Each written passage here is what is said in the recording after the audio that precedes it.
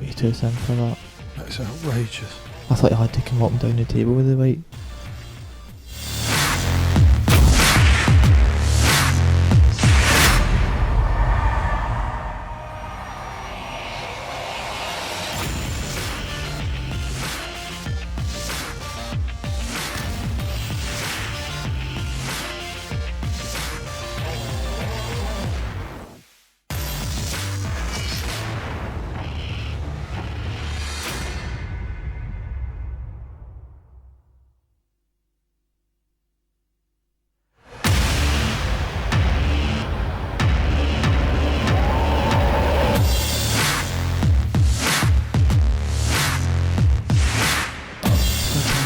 Red off the yellow in the middle. Yellow to split the red. Yeah. But I think the red goes dead anyway.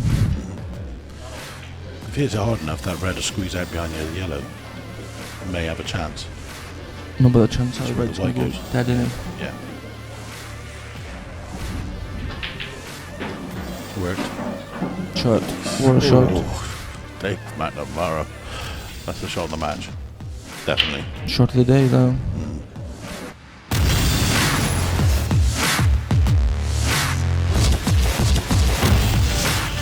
He's playing for the red down the rail. Very tough shot, but at 6-1 down, incredibly tough.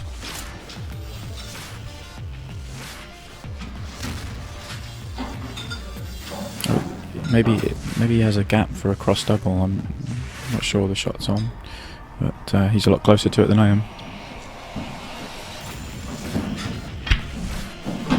Yeah, that's brilliant. Shot of the match for me. That was fantastic. What a shot that is. That's incredible with 6-1 down to pull that shot out.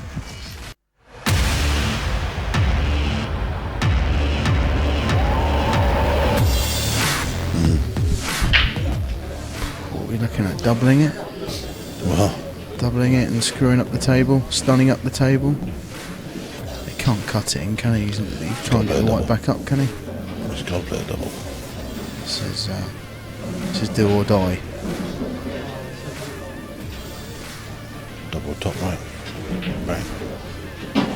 Oh my goodness. That is plump. Oh my goodness. Was that unreal? It was a bit unreal, yeah.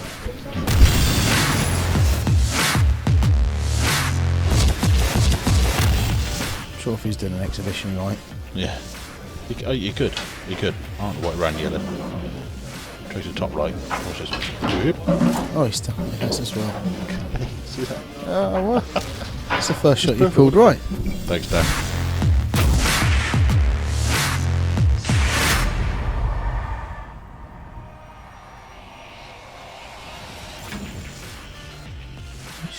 Location of that shot. I thought it was way too thin for that. That's outrageous. I thought you had to come up and down the table with the weight.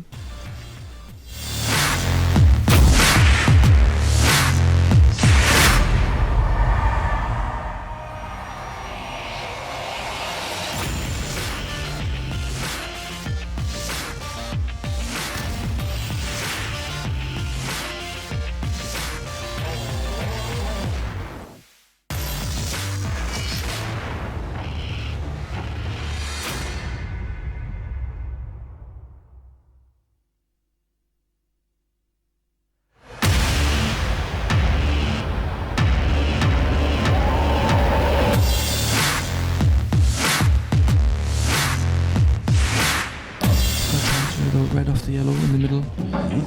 Yellow to split the red. Yeah. But I think the red goes dead anyway. If it hits it hard enough, that red will squeeze out behind the yellow. May have a chance. No, but the chance that the where red's the going white to go goes. dead anyway. Yeah. Worked. Shot. What a shot. Dave McNamara. That's the shot of the match. Definitely. Shot of the day though.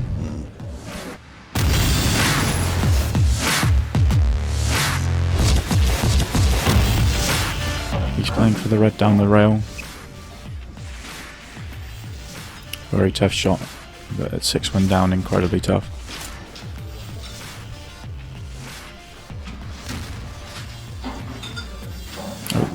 maybe he has a gap for a cross double. I'm not sure the shot's on, but he's a lot closer to it than I am. Yeah, that's brilliant. Shot of the match for me. That was fantastic. What a shot that is.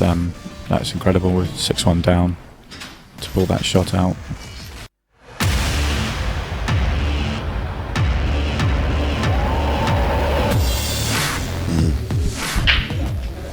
What are we looking at? Doubling it? Well, Doubling it and screwing up the table, stunning up the table. He can't cut it in, can he? He's not really trying to get the white back up, can he? he's got to play a double. This is do or die. Double top right. Bang. Oh my goodness. That is plump. Oh my goodness. Was that unreal? It was a bit unreal, yeah.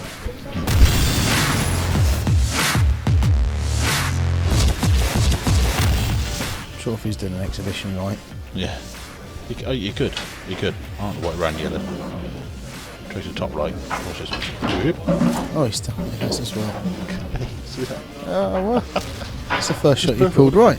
Thanks, Dan.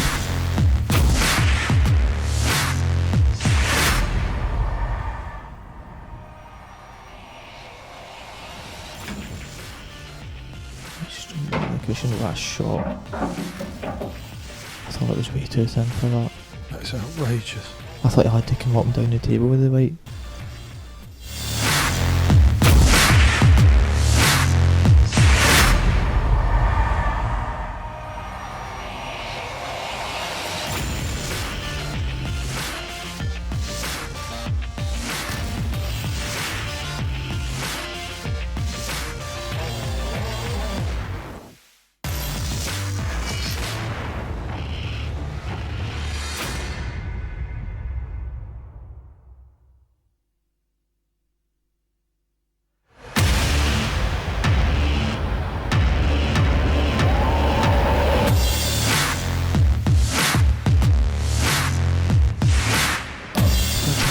Red off the yellow in the middle. Yellow to split the red. Yeah. But I think the red goes dead anyway. If it hits hard enough, that red will squeeze out behind the yellow. May have a chance. No, but the chance That's are where red's the going to white go goes. dead anyway. Yeah. Worked. Shot. What a shot. Dave McNamara. That's the shot of the match. Definitely. Shot of the day though.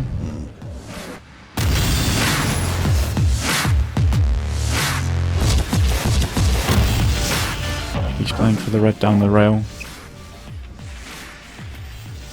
Very tough shot, but at 6-1 down, incredibly tough.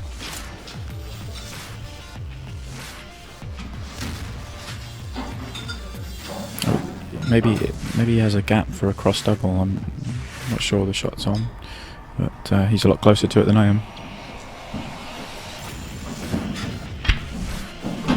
Yeah, that's brilliant. Shot of the match for me. That was fantastic. What a shot that is. That's incredible with 6-1 down to pull that shot out.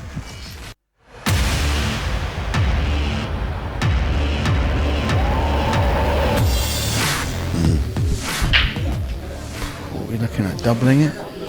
Well, Doubling it and screwing up the table, stunning up the table.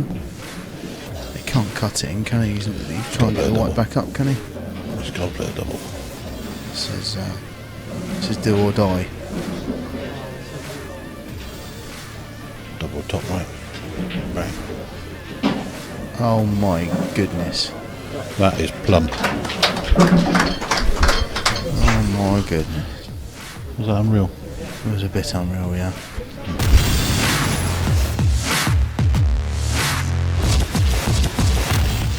Sure if he's doing an exhibition right. Yeah. You could. You could. I don't know what ran yellow. Trace the top right. Watch this. Whoop. Oh, he's done it as well. See that? Oh, well. That's the first shot you pulled right. Thanks, Dan.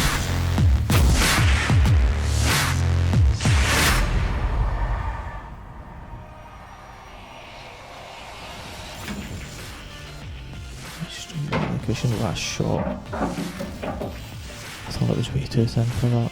That's outrageous. I thought I had to come up and down the table with the weight.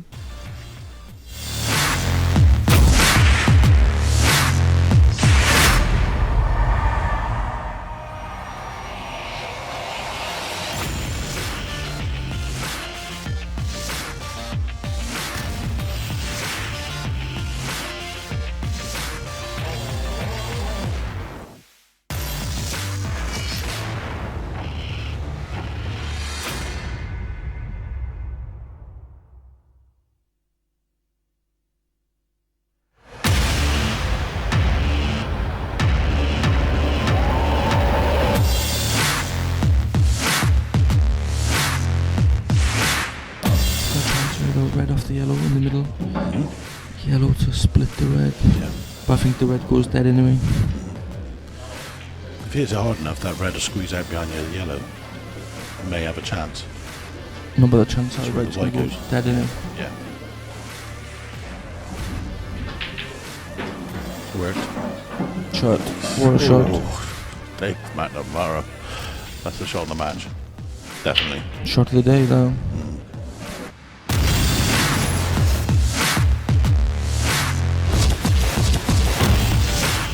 He's going for the red down the rail. Very tough shot, but at 6-1 down, incredibly tough.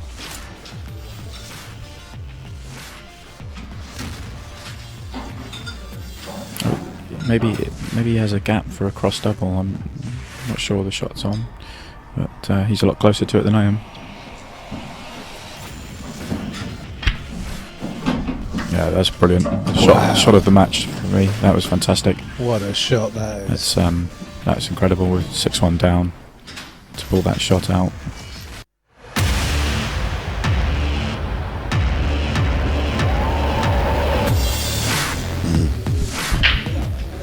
What are we looking at? Doubling it? Well, Doubling it and screwing up the table, stunning up the table. He can't cut it in, can he? He's trying to get the white back up, can he? just can't play a double. This is do or die. Double top right. Bang. Oh my goodness. That is plump. Oh my goodness. Was that unreal? It was a bit unreal, yeah.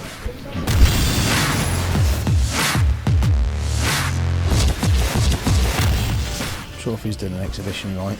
Yeah. You could. I don't know what ran yellow. Tries to top right. Watch this. Whoop. Oh, he's stuck with us as well. See that? Oh, well. It's the first shot you pulled right. Thanks, Dan.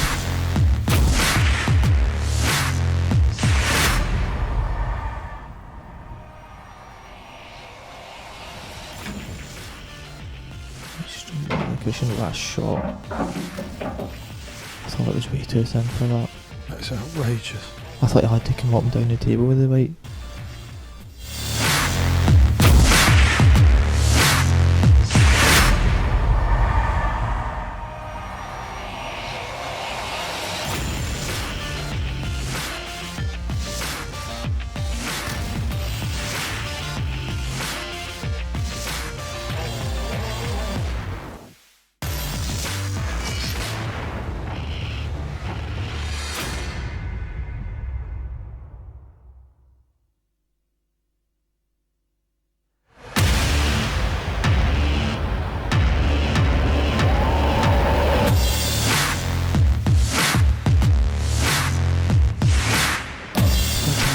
Red off the yellow in the middle. Yellow to split the red. Yeah. But I think the red goes dead anyway. If it hits it hard enough, that red will squeeze out behind the yellow. May have a chance.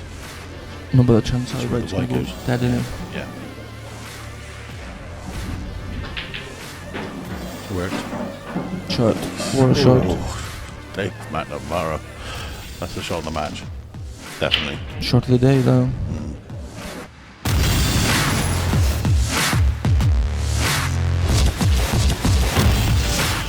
He's going for the red down the rail.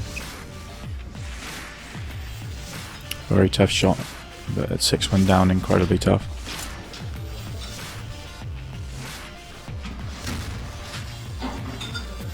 Oh, maybe maybe he has a gap for a cross double. I'm not sure the shot's on, but he's a lot closer to it than I am.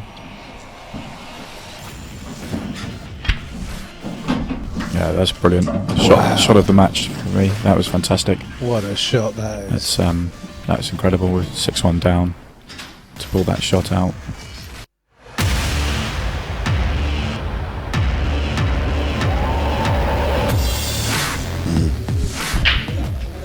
What are we looking at? Doubling it? Well, Doubling it and screwing up the table, stunning up the table. He can't cut it in, can he? He's trying to get the white back up, can he? he's got to play a double. This is do or die. Double top right. Bang. Oh my goodness. That is plumb. Oh my goodness. Was that unreal? It was a bit unreal, yeah.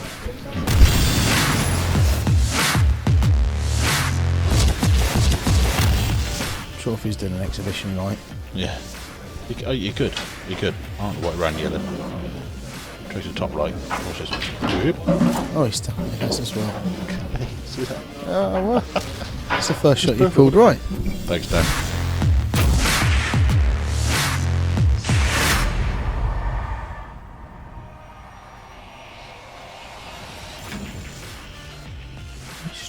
I shouldn't have that shot. I thought it was way too thin for that. That's outrageous. I thought I had to come up and down the table with the weight.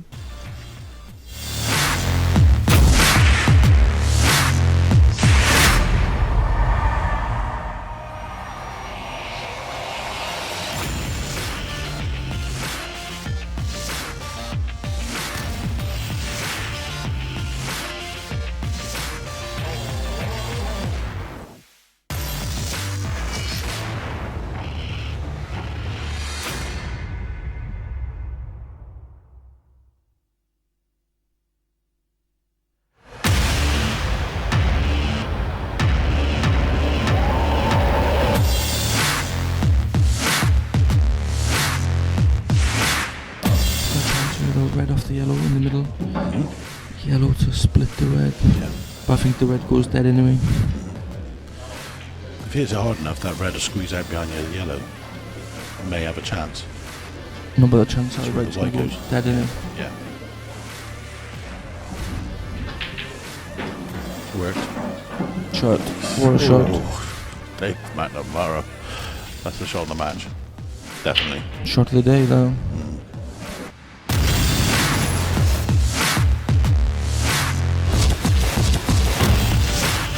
He's playing for the red down the rail.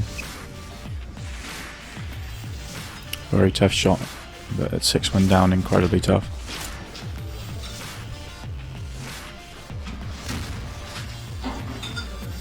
Oh, maybe he has a gap for a cross double. I'm not sure the shot's on, but he's a lot closer to it than I am. Yeah, that's brilliant. Shot of the match for me. That was fantastic. What a shot that is. That's incredible with 6-1 down to pull that shot out.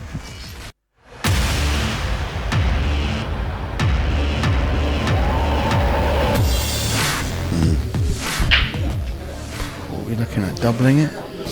Well, Doubling it and screwing up the table, stunning up the table. He can't cut it in, can he? He's trying to get the white back up, can he? he's got to play a double. This is do or die. Double top right. Bang. Oh my goodness. That is plumb. Oh my goodness. Was that unreal? It was a bit unreal, yeah.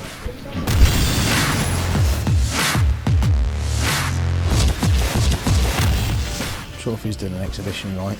Yeah. You could. Aren't white, round, yellow. Tries to top right. Watch this. Whoop. Oh, he's done it. That's as well. See that? Oh, well. That's the first shot you pulled right. Thanks, Dan.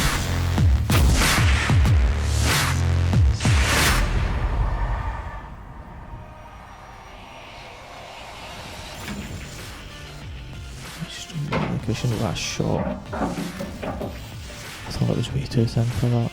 That's It's outrageous. I thought I had to come up and down the table with the weight.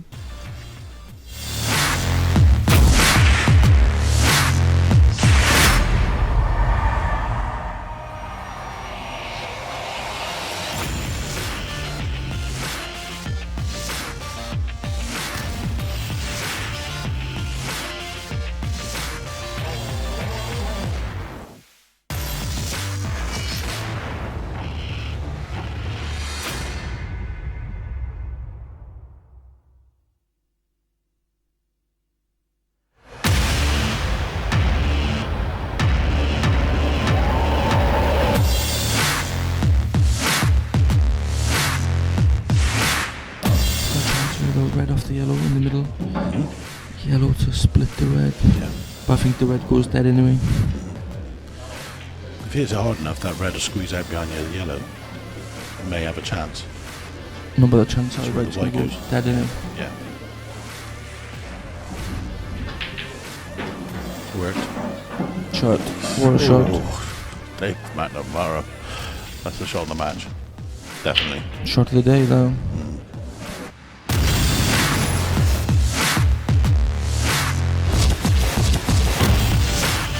He's playing for the red down the rail.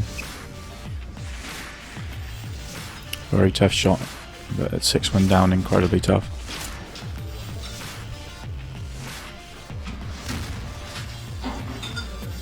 Oh, maybe he has a gap for a cross double. I'm not sure the shot's on, but he's a lot closer to it than I am. Yeah, that's brilliant. Shot of the match for me. That was fantastic. What a shot that is. That's incredible with 6-1 down to pull that shot out.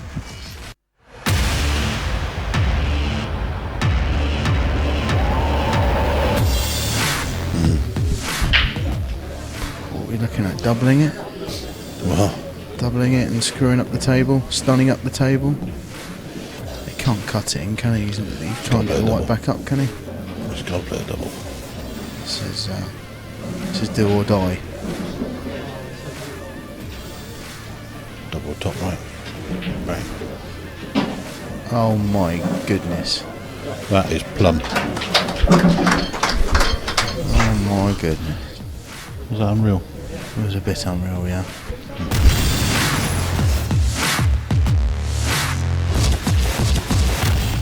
I'm sure if he's doing an exhibition right. Yeah. You could. I don't know what ran yellow. Trace the top right. Watch this. Whoop. Oh, he's done it has as well. See that? Oh, well. It's the first shot you pulled right. Thanks, Dan.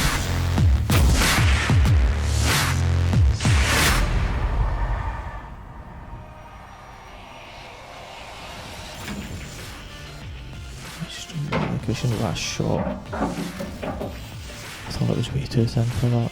It's outrageous. I thought I had to come up and down the table with the weight.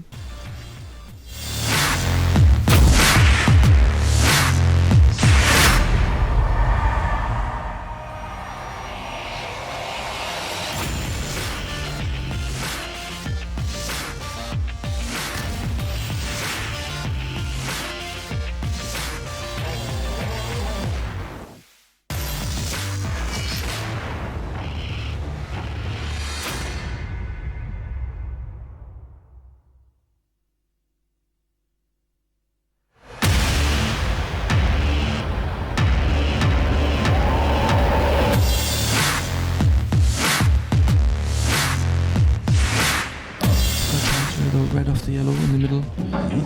Yellow to split the red. Yeah. But I think the red goes dead anyway. If it hits hard enough, that red will squeeze out behind the yellow. It may have a chance. No, but the chance that That's where red's the gonna white go goes. dead anyway. Yeah. Worked. Shot. What a shot. Dave McNamara. That's the shot of the match. Definitely. Shot of the day though.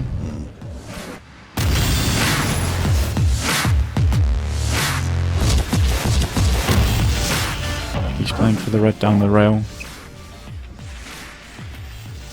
Very tough shot, but at 6-1 down, incredibly tough.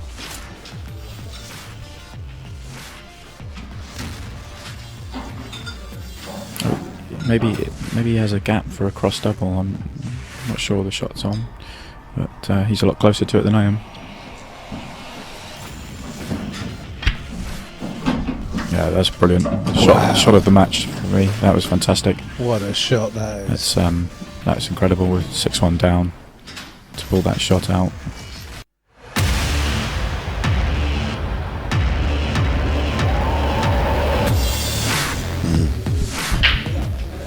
What are we looking at? Doubling it? Well, Doubling it and screwing up the table, stunning up the table. He can't cut it in, can he? He's trying to get the white back up, can he? he's got to play a double. This is do or die. Double top right. Bang. Oh my goodness. That is plumb. Oh my goodness. Was that unreal? It was a bit unreal, yeah.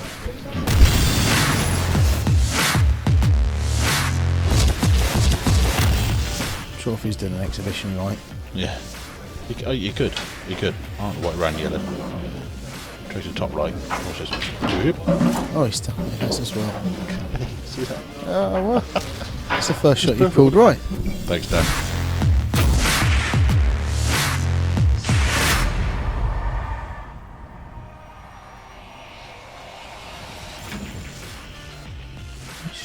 Location of that shot. I thought it was way too thin for that. That's outrageous. I thought he had to come up and down the table with the weight.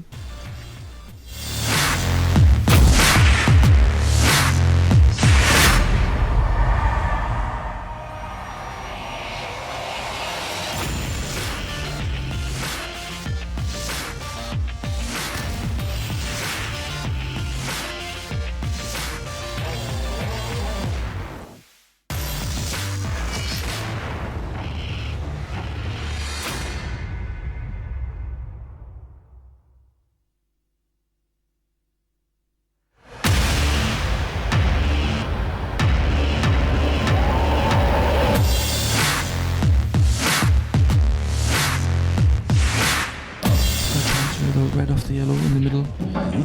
Yellow to split the red. Yeah. But I think the red goes dead anyway. If it's hard enough, that red will squeeze out behind the yellow. May have a chance. No, but the chance That's that where red's the gonna white go goes. dead anyway. Yeah. Worked. Shot. What a shot. Dave McNamara. That's the shot of the match. Definitely. Shot of the day though.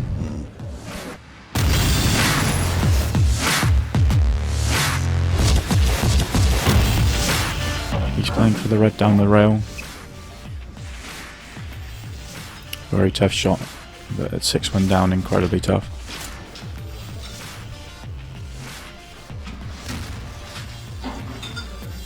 Oh, maybe he has a gap for a cross double. I'm not sure the shot's on, but he's a lot closer to it than I am. Yeah, that's brilliant. Shot of the match for me. That was fantastic. What a shot that is. That's incredible with 6-1 down to pull that shot out.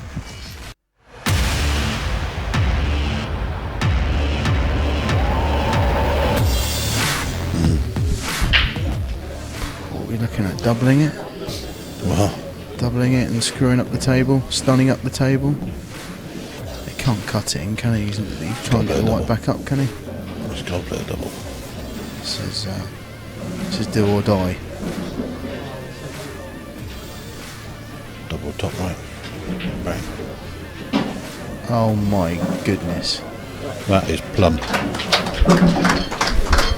Oh my goodness. Was that unreal? It was a bit unreal, yeah.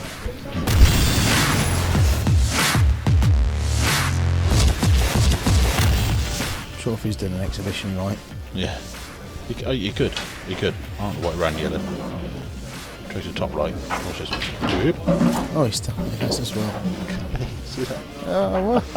That's the first shot you pulled right. Thanks, Dan.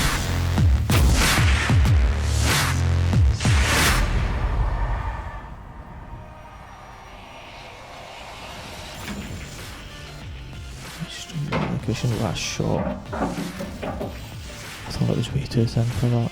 That's outrageous. I thought I had to come up and down the table with the weight.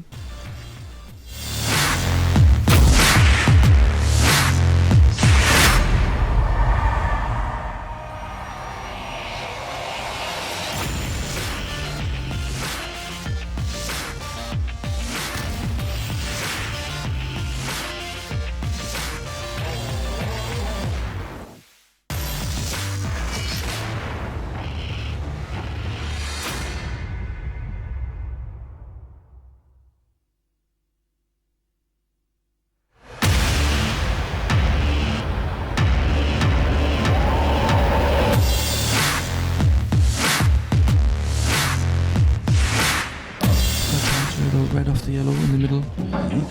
Yellow to split the red. Yeah. But I think the red goes dead anyway. If he hits it hard enough, that red will squeeze out behind the yellow. May have a chance. No, but the chance that That's the where red's the going white to go goes. dead anyway. Yeah. Worked. Shot. What a shot. Dave McNamara. That's the shot of the match. Definitely. Shot of the day though.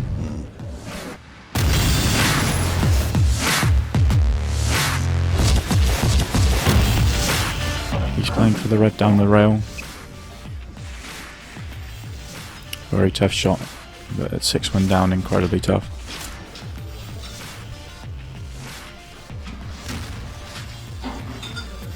Oh, maybe he has a gap for a cross double. I'm not sure the shot's on, but he's a lot closer to it than I am.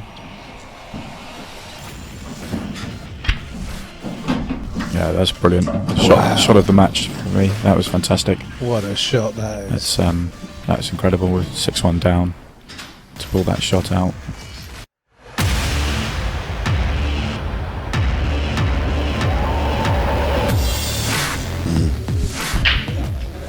What are we looking at? Doubling it? Well, Doubling it and screwing up the table, stunning up the table. He can't cut it in, can he? He's trying to get the white back up, can he? he's got to play a double. This is do or die. Double top right. Bang. Oh my goodness. That is plump. Oh my goodness. Was that unreal? It was a bit unreal, yeah.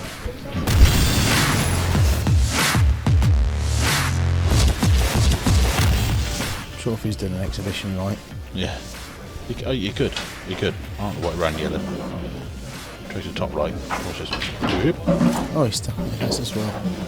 See that? Oh, well. That's the first shot you called right. Thanks, Dan.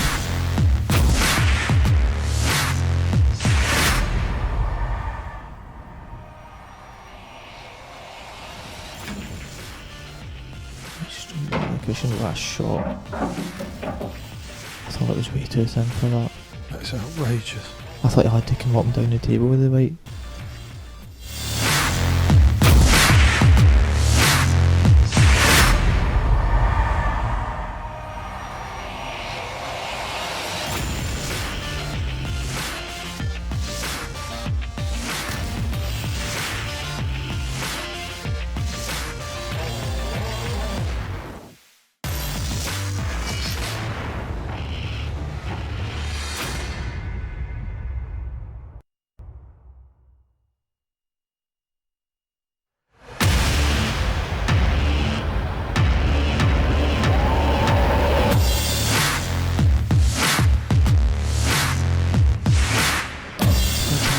Red off the yellow in the middle. Yellow to split the red. Yeah. But I think the red goes dead anyway. If he hits it hard enough, that red will squeeze out behind the yellow. May have a chance. No, but the chance that That's the where red's the going to white go goes. dead anyway. Yeah.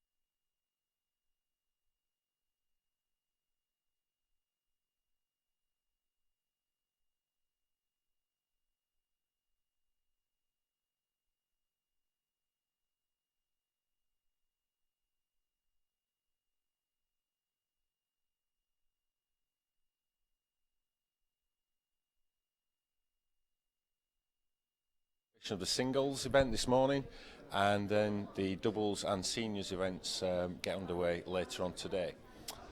Delighted to be joined again by Simon Webb. Morning, Simon. Morning, Kev. Bit of a mixed day for you yesterday. Yeah, not so good for me on the tables. Didn't start too well, but enjoyed the day. Saw some fantastic pool, some great matches. Just wasn't my my day on the table. But on the streaming table, we saw some cracking matches, didn't we? First up, we saw Roger de Mortier from France. Impressed? Yeah, very impressed. It was a great match to start on the stream. Three-setter, sort of went both ways. Roger got off to a great start, and Dean came back. And Roger was able to get over the line with a couple of great finishes. So great match to start with. Yeah, came out of that snooker. Can't forget that shot. And and then played the black off the red. It was fantastic finish. Good finish. And then Jack Whelan, he looked in ominous form. I didn't see the game, but I think he got off to a flyer, won the first set comfortably, and then a bit more of a challenge in the second set. But managed to win 2-0 and a good start to his defence. And pretty impressive. And then we saw an all-Welsh battle between two new, a new professional, Nicky Griffiths, and returning professional Ben Davis. I mean, that went pretty much to the wire. I think 5-3 in the deciding set. I caught the end of the match, and it looked an exciting match. There was quite a few in there watching, and Nicky was able to come out on top in the end. But great match. I did a bit of commentary on that one, and I think the first 5 frames were 5 dishes, so it was pretty good stuff. I think Nicky might have been 3-0 down in the deciding set as well. Came back to win 5-3. It was certainly 3-1 down. Yeah, it was a great comeback. We saw a few shocks as well yesterday, didn't we? Some highly fancied names. I think going out early. it's hard to call them shocks because the standard of the field's so big. But I was surprised to see Max Nosko lose. Stephen Webster lost, and Andy Apperton. I think they were surprised to see those 3 go out. But the guys that beat them, great players as well. So. And first match on the stream this morning, we see snooker professional Tom Ford. What can we expect from Tom, do you think, in this? I've seen him play once before, and he was brilliant. Won a flyer tournament in Leicester. Looked great. I expect him to play really well. Someone's going to have to play very well if they want to beat him this week. It's nice to see him playing. Creates a bit of a buzz in the arena when he's here. Hopefully there'll be a few watching. Do you think he can win this event? I definitely think he can win this event. Someone's going to have to play well to beat him. And if you fancy Tom to win the event, don't forget you can have a bet on Corals on Corals website. So if you look them up, and all the top players are quoted. And have you had a bet on Simon? Can you want to tell us? Or? I've had a couple of bets. One from the top half of the draw, one from the bottom half. I've gone Simon Ward and Neil Raybone. I think they're great prices. It'd be no surprise if either of them won it. So I've gone for those 2. Excellent. So we've got the doubles and seniors that start today as well. Picks of the doubles. Who should we look out for that for the next few days? It's a minefield, the doubles completely. You've got Jack Whelan and Clint Jansen are defending champions. They're going to have a great chance. I like the look of Mark Farnsworth and Chris Bayron. I think that'd be a great team. You've also got the French pairing of Christophe Lambert and Roger de Mortier. I think that'll be ones to watch out for. But there's so many great pairings. It could be anyone. Yeah, very difficult in the doubles. And in the seniors, in the over 40s, who should we? We got Jason Twist, the man to beat. Do you think? Yeah, we're defending champion definitely. But we've also got Rona McCarthy. There's so many great players. Gaz Hibbert, obviously, he's going to have a great shout in all 3 competitions. Yourself, you never know. I don't think I'll be there, but it's going to be a tough one to call. Yeah. Right. Well, thanks a lot, Simon, Cheers, for your thoughts this morning, and hopefully we'll see you again tomorrow morning. And good luck with your doubles. Thank you. Don't think you're in the seniors, are you? No, not yet. Thank you. Okay. So the action starts very shortly, in the next couple of minutes, with Tom Ford. So it should be a great match. So join us then. We've got Cal Fitzsimons and myself in the commentary box for that match. So we'll see you in a couple of minutes.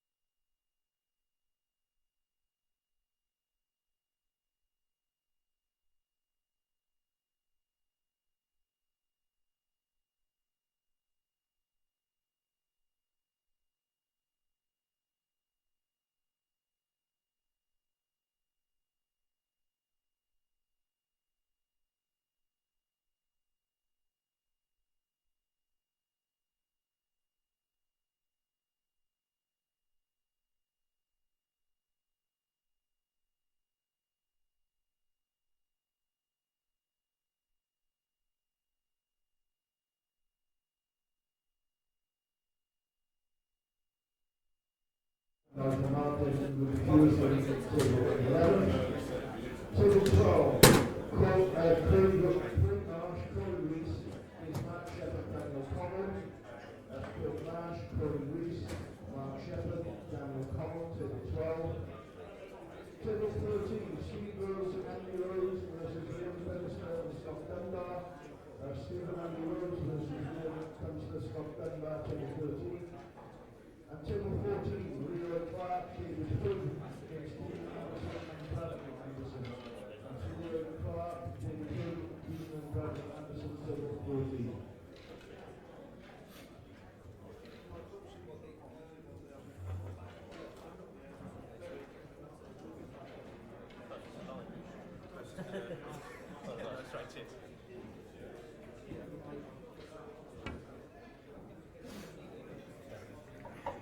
asking me? I don't know.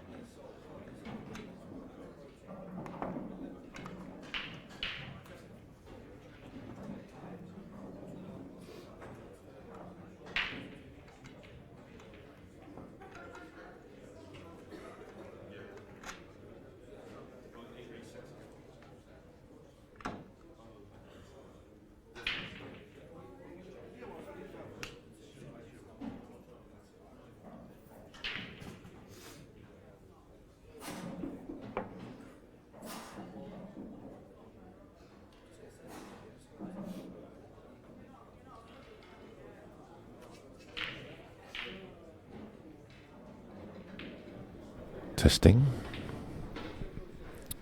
Are you testing? 1, 2, 3. We're good to go. Morning, everyone. Welcome to day 2 here at Bradford for the IPA World Championships. And my name's Kev Barton, and I'm joined in the combox by the one and only Cal Fitzsimon. Morning, Cal. Morning, everyone. Morning, Kev. Morning, Cal. Good to see you. As always. Interesting match we've got here. Oh yeah, proper. This is. I can tell you a bit about Tom Ford, but Mario, I don't know him at all. So I'll let you start off with that one. I've never met Mario before either, but we're about to find out. So we're prepared. That's the main thing. Now I've heard good things about him from a few people. How he's going to get on the streaming table first match against someone of the likes of Tom is a whole different. It's going to be very interesting. Like I say, we're about to find that out. But he's won the leg. Well, You know, you got to start somewhere. so tell us about Tom then. Why has he decided to enter then? Well, it's a short story. As you know, Tom's a professional snooker player. At the moment, the German Masters is on. Tom missed the sign-up date by a day. He's got a little boy now, Jack, and he's been quite ill for a few months. And Tom's been daddy daycare, if you like. Yeah. And he's been under the cosh with that one. I spoke to him last week. Said why wasn't he in the draw? He said his head was.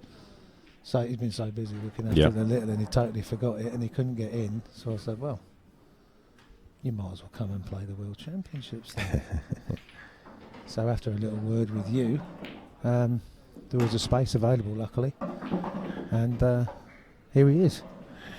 So does he play much pool at all? I guess he doesn't, does he?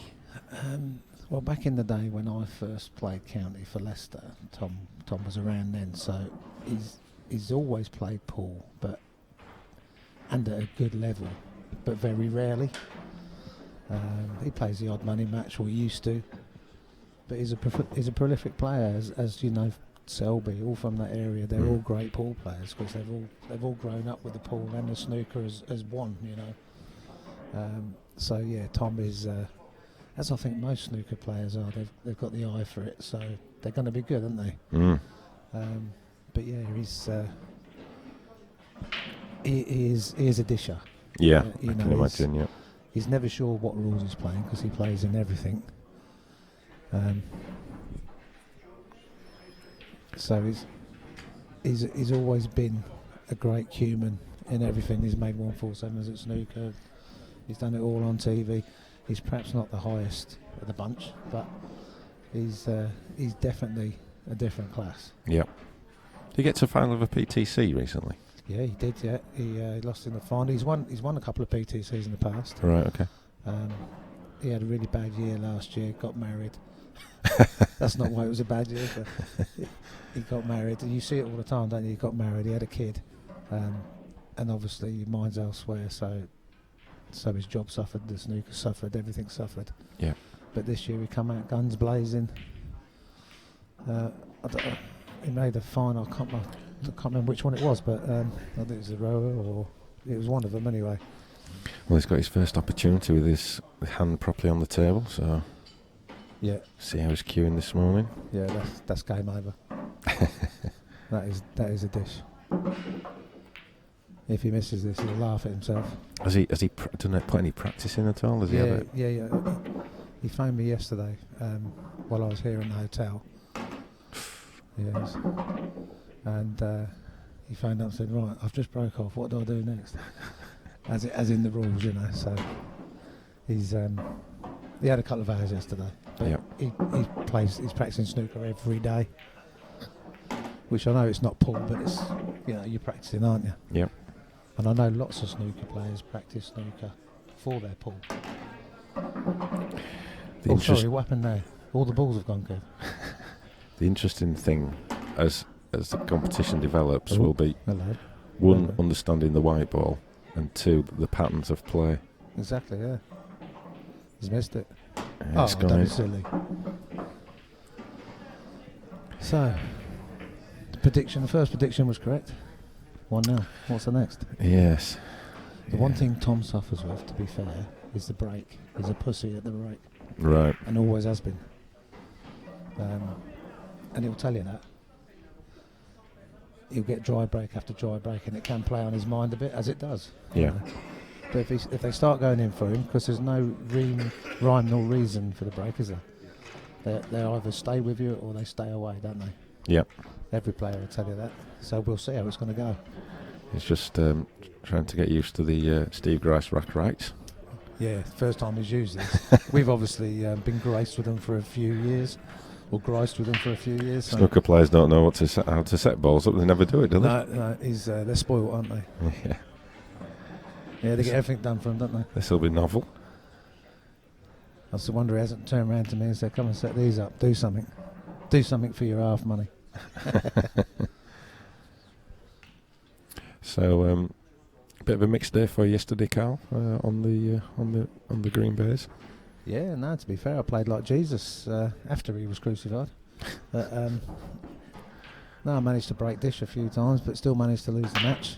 I played a guy called Andy Rose, who started off a bit edgy, but he was a solid player, so, you know, good enough. We see Tom's made a ball there, He's got a great break, which is nice to see, and it's not a bad break, is it? he's got open shots, so let's see how he goes about his business here. But if you notice out there, he didn't hit the balls hard. You've got Yeah. brand new tables, brand new cloths, and it can be detrimental to your game sometimes if you break hard on a new table, can't it? So he's not wasting much time. I mean, it must feel like playing marbles, to be fair, when he's used to the 12-foot table. Yeah, exactly right. I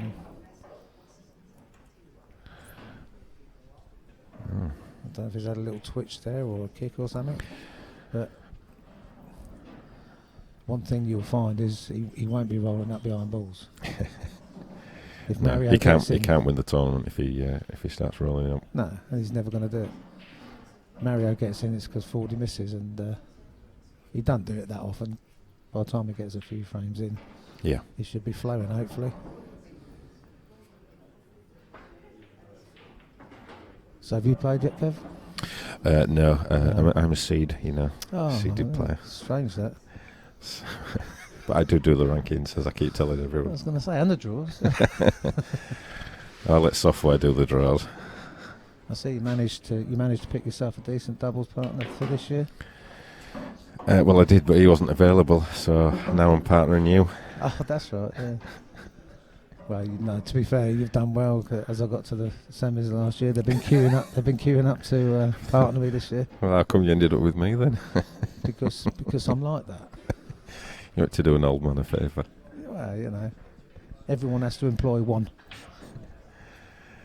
Mario's left himself a little bit awkward here.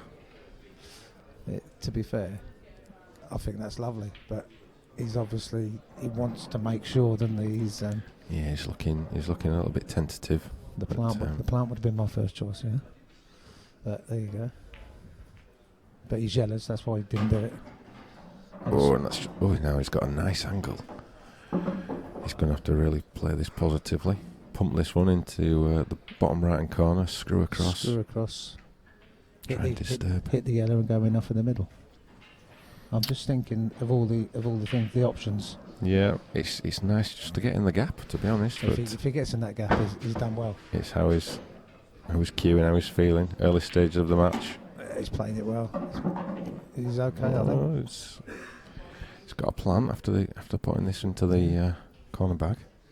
It's not looking too bad, to be honest. Now he's played that quite nicely. Just needs to leave the right angle so that when he plays the plant, he'll leave the other yellow into the same bag. So he needs to leave the angle so he can bounce the white off the cushion to leave that shot. Exactly. So he probably wants to leave it about 8 inch to the left of where the yellow is that is going to pot, I would say. Yeah, I mean, even if he came a lot further in, at least he'd be pushing the white outwards, and he could just slow stun it. But I think if he gets on it anywhere near straight, he wouldn't mind. So yeah, I think that's perfect myself. Yeah, but he's going to be taking the other yellow into the top corner rather than the centre with his shot. Not necessarily, Kev. I hope you don't play like this later. He's not played that well, really, has he? Well, the way the yellow's going, it was. So I'm saying, if it had been to the right-hand side as we look at the plant, he would have had an easier second shot. So now he's got a difficult shot. But he's played it well. He's gone for the skill. Oof. Yeah, he's played it well. Fair play.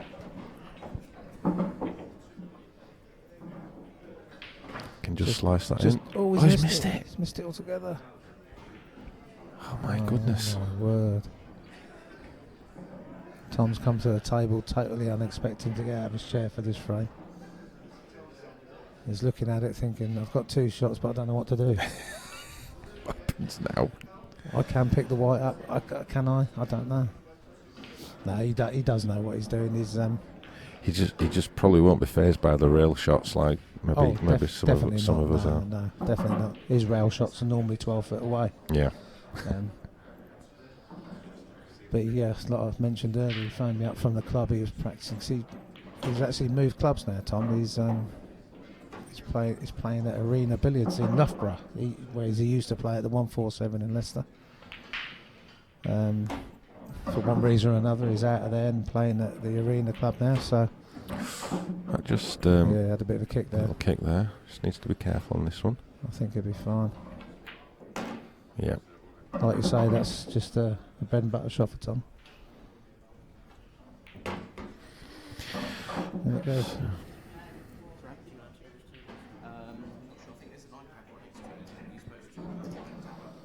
They're looking at the scores because there is electronic scoring on every table in the arena this year, Kev. There is. So it needs to be updated.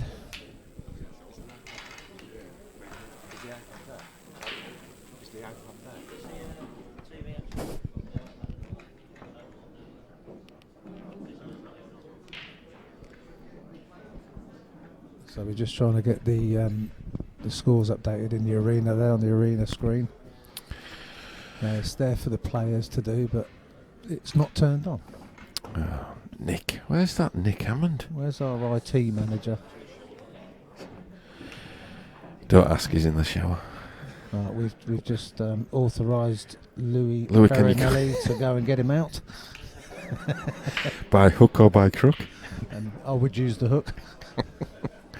Yes, those crooks can be quite painful. Right. Come on in, So- Mario. Wipe that out of your head, mate. So, on the singles yesterday, Carl, Why'd you keep doing this to me?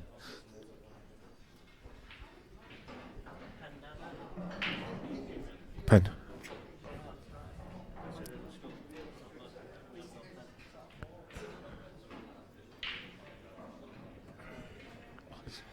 He hasn't got a pen for his score sheet either, but he has now.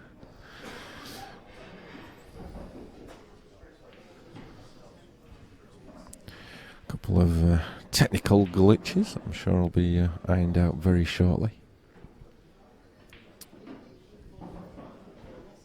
So Mario's just disappeared for a second.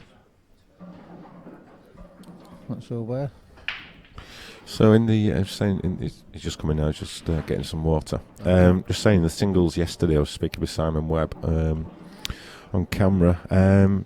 Few shocks, or are there shocks these days? You know, people like Andy Appleton and Steve Webster, Max Nosko out first round. Well, yeah, yes and no. You can look at them as shocks, but I'll take Andy Appleton's game first. It's his first set. He won 5-1. So now, if you're playing first to 10, you're 5-1 up in your first set. Chances are he's won the match. But because that became the end of that set, and it's a best of 3 set format, best of 9 frames, it always gives your opponent a chance to get back. Personally, I think that's a very good way of doing it because it gives everyone a chance. So he was playing Dean Lapham, was it? He was playing. Yeah, I think he was. Yeah. So he's playing Dean Lapham, and Dean's won the next set, 5-4, I think it was, and then a decided set. So it's a shock. I mean, Dean's a great player, don't get me wrong. Andy Appleton's time served, well known, fantastic player. Won the flyer as well, didn't he? On Won his Tuesday. own flyer. But Yeah. he's that's the reason there. He's 5-1. He's 5-1 up straight away. First 6 frames, he's winning 5-1. Chances are he's winning the match. Yeah. Because of the set format, he didn't. So does the mentality change then after the first set? What do you think? What do you think happens to change it? To change the momentum of the match? Well, I think if you're losing the first set and then you've lost it, you're saying to yourself, right, come on, I've got a great chance to get back here. Whereas the guy that's just won the set is happy because he's one up, and he might take his foot off the gas a bit, but his opponent is definitely going to win the next set, and that second set's always going to be the hardest set for in every game because it is the defining set, isn't it? Yep. So I think the mentality does change, and I think it's a different mindset the whole game than it would be if it was best of 21, if you like, you know. Yep. So yeah, different game, different mindset, and a good one. Yeah. You've got to be on top all the time. Yeah, we noticed in the Ben Davis-Nicky Griffiths match yesterday what a great game Nicky played, the swing in momentum. There's probably 3 or 4 momentum shifts in during the match. Joined in, it was 2-2 in sets. Ben was 3-1 up in the final, in the final set, and Nicky came back and I think he won it 5-3 in the He did. end. Yeah. But I witnessed the games, and Ben had a few. I know Ben hasn't been practicing that much at the moment through one thing and another, and that might have shown in his touch game. But Nicky, on the other hand, has been practicing, and he played very, very well. Yeah. And he's probably still smiling as well. I've seen him at breakfast, and he was smiling. Yeah, but I think that's because the beans were nice. So Mario. Another mistake from Mario. Tom's actually made more mistakes than Mario at the moment, but yeah, he's always going to give you a chance, Tom, because he's always looking for a way out. And you've seen so far in 3 frames that that's all he wants to do. yeah, But he's got no airs or graces, you know. He's going for a shot, and if it don't go right, it don't go right. Yeah. He'll just say I played rubbish or I played okay. It's going to be a little awkward for him. I And think this is where the pool knowledge is going to... that's exactly right. Yeah. I've been playing 30 years. I still ain't got that. So No. you're not supposed to agree. But see, he doesn't mind this sort of shot, sliding it into middle, kissing off reds, you know. To Yeah. anybody else, they'd be walking around the table for 5 minutes now. Tom's just all in. Yeah. He sees it straight away, doesn't he? He's going to... A long shot's not a long shot. No. Can he guarantee himself position on the black? I think he's going to just clip that red, He's played that so well. like you say. That looked like a lash, but that was controlled. Excellent. Very, very Yeah. nice. Well done, Tom. So that last shot looked like he was just trying to fling his way out of it, but he was making sure he cleared the red to leave a path to the black. Yep. Rather than try and nip round the angles. So there we go. Mario needs to try and get rid of these little niggles to start off, and cause if he lets Tom in, he will dish everyone, or try to anyway. So Tom's setting up now for frame number 4. Having trouble with the rack. Absolutely hates it. You see him shaking his head. So when we started using these racks 2 or 3 seasons ago now, we all had the same thing. Couldn't get the balls in, got your fingers trapped and all sorts, but we've got used to them now, and Steve Grice and his rack is very nice to use. Oh, he's gone in off. It's a decent split as well, but he's scratched. So Mario will be looking to take his first frame now. So obviously he's got his first shot, is a free shot. How's his head? How's his head after a few misses? Is he going to go just open the game up and then clear up the reds? Or is he going to flick the yellow by the middle and then take that? Let's see what he does.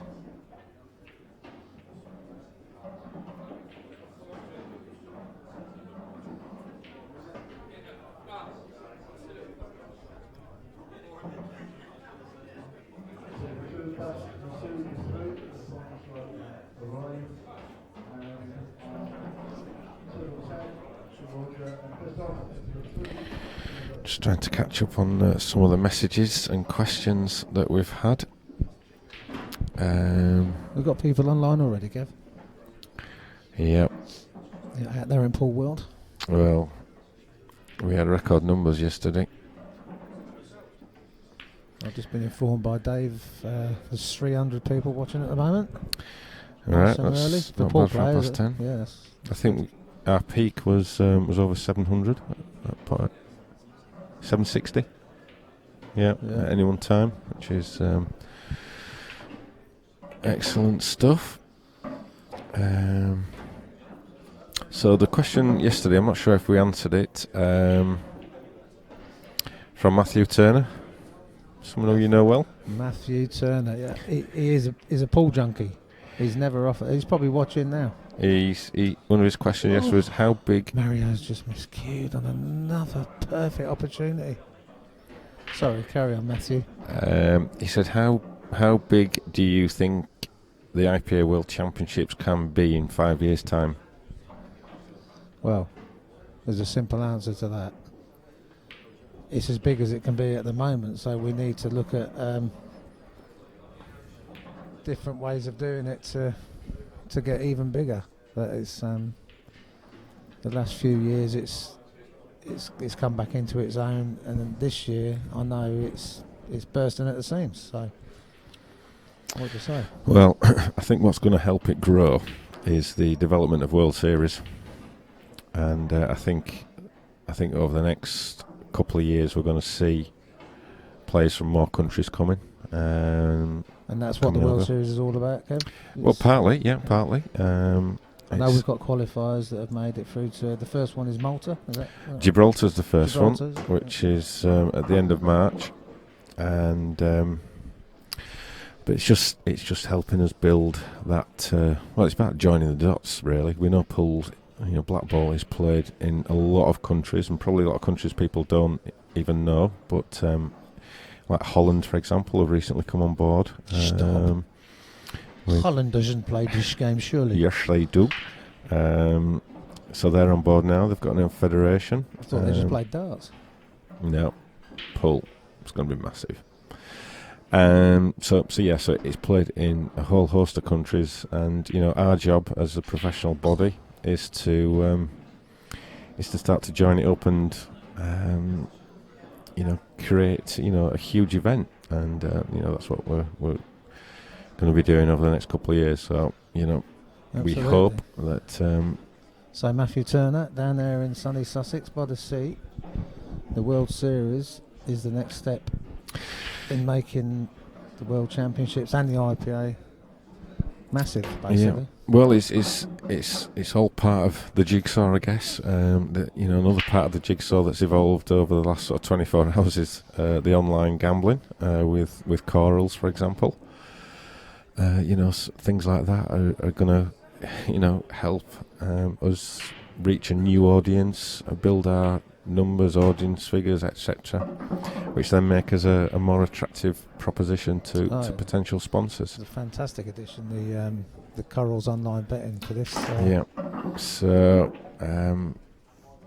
there's a lot of elements to building this event, and we've got to make sure. We've got to make sure that we address each element, just to because our ultimate aim is to develop this sport and give it a chance to breathe and shine that it's never had before in our opinion. So how big is getting a massive company like Corals on board? Well, obviously it's very early days, but I don't want to get raise everyone's expectations up. We've still got to build the right way. Build it organically, if that's the right word. But just the fact that you can go online, go to a major betting company and pick out your player and have a little bet is great, isn't it? It is great. Almost as great as that shot if that stops. Oh, that was What a good a shot. I think he's actually on that. If he's on that, that is brilliant. That's the best shot he's played today, without a doubt. Yeah. After all the ups, the downs he's had, so He's got to capitalise though, Carl, hasn't he? don't want to overdo this How's he wide playing grip this? wise. Oh, he's done. He's snookered himself. He needed to dig in there, didn't he? Yeah. So, we're in the very early stages, but, everything is heading in the right direction. That's all we can say. And we're going to keep on pressing, keep on pushing to, make this game as big as what we all want it to be. And as I said yesterday... Oh, great shot. As I said yesterday in commentary, we're not stopping till we get there. No, that's it. That's the only way forward, isn't it? So, in the poker terminology, we're all in. All in. Always have been. So Mario he's pulled out a few corkers to get himself a shot at his first frame. Obviously, he can't see the direct black, so he's having a look at his little map here. Where am I going to go? He's obviously looking at the cross double, Kev. Like a cross double. He must feel that it's all against him at the moment. He's pulled out a few good shots. He's had a miscue. He's 3-0 down. Shane White saying it's going to be interesting to see what Tom Ford can do. I think you're absolutely right. I think we know what he's going to do. We know how he's going to play. It's maybe this match is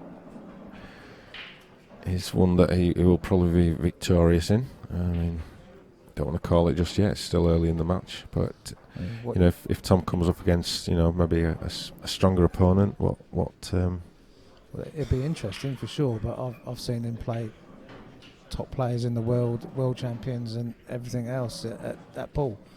And what you find with Tom and any top pro is that they play up to their opponent.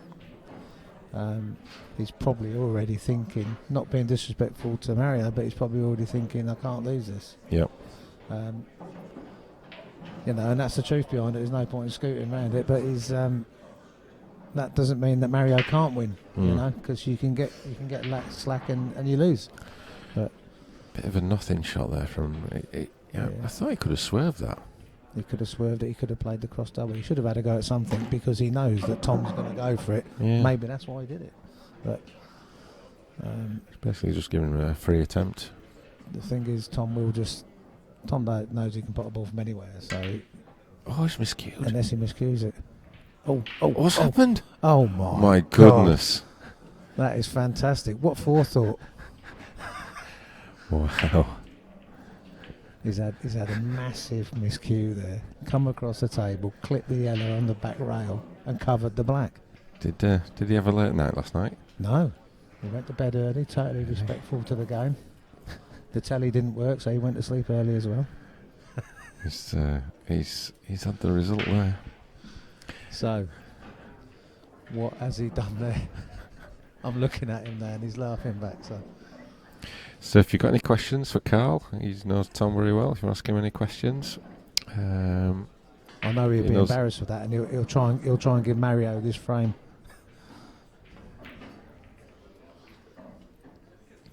That is that's unbelievable, isn't it? But that's Paul. That's the sort of thing that happens. that's the game, innit? Yeah, stuff happens. Just when you least expect it. Yeah, crazy game. So Mario's now thinking, I have to make an attempt at this ball in these rules. Is there a skill shot on there? Do it. That is a tough skill shot because the black's naturally running into the jaw. Can you get So- loads of top on the white to... No. I'll tell you what you can do, Kev. You can come off the back rail, flick it, and play the double into the middle. But he's got to launch this ball to do it. And that's what the skill shot was always going to do. He's always pushing the black away. So now Tom's got two shots. He's going to pick the white ball up. Thank God he's remembered that. 3 simple ABC shots in. That's the end of it. So Tom's got out of jail free there, Kev. For a 4-0 lead. Yep. Does Tom enjoy playing pool? Is he just doing it because he's got a bit of spare time, or does he actually, enjoy it? Enjoy the challenge of doing something slightly different? Tom's a cue sportsman. He loves playing pool. He loves playing snooker. He don't like 9-ball so much. He likes these rules because they're attacking, and that's Tom's game. He's not so sure about the skill shot because obviously it can turn into a lucky shot as well as a skill shot.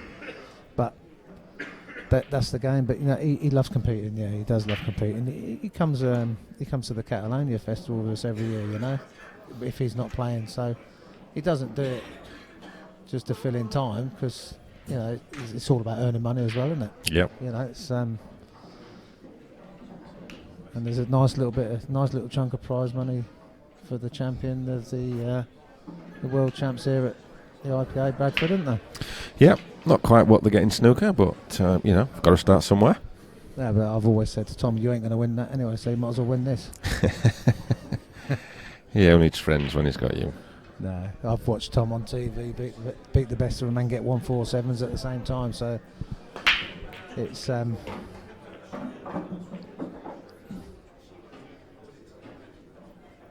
no, it's all about competing for Tom. He does like it. He's a very laid back sort of guy, and he's just whatever in this sort of thing. But I think that's the way they are, isn't it? Yep. Question from Neil Kingsman for you. Neil Kingsman, another Sussex boy. Is the whole of Sussex up early this morning? He says, we call Neil Kingsman the choker, by the way. I'm sure he's listening to that. The choke artist. He's saying, are you confident going into the doubles? Well, I'm confident going into the doubles because I'm great, but my shoulders might ache with you, Kev. Not sure about your partner. No, to be fair, last year I'd never got anywhere in. I've always been good at doubles. I like doubles. It's one of my games. I don't know about you, but last year, I aimed to get to the last 16, and once I got there, I aimed to get to the quarter final. And if I made a quarter final in a world event, I was over the moon, as you know. But getting further is massive. But I know also that we had 3 penalty shootouts in that, and anything can happen. So, Yeah. although I'm looking forward to it and confident, I know it's not easy, you know. No. Max Singleton's asking what other matches are on today. Just haven't finalised them yet. I'll probably tell you that in probably the next half an hour. Can give you some updated scores of some of the matches of interest. As we mentioned earlier, the doubles has started this morning, and one of the favourites, Chris Bowyer and Mark Farnsworth, they're up against Gabe O'Malley and Nathan Prescott, and that is 1 frame all. So they're playing race to 7s, but if it gets to 6 all, it's shootout time. So we're looking forward to a bit of shootout action. I'm looking forward to the later. penalties. Yeah. Another good team, Rob Donkin, Dean Lapham. Good Brilliant. pairing. Yeah. So Dean beat Andy Appleton yesterday in the Open, and Rob Donkin, as you know, former professional snooker player himself. Well, they're playing Adam Short and David Margrave. They're 1 all. There you go. Doesn't matter who you are. You've got to clear them up. And this is an interesting pairing. Luke Sanjis, Ben Rowland. Luke Sanchez and Ben, both great young players, Future of pool. without a doubt. They're 3-2 up against Mike Beckett and Drew Hughes. So that's an all Welsh battle, that, isn't it? A tough one. He's played well there, and he's snooking himself again, Kev. Yeah, it's just I think he can just flick this red, but it's just not happening for him, is it? no. He'd be glad to get this set out of the way, probably. And like you say, just that reset his mind and. Yeah, I mean, if Tom's 5-0 up, the match is won, but he's only 5-0 up in the first set, so it starts again. And an interesting latest score: Arf and Dad Jason Twist, another top pairing. Yeah. They're playing John Barton and James Hannay, and currently it's 2-1 to James Hannay and John Barton. Oh, there you go. You think Jason Twist, last year's senior world champion, half, and Dad is a prolific player in his own right anyway. Yeah. But oh dear, Mario. It's just not happening for him, is it? He's had a mare, but at the moment he's putting himself in that position. But he's trying hard to get out of it, bless him. But his only hope now is that Tom's just so laid back at the moment, because it's 10 o'clock in the morning. If this was 9 o'clock in the evening and he's playing a game, his head would be completely on it. But he's played that well enough. I don't think if he's got that top ball with the pair here, he should be plain sailing, to be fair. Try not to miscue again, Tom. That'd be good.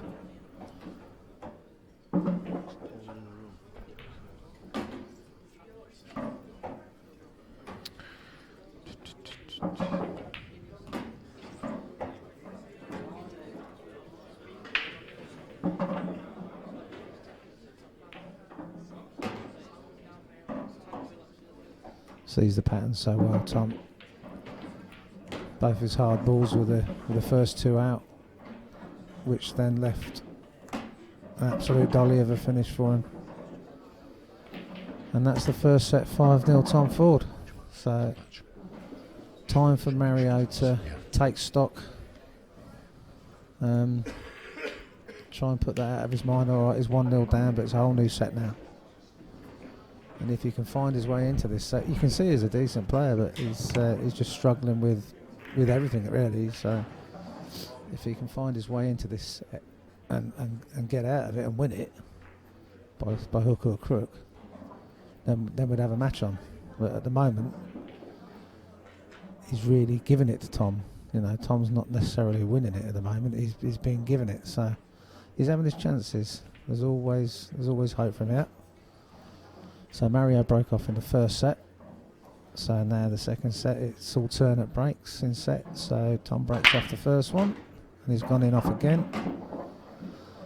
As I mentioned before, he struggles. If something in pool for Tom, he just struggles with the break. Always does. So he'll know in his mind now that he's just got to he's just got to change that a little bit. So Mario comes to the table, free shot, ball in hand. He's not really give that enough time for me, a bit stabby.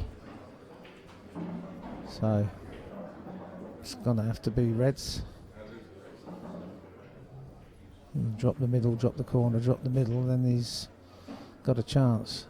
Let's see what he does.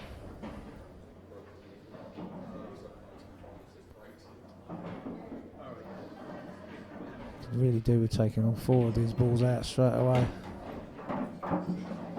So if he'd have taken that other middle first on the left hand side and then played this shot he's just played. Dropped on this middle one. Oh dear, it's too quick. It's too quick, Mario. It's just too quick. So Tom comes to the table with a dead yellow up against that red. If he was on straight to this other middle, he would drop this in and play the cross double. Oh. So does he think he's got the double? Not sure. So if not, he'll play the long one and try and stun across, screw into the red and yellow. Again, straight away trying to open up his bad ball. Right, okay. It's out, but he's not on anything. I say he's not on anything. He is on a cross double. The ball he's just freed up. It does cross double. Oh, does this go? Nice. Does it sneak past the red? Oh, great shot. Great shot. That was so tight. That was so tight, and he's just dropped it in. Lovely, and now he's back in prime position to make Mario bleed. And Mario made another mistake there, Kevin, with 2 shots. And forward. What have he done? Yeah, surprised he hasn't had his chicken wing out. You see him normally do it. He's giving it all back. But there you go. And I can tell you for nothing that he's sort of in practice mode at the moment. He's Paul Cochrane is saying that Tom Ford is his pick to win the title. Do you think he can genuinely win it? Without a doubt. I think he should be one of the top 8 favourites. I'm not going to say anything more than that, because it's like you've got pool players. You've got like Farnsworth, you've got Clint Jansen, you've got so many real, the top players that play pool that have the right to win it, and they should. Tom's got a chance to win it because he's so good. Yeah. And on that note, if you want to jump onto Corals at the moment, he's 18 to 1, which I think is absolutely ginormous. That's quite generous. And you can take that each way. So at 18 to 1, you can cover yourself a little bit. I know there's been a few bets this morning, and after this match, should he come through it, that would be slashed by at least half. So he's only going to get better as the tournament goes on. But you got, like I say, you got people out there like Farnsworth and Wardy and Clint Jansen and more that are favourites by right. Jack was he 5 or 6 favourite or something? The actual holder of the title. Yep. Which is amazing, isn't it? But tough one to call. it is very tough. It's that close, But So but for value, without a doubt, 40 is a value bet. I think Neil Rayburn was value as well. Neil Rayburn, there's 14. I think it was 14 to 1. Yeah, 14. It's the tour number 1. Yeah, number one on the tour and like double figures. It's crazy. I just hope 40 doesn't come against him in this tournament, because Neil Rayburn is very, very slow. That's his style, and 40 can't deal with that. So there's something else to think about when you're betting, is how people play and what their styles are, and that it can change the outcome of a game. Yep. just to let everyone know that we're going to have some doubles action. Great shot, Mario. Sorry, Kev. Mario's just played an awesome shot there. Potted his ball, flicked round the table, played the skilled shot, and landed plumb. Excellent. He deserves a little bit of luck somewhere. He's had some luck. He's just not been very good till now. Oh, come on. Yeah. Let's get a frame on the board, man. Sorry, where was you going there, Kev? Just saying the next match-up, we're going to have some doubles action. And so the prelim rounds of that have just started, but we're going to have a first round match coming up, and we'll see ex-tour and pro number one, Gareth Hibbert. Gareth Hibbert, another good mate of ours. And Dean Shields, which is a cracking pairing. Definitely. Yeah. And they're going to be playing Jules Goodyear and Mark Pickworth, which is... that's a big game. That's a juicy game, that one, isn't it? Well, Gareth Hibbert was my first choice of partner this year. I won't beat around the bush, Kev. But his sponsors were adamant that he had to go with a decent player. Yeah. Yep, so that's going to come up on the doubles after this, and we'll probably follow that with another doubles match, which we're just looking at now. There's a few potential ones. So once the first prelim matches are finished, we'll see what the lineup's looking like. But there's some potential cracking matches coming up, so we'll let you know that one. But just to repeat, the next match on the stream, Gareth Hibbert, Dean Shields against Jules Goodyear, Mark Pickworth. It'd be nice to see a shootout on that one, wouldn't it? Is that coming straight after this? That's at 2 o'clock. At 12 o'clock. 12 o'clock, so 12 o'clock, yeah. It will be pretty close to the end of this one. Yeah, that's the next session after. That'd be great. Good to see a decent doubles match on live stream, and like you say, if it went to penalties, that'd be brilliant. That'd be brilliant. And we're on it too, aren't we? But not on the live stream. Well, I've tried to have a word, but I've got no influence. I'll tell you, Kev, I played my penalties on the live stream last year, and it's not good for your heart rate. Let's get on a normal table. I don't mind that. Who have we got? Do we know? Oh, it's a choice. Well, they're playing. Yeah, Leroy Clark and David Hood are playing Dean Anderson and Bradley Anderson. So there's 4 great players there. So whichever 2 we get, it's going to be very tough, isn't it? It is, yeah. So 40 straight in on the yellows. Oh, lovely. Absolutely. It worked out better. Push through for the back rail there, Kev. Leave a bit of angle. There you go.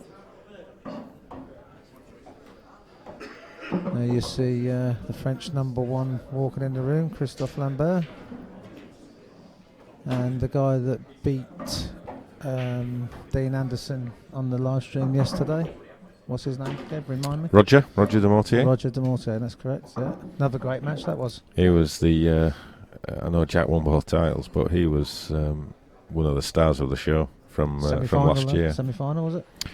He got beat in the final of the seniors by Twist, but he bashed up some good players. Oh, he's quality players. Early doors, and the way he plays, he's so aggressive. Yeah, the way he plays, the shot selection. Bit of a bounce. Just lost that one a little bit. Yeah. So he's just going to try and he's going to stun it. I thought he might roll it in dead white. Yeah, no problem. It's not for 40 pushing shots. He's always. Mind you, this is tight. He's just got half a bag. Yeah. He's got a whole bag there. Yeah. From here, it was a lot tighter, wasn't it? Yeah. Well done, 40. Pulled it back to 1-1. So if you fancy a bet, get on to Corals. I think I'm on at 66s. If you want to put a spare 50p on. Have you made the betting, Kev, for the singles? Yes. The thing that concerns me is that I was 50-1 at the start. I've not hit a ball yet, but I've gone out to 66s. So I think they must have had some more information. I'm in that group of others on request. They're also taking bets on the doubles as well. I think we're in that group as well. Are we Others having on to be request. advised? Yeah. But yeah, absolutely fantastic that Corals are on board for this event. We hope to be making some announcements. You see there, Ford has just changed his brake, just changing the move for a second. Two of his brakes, he's gone straight off in the top corner pocket. And he's purposely got down there and dug in straight, screwed straight back up the table. So he's taken on board what he's doing wrong. So you know his mind's there now. He's woke up. Sorry, Kev, where was you? I've forgotten now.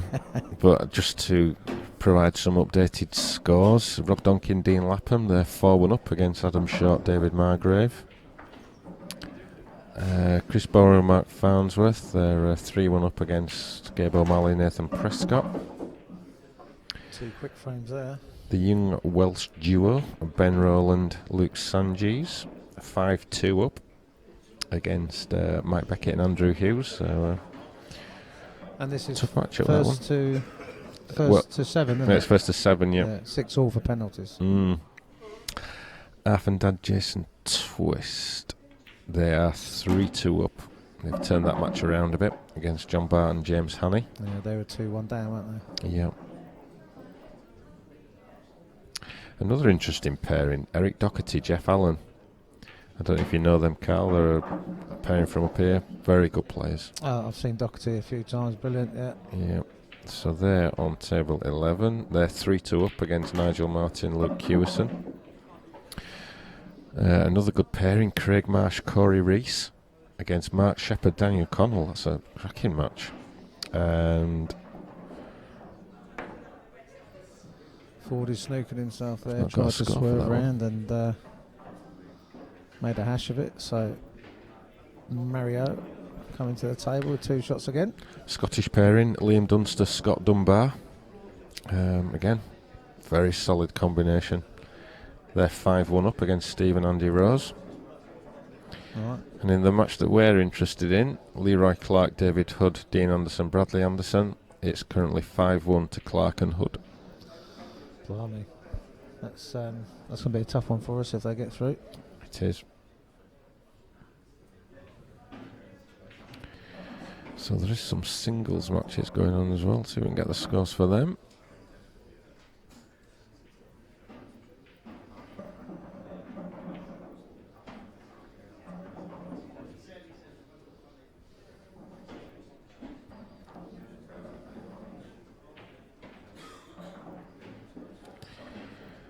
So we've got another lady player, Tiffany Vineyard, who's put herself up highly commendably against the men. I hear she whines a lot. Very clever, very clever. She's playing Shane Saunders, who is a nice player, very nice player. I was impressed with him at Super Sevens a couple of years ago. Yeah. So they're on table 3. It's currently 1-0 to Shane.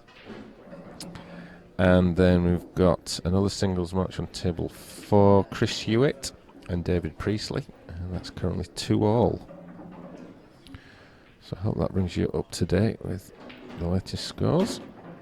You can see all these on the website. Just click on the live scoring, and you can click on whichever event you want to look at, and the scores are all there. Just got a few more texts through. A few more Sussex boys are watching. Obviously, the lads know Tom as well through competitions that we go to together. Big Ben down there in Eastbourne, supposed to be driving his cab, but he's decided to go home and get the live stream on, which is at www. That's a lot of W's. IPApool.com, and just click on the live stream link. And it's all free. It is all free. And it is fantastic quality. And all in HD as we watch Mario clear up after Fordy's mistake to go 2-1 in front. Super Mario.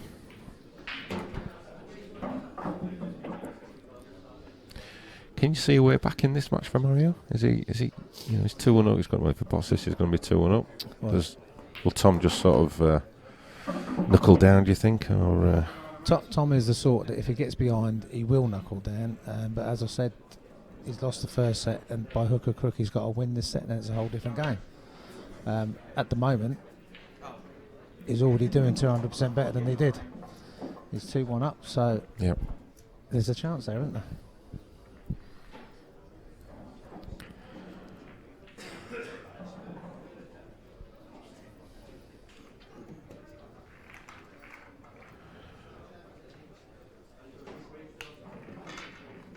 So who's your colleague who's gone home to watch the stream? What was the name of your colleague who's gone home to watch the stream? Big Ben Gibbs down in Eastport. Ben Gibbs, yeah. So why don't you just take a leaf out of Ben's book, get yourself off home, That's it. get this stream wide up to your TV, and just take the day off. Boss won't mind. No, Boss won't mind. You explain, he'll understand. yeah. As long as he ain't watching as well. The boss is probably at home as well. Rung in sick. I'm that sick, I'm stuck to the sofa.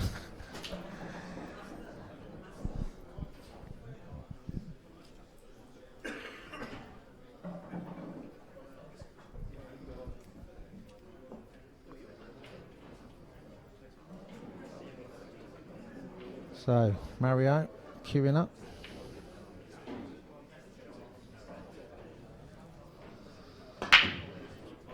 Good break, decent white. You see that technically a sound break was that. White was never in trouble, but as we say with the breaking pool, there's no rhyme nor reason. If they go in, they go in. If they don't, they don't. That's right. But his left 40 basically a shot at the yellows, I would say, to finish this. Well, saying that, the reds as well, but I think maybe the yellows are just a tad easier, depending on which way you take it. If you take it like I take it, it makes it very hard, but Tom should find his way around it. You're just coming up with double entendres today. I do apologise. What does that mean?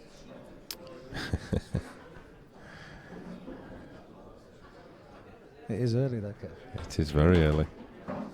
Yeah, so he's gone for the yellows. He's tried to get on his hard ball straight away. It's early, but there's still 400 people watching. Yeah, it's great. That is. Obviously, Mario's a big pull in the pool world. Yeah. 40, queuing on half a ball. Just dribble it in. Yeah, Played that very, well. Played very nice.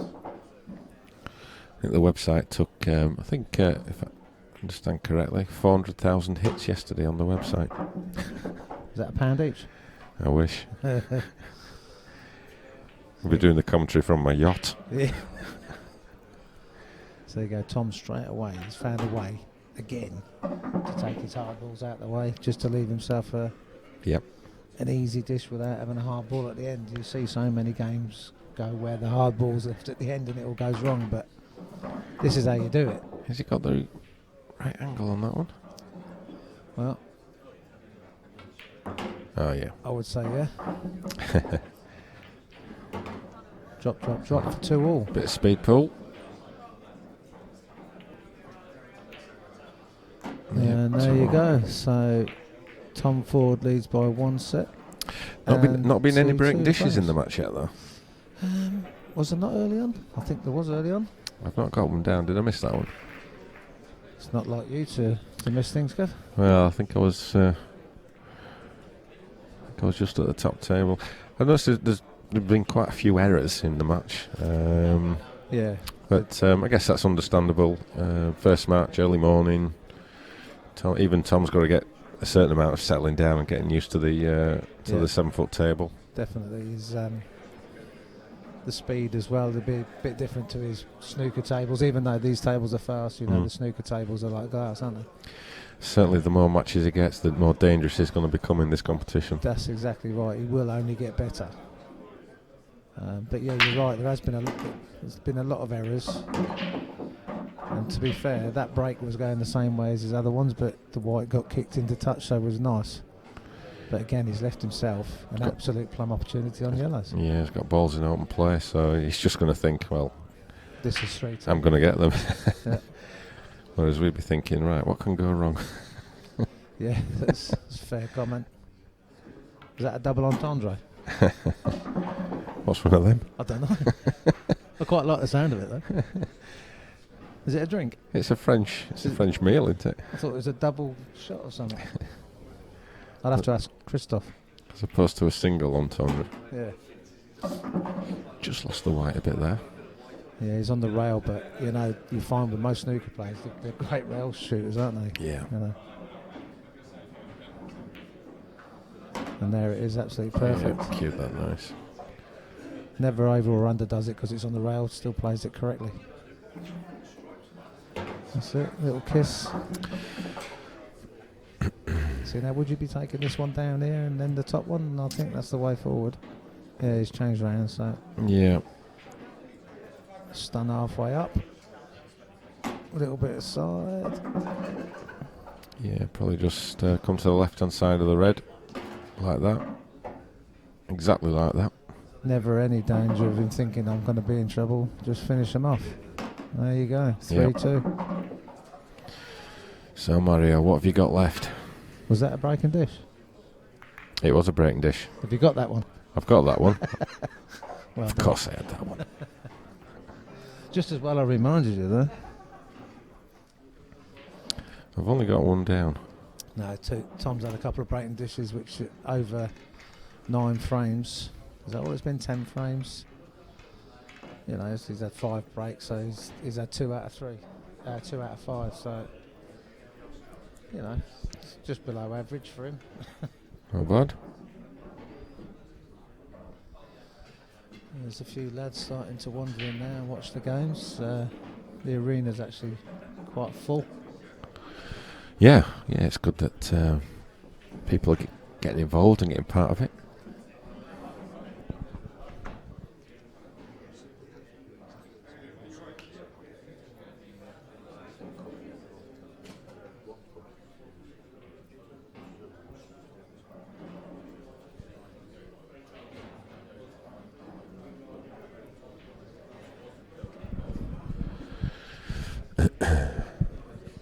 So yeah, because there'll be more players arriving today. The professionals will be arriving today. Where's the white? So he's played exactly the same break as Tom. I mean, Look at those reds. Wow. look at those yellows. You can do whatever you like here, Kev. I think you're right. I think reds are the one. But yeah, the breaking. I don't know. Do you think they're not giving it enough or giving it too much? I just don't think they've quite got the technique for the break. Yes. It's a bit too safe. See, we play thousands of breaks a year. Tom will play as many as you see him play now. Yeah. So it is. It's a massive part of the game. Man. Yeah, I yeah. mean, you know, for this standard, if you're making balls off the break and opening them up like this, you've got to expect to win it. Yeah. If if you breaks a weak point, there's going to come a match or a point in a match when the break doesn't work. He's probably not being punished in this match that he would against maybe one of the professional players. Yeah. And that's when the tests will come. There'll be tougher tests along the way for Tom. And, Definitely, because like you say, Mario's had lots of chances. But I've no doubt that, like you say, he will also up his game at the same time. Yeah.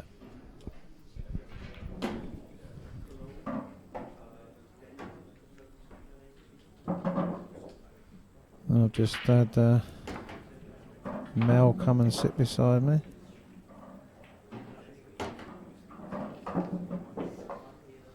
She's telling me off for saying after a foul it's not 2 shots. So she's texted me as well, to be fair. I've just had the same text. So I do apologise, Viv. Got my wrist slapped by the lady referee, Miss Viv Roscoe. What's her name? Rischio. So There you go. Tom didn't have 2 shots. But it is 1 shot free and a free shot. So there you go, Viv. Go make a cup of tea or do the washing up or something. Go and put Gareth's dinner on. Shouldn't be watching Paul.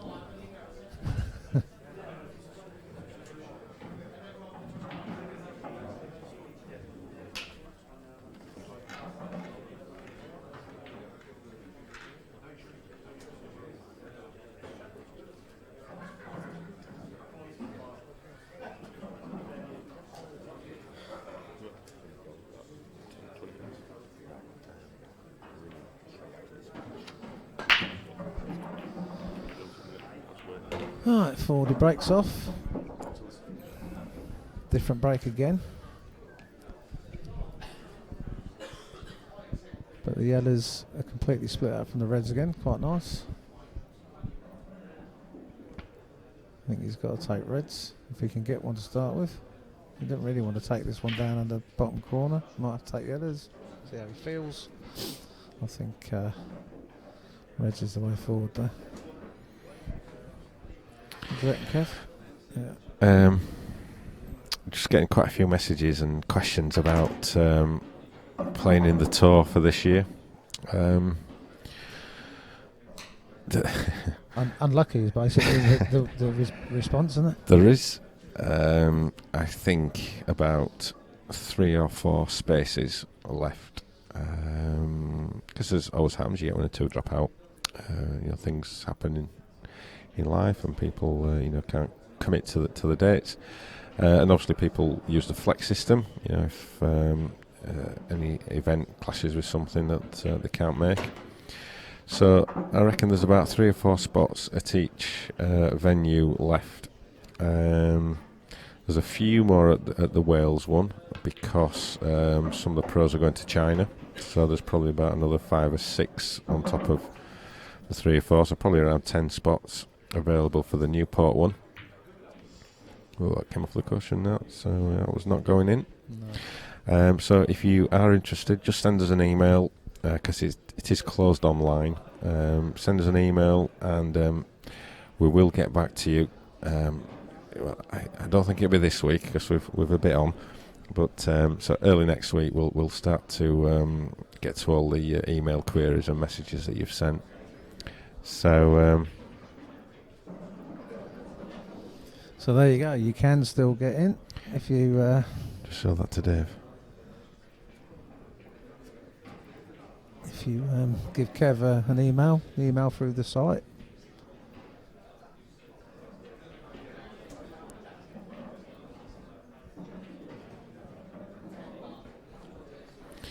So yeah, we've had an unprecedented response to the tour this year, which has been absolutely fantastic. But of course, we've got the World Series qualifying events coming up in 2 weeks in Leeds. On the Saturday, you can win a trip with the professionals to Southern Ireland, a lovely part of the world. And on the Sunday, there's the opportunity to win your flights and accommodation to South Africa, where we'll be playing in Johannesburg. So that's going to be absolutely huge event for us. Pool in South Africa is absolutely they love it, don't they? Enormous, and for £40 you can win some prize money. Well, Ford are just about to win 5-2 here, mate. We're having a nice little chat, but he's just about to take the match out. Just dishing again. Yep. There you go. Well done, Fordy. Well done, Tom Ford. Unlucky Mario. We'll see him again. Too many mistakes there, but he looks a solid enough player. He just didn't get going, did he? No. Well, would Tom come and say a few words with us, do you think? I should instruct him to do so. If I wave him down, he'll just say I'll play crap and that's it. But see if we can grab a few words with Tom. Right, Tom. Tom just joined us in the commentary box. He's just going to come and tell us that he didn't play so well, but he got away with it. There you go. Have the mic. Yeah, I just I said to him that first set he let me off a murder, really.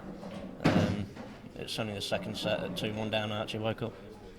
So obviously smaller table, different conditions to what you're used to. Have you sort of adapted to playing on the smaller table? I think you'll see I didn't. But it was tough because I'm not used to these cloths, I'm not used to the balls. I've not really practiced much coming into it, so the first set I was quite ropey. I felt like I was getting a little bit better in the second set, but from 2-1 down, I think I needed a little bit of pressure on me just to start concentrating and trying to get sorted and trying to get my game back. Yeah, he looked quite nervous as well. Obviously, you're a well-established name, so he was that was maybe playing on his mind a bit, and helped you get that first set and capitalise on his mistakes. Yeah, I mean the first set I missed a few balls, and when he's got in, I think watching him, he knows what he's doing, and it's just a couple of mistakes that he made, which I don't think he'd normally make. I think playing somebody different might have helped him, but also on the main table as well, he's most certainly not used to playing under them conditions, whereas to me it's a little bit easier for me. Yeah. So I'm just lucky in that respect that I played somebody that's not used to the TV table and made a few mistakes, so a nice first match for me, really. Do you enjoy playing pool? I know obviously snooker's your bread and butter, but do you enjoy it? Are you enjoying the challenge of doing something different? I enjoy the game. I mean, these are new rules to me as well. I actually asked somebody one of the rules who was watching halfway through the first set because I wasn't sure on one of the rules. But yeah, it's a challenge because it's something new. The only thing I don't like is the break off, because I think there's so much luck involved. If you don't pot off the break, then you can't win. If you have a day where you're lucky and you're potting every time, then obviously you're going to have a big advantage. So I just think sometimes with the break off, it's a lot of luck involved. That's the only thing about the game I don't like. So any expectations for this week? What have you think you can win it? I've come away to get some sleep, really, because I've got a little one at home and I'm not really getting much sleep. So I've not come for the tournament. I've come to the hotel to get some sleep. Well, you're not sharing with Carl, are you? Because you've definitely no chance of getting any sleep then. Well, I've got to say, if I share with him, there's not, like you said, no chance. I might as well share with a 2-month-old baby. Well, it's great to see you here, Tom, and playing in it, and hopefully we'll see you again, and maybe even on Sunday. Yeah, cheers. Thanks a lot. I'm just glad to be here as well for, just like I say, for the challenge and just something new.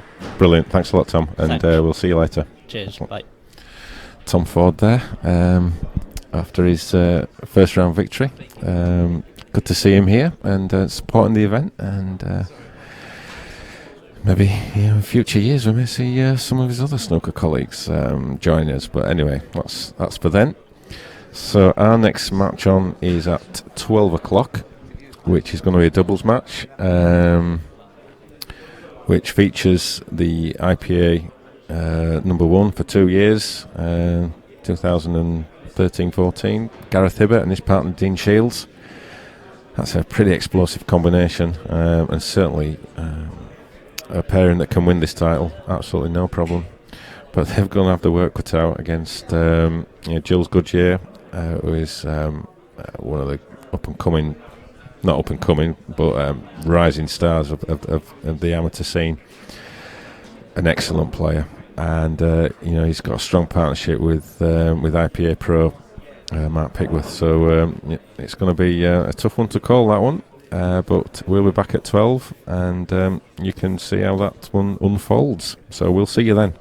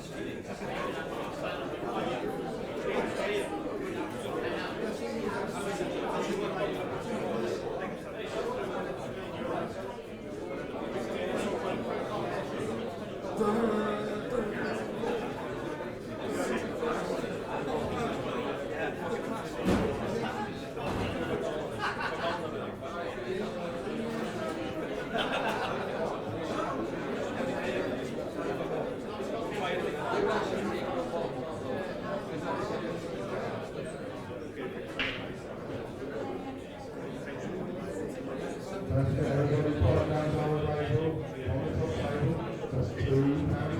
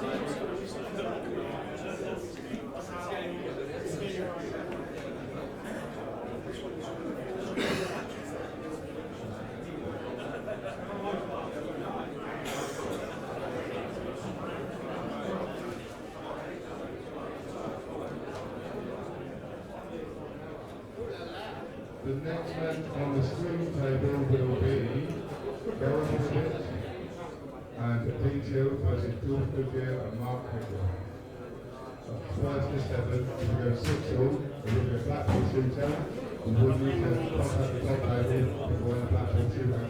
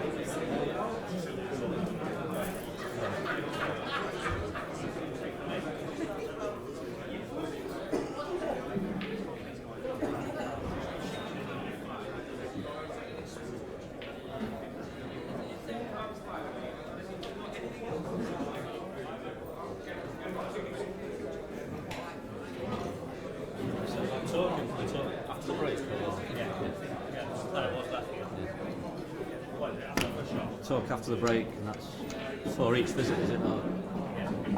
No. Just when they're at the table. On table number 4,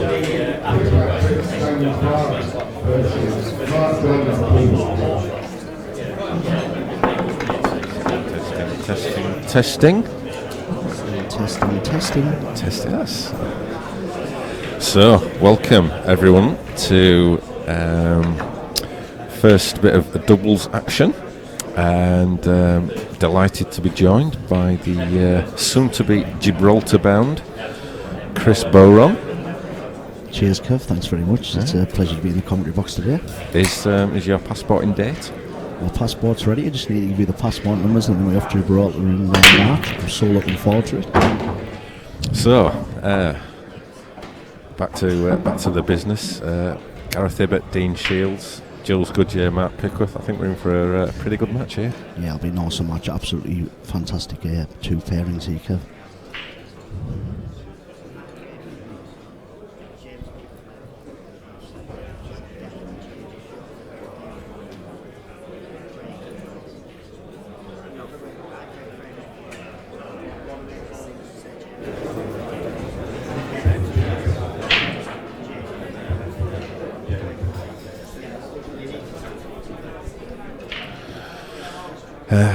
It's a cracking match up here. Obviously, I think either of these two pairs could go all the way. Yeah, absolutely. A fantastic pair, and obviously Gareth has a couple of fantastic seasons on the tour. Dean, I seen him play actually yesterday. I think he was playing one of our local guys, Michael Oliver. It went to 2-1. Quality cures. I think he's a snooker player. Dean, is that right? I first saw him last year at Sheffield, and I was pretty impressed. He's a nice cueist. Gareth's just brought in and unluckily been kicked in off. So sort of early advantage to Jules and Mark. A bit of extra pressure playing on the stream table, of course. Yeah, I think it plays a little bit quicker than obviously all the details came with the lights and everything. I think Jules obviously decided to go first. Fantastic pair, and Jules obviously one of the top amateurs I think last season, played really well. Great results on the IPA tour. I think he won his singles match yesterday, looking to get in the last 64, and obviously Mark, stalwart, top professional, lovely guy as well on and off the table. We're in for a fantastic encounter here. So I actually thought they may have developed the yellow then and gone yellows, but they've obviously planned to go reds. It's sitting lovely, Kev, aren't they? It's nice, obviously, to get your hand on the board straight away at first frame. Obviously, Gareth quite unlucky to going off, but looking at these, it's just you just route your map really. You'd fancy them to take this finish out. It goes so many different ways, really. I mean, it's early in the match, of course. It's the first few frames, but these matches are going to be tight. This could actually be a turning point. Yeah, absolutely. From the first frame, absolutely. You want to get the first couple of frames on the board, especially obviously it's 12 frames. Oh no, is it? Right? Well, it's first to 7, but if it goes 6 all, you've got 6. Yeah, it's just how the scoring is, but it is first to 7. Yeah. 12 frames, could be in for a black ball shootout, that'd be great. Let's hope so, yeah. First one on the live stream would be fantastic. I'm sure none of these 4 players want that, but as from a fan of pool, we'd definitely like to see that, wouldn't we? Yeah, definitely. I think there'll be a few black ball shootouts kicking off, some nerves kicking in there. I think it brings a little bit more excitement to the doubles as well. Absolutely, yeah. He's played that well. That could have been a little tricky one, but yeah, I think he's just going to drop this one in the middle and then try to get on the red, actually closest to the yellow on the left hand side. If he just stuns that little odd, just rolls it through, he's got obviously the other red in the top right, followed by the other red, and then he's got a choice of the 2 reds sort of in the middle of the table and the bottom, I think, to finish it off. So pool in the northeast, it's gone a bit mental recently, hasn't it? Yeah, I think so, mate. Yeah, it's been fantastic. Obviously, last season was great, with obviously Mark joining the tour. I think he joined obviously in the second tour with myself. So really, me and Mark, I think Mark Smith was here last year. Davey Compton, obviously, he's turning professional this year. So really, we had probably 4 or 5 players that joined the IPA last year. All had decent seasons, really. Obviously, Mark had a fantastic season, 4 tours. I think he scored the most points all year. I think everyone knows the quality of Mark. He's been playing a game probably. At my club and spending her at the top art, he's been playing sort of, I would say 14 months solid. Given the Worlds last year, probably the month's practice. Got the last 64. Obviously got beat off John McAllister. But we play every day in our venue. He's really focused on this. But he enjoys the IPA, loves the format. And I think there's about 20 plus guys from the northeast coming on the tour next year, which is absolutely incredible. And some great amateurs kicking about. We have a northeast tour up there. It's absolutely buzzing. And I think a lot of the venues all year was sort of world rules.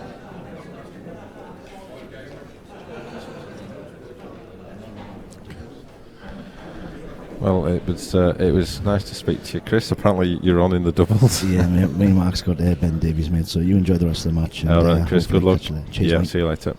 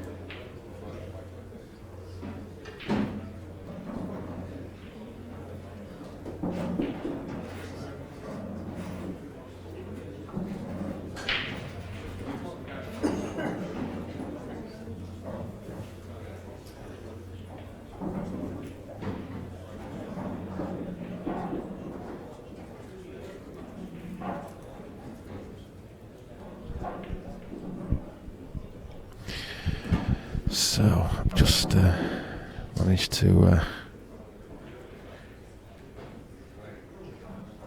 get a colleague into the commentary box.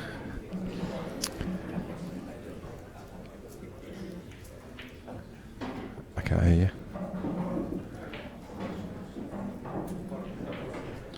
This time? I can hear you now. The recognisable tones of Simon Webb. Yeah, happier this side of the camera, that's for sure. But when I'm talking, not playing, that is. So. I thought you did pretty well this morning. Good early morning synopsis. Yeah. Today, hopefully, I'll keep a better idea of what's going on in the tournament today, rather than looking at it last minute. Well, I did put you on the spot a bit, to be fair. I think that might be our morning routine. Yeah. Just to give everyone little updates and. Yeah. Now that the doubles is underway, there's lots going on, and the seniors will be soon, and ladies tomorrow as well. So lots of different things to keep up to date with. So. Absolutely. So we've got a cracking match up here. Yeah, really looking forward to this matchup. I know Dean quite well play England together, so looking forward to seeing him on the stream and see how he goes. Great player. Yeah. And obviously with Gaz, a great partnership. So. I talked that one in. Early error. No, Dean's just had a few clothing attire issues, and he's just had to nip out to get a top. Didn't quite read the dress code instructions. Was that you wearing the wrong colour or? Wrong colour. No logo. He was wearing a shirt and a waistcoat. Oh yeah. And we don't allow any of them. Yeah, no, we don't allow waistcoats. And then he had a black shirt on. So that wasn't allowed because it's polos for the doubles, and then he came down in a dark blue polo. That wasn't any good. Yeah, you need to be wearing the same colours. He's had a bit of a. So he may just take a little bit longer to settle down. He may just have settled him a bit. I'm not sure, but we'll see. It'll be interesting to see. Obviously, Gareth and Mark are used to playing on the stream table. Two top pros, they played on this a lot. And as good players as Jules and Dean are, they may not be as used to playing on the stream table on the IPA events as the other two. So it'll be interesting to see how the two partners to sort of get used to it, because it is different. Yeah. He's just not giving his partner any favours there. Yeah. Not only is it on the stream, so there's lots of people watching online, it's also when people are waiting for their game and in the room, they're all watching this match as well. This is where all the stands are, so more people watching this game, so it just puts a bit more on it. So as we always say, if you've got any questions or anything you want to know about any of the players, competition, anything. When I was commentating with you yesterday, I had a question come in my phone, but I didn't see it till after we finished, from Cole Bedford asking what cloths are we using on the tour, on the tournament this week. It's just the standard Strachan 6/8/11 gold this week. Okay. Yeah, and for the tour all this year, that's what it'll be.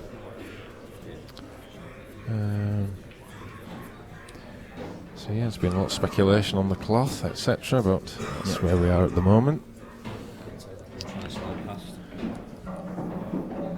Yeah, it was slightly different cloth for the World Series, which I think looks absolutely amazing. I'm a big fan. Shane White asking what was the final score of the Tom Ford match. Well, he won pretty comfortably, really, 2-0. He wasn't really pushed. I think Mario was Yeah, he missed a bad black in the second frame, and I think from that moment on, it was really hard for him to get into the match. Yeah. I think Tom's going to have to sort of step up again if he wants to get deep in the tournament. I don't think he'll be happy with the way he played, but he won the match comfortably. And sometimes that happens when you're not put under much pressure. Yeah. It was kind of quite, I don't want to use, but probably careless more than anything, I think. I think it was a match he was comfortable in and expected to win.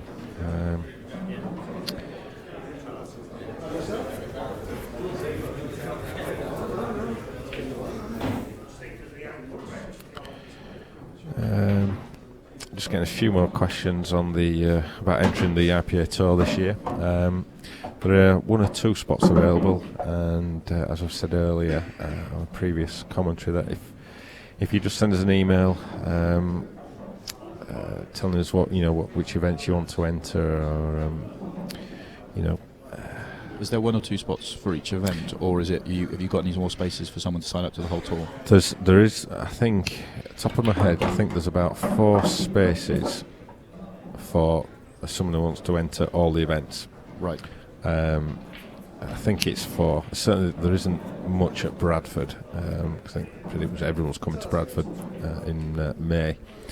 We've got a few extra ones in the Newport event, because there's some of the pros are going to an event in China, so they won't be there. So I think there's probably another 6 or 7 spots for the Newport event. So, what about the Brighton event? Is there still a clash with one of the England events? Well, the Brighton event clashes with the Black Ball International World Championships, which is very unfortunate. But there's been a bit of a breakdown in the process, in BI's decision-making processes. I'm afraid, our dates were out. I'm not getting into a point-scoring contest. It's unfortunate it's happened. It's going to. We can't avoid. It's unavoidable now. It's going to be difficult for quite a few of the players to make a decision on that one. Yeah, it's difficult for the players. They shouldn't really have been put in that position. We can only work more closely with our Black Ball International colleagues, and just ensure it doesn't happen again. So, yeah, unfortunate, but it is what it is. These things happen. Yeah, that's how we deal with it and move forward, I suppose. Yeah, we can only look to improve. That's all we can do. There'll still be 200 of the best players in the country there, so it won't be, it won't take any shine off the tournament. No. There's still going to be, it'll still be a full house, busy weekend. So, it'll be here before we know it. October. By which time we'll have been to 5 different countries with the IPA. Or 4. I think we won in November and one in December. But, the back end of the year's very busy, very chock-a-block. I feel like the whole year is, to be honest. If you want to now in the pool world, you can play every weekend, and there's always an event on somewhere. You don't even have August off now because we have a tour in August. So you used to have a sort of a couple of clear months, July, August time. But from my point of view, I'd love to. I'd love it to be more of a seasonal event, just so that I could have 3 months off in the summer and just go and play golf for 3 months. But it's all year round now, and no complaints really.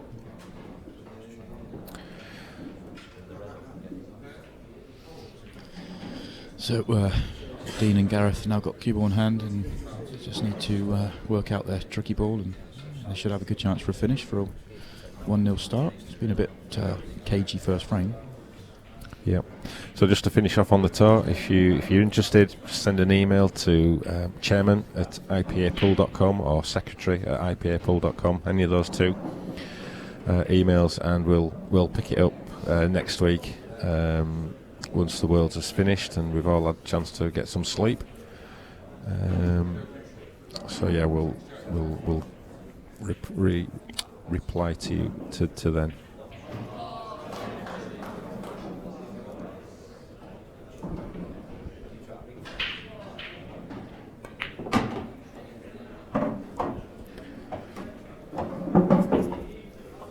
Just a key positional shot here. If we can get this one right, it should all work itself out nicely. I think you mentioned earlier when we did the early morning He's played that well. The early morning review that Gareth will be competing for on three fronts this weekend. Yeah, definitely. I feel like with all with Corals being on board and with the betting, there's a lot of talk about players to pick and everything else. I feel like there's not been too many people saying Gareth, but he's one of the big favourites for all three events this week. There's no doubt about that. Yeah. And maybe it's because he's had a fairly quiet season on the tour. He's maybe not getting as many people, but that might work out well for him because he might just catch a few people out.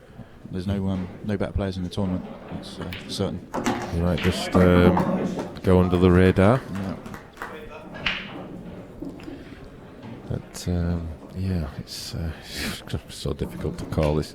It's just going to be great to see how it all pans out, because I don't think anyone just can predict anything.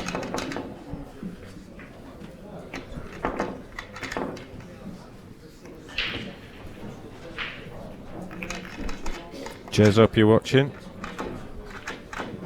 If you're enjoying, mate, glad to see you back on the tour this year. We'll see you in Newport.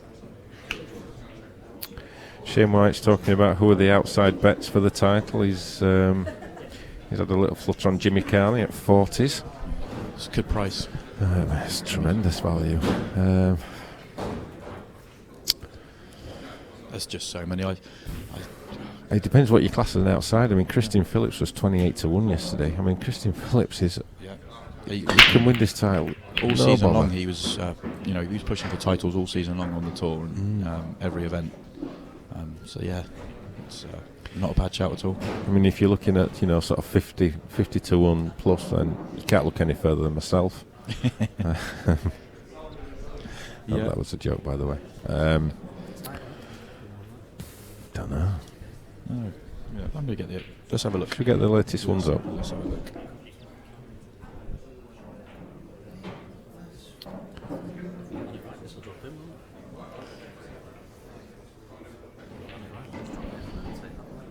Looks like they've got a good chance. It's just if they go Reds, just the one ball on the left-hand side to work out how they get on it or develop it.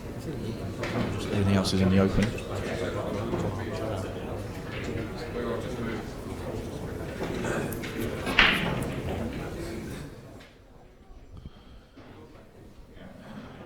Dave was just trying to listen in on their conversation.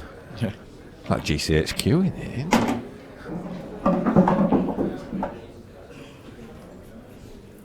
We'll remember that one. Yeah. Right, let's have a look. I'm looking through the list.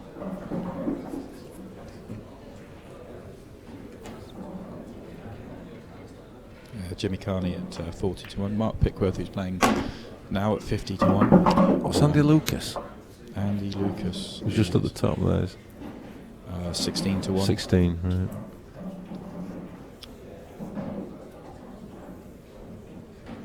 Roger de Mortier at 50-1. He was had a great run at it last year. Wow, yeah.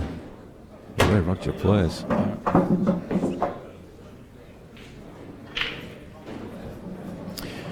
You just can't predict it. I mean, you sort of look at them and think, well, yeah, he's a good player, but he probably won't win it. But anything's possible. Every dog has its day, don't they? Well, there's been some movement. Kev, you've moved out to 66-1 now. I know, and I've not even hit a ball yet. So how does that happen? Does that mean everybody else has got better? Yeah.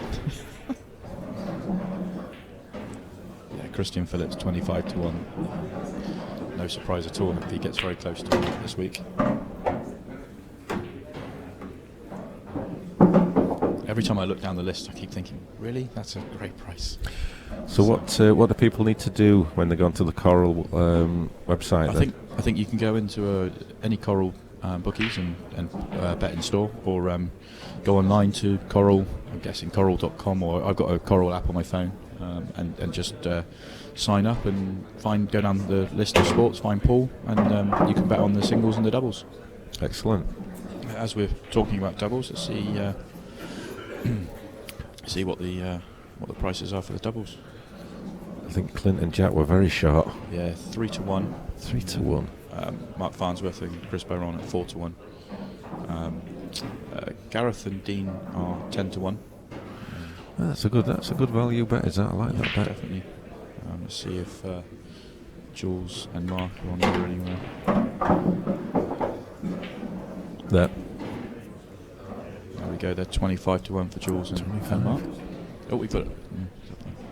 We'll just bring it up at the end of this frame. Oh, we've been talking about the betting. The Dean and Gareth have made a really nice finish. Black for a 2-0 lead. There it goes. So that cagey first frame, winning that cagey first frame has given them a bit of momentum now. Just release the shackles, so there we can see what it looks like on the Coral website.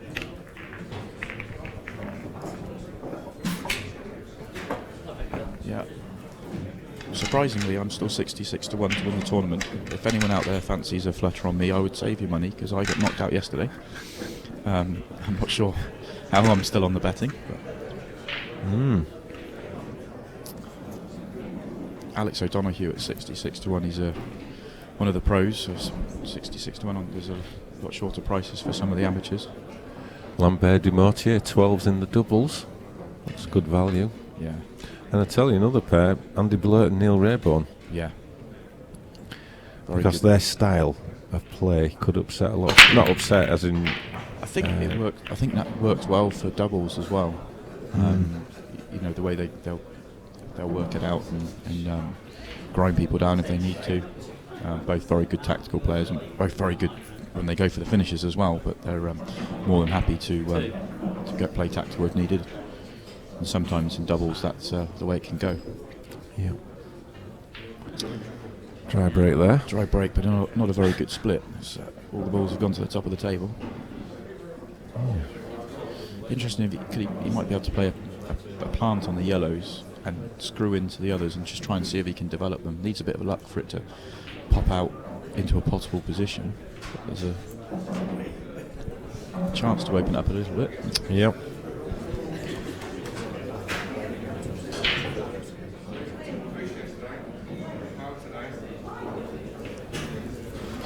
So if you're watching the stream and you can also follow us on Facebook as well, like the page.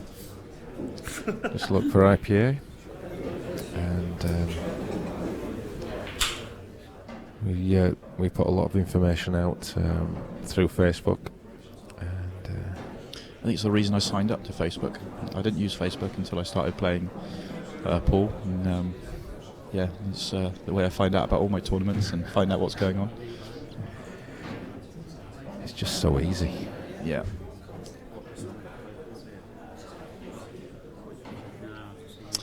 So you see the players having a good chat about the decision here. The players in doubles, it's Scotch doubles, alternate shots, and once the visit started, you're no longer allowed to talk to your partner, but before your visit. So at the beginning of your visit, you can talk. So they're having a good discussion now about what they want to do and how they want to plan it out. Once they've hit that first shot, it's they've got to keep quiet until the visit's finished.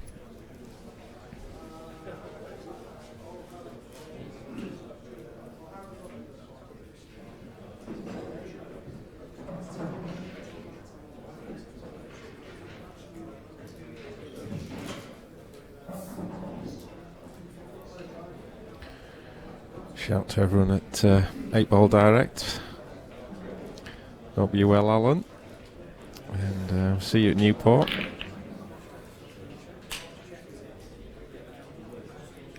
quite an aggressive choice of shot from Mark, trying to make a 3-ball plant to open the frame up before colours have been assigned. It always has an element of risk, because if you don't make it, you're potentially opening the frame for your opponents.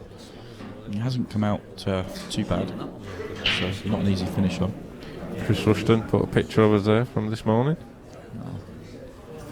Looking good. It's a good one of the table. Yeah.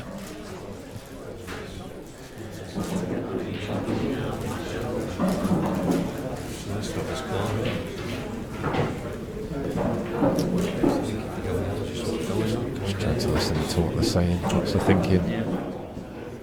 Many places to hide, isn't it? Like the plants on the red. Red onto yellow to get. There's a red going on. Getting an insight Comes away into the mindset of a top pool player.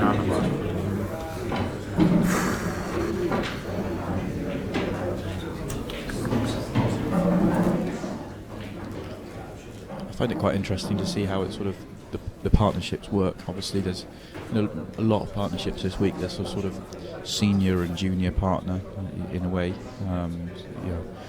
It would be a surprise if Gareth said, "I think we should go this way," for Dean to turn around and say, "No, I don't think that we should go another way." Probably be a little bit led by Gareth. Yep. Not that he's not very capable of working out himself. It's just with Gareth's experience and the level he's playing at, you've got to be wise to listen to him.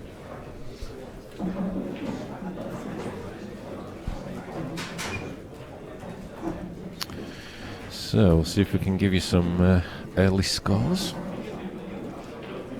There's a marathon match going on in the morning session of the pairs, because I'm waiting for the winner of Jason Twist and Efron Dad's match.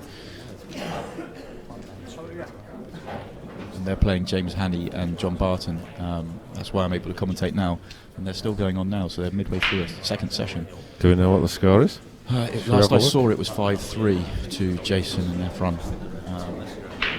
But no, it might be 5-4 actually. I walked away. Table 8, it's 6-4. 6-4. Yeah, so potentially a Blackpool shootout on the way. Fingers crossed. Yeah, it's always entertaining. I'd like to see a few of them, as long as I'm not playing in them.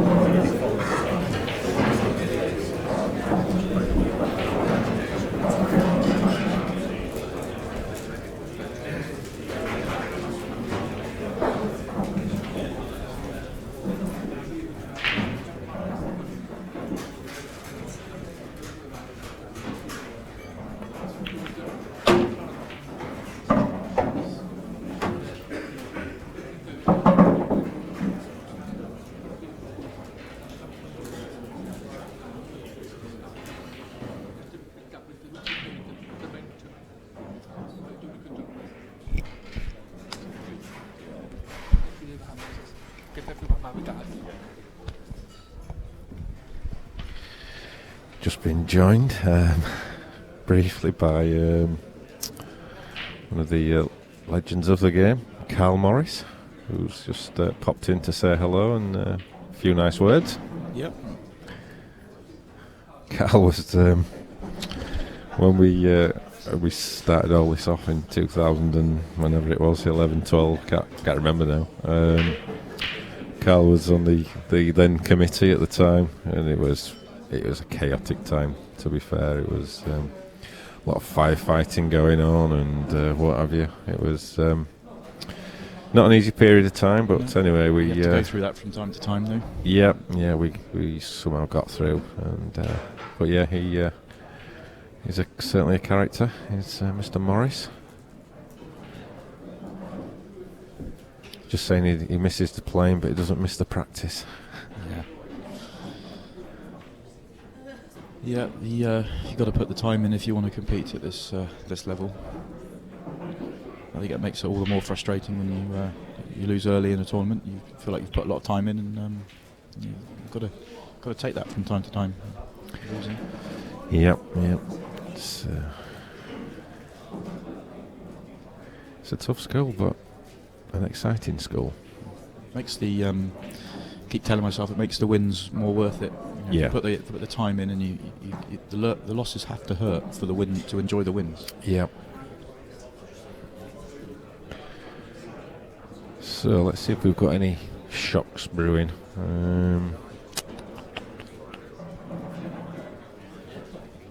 Most of the matches on now will be early stages. It's just started the second session of the doubles.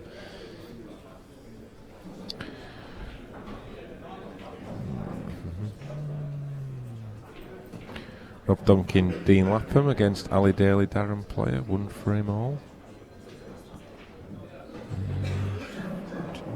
Yeah, I spoke with Rob last night.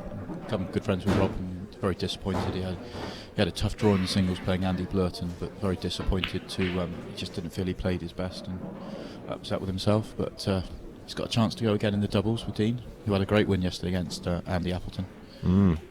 3-set match. We just had a question in from David Rooney asking what the rule is with time between shots.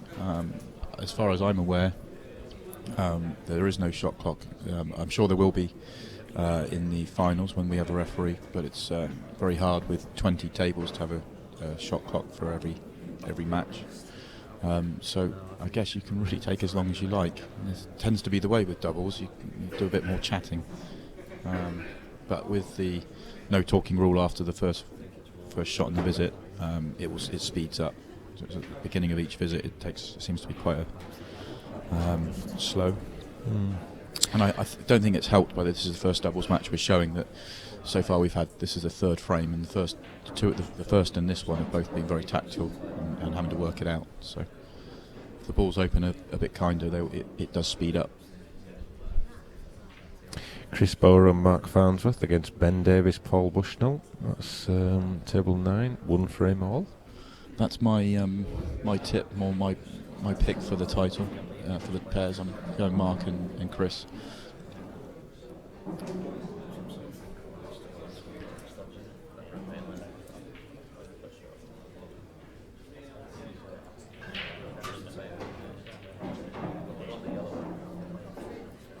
Chris Patrick, Daniel Sparks against Mark John and Paul Williamson. 3-0 to Patrick and Sparks. Chris Patrick got to the final at Lakeside with Lloyd Freeman. Just looking over the match with Afron Dad and Jason Twist has finished now, I think, just the way they're looking. I think that must mean that Afron and Jason have won. Table number 8, we have Simon Ward and Dr. Bushnell against Luke Wigglesworth and Thomas Skaggs.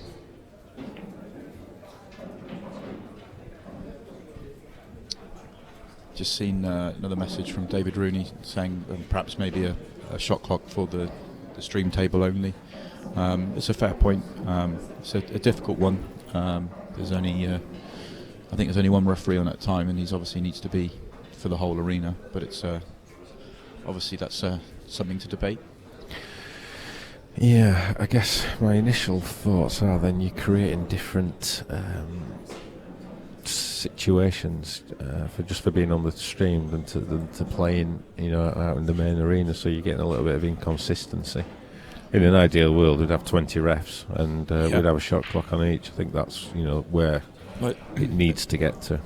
There's also I've heard Mark say that when you've interviewed him after a couple of finals he's played in, that he's struggled to get used to the shot clock because it's only used in the finals, so maybe there's a little bit of inconsistency that way as well. But yeah, in an ideal world, probably it would be one on every match.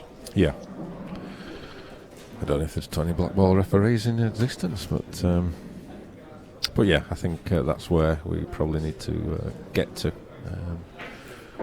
But obviously there's a cost involved with having 20 referees, and but yeah, certainly something. I would say in general, there's obviously it's being highlighted here with this match so far, but it's not very often you're playing a match and you think your opponent's taking an excessive amount of time, and you need a referee to a shot clock on that. But normally it's quite a free-flowing, quick game for most players. Yeah, I think you've also got to bear in mind Mark and Jules are 2-0 down. The next frame is absolutely huge for them. and 2, it's a World Championship, and you know, you're not just going to get down and give it away. Yeah, they probably are going to take a little bit extra time than normal. People don't play doubles often either anyway. Yeah. I also think that there's potential for a shot clock to take away some of the great shots we get to see. If you've got a really tough situation, and I think the shot clock, is it 30 seconds shot clock, or is it a minute? It's a minute. A minute, which is quite a long amount of time to think about a shot, but sometimes those shots take a long time to figure out, and you could occasionally lose some great shots because you're rushed into playing something else. But from a viewing perspective, you would like it to be a free-flowing game. Yeah. Just got to take the rough with the smooth sometimes. So is he going to try and develop the black from this yellow? Yeah, it needs a fair bit of pace, I think. Yeah. He needs to pot that. It was going to be tricky from, he needed a little bit of luck to finish good on the next yellow anyway, but that's not worked out very well for him at all. Yeah, I thought he might have put a little bit more pace into that one, to be honest, because he needed to get it away from that corner. Yeah.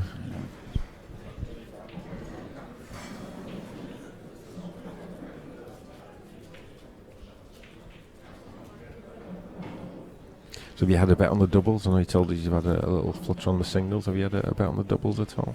No, I haven't had a bet. I'm not sure why. It just I didn't notice it till this morning at the betting, so I haven't had a chance to have a look, get it on yet. I just my picks, Mark and Chris, simply because I played Chris Boron a couple of times lately, and he's playing great, and Mark's obviously one of the best players here, so I think they're a great combination, both good friends. We've been asked if the Whelan, Ianson and Dunbar Dunster match will be on the TV table, and the answer is I don't know. We've got some. Have we got any seniors at 2 o'clock? Let's have a little look.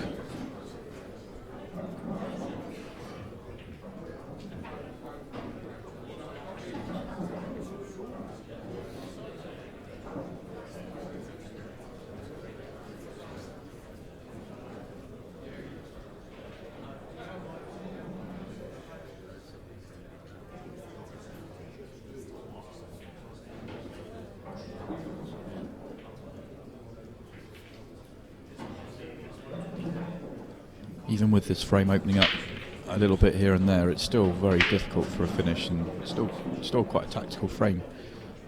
It's probably why it's been dragged out so much. A lot of talking to try and figure out the best way to go. Just slows the game down a little bit.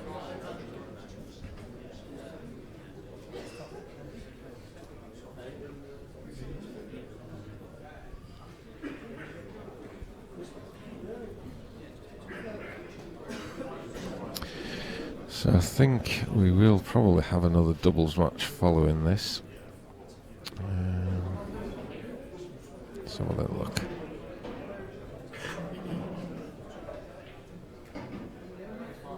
What's the time for the next session? It's 2 o'clock. 2 o'clock session. Well, there's a few to choose from. We've got Jimmy Carney, Andy Lucas against Eric Doherty, Jeff Allen. I like the sound of that one. Definitely. Jason Remington, Kev Seaman against Craig Marsh, Corey Rees. Oh, that's another heavyweight battle. That's the Dunster, Dunbar, Whelan, Ianson. Yeah, that's great matches everywhere you look, really. Yeah. The Websters, they're up against Tom Ford. Yeah, I know. Someone's just mentioned about can we keep singles? Well, we don't have. There's no singles matches on now until tonight. So I think 5 o'clock for the next singles session.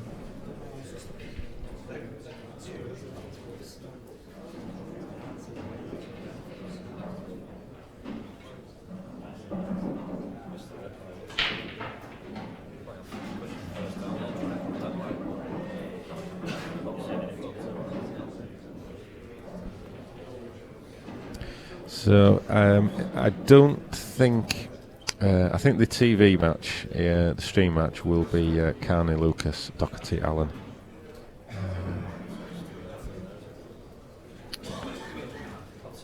We'll confirm that with you shortly. Yeah, that's a great matchup.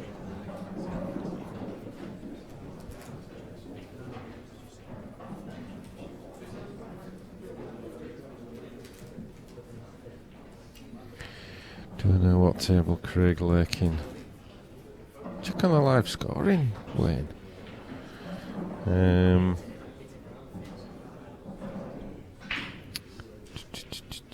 They're on table 17 and it's 2-0 to Lakin and Webster.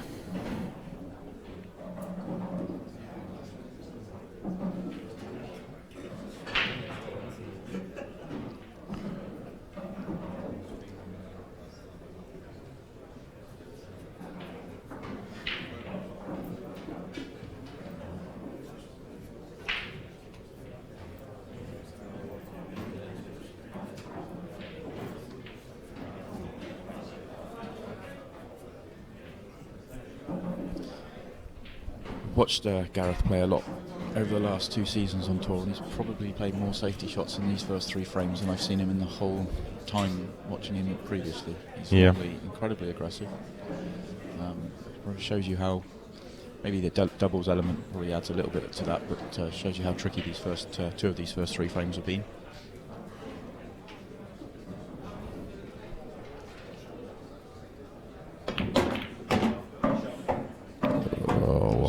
Fantastic shot. Wow. So he's managed to develop the yellow that was causing a problem at the top of the table. He's finished on the one at the bottom right, bottom right, which is worked out well for him, for them. Looks like if he screws back, he's going to be catching the red. So it's difficult to get to another yellow from here, and they've still got to figure the black out a little bit. It's away from the cushion enough they could get on it, but it's not easy. So there's plenty of work in this finish, even after a great shot like that. Yeah.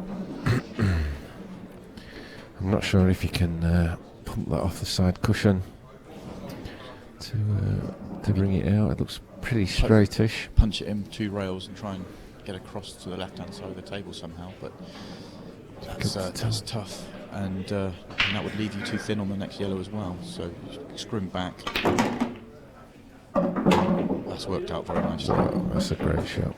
So he's looks like I don't know if he's too thin to hold the white or whether he's going to have to sort of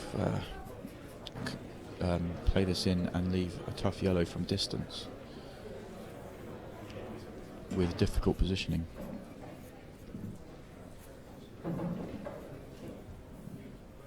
He's playing this with check side, trying to hold the white. He's played that very well. Made that look really easy. That wasn't at all. is he going to play for the skill shot, or is he going to try and play position? I think if the way he queued that up, he's going to be playing position. He's going to screw it down, trying to come on behind it and leave Gazet a shot into one of the top 2 pockets. This skill shot's too risky, really. Looks like the red's on the corner of the pocket. Doesn't make it an easy skill shot.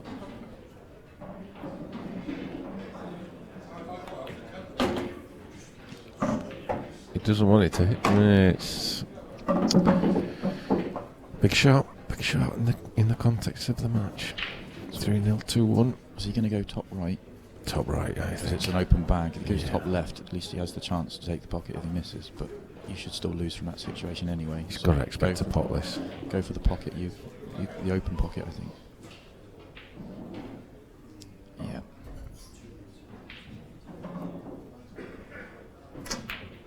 He's missed it. Golden opportunity now. That was tough. For Goodyear and Pickworth, they've got to take this opportunity.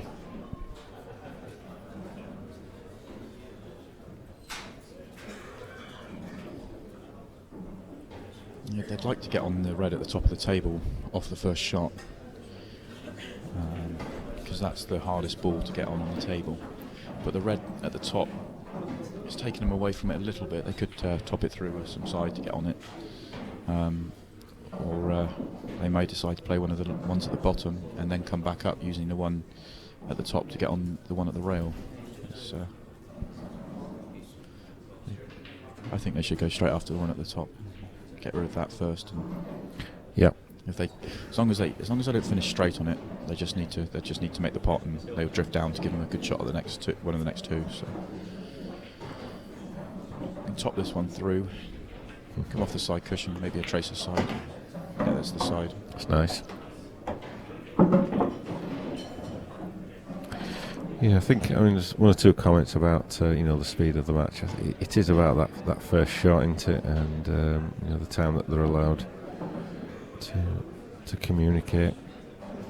Something that will probably have to be looked at. So, let me ask if you felt your opponents were taking an excessive amount of time, could you call a referee over and ask? I think you can, yeah. Yep. You can, yeah, because it could be classed as unsportsmanlike conduct. Yep. So yeah, I don't think these are sort of taking excessive time. It's just there's been a few little tricky situations, and the frames, two of these three frames have been tricky. They've needed that bit of time. The doubles does add an element of you talking to your partner about it to confirm the shot. So trying to hear what they're saying. So is he going to play a skill shot? That would be a big shot. Might play, just try to bank it down, half a chance to take the bottom pocket if he plays the double.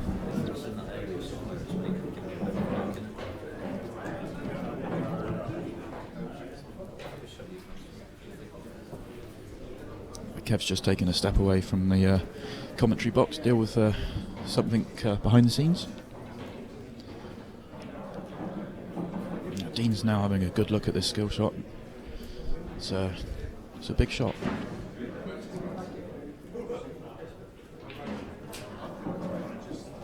They've talked about the double, trying to leave the black at the bottom right to try and make it difficult for the other pair, but he's looked at both shots.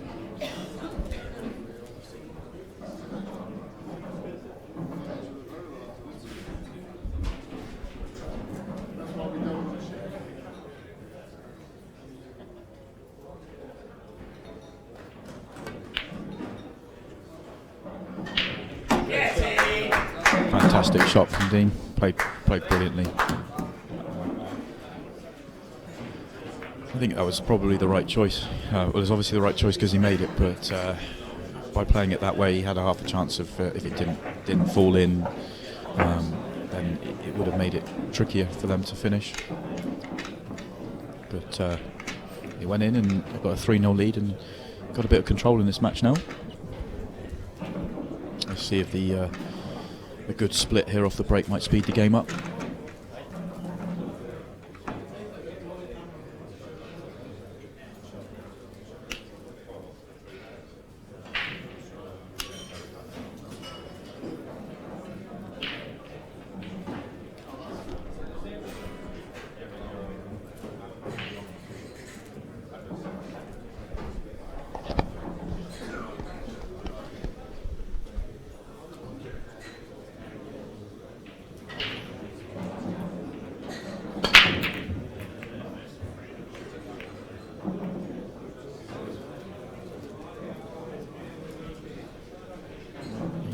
Come up dry, and there's problems with both reds and yellows, and the black's gone tricky. So there's it's not been the greatest splits in these first few frames.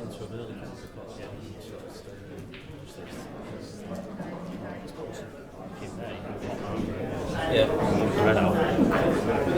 Maybe his last ball. That's what I was thinking. Yeah, it's got to sit pretty tight.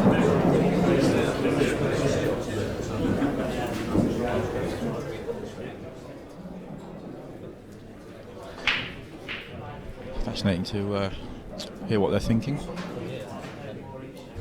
Maybe play that, get the red right away, and then play that next. Right into. Yeah. I did that. Yeah, soft screw that in. Get that sorted early. Go back into that one. I don't know what your angle is.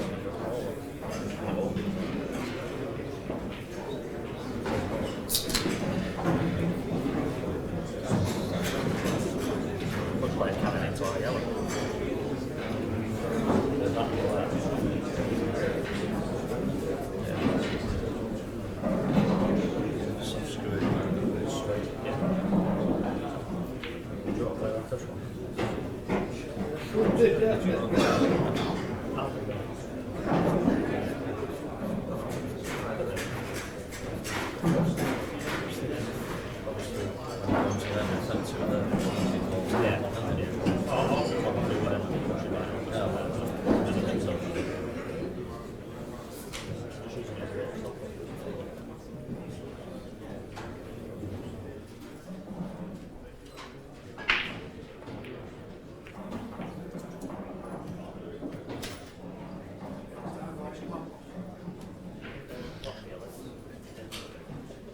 That was a little bit bizarre. I'm not sure. Spent a few seconds there deciding which way to go, working it all the way through, and missed the open first ball. I'm not entirely sure if that was planned. It was a little bit odd.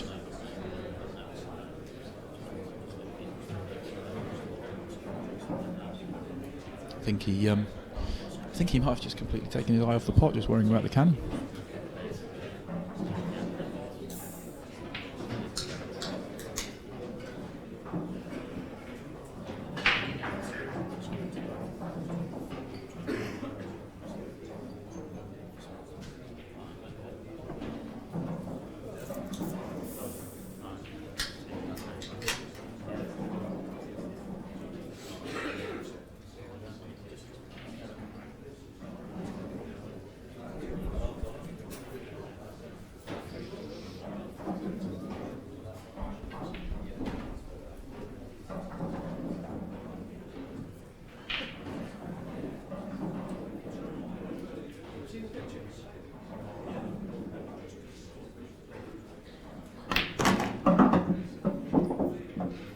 That's a good shot from Jules.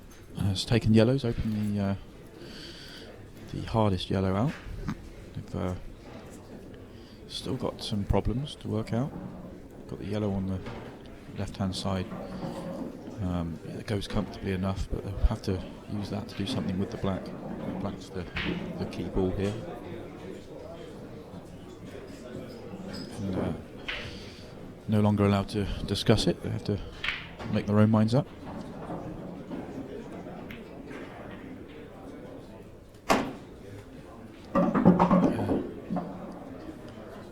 Hoping to pull up a little bit short of that to hopefully try and develop the black at the same time. But, he's got angle on the yellow to the bottom left. He would cannon into the red. I don't know whether that would. It wouldn't. I don't think that would cannon into the black.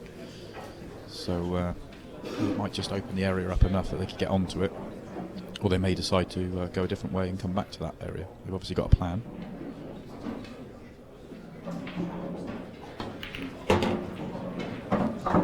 It's another well-played shot from Jules, managing to make a good plant, but also to get the red to fall away, so the yellow still goes.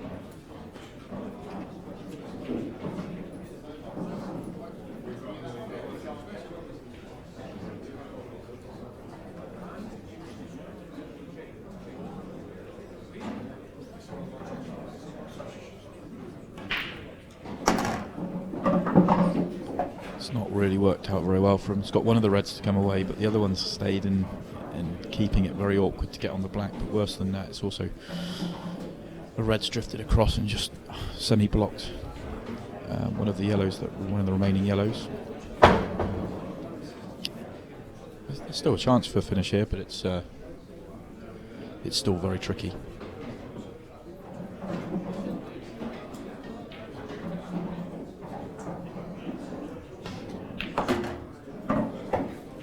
It's left a nice angle. You can play the yellow on the at the bottom of the table to the bottom right. As long as he misses the cannon on the red at the bottom of the table, which I can't quite tell from here whether he will or he won't. It looks like it's going to go very close. He'll have a chance to cannon the red away from the black to open the black up, and should stay on the yellow in the middle of the table. To me, it looks like he'll just cannon the red at the bottom of the table, which wouldn't help. Wait.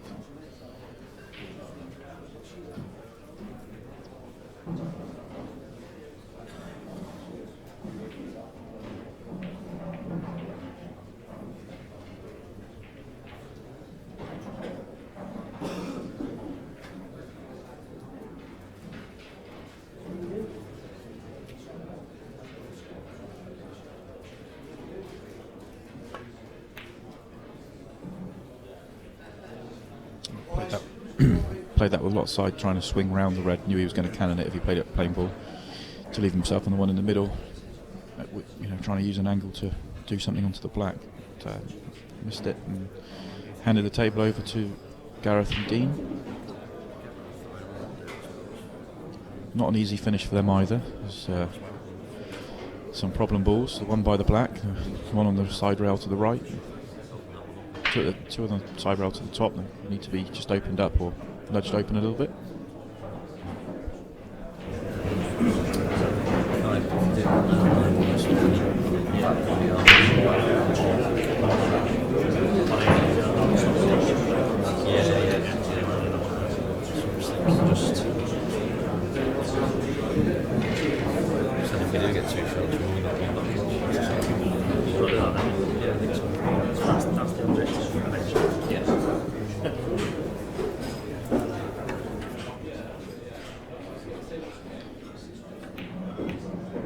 They've had a good chat about it. It sounded like they were. They've used the first shot to develop one of the awkward reds, and I think they might be playing, taking the pot up to the top now, and they were going to be looking for a snooker, whilst developing the reds on the right-hand side above the middle pocket. Not sure if they'll continue on and do that, but I think that's what they were talking about.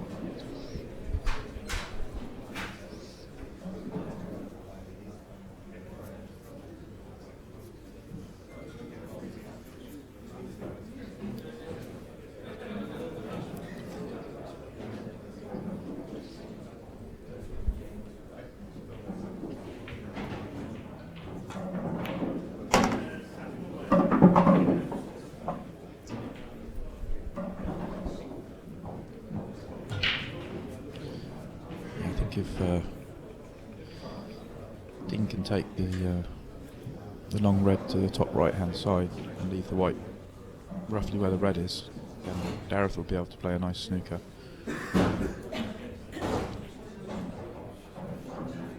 They may be going for the finish.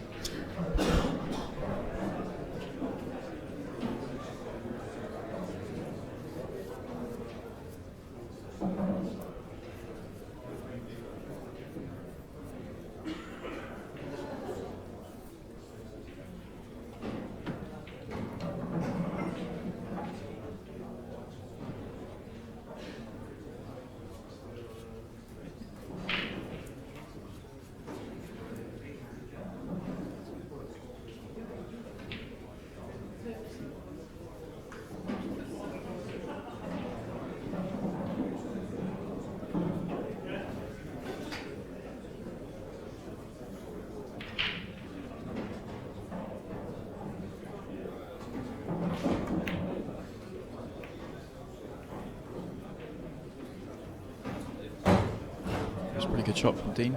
So, got a total snooker. Developed one of the hard balls off the side rail, although it's gone and sort of been semi-blocked by the yellow in the middle. But it's certainly much more accessible now than it was before he played that shot.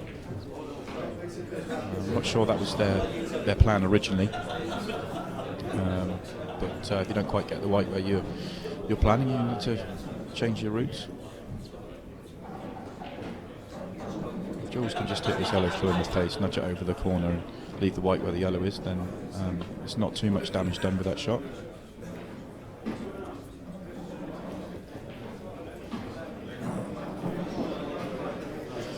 I think the red they're nearest to does go to the top right, but they may decide to just try and hide the white roughly where it was before.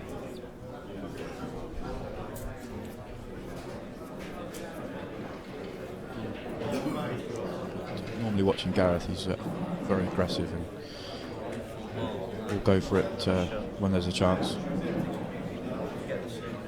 The red nearest the yellow goes comfortably to the bottom right, so it's the two just above the middle pocket they need to work out. And we're looking at making a plant into the middle off the yellow.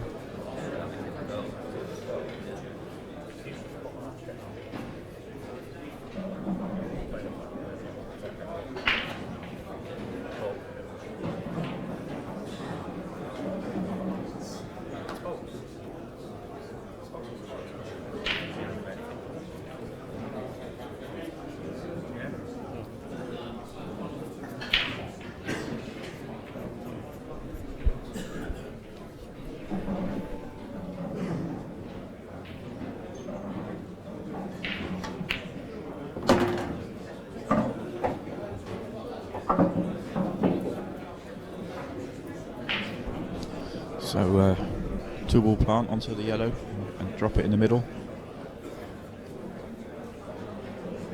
Slightly risky shot, so if the white comes back out and they don't make it, then they might have a shot that might be leaving the yellow on. I played that very nicely.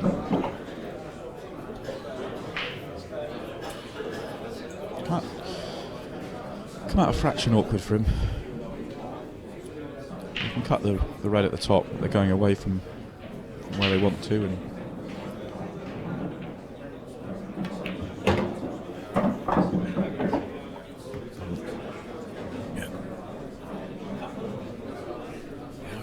I think he's finished just awkward on both of them. Whichever red he takes, he's just going towards the other one. Would like to have been straight to the one in the corner.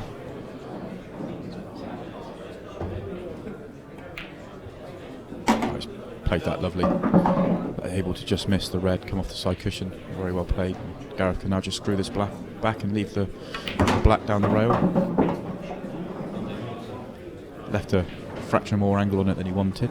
Put a little bit of pressure on his partner here.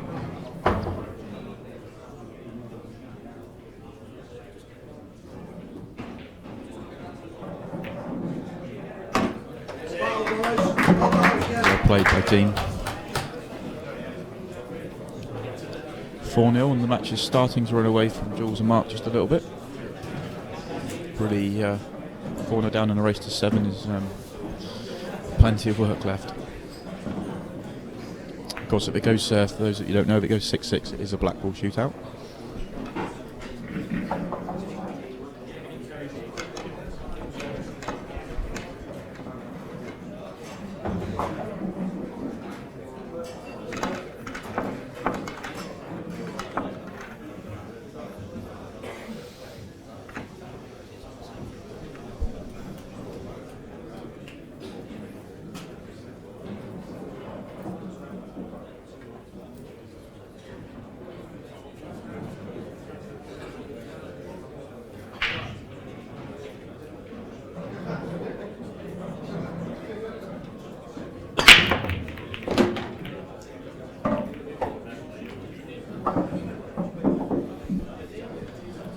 It's a good break from Gareth. Made a ball, split them well. Just the one problem ball if they take reds, which I'm sure they'll be looking at.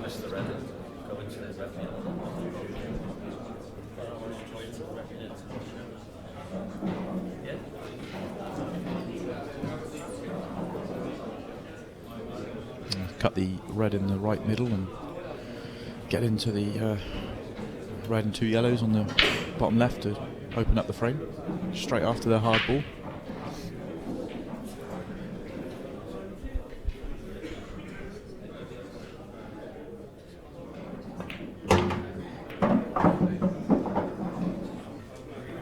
Just a little bit unfortunate that the red didn't pull up and stay over the corner pocket. It would have made it quite an easy finish from there.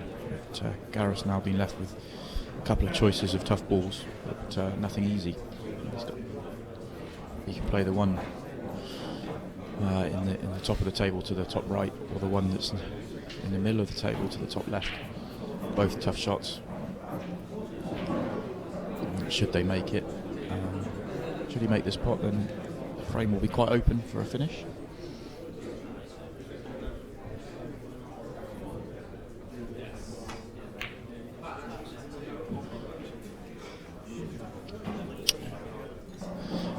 Not that close from Gareth that time.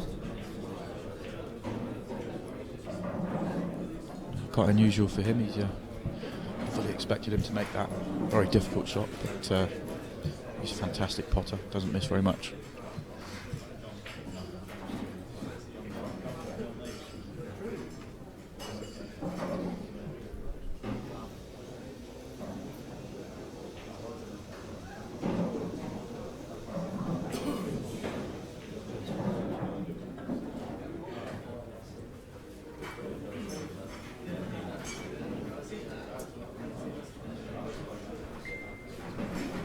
The finish on yellows is tricky. 3 balls all on the rail to the right hand side. Going to be tricky. It's difficult to hide the white anywhere. It's going to be difficult for them to get into the 2 at the top right off any of the other balls. So be interesting to see how they go about this.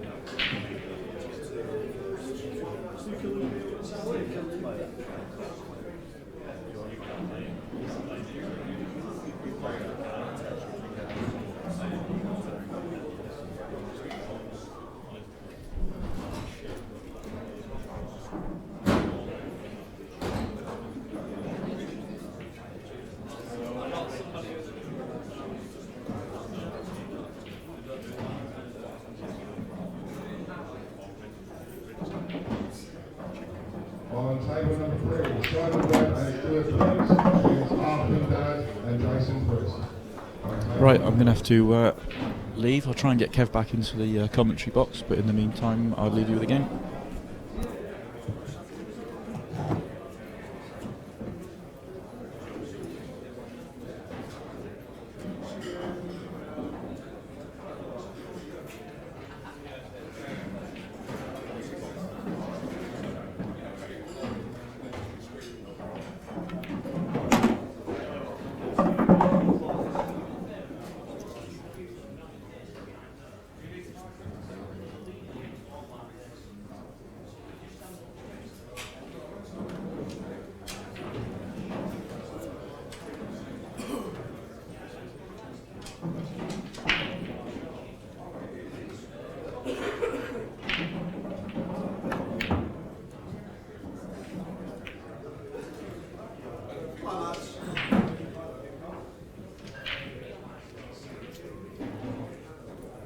Simon's just had to step out of the com box and go play his doubles match. Yeah, a little bit. So you're going to be stuck with me for a while.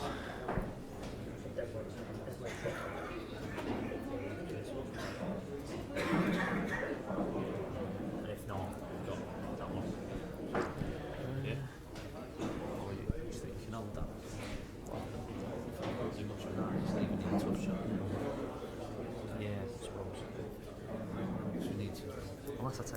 I'm saying. Let's get try and get on that one next. Don't have a problem. And if we can get on that next, just come round.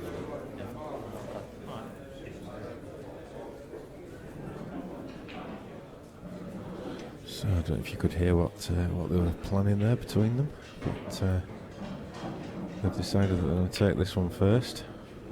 That's not in.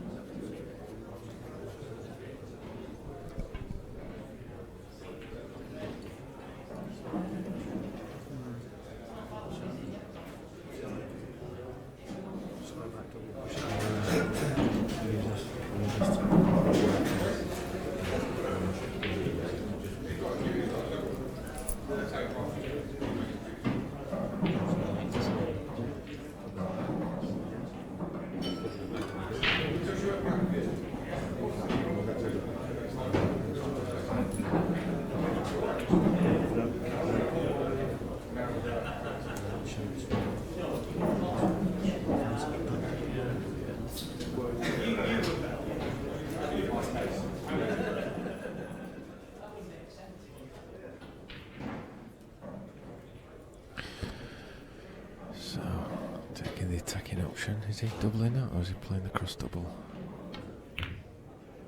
Well, bit of a result. Maybe. Jules just trips over Dave's expensive lighting. Don't panic, Dave. It's alright. It's just a bit loose. Don't let him near the satellite dish, will you?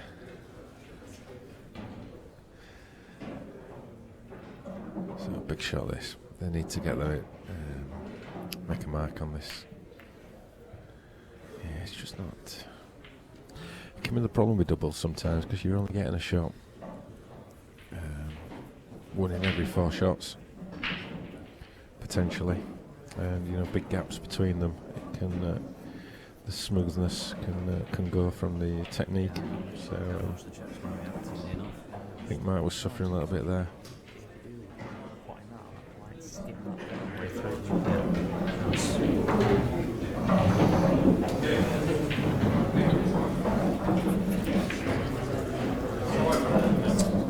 I could just screw and knock it on if you leave it out. Yeah. Someone's saying that we should run a vote for the stream match. Well, yeah, I take the point, but we have to consider a lot of factors. The stream is our shop window that's viewed to the outside world. We've all got our favourites, but we have to consider a lot of different factors when deciding what match goes on the stream. So, so I think there's maybe a time and a place for a streamed vote, for a vote on the stream match, possibly at the tours. Not something I would be in favour of for a World Championship. This is our unique event, and I think we need to just control a little bit what's been shown. So might not be everyone's cup of tea, but we've got important decisions to make, and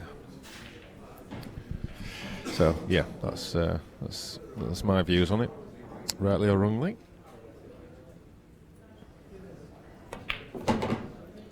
Keep those questions coming. We'll answer them best we can. But I hope you're enjoying the match nonetheless.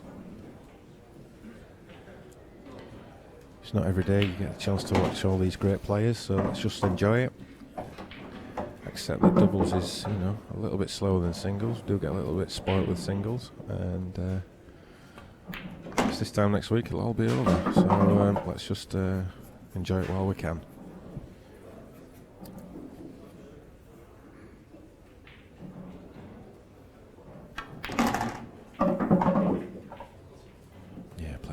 Use the yellow as a blocker, so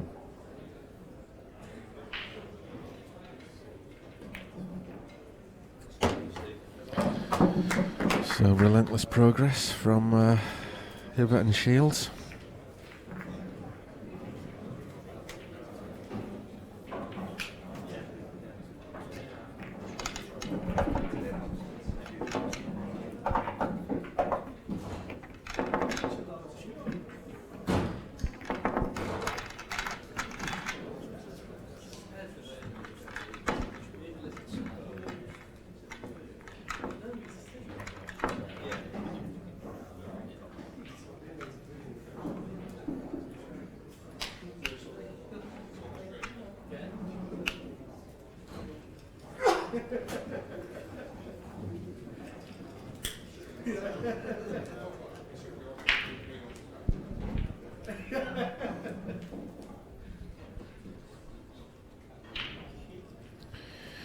Yeah, joined by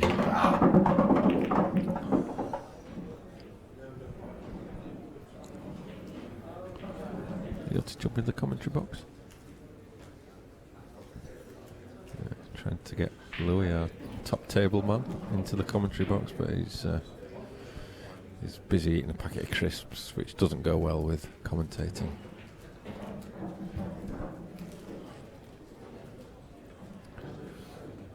So disappointing break there.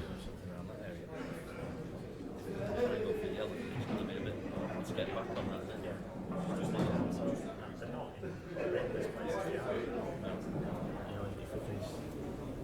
get on that. Drop that in, leave that. One task. Just what you want to do with your free shot. Just what you want to do with your free shot.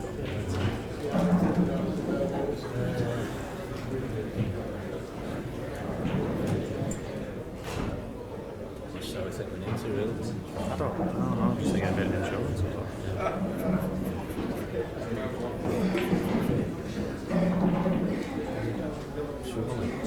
Basically, we want to go for the middle and get this one next, don't we? Yeah. Get that one next and come back out. Yeah. Yeah, happy with that. Okay, you can hear them talking through their plan.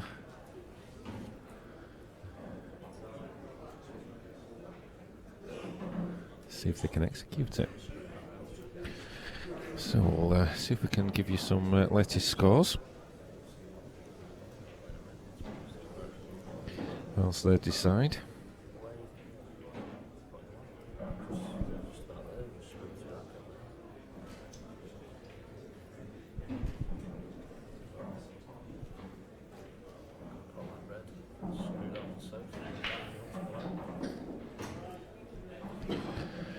So, table 2.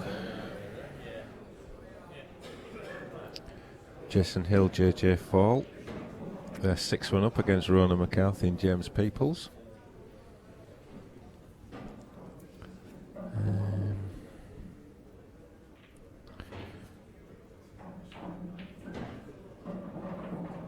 Table 5, Rob Donkin, Dean Upham, 3-odd against Ali Daly and Darren Player.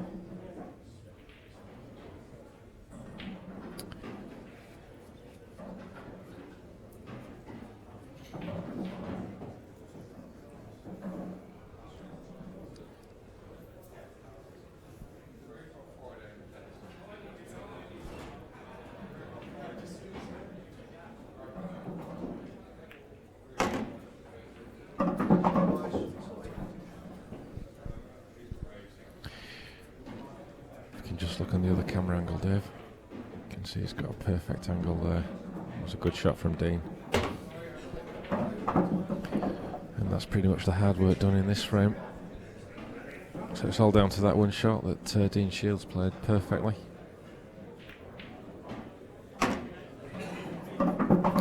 Simple running. And they're on the hill.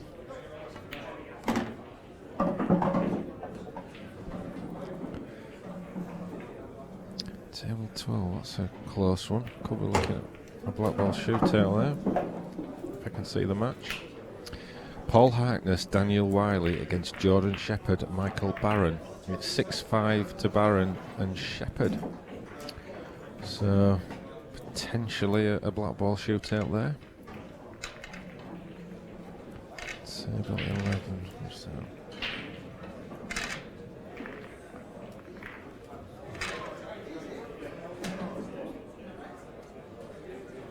Tyler McConnell and Johnny McKay from Ireland playing Welsh's finest, Luke Sanji's Ben Rowland. That's 6-4 to the Young Guns from Wales.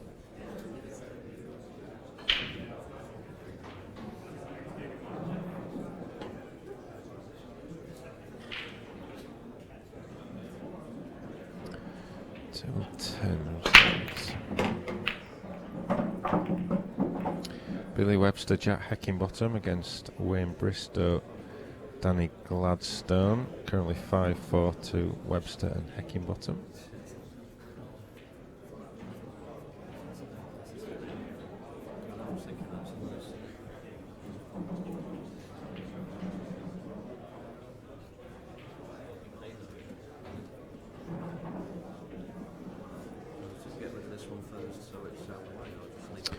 It's a good match. That was a stream candidate, which was Shane Saunders, Jamie Clark against Jimmy Croxton and Steve Wall. It was a toss-up between that match and this one, to be honest, and that's 3-all, so that could be going all the way. That would have been a cracking match for the stream. I thought this was, to be honest, but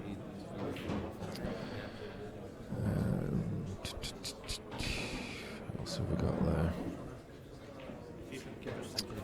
Paul Webster, Craig Lakin against Yaz Hossain and Andy Appleton. It's 4-1 to Webster and Lakin at the moment. A local rivalry on that one.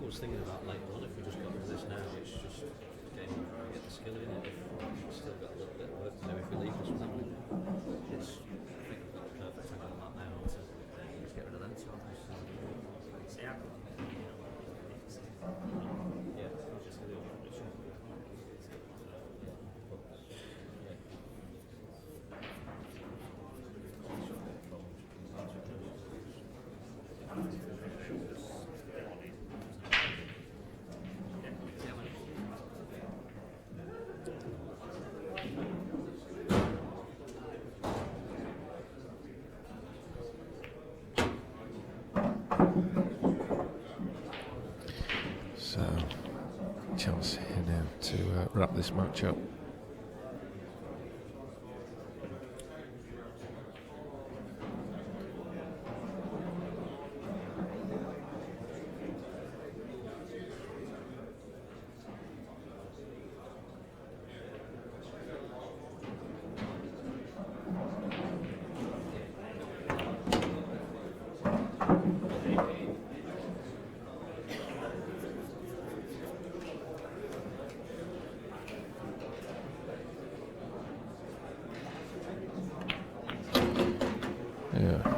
My phone's been playing up. Anyway, just a load of messages have just cropped up.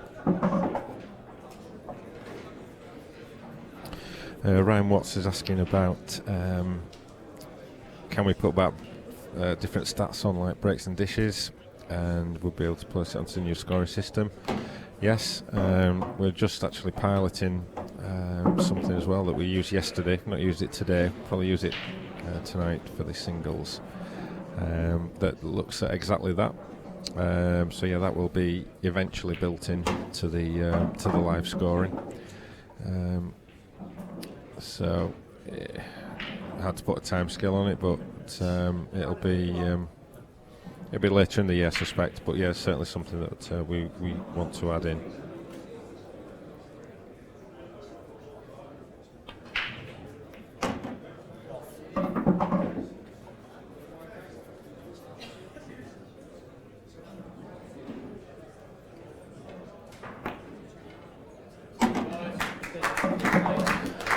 And there we have it, frame and match.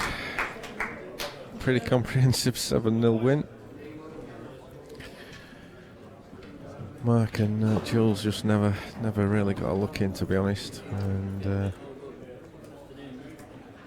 looked a good partnership on paper, but it just didn't quite happen on the table. But they've got other events that they can focus on.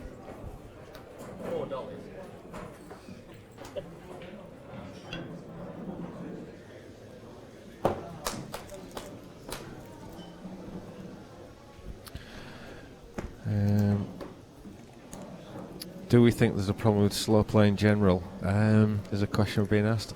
Actually, no, not really.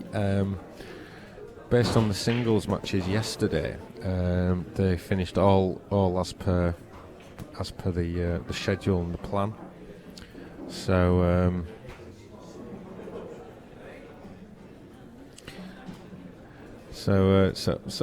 yeah, I mean, doubles can go a little bit slow sometimes. It is a little bit swings and roundabouts, but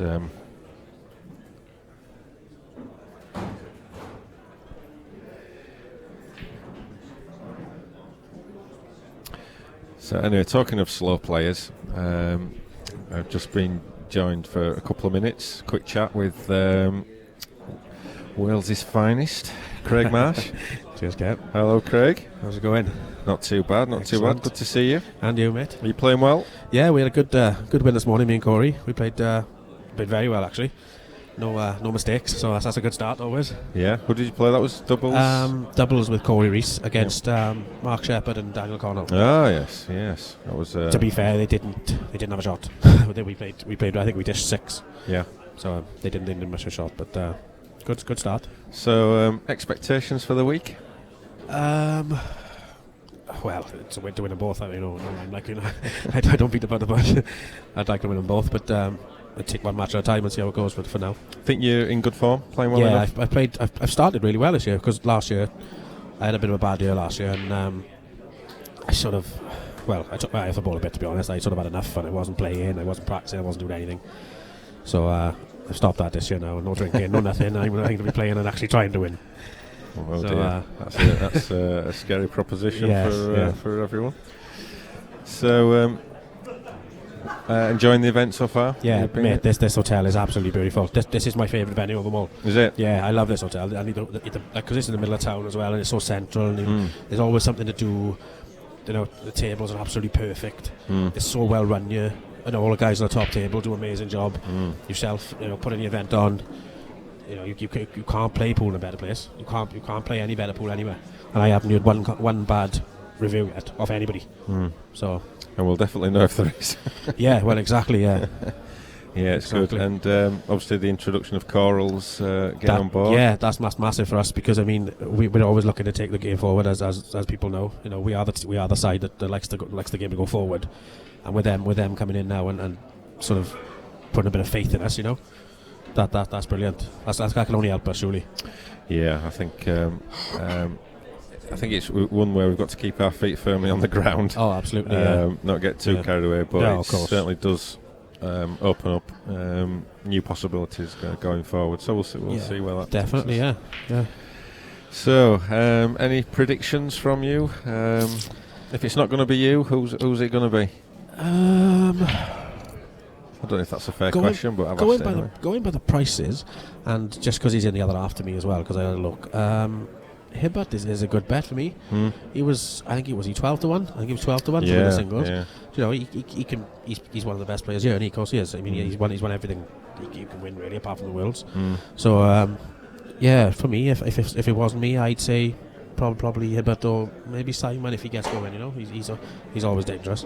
I saw Raybone at 14s. Yeah, I mean, another one. Yeah, number one. Exactly. Yeah. And Christian at 28. That must have been the value. Yeah, of the day. We all said that to him when we were coming up in the car. He was, that was a big price, because this is his best year so far. He's got the final of a pro event already. Yeah. He's won an event in Ireland playing for Wales. He won the singles out there, beating Jack in the final. So he can play like. Yeah, it's definitely. So 28. I mean, even each way is a good bet. But I'm sure he's in my section. We got a tough bit. We have. Have you? Yeah, the whole section is quite tough. Right, I've not looked at the draws. Yeah, the whole section is quite tough. Apparently, he told me. I didn't know. He told me. So. Yeah. So what's your view on the Jack Whelan? Should he be seeded or shouldn't he be absolutely seeded? Not. It's his own fault. I'm not being funny, but I mean, if he wants to. He's chucked enough money away already by not playing in the World Series last week as a pro, right? Yeah. It's because he's chose to stay as an amateur just to play in the doubles. I don't get that. No. I think it's absolutely crazy, to be honest. He's ended up trying to win the amateurs last week to go to Malta and Gibraltar with us. He ended up losing in both of them, and now he's stuffed. Now he's not going to either of them. Whereas if he'd played in the pros, he'd have to win a few matches to get through. Yeah. I just can't understand it. It's absolutely crazy. Just to win $2,500 in this, we could have made that already. Yeah. Do you know what I mean? I just don't understand it. Thing is, if they don't win the doubles, all that's for nothing. Yeah. Do you know what I mean? I just don't understand it. It's crazy if you ask me, but Each their own, I suppose, and he's always been. But you can't. My point is that you can't have it always. No, exactly. You can't have everything your own way. No, you can't.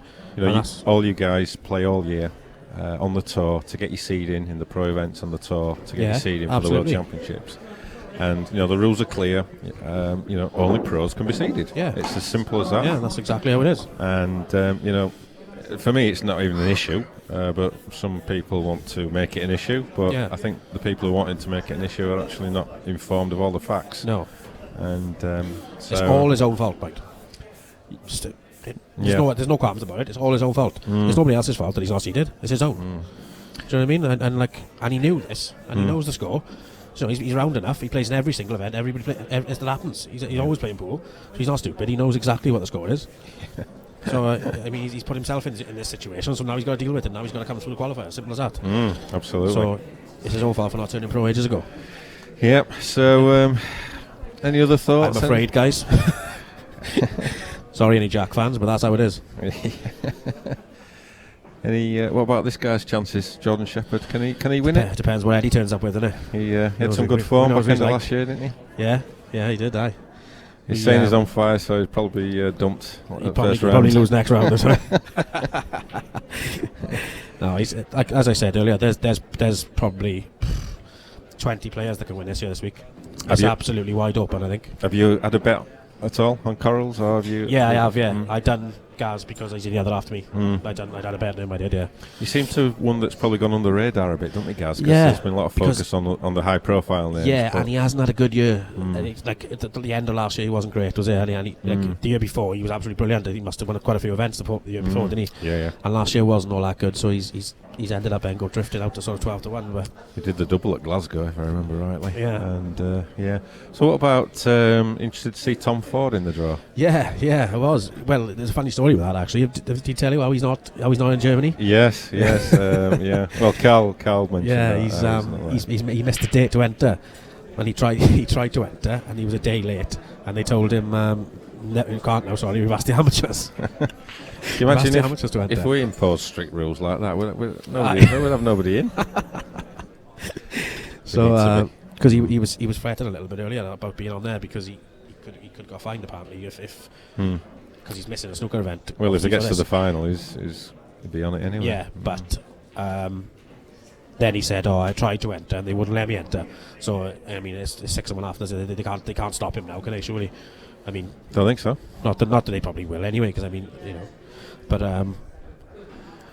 yeah, he was fretted a bit, thinking he might get a fine for being on there, but he should be fine, I think. He might need to win the event to pay the fine. Right? Yeah. Don't know what the World Snooker fines are. Oh, no pressure there then. Our tournament directors had a little flutter on you and Corey. There's another one as well. For the singles, Corey was 50-1. Yeah. Do you know Corey's a really steady player, and he don't fear anybody. He'll play anybody. He's another bit of value, each way value there, because it depends what sort of bit of the draw he's in. Yeah. I mean, we won't know that till tonight, will we? This is it. There's some really good players here, and it's going to be wide open, I think. Just hold on a minute, Jordan. I'm interviewing. You can't be asking me what time you're on or anything like that when I'm interviewing. Unbelievable, these kids. Unbelievable. Where do you get them from? Oh. Who's that now? Back to the board. My God. Battle of the Boldies, this is correct. I just thought me and you were going to have a nice little chat, Craig. I know. And we've got a crowd round us now. This is it. This is the thing now, see, Kev. We're superstars in the commentary box. This is what it is. So we got an audience to come to watch the superstars in the commentary. Right, so when's your next match? In about 10 minutes. 10 minutes. Are you a 2 o'clock session? 2 o'clock. 2 o'clock. 20 minutes, you are. Okay. Off up to get changed, I think. Yes, yeah, please. Aye. Right, then, I'll be back later on to do a bit of commentary anyway, because I enjoy it. So I'll see you later, guys. Thanks a lot, Craig. Bye. Cheers. Okay, we'll be back at 2 o'clock with the next streamed match. And so we'll see you then. We're just going to work out which one it is. So we'll let you know.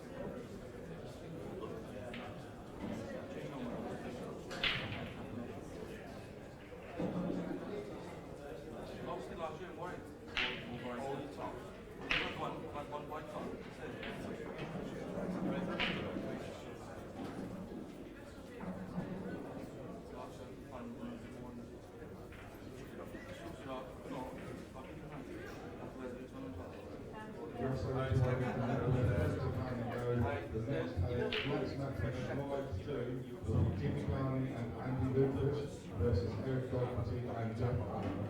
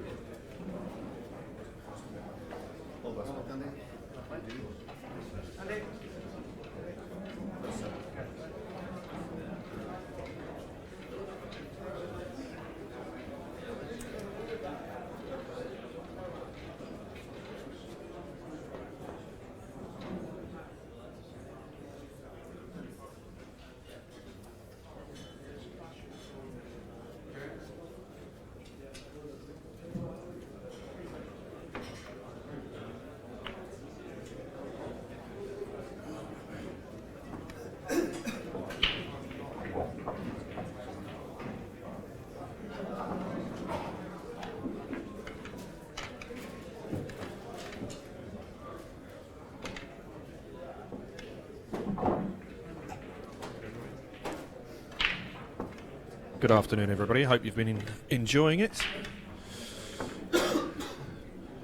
Have you been getting on, James? Not too bad, thanks, Nick. Could be better, but school report as always. Playing well, just not getting a rub. So it's Nick Hammond and James Hannay, dream team in the commentary. In the commentary. I've had to retire. You've had to retire? Yeah. I've got an injury. Oh dear. Was it cruciate? I've got a bit of bronchitis of the knee. Yeah, cruciate. Yeah. Yeah. So. Right. Okay. Frame one here. Jeff Allen to break. Should be a very good match, this one. Jeff Allen, Eric Doherty from Yorkshire against Andy Lucas and Jimmy Carney of England A fame. Well, they've won a few world titles between them. I think they're at about 4, maybe 5 between them. Mm-hmm. So plenty of form there. Andy Lucas at least twice 3PO, PPPO world champion, maybe 3 times. I'm not 100% sure. Jimmy Carney, similar number of titles. Yes. I believe Andy's 3 worlds and 2 Europeans. Is it? If I remember rightly, yeah. He wanted to win Europeans last year. He didn't, but playing against 2 very capable players. Jeff Allen's current EBPF men's singles champion from Chelsea last year. Very good. So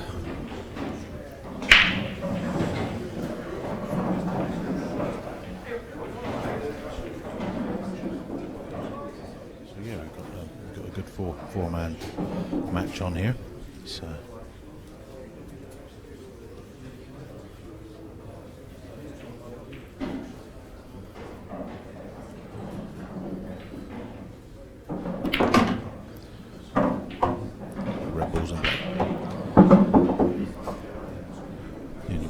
The red next to the black. The red next to the yellow on the left side of the table does pass it to the bottom left corner. So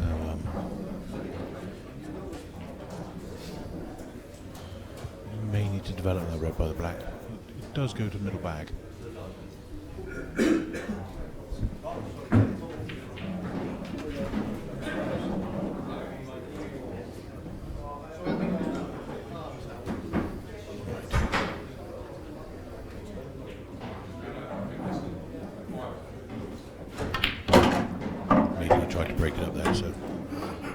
This actually may be the best opportunity to play if you can just get enough of that red. It's tough. It's a tough shot to be playing from close to the cushion anyway.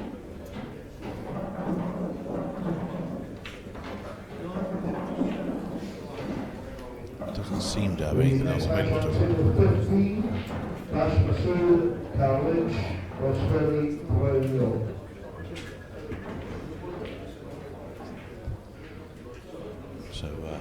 Nick Hammond, as everyone knows, is our technical coordinator for the IPA tour, and he's sat in front of me, and he's got 3 laptops on the go, and a pen and paper as well. Always a backup, Nick. And some biscuits. There was some Nature Valley. And a cup of tea. Yes. All a picture. Yeah, so Eric's just going to glance off this red and probably go behind the other 2.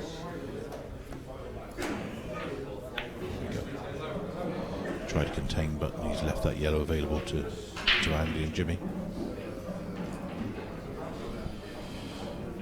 Right, yeah, I've just gone and got another laptop, so I'm going to open up Facebook, so if anyone's got any questions for us, facebook.com locate IPA streaming, or if you want, you can go to our website, ipapool.com, and in the sliding graphics on the homepage, one of those is called social media. Click on that and you'll be able to find us from there, various pages and social media outlets. You have to ask someone half my age what half of them mean. Yeah, it's Insta, Twitter, or whatever it's called. I don't know.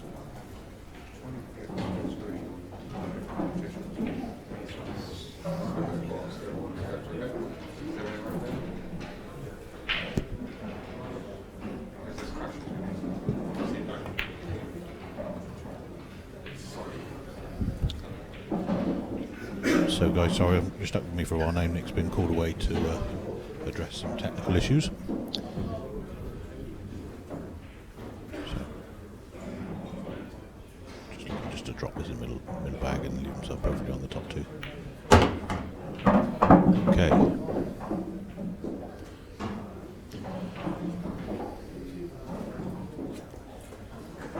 So, just a case of mapping out these last 5 yellows here for Andy and Jimmy to get the first frame on the board, and you'll be looking to leave the white somewhere right half of the table, probably 6 inches to a foot down from the middle bag for the black into the bottom left, being that's the only pocket it will go into.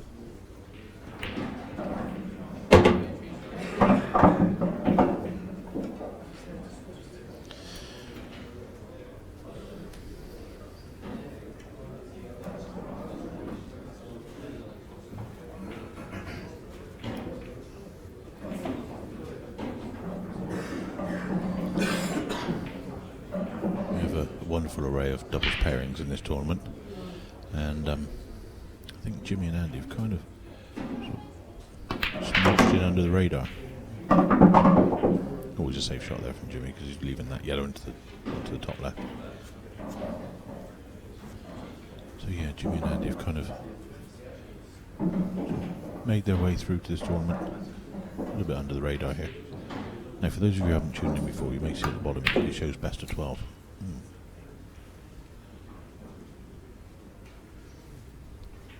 Uncharacteristic there from Andy, but bottom right pocket's safe. Yeah, it says best of 12. So what happens here, being Scotch doubles, they'll first to 7 wins, but if it goes to 6-all, we'll have a black ball shootout, which the black will go on the spot. It is very near at the moment, and it'll be I believe 5 shots each, and after that, if they're still tied, the black will be on the spot and the white will be on the mark on the middle of the ball cushion to play the sudden death. So that's the way the match will be decided. So if it goes to 6-all, black will shoot out. Bit of excitement there for you. And the quality of both these pairings, this could well go to 6-all as well. So.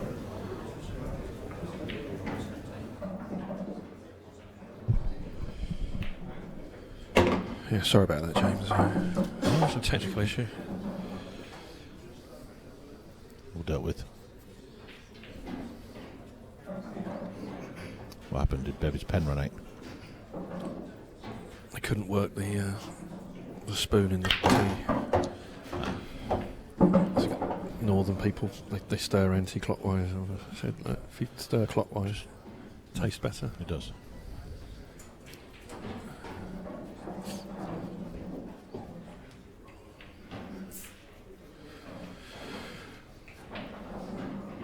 Okay, another feature that we're going to trial during this match is if you go to the IPA pool.com homepage, on the left-hand side, locate the live scoring tab.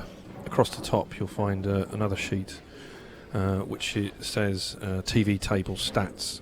So we're intermittently trialling that. Basically, we'll record things like who's broken dish, errors, etc.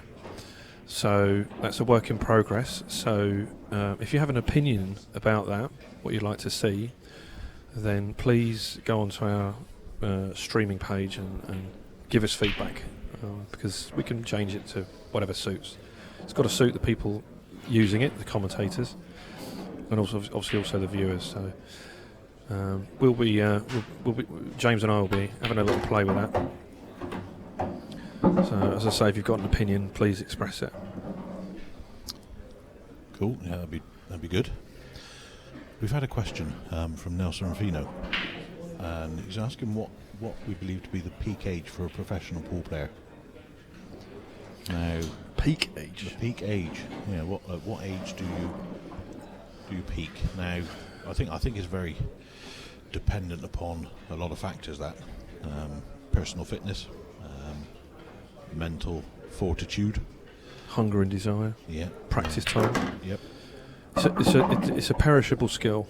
Yep, definitely. So what happens? What tends to happen in the very young players? When I say young, is the ones, teenagers and early 20s who living at home. Sometimes they've got a table at home, or live in a pub, or college and work and social requirements. They don't have families to consider. They can practice 5, 6, 7, 8 hours a day, and you can actually you can really, when you play them, you can tell that. Whereas as you get a bit older, there are players playing that are grandparents. Yeah. So they're relying on muscle memory. I mean, someone like Andy Lucas, for example. Take Andy Lucas. It's probably the case can be made for one of the top 10 players of all time. Mm-hmm. Multiple world champion. Well, he's about my age, so he's married with family and whatnot. I'm not actually 100%. I know he's married to the lovely Shona, who's playing this weekend as well. I'm not 100% sure of the exact situation, but he's going to have other considerations, which is going to distract you. Mm-hmm. I mean, a lot of people said that Stephen Hendry, his dip started when he started having a family. So.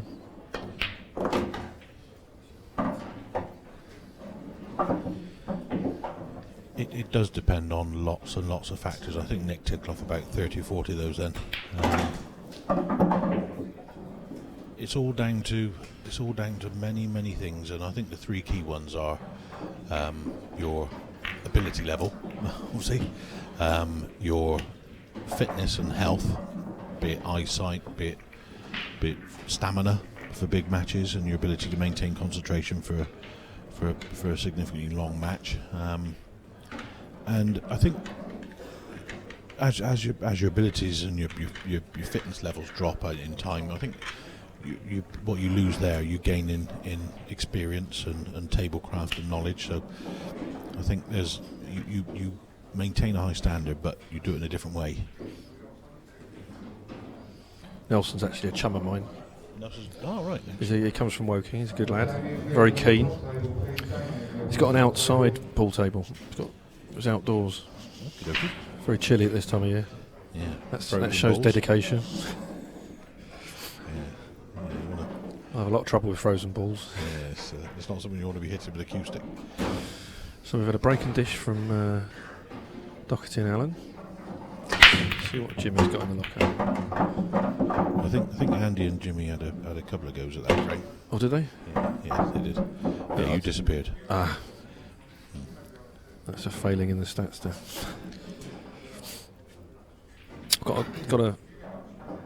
Well, let's get this frame underway, then I'll deal with Paul. I'll deal with your question after that. That's right. So Andy's going to go reds here, most definitely. And well, it's just. You say that's his age. That's his eyesight. Yeah, definitely. His age, eyesight, cue in action, table conditions, stamina, shoes, ability. No, haircut. There's no question of that. T-shirt. Bit tight. No, bit tight. Could be a bit tight. No, it's fitting in all right places. Okay, well, what I have now, I've got a question from Paul Coldrick here. So, who's our inaugural seniors world champion, plus Lakeside doubles world champion with Yannick Beaufils. Got a question here. Hi Nick, just a question. We're talking about the minute clock earlier. I was just thinking, as you're using tablets, could you not do the same sort of thing as chess? When the team finishes, they press some sort of button and an instant countdown starts on the tablet, even with some sort of sound at 30 seconds, 1 minute. Well, I don't know what was discussed earlier.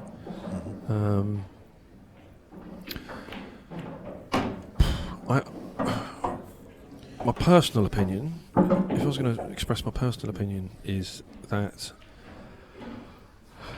with these sort of things, I don't see how you can artificially affect the players the way they play. I don't agree with that. I think if you are a type of player that plays in a certain way, I don't know what happened earlier, I don't know what they were talking about, then you should be allowed to express yourself in whatever way you see fit. Now, if that means that a game is slow, a match is slow, then so be it.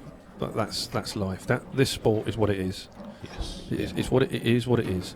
And I think that if you altered the conditions, say for example, to suit, potters and dishes and bangers and whatever, then you're just going to push it too far the other way. I mean, my favourite saying in this matter is, I really, really, really like roast dinners, but I wouldn't want to eat roast dinner every single day.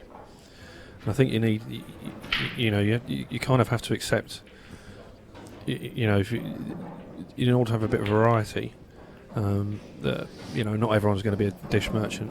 One of the inherent problems with doubles probably is the fact that because there are two players, they want to talk.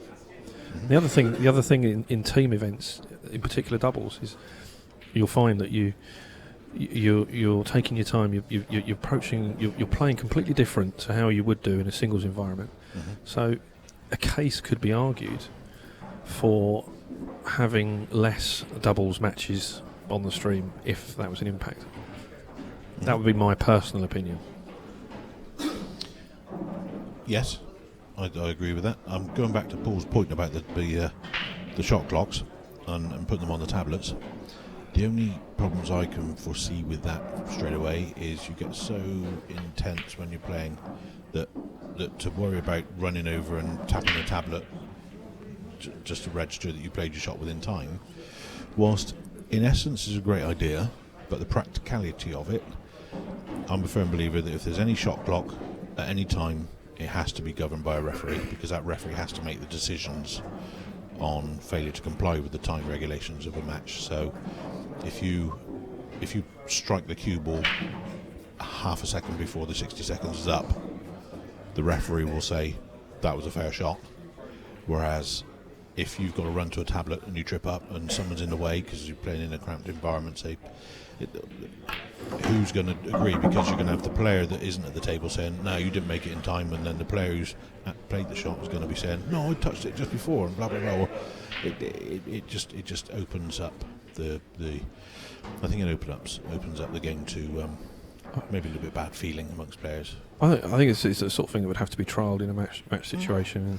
Try it. Give it a go. I mean, if there's call for it, if that's what the pros and the members want, then we'll investigate.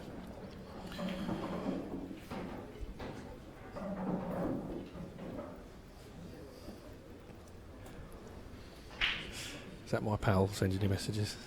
Excel man. Yes. I believe so. I've got a question from Drew Farminer here. Afternoon, watching on my last day off back work tomorrow. You asked about stats, etc. What about using the Break Speed app? There is a Predator one. Yeah, I'm familiar with the app.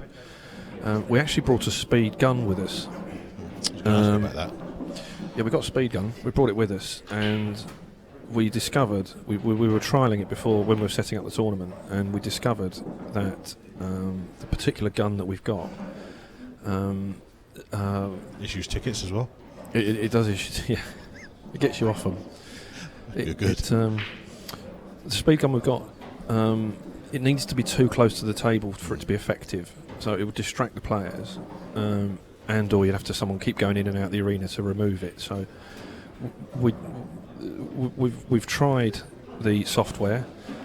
Again, it's the way the Predator software works. It listens for two noises. So what you do is you tell it roughly where you're breaking from, so from sort of the area of the balk line. You tell it how far it is from there to the top ball, and then it listens for two cracks. That's the crack of the cue tip hitting the white, and then the white hitting the object ball, and it measures the time between the two and calculates the speed. Now the problem there is you either have to have some kind of a remote mic on the table and/or a mobile phone literally lying on the table. And that's okay in your pub or whatever, but that's why we rejected that because of the other technical issues. I'm inclined to my view is, being as that's my department, is that we will get a better gun than the one we bought. So rather than mess around with software and apps, we're not penny pinching. We can afford to buy things. We'll buy a proper gun. It's just unfortunate the one we did buy, we didn't realise till we got here that there were problems with it. Could run it off of the ceiling, I suppose. Right, so good containing safety there from Andy and Jimmy. Really, if Jeff and Eric can get this yellow up by the black off the side cushion between the black and the red to the baulk cushion, and in so doing avoid canning the red with the white, then that would be the ideal shot, but it's such a tough position to be in. And a clever shot from the pair on the left. So the Essex boys. Essex in Cambridgeshire. Okay, Essex in Cambridgeshire.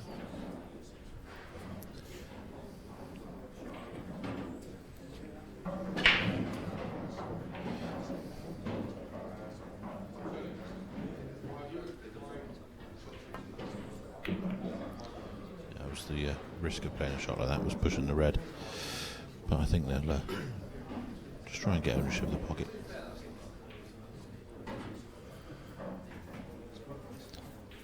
Is that a skill shot on? It is on. It is on. It does it precisely and cleanly. I think it's really the only shot they can go for at the moment. For those out there less familiar with the rules than our usual crowd, and don't forget that we've got a book running in on Corals. Corals are running a book on the event. Mm-hmm. So the visitor statistics indicate to me that we have people beyond our normal market or normal audience watching, so may not be as familiar with the rules as others. In black ball rules, which are the rules we're playing, one of the differences is that you can play what we refer to as a skill shot, sometimes known as a combination shot. Now what that means is that provided you hit your own ball legally and you pot one of your balls legally, then you can also pot your opponent's ball. So what that means is, if we take the situation at the moment on the table, Jimmy and Andy are on reds, what they're probably going to be looking for at some point is getting position where they can pot one of their balls and then smash into that group in the corner, removing the yellow from the way. Now the red that was obviously possible to make that move, they've now blocked off. But the point of the rules, one of the reasons we like that rule at this level, is it means that although we've got a fudgy frame here, but this is a tactical frame, it does open it up. In most situations, a clearance is possible. Yeah. So that's why we have it. It stops you getting into a world rules sort of fudge fest, really, doesn't it? Yeah, it's a good containing safety. He's not happy with that because that does skill off the black, so he's not overly pleased. Rather that red was sort of towards the right knuckle as we're looking a bit more, but not leaving a gap big enough to black to slide in the side of it. I've had a message from Rhino Higgins. Hello, Terence. Hope you're well, sir, and thank you very much. The stream looks great and the sound's good as well, so thank you. Got a big smile from David here, so, and a thumbs up, so hi Terry. Hope you're well, buddy, and hope everything's gone well recently for you. I know had a few worrying times recently, so I hope everything's looking better for you. I hope. Right. So the guys are looking at playing a little plant into the corner, leaving himself an angle on the yellow to the middle, probably white baulk line around about the green spot, so they can play the yellow to the middle and screw into the black red. So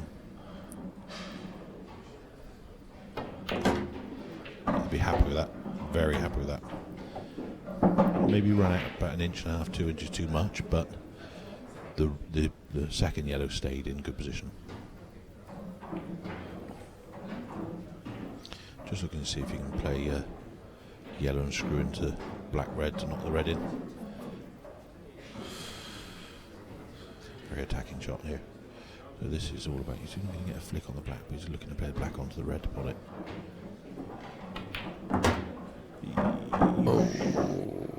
That's unlucky, but the black's in a much, much better position. If Jeff, he's a bit close to the cushion to be able to do it, but if Jeff could get the white out. So, as I say earlier, the pub players out there that probably wouldn't have seen that. That's why we have that rule. It just promotes slightly more attacking play. So, what they were attempting there was to pot the yellow in the middle and at the same time drop the red in the corner. Yeah, but they've opened it up. He's going to play the double, I think, but this does skill.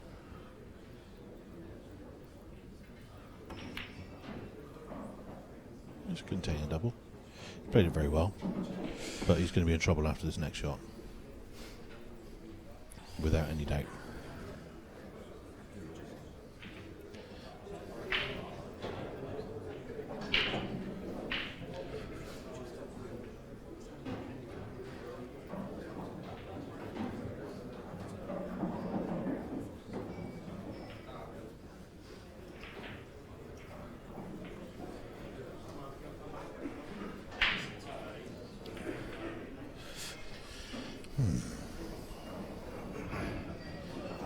And you just got a little look from Jimmy there. I don't think that was the best shot for him.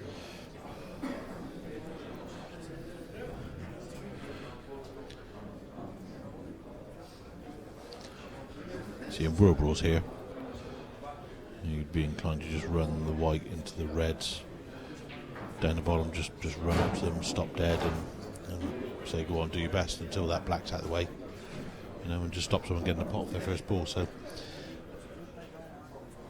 there's pros and cons for both sets of rules. On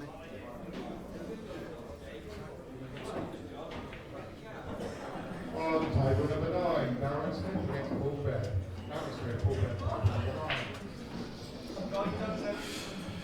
I can tell you that on table 3, Arf and Dad and Jason Twist are 6-3 up against Simon Webb and Stuart Prince. So they got to the magic 6 mark, which means they can't lose the match. Or more correctly, the worst situation they can do is get into a shootout. It's first to 7, but obviously we're playing 12 frames in the doubles. So if it goes 6-all, that's when we play a black ball shootout. Now, black ball shootout basically is think of it like a penalty shootout. Black goes on its spot, and each team, first of all, gets 5 shots each at potting the black off its spot. Now, if it's still even after that, so 3-all for sake of argument, then they then play sudden death. And I believe sudden death is spot to spot, isn't it? It is. So you play from the black goes on its spot, and you play the white from the brown spot. Centre point of ball. Yeah, it's tough. That's tough shot. It's makeable. You can float it in, or you can screw it in. You can play it, yeah. Last year, playing in the doubles last year, I was playing with James Peoples. Yes. And we had 3 black to... sorry, wrong. We got through 3 rounds, and we won 2 black ball shootouts. And we didn't miss a shot. Didn't miss a black. Didn't miss a black, that's impressive. Well, thank you very much. Shame we couldn't do any business with yellows and reds on the table as well. I've got an injury. Got an injury? No, I was talking about last year. Where's the white? Oh, very good. So.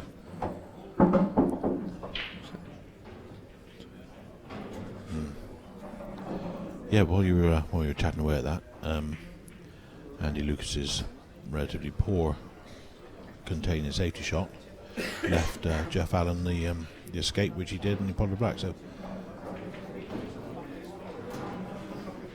Andy was absolutely kicking himself from that. I think Jimmy could see that was on as soon as he hit it. That's why he gave him a bit of a funny look. It's always tricky when you 2 great players playing together in a doubles format. They're not familiar with playing all the time. So it's 2-0, isn't it? It's Yes. to team B. Yes. I'll do their scores from here.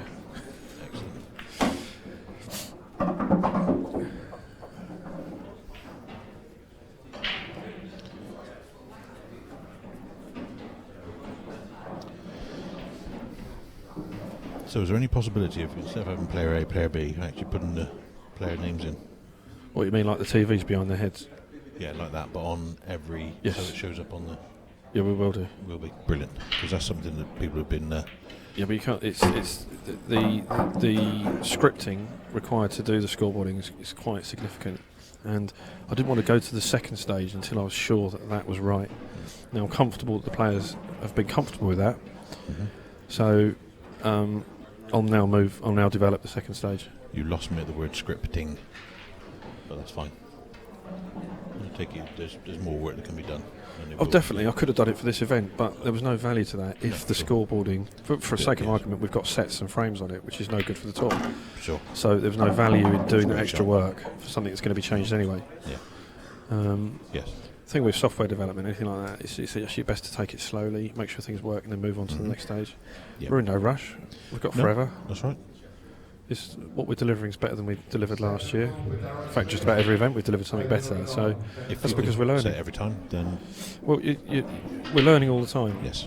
We're learning what the requirements are, what the players are capable of, what the viewers want in the modern world, etc. It's all, has to slowly catch your monkey. We're in no rush.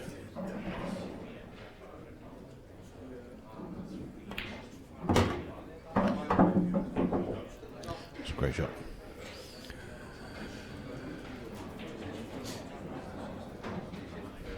It's a close one. Might need a referee to look at this. Well, Mel Harley's standing right there.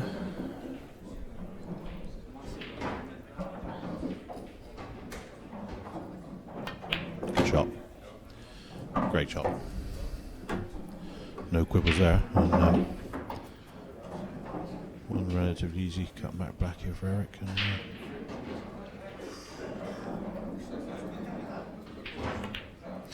Eric and Jeff take a 3-0 lead.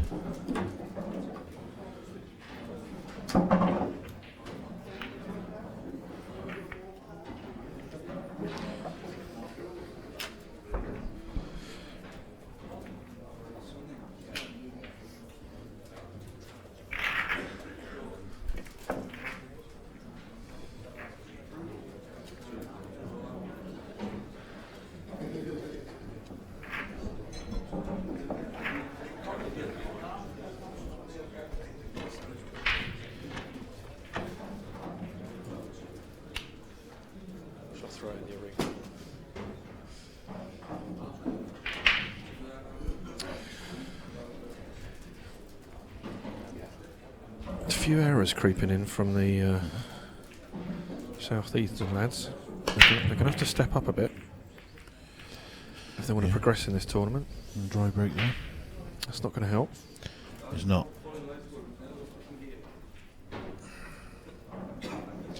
It's not. If they were to go yellows by cutting that yellow by the black into the corner bag, the only tough yellow is the one furthest towards the bottom cushion here. Because it doesn't pass the red into the bottom left. So Paul sent a message saying, "Hi James." He says he's back practicing now. Well, that's not good to hear, is it? No, he's it's pretty, never good. He's pretty decent. He's pretty decent drunk player, to be fair. Yeah. Yeah. And I was playing one night, mixed doubles, after about. Just Catalonia. Catalonia. Yeah. Four jugs of something evil and fruity coloured that tasted sweet but was actually full of death.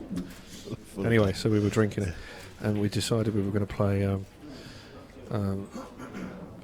Scotch doubles, mixed doubles, absolutely drunk out of our heads. I was playing with Masala Cunningham, yes, and Paul was playing with Emma Cunningham, yes, the two sisters. Anyway, we were playing with £20 a corner, and none of us could see apart from Paul. Paul's the only one that was taking it sneaky. So Emma first visit, she just gets to the table and throws all the balls everywhere and just walks off. Said, "Call it quits." So to hear he's practicing, it's really bad news for everyone else. Yeah, because he's over 40, he plays in the seniors. I know. In answer to your question regarding Toff and Roger, I've got no idea at all, mate. You're going to have to look at the scoreboard. I believe Toff and Roger won their last match against Ben Rogers and John McAllister. That's not bad then. No, that's good. I think it was 7-2. I'm not 100% sure, but it was a significant win against a significant pairing as well. There's a lot of very dangerous pairings here. There are lots. Both the ones on view here are very dangerous as well. I mean,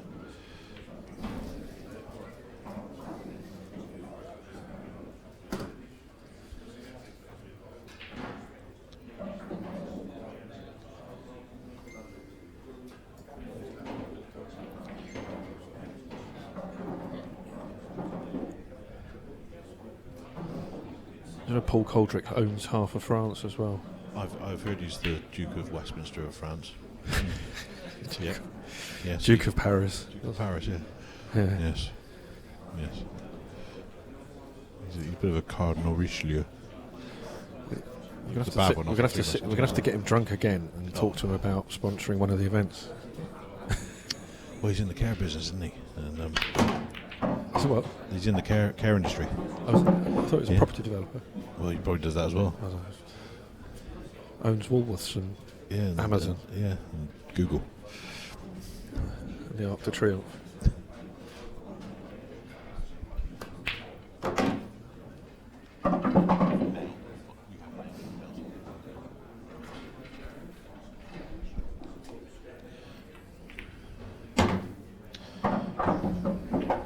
Great shot there from Jimmy.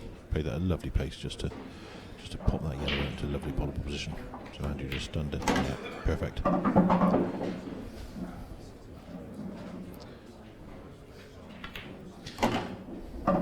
So the thing with these two guys, they've had a bit of a shaky start. They're 3-0 down, and Eric and Jeff are fully well aware of the fact that if Andy and Jimmy get on a bit of a roll, they might struggle to get their hand on the table. So.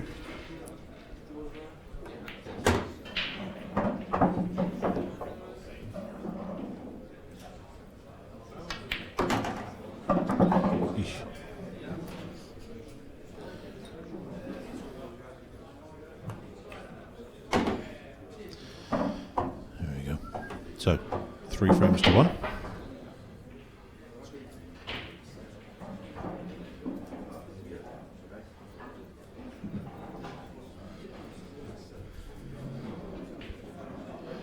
Just looking over my doubles partner that we lost earlier on to Jason Twist and Arf and Dad. Lost 7 frames to 4. Could have done better, but he's just giving me the thumbs up, so he's not unhappy with me, so I'm happy with that.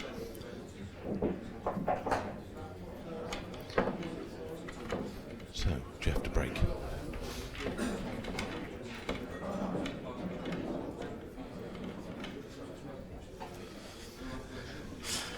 I've had the same message from 2 people. What happened in Catalonia stays in Catalonia. Yes. Okay.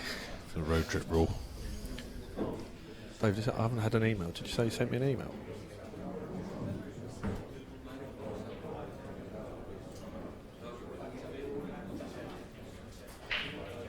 Just now?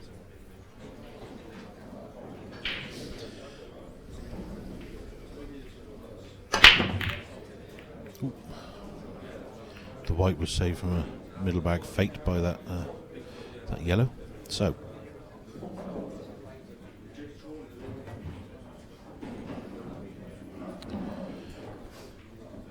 One dry break. If Andy and Jimmy to run this through, and then Jimmy get a good break in the next, all of a sudden you could be looking at a tied match, and the 2 England pairs, England international should we say, not England pairs, because obviously Eric and Jeff are from Yorkshire and English. Had a message here. Can you turn the camera away from? This is from Phil. Can you turn the camera away from Pat McDermott? We're trying to get the viewers higher. I couldn't possibly comment. We'll add that to the to-do list.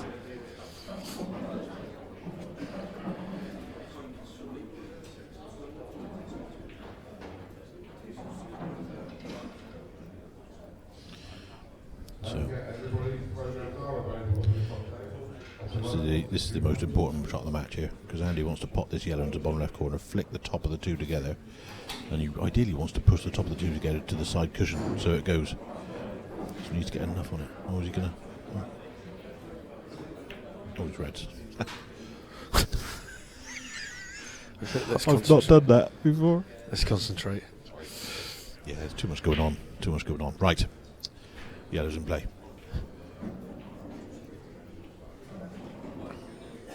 If it was yellows, I'm sure he'd try to play that shot though.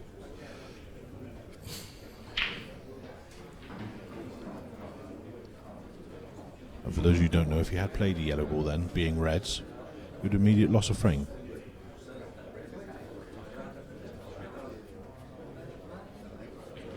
Thanks, Neil. Will do.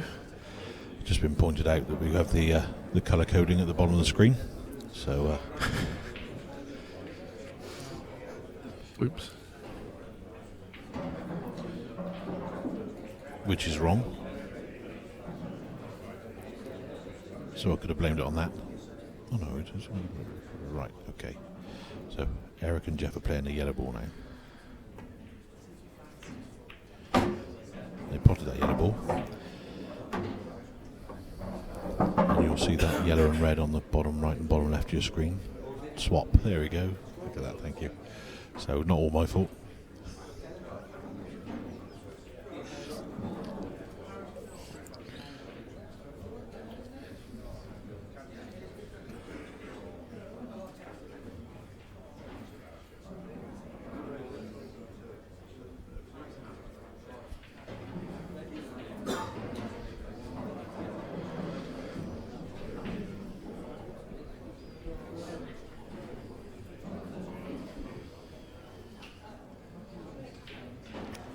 Just realised I'm on in 45 minutes.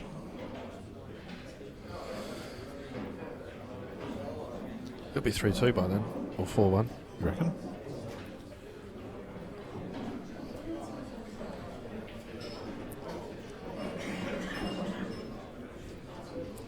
So, Eric and Jeff lining up a yellow ball. Yellow's in play.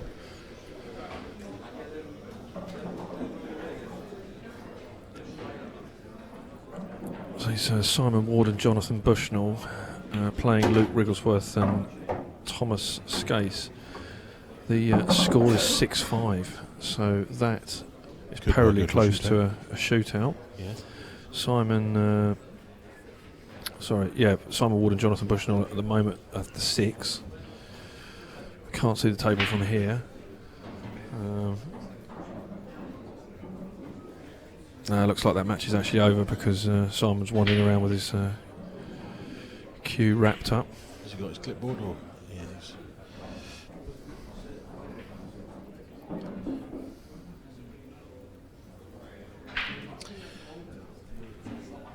So we just had a message from Zach Shepherd. Hi Zach. Sorry to hear you're not very well.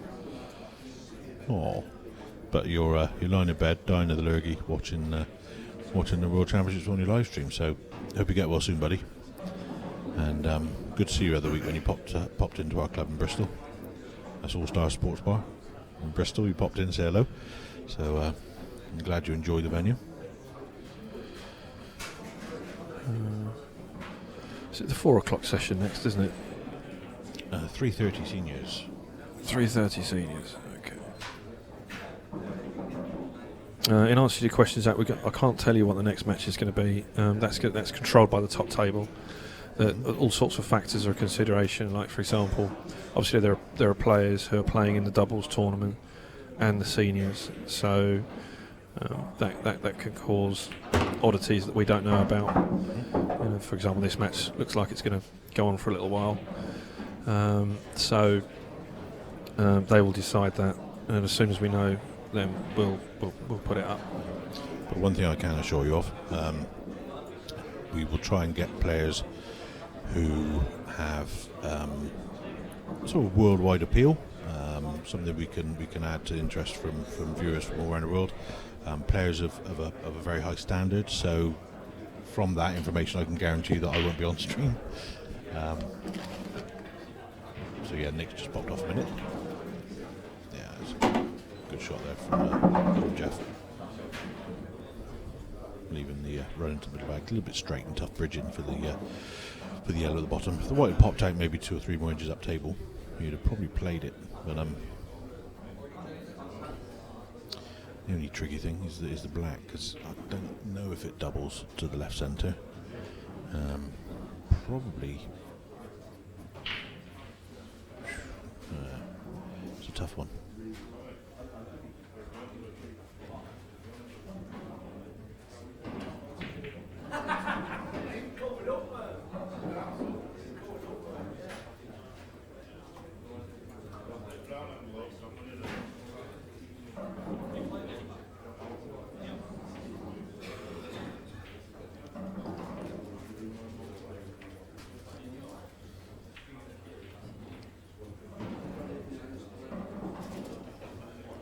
Just want to say hello to Wayne Pinder from Tsunami Streaming.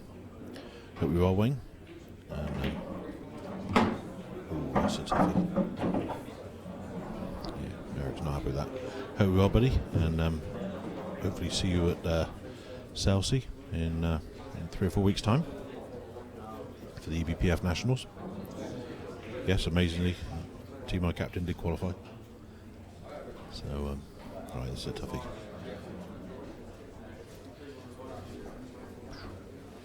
Yeah, I mean, to get the white there is going to, he's got to play this precisely.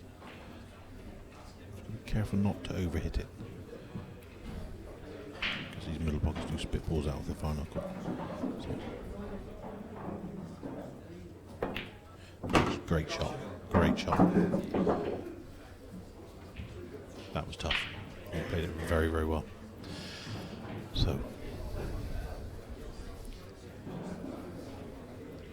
Jeff Chalk in his cue, but he's not looking too enthusiastic about the prospect of Eric putting this in him having a tough black.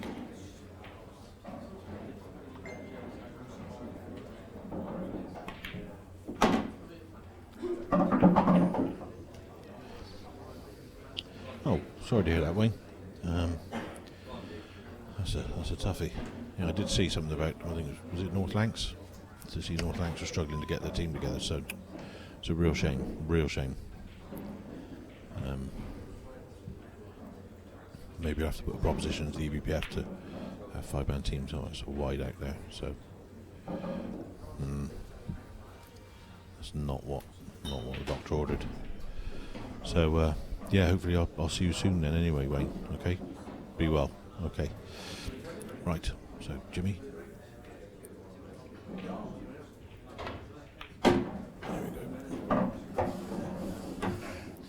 Well played, little shot there. Touch a drag right hand side just to straighten up off the knuckle and leave him on this one by the yellow spot. So Andy will just screw the white out probably to where it is now, maybe a fraction more. Great off the side cushion. Andy's always a tough guy to commentate on because he likes to play his shot slightly differently. Oh, Wayne, excellent. Qualified for England senior trials, so best of luck with that. So it was a good day. It took me 3 goes to get in. And the third time I was really, really struggling, but yeah, had a good spell at the end of the trials, so managed to squeeze into the place. So be good to catch up with my old pals in England senior side. Simon Spate, Brian Carroll, Craig Ray, and then we've got sorry, just watching that, Jason King, Jason Baldwin. Do you know, I'm not sure that red passes. I think it will, Deadwood. Just trickling now. Just making a bit of a drama of it. I mean, that sailed in there. Missed the other red by 3 mil, and it missed the left knuckle by 3 0. So, not what you want when you got Jimmy Carney just about to break with his new Jason over break cue.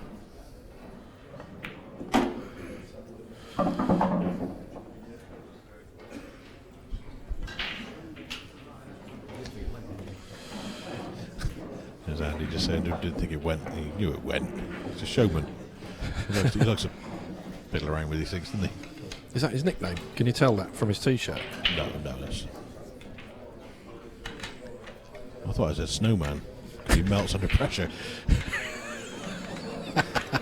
Sorry. We shouldn't laugh. No, I was sat out on the steps at Killarney with Jimmy after what happened back in September last year. But it was a difficult one. We had a game of golf the next day, and he lost that as well. So you're any good at golf? Me or Jimmy? You. Hack about a bit. Yeah, just waft the bats about a bit, see what happens. Right, he's gone dry. So, first crack at the whip for Eric and Jeff, but I don't think he's left too much. Maybe that's a plant to the middle bag. If it is, then that's what you take on, because everything else is open set then, really. Yeah, sorry about that, Terry.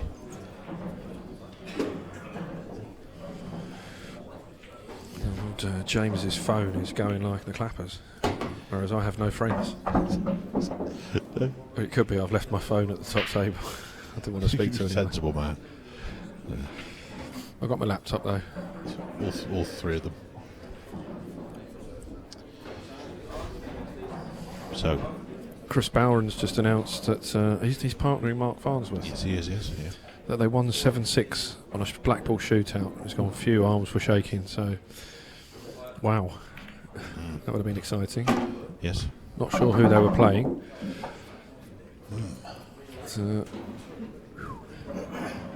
Anything can happen. Oh, it can. Oh, they're at the bottom there. You just went past it. It was at the bottom, just down. Okay. No, they were on the left.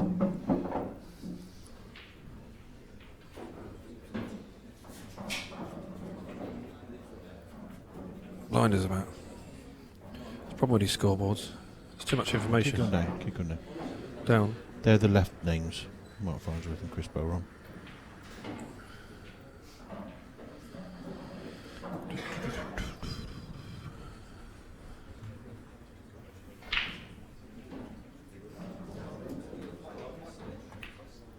No, it's just disappeared.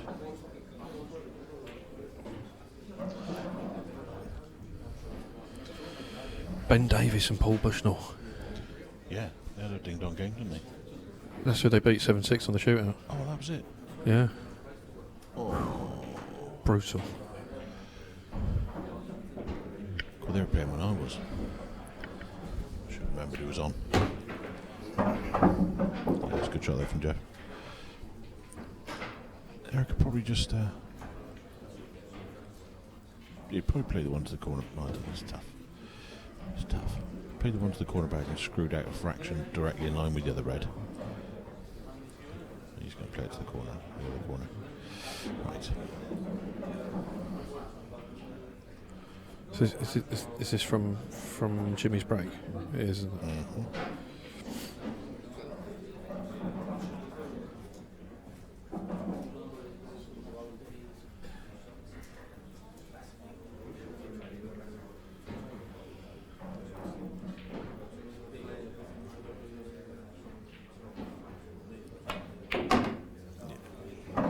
Screw that fraction right. He's left her straight. It's just...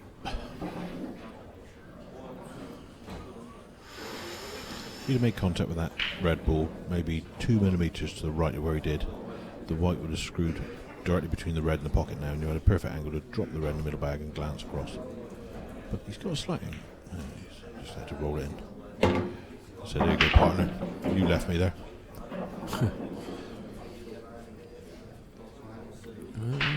Hands on the table. Hacker's chance. I'd have a go at this. See.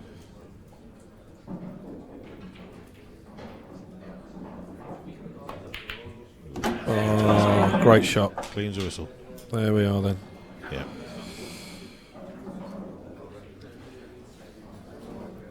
I know you weren't being disrespectful then, saying Hacker's chance. No, of course not. I didn't know. No, I didn't mean that. No, not about. I just want to clarify that for some people who might have thought you were. No, of course not. I know you're not like that. No, cool. But yeah, it's so that was a well taken out finish. And looking over in the corner, Jimmy's kicking himself, and I think Andy's kicking him as well.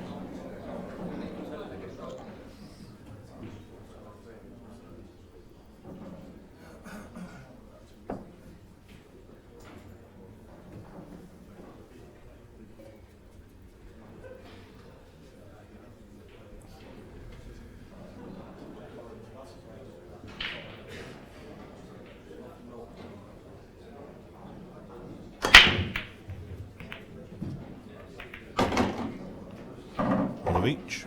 The white's tied up, unfortunately.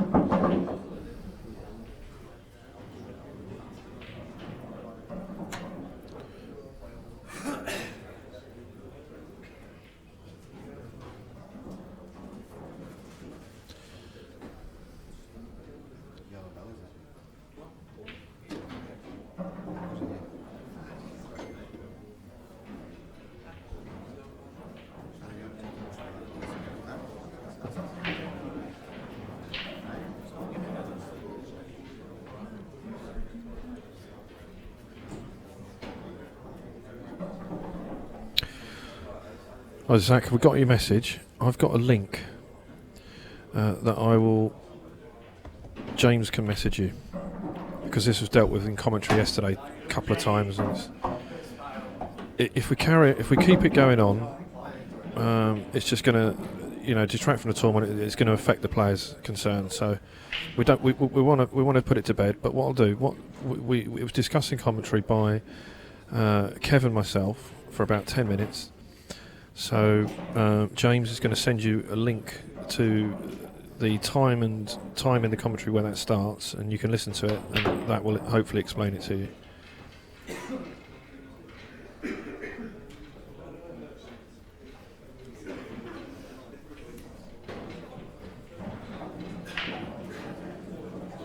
Funny enough, I saw the player concerned in the lift earlier, and we said let's just play, let's just get on with the tournament. It's something for the AGM another time. It's not. We're playing a tournament. Let's just get on with it. But as I say, James is going to send it to you now, and you can watch the footage, the discussion that Kevin and I had yesterday, and it'll all be there. It's on the committee group.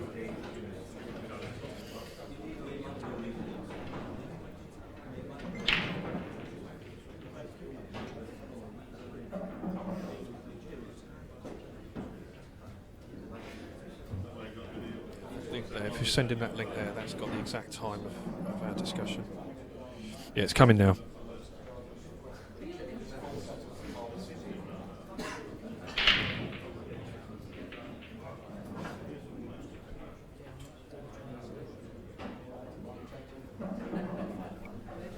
A bit slow with technology, sorry about that.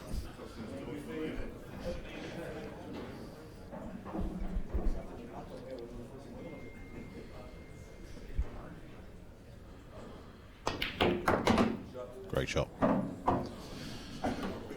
Unfortunately, it didn't pop out slightly better than that, but I think Andy may well be inclined to play this right down the rail first. Yeah, I think it's got to really, because otherwise it's going to get harder and harder. Yeah. And just as he went to play it, then Eric stood up for some reason, and Andy got away. But there's no intent there, you could see. So, he's having a good think about it. He's 6-1, half dozen the other, really. He could roll this one towards pocket and not do anything. But he's going to definitely just trundle this down the rail and see what happens. And it's pure as a what? Pure as a driven snake. A great shot. A great pot. Got unlucky with the position there. Yeah. But to play that clean at that pace was just, I think the chairman of the youngsters say now, was dirty.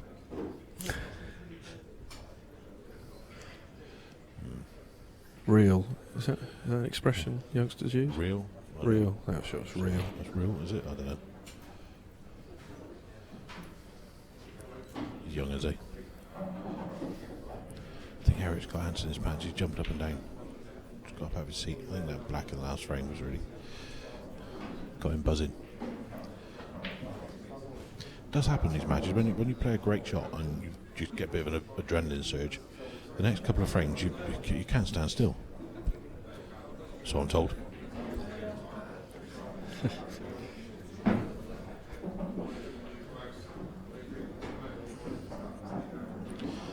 So I think Jimmy's going to play this really fine with right hand side and try and get back in behind it.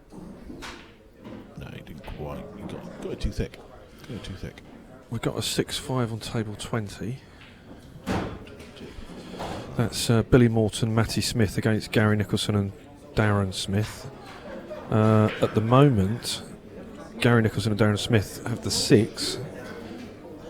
So again, I can't see the table from where we are. Is Billy's in pink. I know that, light pink. With Matty Smith. Can't see them playing, actually.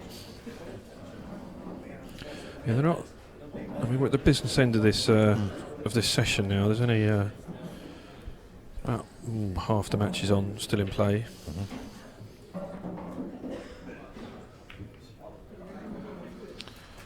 Tell you that a decent contained shot there. Craig Marsh and Corey Rees are 3-1 up on Jason Remington and Kevin Seaman. Yeah.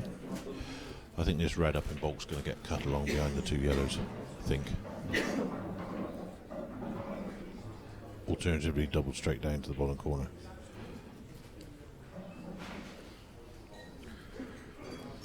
Going to be jostling for position in this frame. I think the next couple of shots.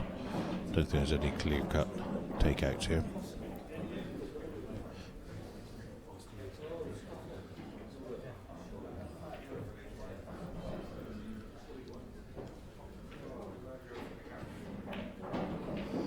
Yeah, that's a good shot there from Andy.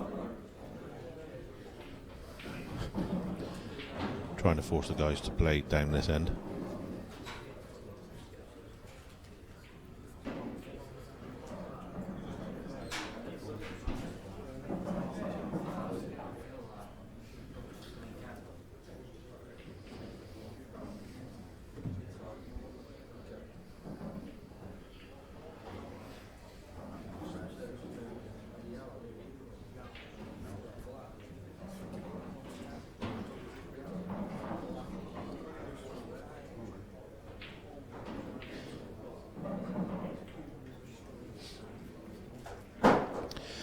I think it's pretty evident I'm going to play one of these 2 yellows on the left side of the table.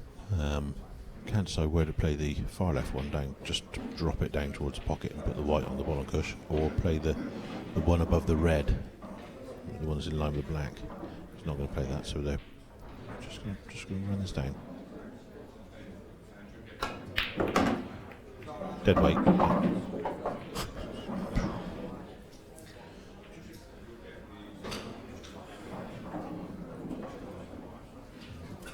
Plays just trace at bottom right. He should grip the yellow enough to pot it. You can see enough of it. He's short. He's short.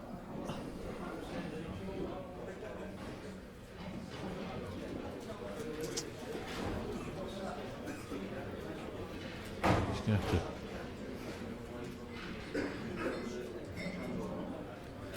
Kieran's awkward.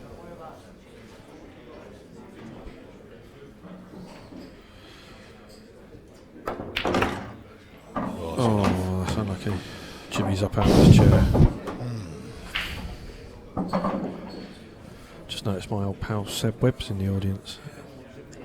Oh, you're friends with Seb, are you? Yeah. What's his real name then? Paul. Oh, okay. You are friends with him. We've had a share the same barber. We've had a video discussion. I noticed that. Yeah, it's a bit weird. It's felt a bit uncomfortable watching that actually. Yeah.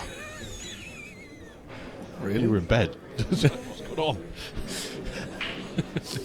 Yeah. I'll tell you what. Crunching data. Yeah, I'd say Nick, crunching data on your tablets, it does something. It plays with your mind, I think.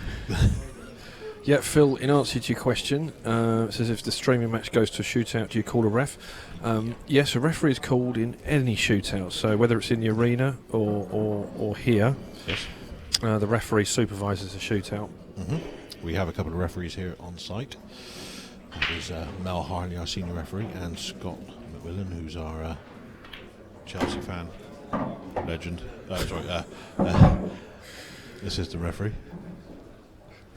Oh, Donna. Donna, I got a message from Donna. That we is can so see Donna cruel. Hey? We can see Donna tomorrow. Yeah, she's coming up tomorrow. Oh, excellent. I haven't seen Donna for about 18 years. Seriously? 16, 15, 16 decade, a long time. Yeah, that's not very nice. I can't believe she was playing pool 18 years ago. She doesn't look old enough. She goes, I've retired from the tournaments, and she's gone, because my arm's in agony, and she's gone, my arm is really killing me too, honey. I suffer with a tennis elbow, and it's been agony for weeks now. I'm not a pussy wimp, though. The sympathy for it. Is that all she wrote? That's not all she wrote. Not all she wrote. I'm not saying that over the airways. Okay, so back to Jimmy. Yes.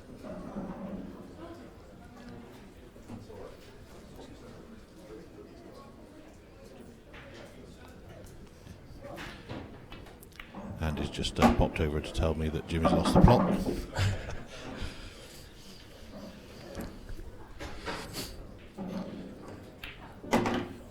I thought Andy would have known that. So, one thing I will say about Jimmy, apart from obviously he's a very good player, is he is able to get and maintain an extreme level of focus. God, it's like he's in a trance sometimes. It is, yeah. He must be. I think that's you find a lot of people who are good snooker players have that ability to just maintain focus. I mean, looking around the arena, we've got Daniel Sparks and Rob Donkin. I mean, Rob Donkin's a top snooker player as well, and his level of concentration throughout a match is supreme. But Jimmy has the ability to switch on and off again. I mean, he's now sat down having a chat with Jeff and Eric there. But as soon as game time is, he's game face.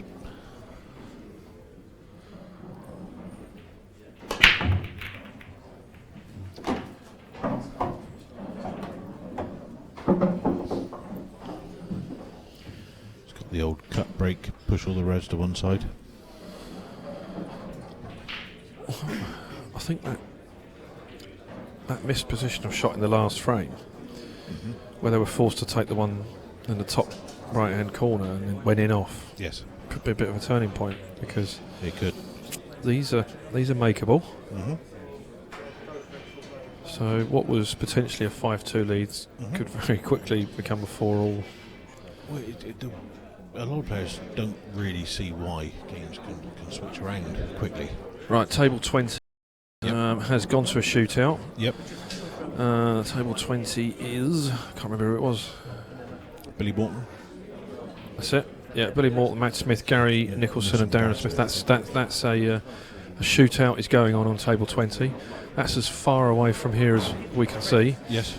So that'll appear eventually. The result of that will appear on. There we are. The ref's just been called to table 20.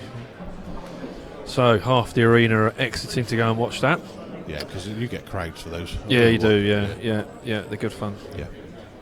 In fact, See, what I was just about to say then here is that if Jimmy and Andy are going to take so much time over this, they're going to make 100% sure they finish these balls off in this visit, because what that will then be is it'll be 4 frames all, and Jeff and Eric would have sat down for quite a little while, and the last shot they had was in off, and so they'll be stewing on that for quite a little while, and that's part of the psychology of the sport.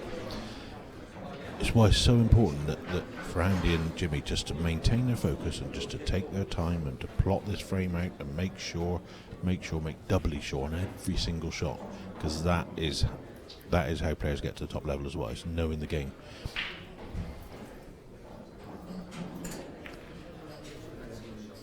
That's a good contained shot. It's always the way when I'm saying that someone messes up the dish, but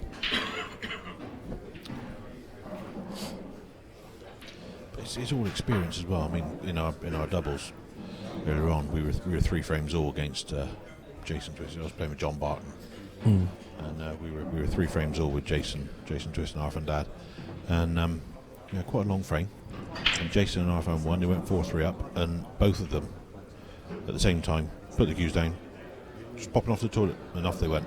And 6-7 minutes gone, come back. You know, it's just that.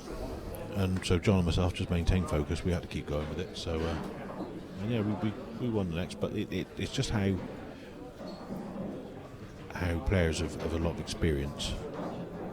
You know, they do certain things at certain times in matches, and you can see it's all planned. It's all, you know. Yeah. Not saying there's anything wrong with what Jason and I did at all. I don't want anyone to think that I'm saying it was a tactical sneakiness. It wasn't at all. I totally agree, and I totally accept. And I think it's the right thing to do. You know, just get out of the arena. Give yourself a second. Everyone's entitled to a comfort break.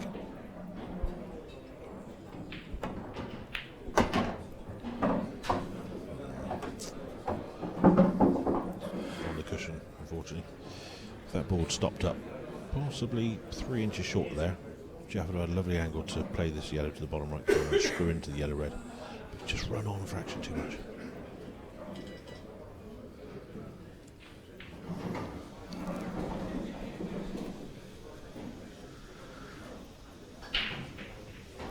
See, this here is giving Jeff and Eric a bit of table time to go now. So even if Jimmy and Andy were to win this frame and go 4-all, Jeff and Eric will have the break, and they won't be feeling so bad about what happened in the last frame. So, psychology of the sport is that ability to maintain control and keep. You know, once you've got your foot on the throat, keep your foot on the throat. You know. That's where I've been going wrong then over the years.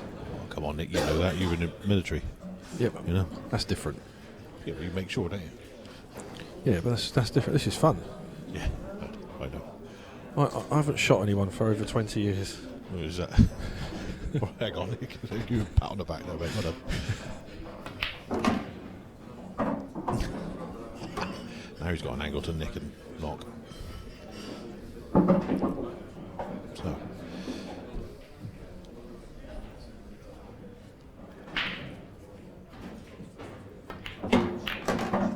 Oh, has he made it?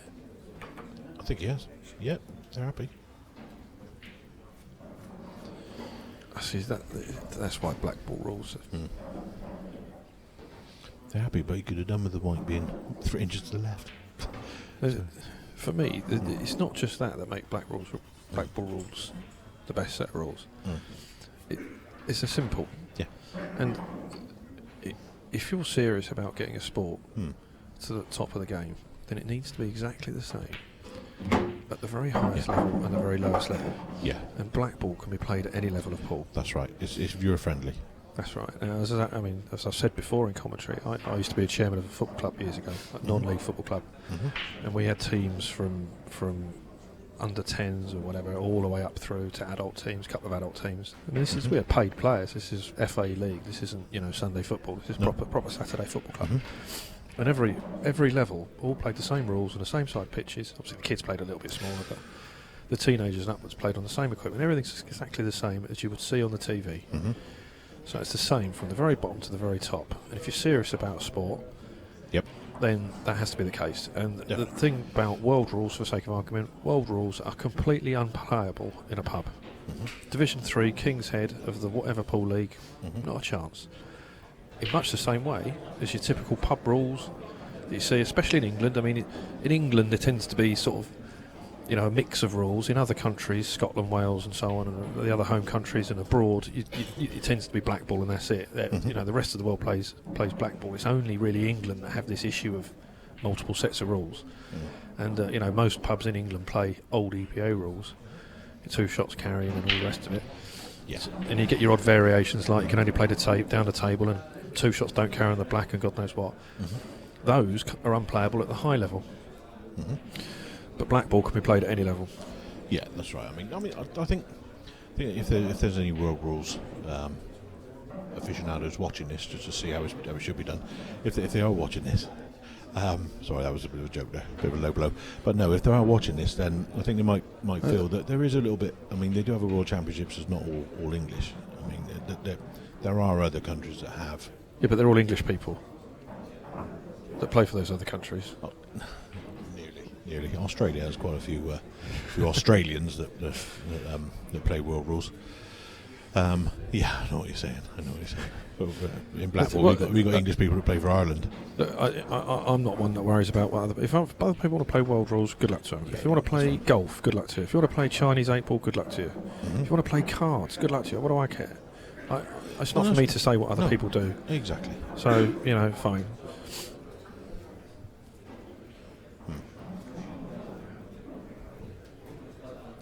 So, that was a foul then. Obviously the yellow was frozen.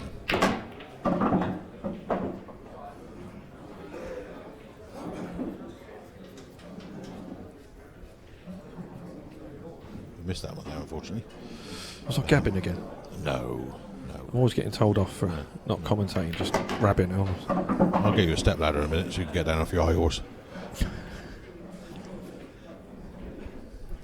Just a simple running shot with left hand side, get the white up the table.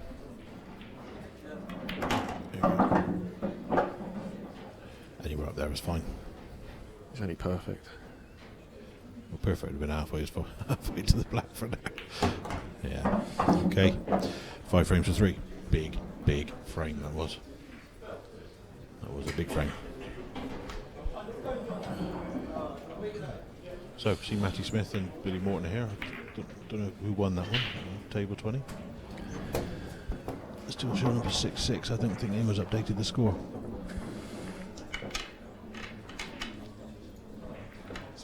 Who won the shootout? Do you know who won the shootout? Yeah, so Matty Smith and Billy Morton won the shootout there. That's good. 3.5 hour match.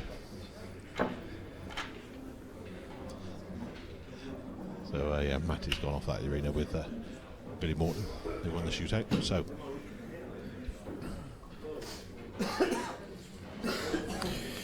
I think the story of this match so far, I think Dottie and Alan have been steady and consistent, whereas Carney and Lucas have been a bit flaky in patches, and I think they need to step up a little bit. There's a few mistakes, a few unforced errors. Yes. A few drive breaks. Well, that's Paul. You can't alter that. Oh, and there we are. They got a chance, and they're looking at those yellow balls, thinking they look quite nicely mapped out there. But yeah, you can dig down the middle bag and run into that red. Then it just opens up the whole world. I think the lovely Donna's going to be joining us soon. Donna's here, is she? Well, online. Oh. She heard I've been talking about her, so she'll be on to wind me up in a minute. I've got nothing against Crystal Palace whatsoever.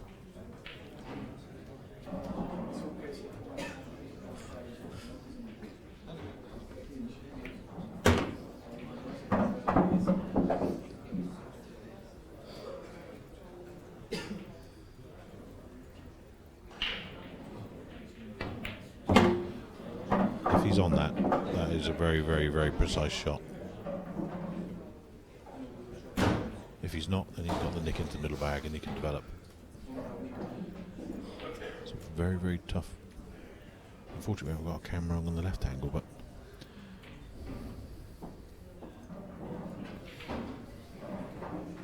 yeah, that white's come back half an inch too far.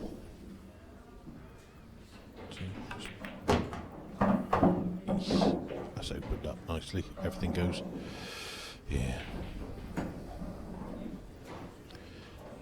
Yeah, and just done well there. So Jimmy just run this in and bring the white up towards the spot, and then centre the 3 O's left bag, and then choose which way. Beautiful. On the spot. It's a great shot. That was actually a very tough shot. I mean, yeah, he's got a tap on the table from Andy there, so he appreciated that.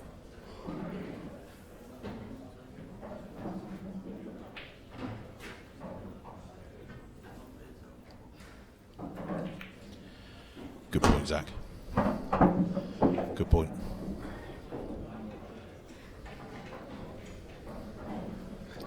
What you've got to bear in mind, Zach, is that, I mean, we don't slag off the EPA, we don't slag off world rules. We're obviously going to be slightly favourite towards Blackpool. We don't mind a wind-up, though. No, we don't mind a wind-up, no, but we're going to edge on the side of Blackpool, and we'll leave it up to you to figure out why that is. right? And suffice to say, not just because we think it's better, but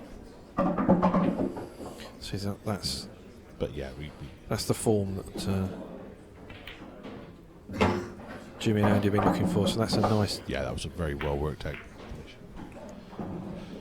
Just Jimmy, he had to jack the key up on that yellow to the middle. He just came back probably 3 or 4 mil too far for the yellow down the side. But Andy played a nice little developing shot. Trust a little bit to luck. He had to cut it into the middle bag with a bit of side to flick the red, but they plopped out perfectly. Jimmy's little yellow to the bottom right corner, screwing up to the spot was pinpoint accurate. Played it to perfection. So yeah, very well finished game.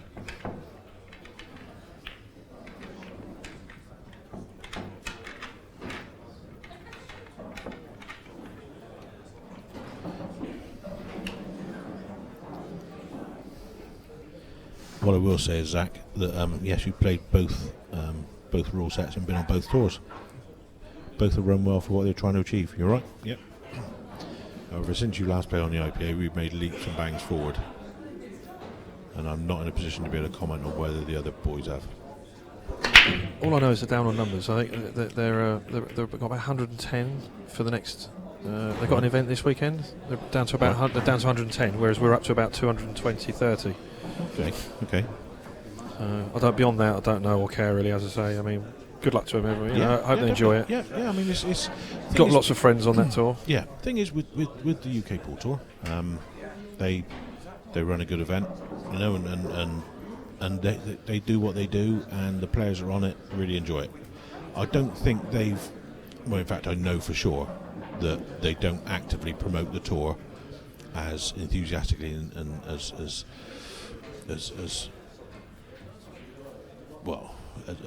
vigorously as we promote the IPA tour. That's evident. So I think that's going to have an effect on their ability to draw added numbers in. I've looked through all the names of the players on our tour this year, and quite a few of them were UK tour players last year. So that's a very interesting fact. But then I think everyone wants to try everything and see how they get on. Okay, I'm just going to. Nick's just come off commentary again for a technical breather.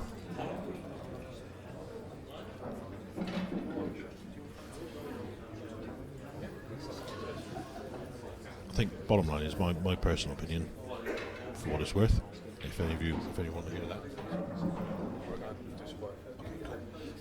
Sorry, yeah, just a message. My personal opinion, for what it's worth, is that I think the two tours in this country are both complementary of each other. I think they both give the players of this country what they want, and the players internationally what they want.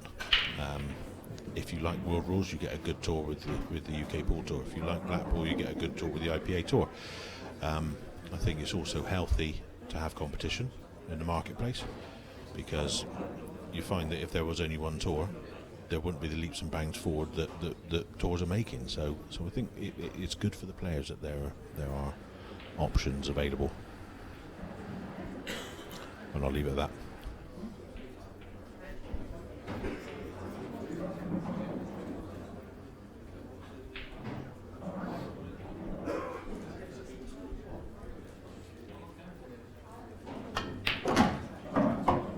Good shot there from Jeff. Well played. Trace the bottom right there to come round that red. If you just screwed that naturally, you'd have probably been snookered the other side of that red. So it was well played.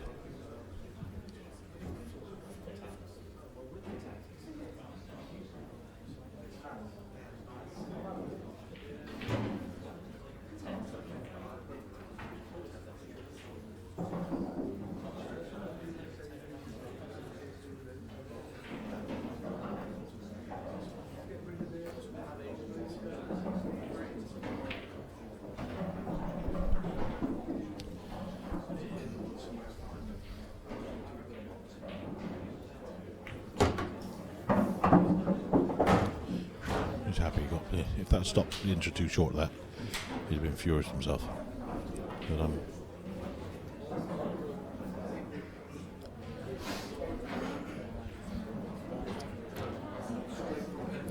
to play the red that he just obscured then to the left. The yellow just left the red there. He needs to play that one next, and then just pop the white on side cushion and come out, and then play the one below the black.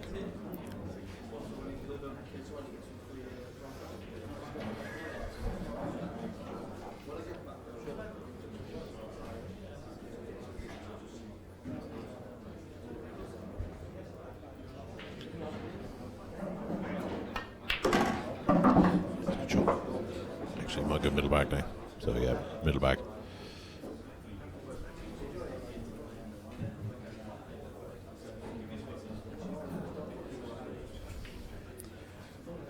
Zach Shepard, you've been typing for about 5 minutes now.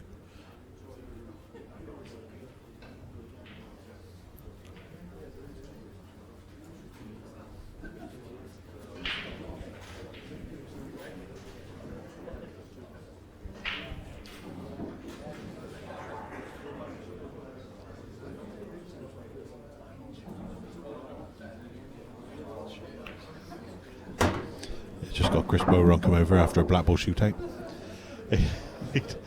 Oh, he looks relieved. He's wobbly up, man. And Chris has done really well recently. He's qualified to represent the IPA as the amateur player in one of our World Series events recently. So I believe it's Malta. I'm pretty sure it's Malta. It's coming to, yes. So he's done really well to qualify for that. And he's just played a black ball shootout with his very good friend and playing partner Mark Farnsworth against Ben Davies and Paul Bushnell, and they came through victorious. But he just said he showed his Q arm was shaking over it. So yeah, it does get nervy, which is what we wanted for this. It wants to be a bit. I mean, the doubles is it's a serious event. It's World Pairs Champion if you win it. It's a serious event, but we want it to be fun as well. So playing the best of 12. If you go 6 or have a black ball shootout. We've done it for the last couple of years with the IPA World Championships, and players have warmed to it. They like the idea of it. So we'll go quiet for half an hour or so and just reading Zach's reply.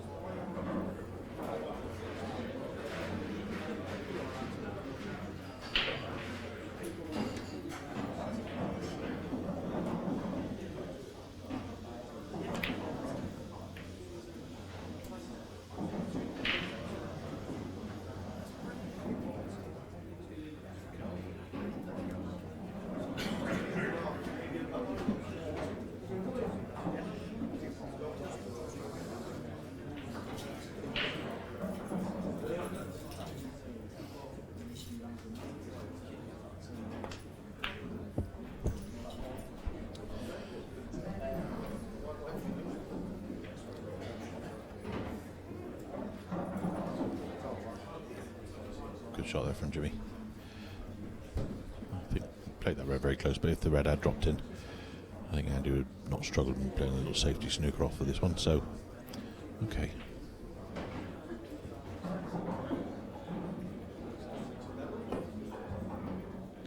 Come in narrow. So.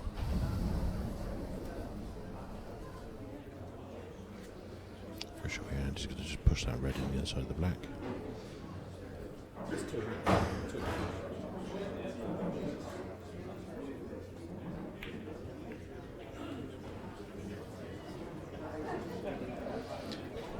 Jimmy can get to the one on the bottom now, just to cut it in. Should he wish to, but I think he'll want to do some work at top table, so yeah, he's going to play into left centre. There we go.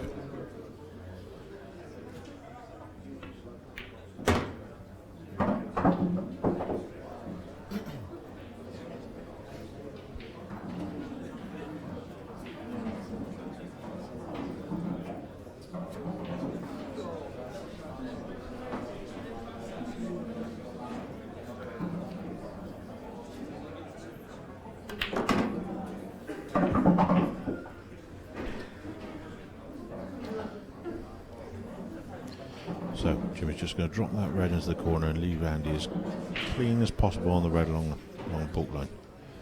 That's the key shot.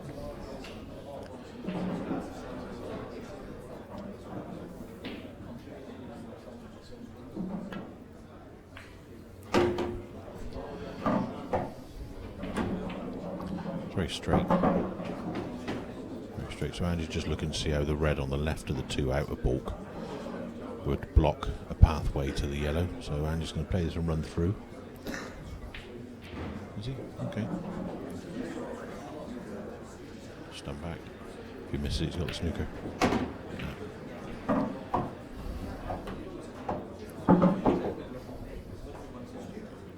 Right, just joining the dots really here.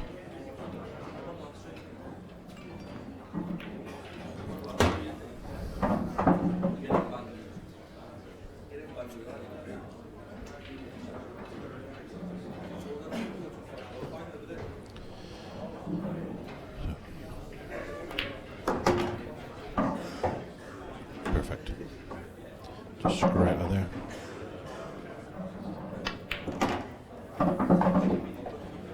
Five frames all.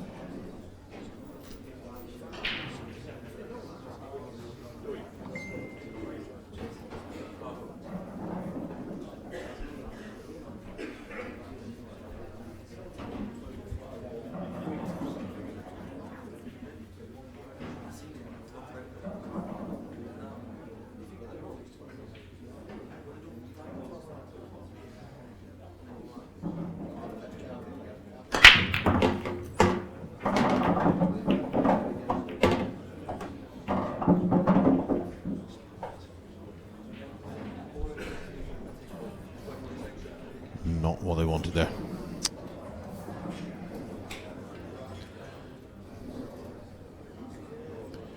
Just a case of developing this red on the side cushion here.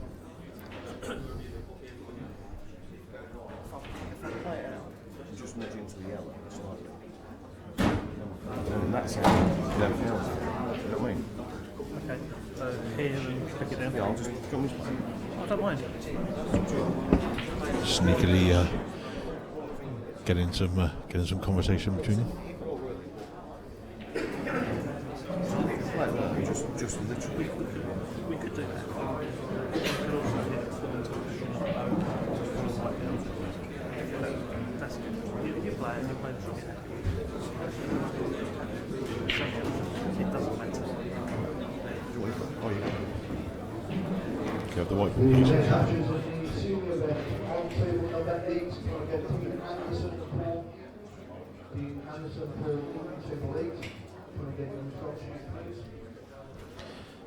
Got a message here from Craig Ray. Hi James, thanks for the mention. You're very welcome, sir. Hope your game's on top form.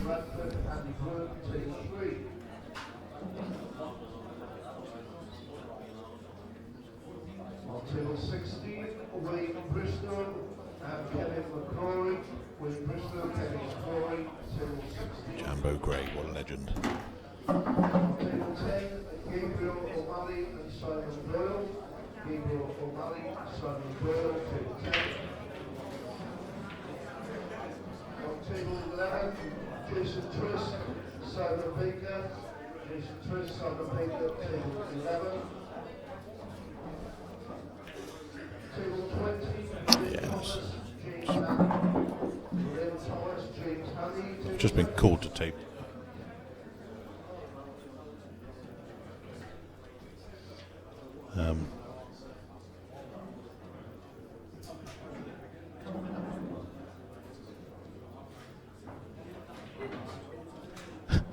to see Paul Baird, the tournament director. He's just going to announce again. If I haven't called you for this session, unfortunately, there's quite a lot of players still playing in the doubles, so just be patient with us. Thank you.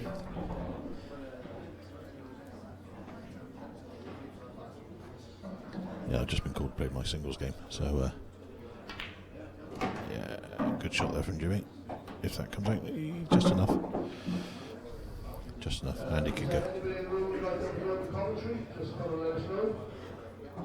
We need to release James from the commentary box to play this match. They need to release me from the commentary box. Oh, bless them.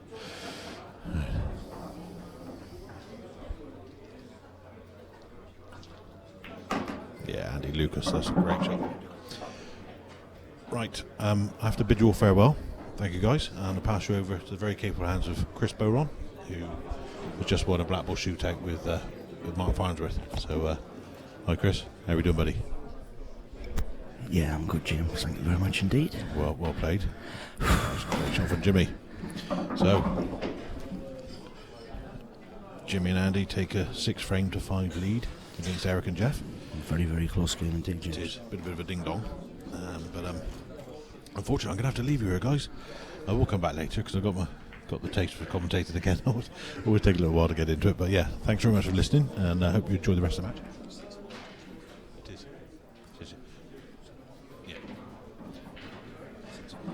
Yeah. Six. Andy just came to check, but we haven't been able to update the scores for them because Nick Hammond has left to do a technical thing. So, thanks very much, guys. And thanks very much, Chris. Have a good time. No reason, and good luck in your seniors game, James. Thank you. Seniors. Don't tell her we were seniors.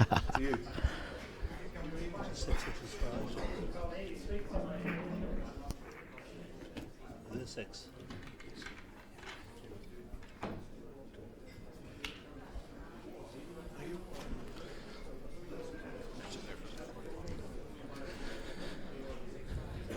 Yes, so it's been an absolutely fantastic match so far, 6-5. We've got Andy to break.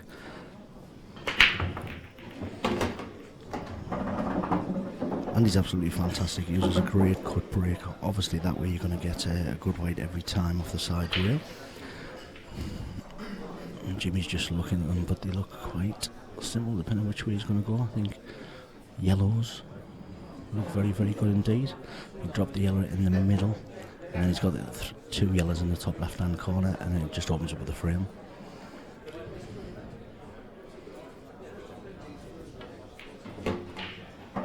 Yeah, I think he's played that perfect. He's left, obviously, the yellow into the middle left-hand side pocket. He may just stun it back gently to play the yellow near the blue spot in the corner, or the yellow in between, which opens up the frame.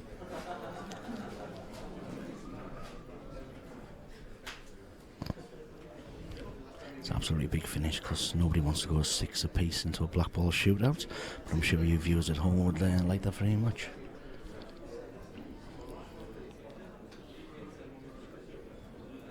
Just taking his time, obviously very important shot here. Referee table 19 for the shootout. We just heard on table 19 there, there's another black ball shootout. So our nerves will be jangling there. We've just played our last 64 match there. Quite fortunate to get through 7-6 in a black ball shootout. Yeah, and he's just rolled that in to leave Jimmy the yellow in the middle.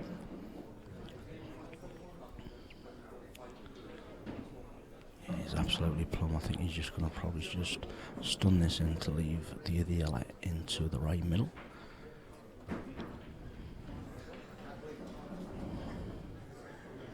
Two quality players in Jimmy and Andy. I think they both got seeded this year. Obviously Jimmy come back the IPA tour last year. Had a decent season really. I think he did very well in the pro event. And Andy Lucas, I think, won a qualifier into one of the seeded spots for the World Singles this year.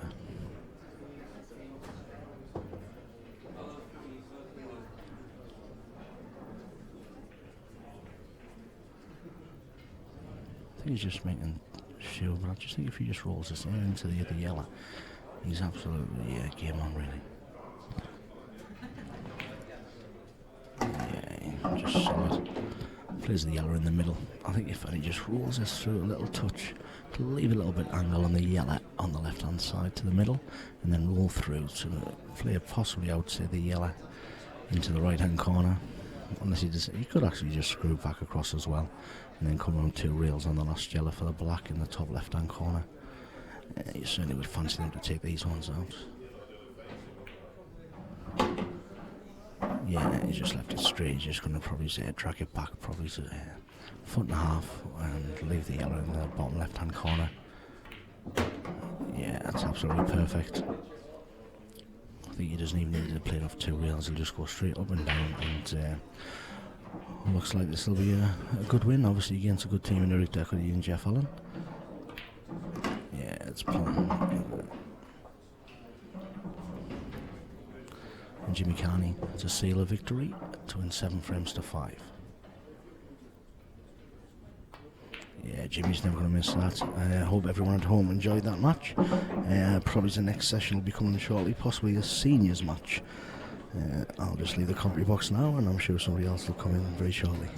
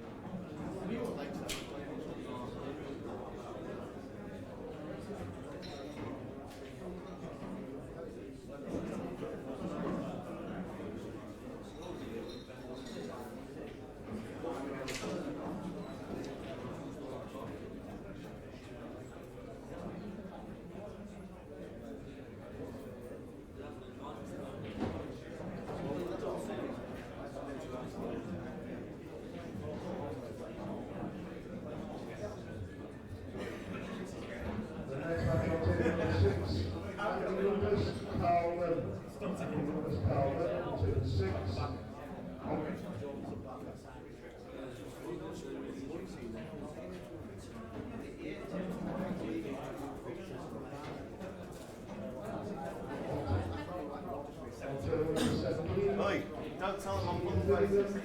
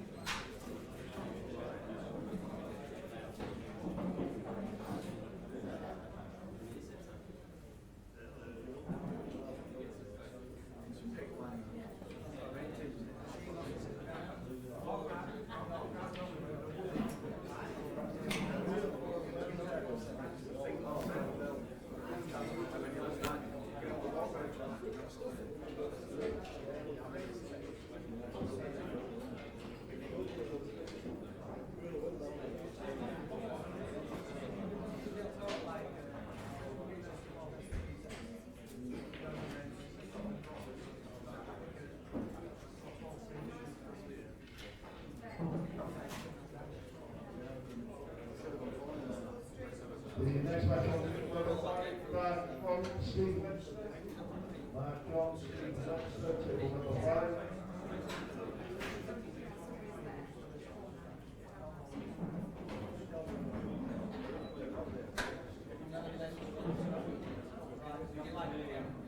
On table 2, Kevin Seaman, Dean Rawlins.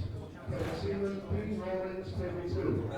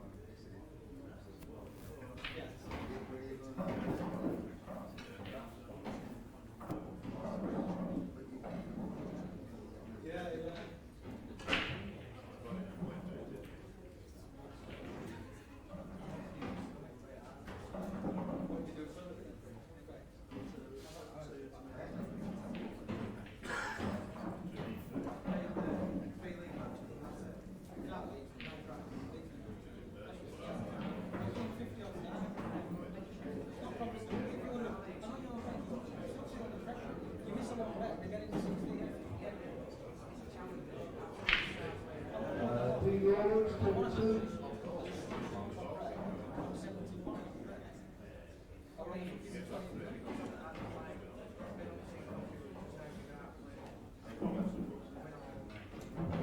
we do it on 23 with number 2.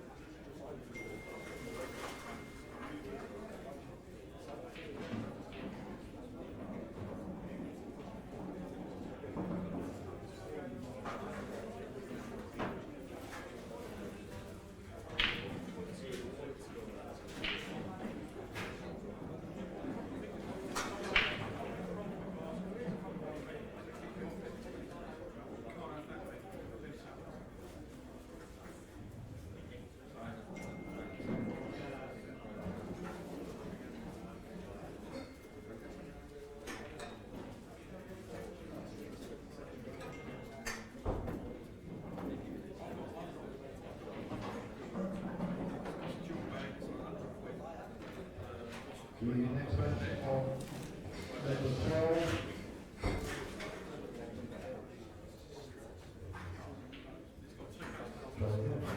The next match on level 12, Brian Robinson, Scotland.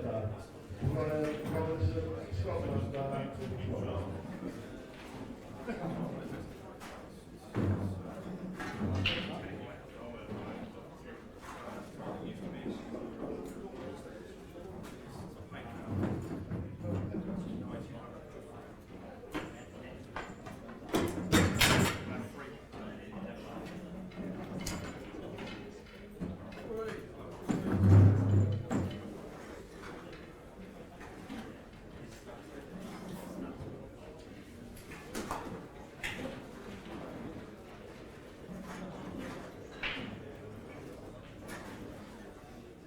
Yeah, I reckon worst way, it's 5 gig. I reckon I can get that right down anyway.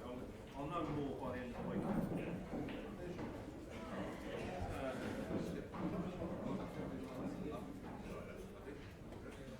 1.2 million hits yesterday.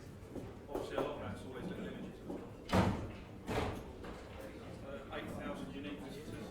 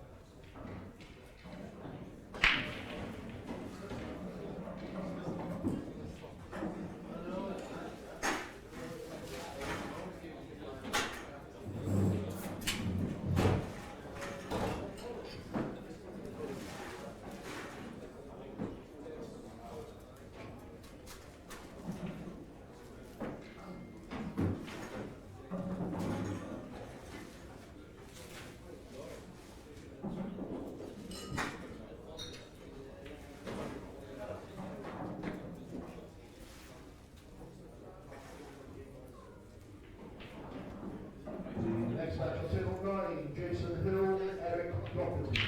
Jason Hill, Eric Doherty, table 9.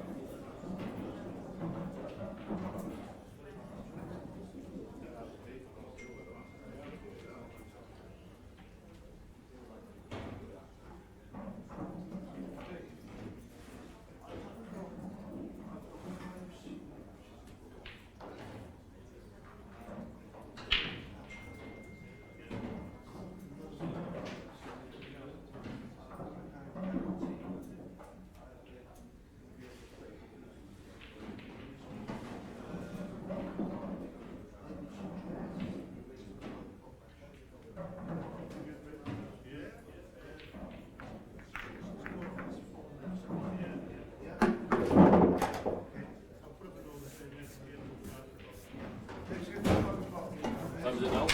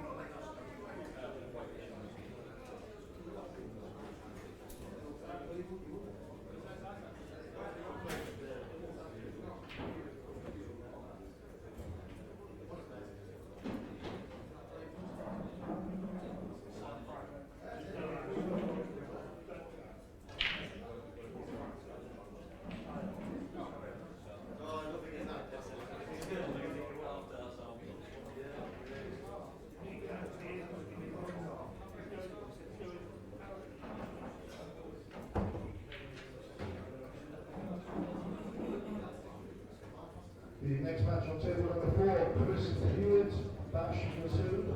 Chris Hewitt, Bash Masood, table 4.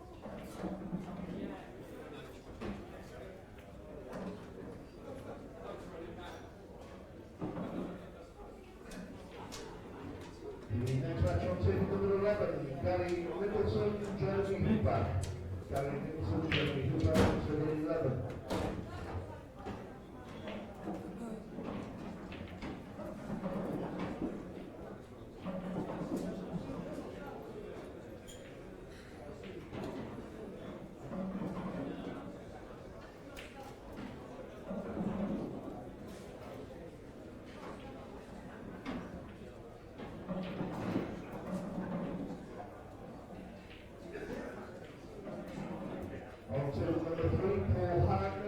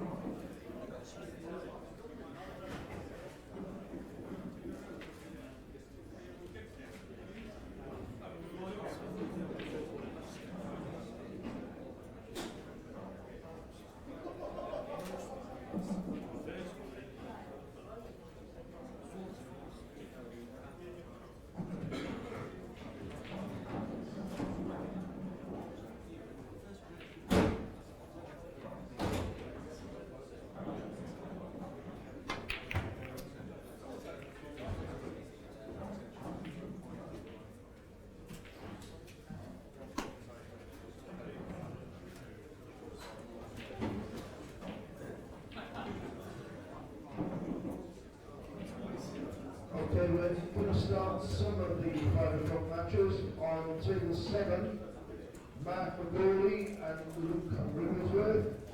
Matt McGawley, Luke Wigglesworth, table 7. Table 8, Jules Goodyear, James Eggleton. Jules Goodyear, James Eggleton, table 8. Table 13, Yas Hussain and Steve Thompson. Yas Hussain, Steve Thompson on table 13.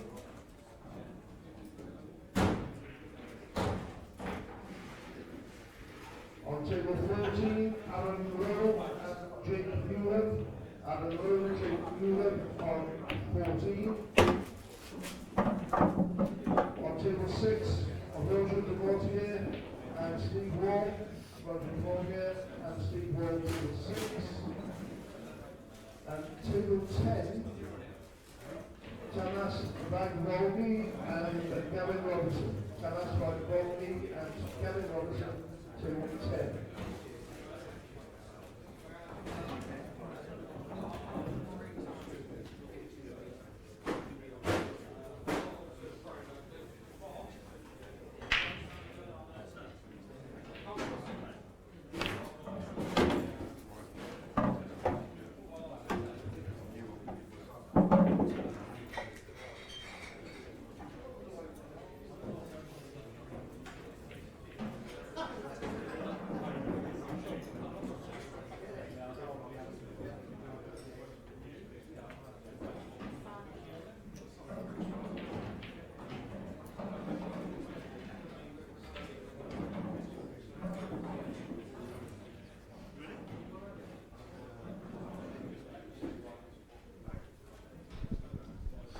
Hello. Right. Here for the, what's this, the last 64 now? Is it like, no, last 128? Last 128.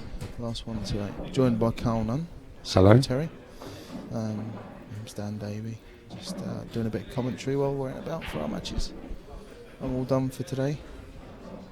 This should be a good match. Two of the best young players about, really, I think, at the moment. What's your prediction, Carl? I think we're going all 3 sets. Yep. Time to call, probably Ross Verney. I think I'm going to go Ross as well, but it's a tight game, I don't think.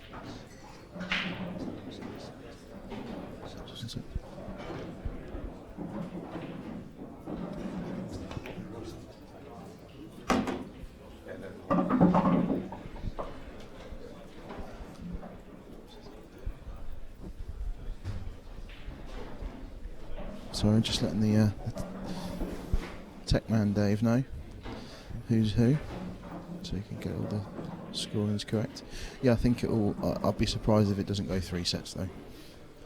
I think it's got to be an attacking game. They're both very attacking players. I can't see much tactical play in this one. No, there won't be. There won't be.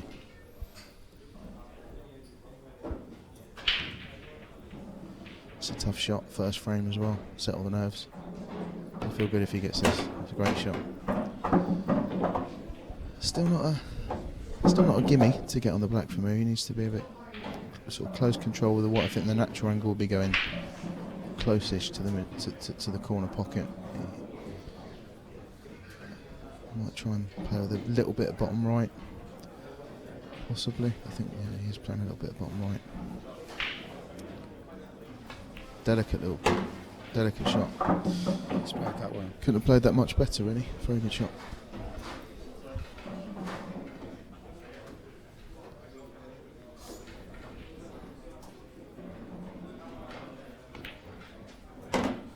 Yeah, very good. Very good, Ross. So, Dan, what do you think so far this week? Setup's brilliant. It's definitely one of, if not the best hotel we play at on the tour, so it does make sense to me to have the World Championships there, because it's just, it's going to run smoothly because they've had 2-3 tour events here, so it makes sense to me. The setup's perfect, the tables are perfect. Not a bad location either, the surrounding It's areas. in the middle of town, yeah, it's a good location. And I think without being biased, but it is the truth. I wouldn't say it if I didn't believe it. Every single event you go to, the IPA are just a little bit better than they were before. There's always something they've improved on or something they've done. Every single tournament. So, do you like the tablets and the live scoring at this event then? Well, yeah, it's such a simple concept, but it adds value. Adds massive value. It just adds prestige. And the Coral link up? Well, how's that come about? Can't go into too much detail. You're the man in the know. No, I can't go into too much detail. Is that the beginning of something, or is it a feeder into possibly something? Doors are opening. Doors are opening. Okay. Because I can't imagine Coral doing it just for a laugh. They had a lot of money staked as well, haven't they? So far, I think yesterday at one point, early afternoon, they'd taken 450 bets. 450 bets. Yeah. Which, in the grand scheme of things, for Coral, is probably not huge numbers. But You'd imagine they'd average 10, 20 quid a bet, though. Oh, yeah. Be close to 10 grand's worth. That's just yesterday? Yeah, just at some mid-afternoon. Oh, okay. Well, okay. And as it gets seen on the pages and the websites, I'm sure that'll go up. Yeah, that's a massive boost for the IPA. It just and brand recognition. Brand recognition, of course. Yeah. Well, it's a good shot. Oh, unlucky. Okay, it's unlucky. He's not left a nice table for sure, mate. He's yellows didn't look so bad until that shot. Now they're a bit messed up. But yeah, I think it's just massively brand recognition. Do you know what? Yesterday, I actually left this morning because I didn't have to play today until 12 o'clock. Yesterday, actually, after I found out that Coral were involved, it just gives you that extra little bit of. I actually felt like going and having a little practice, like just extra. Just wanted to. Yeah. Asked to leave work. Give you a bit more of a could buzz. have just that extra hour, you know. Just that extra hour, just because it was. We're just seeing the bet in there, and what odds are you, Dan? 20 to 1. 20 to 1. If anyone's got £10 that they don't want in their pocket. Very good. Lovely. Outright favourite Mark Farnsworth 4 to 1. It's understandable. He's had a good season. Well, he has. Yeah, he's because he rejoined the tour last year, didn't he? And the points are done over a 2-year point system. Yeah. If you multiply his last year's points by 2, he would be top by a fair distance. So consistency wise, he's consistent. You know, he can have bad matches just like everybody. Oh yeah, he did. He lost to you one last season. Look at that was a good match. Yes, that was a good standard match. I believe you were a little bit behind and come back. I was 4-1 down and 1-9-7. I went 8-4 up and should have won 9-4 actually, but yeah, it was one of the. Where's that, Warwick? I think so. Yeah, it was one of my better matches. But he's at that World Series just gone. On the first day, he lost on the live stream, I think 8-1 to. Was it Josh Duran? I wasn't there on the first day. Or was it Jason Twist? He lost anyway. He lost his first match. Comfortably, it was to Jason Twist, I think, and he lost 8-1, and he still qualified through the loser side. That that takes him doing. Yeah, of course it does. But anyone can beat anyone when you get to these top 10. Just about to say that. Yeah, top 10, top 20 players. Anyone can beat anyone on a one-off game. Watch Ross, and they could be silly results. He's cued that well. like a dream, by the way. He's cued that like a dream. He's played to get on that into the corner. That was a great shot, but one more good shot to lay down a bit of a marker, really. But yeah, back to Mark. He then came through. I think he had to win 6 matches on the winner's side, loser's side. Oh, he just missed that. Not playing sailing for yellows here, though. It's not. I think he may. If their yellows aren't a plant into the middle, which I don't quite think they are, he may play this yellow first into the bottom right corner. I think he's got the angle to. Going tails. Yeah, just plain ball, bit of top. Should come out nice if he cues it well. It'd be hard to see him not being on a ball with the 2 yellows towards the pink spot in the open. And if he doesn't, pretty simple sneak up behind the two that are. Yeah. Oh, he's stunned into it. And does that go in the middle? The middle out of the three ones?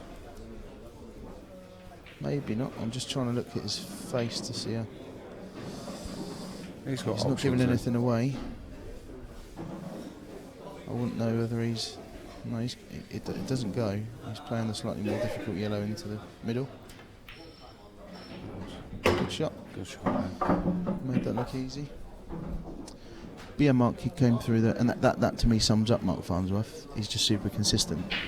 Anyone, when you get to the top 15, 20 players, even below that now, anyone could beat anyone in a one-off match, but it's the rankings prove and show who does that more consistently, and they don't lie. There are some seriously good amateurs on the tour now as well. Yeah. This is a little tester here for Shawnee. I think is he stunning it back or is he running? He's running it through. Needs the player. What's he going to do here then, Dan? I think I can't quite see exactly what angle he's got, but I think a soft screw, if he can just come past the middle pocket up above for a choice of yellows into the bottom right corner as we look at it. I'm not quite sure how much he can get into the. If that goes past, which it looks like it does on here. I think he maybe could have. A bit more aggressive. In hindsight, he'd have played that a little bit firmer.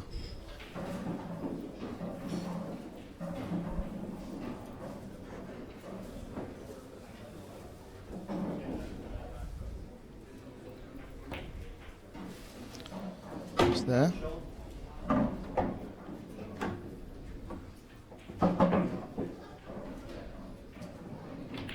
So 1-1.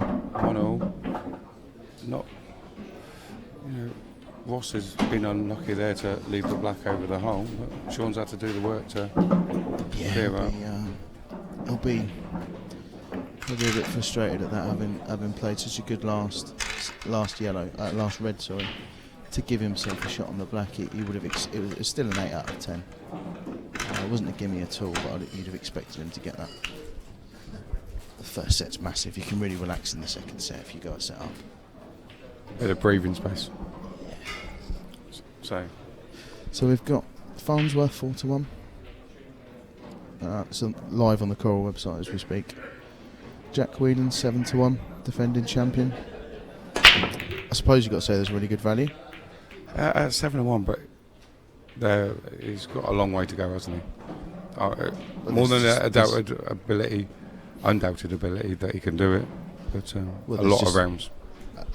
As with everyone, there's lots of players in there that can beat him, but there's lots of players in there that can all beat each other, really. Is our local Reading boy Leroy Clark showing on there yet?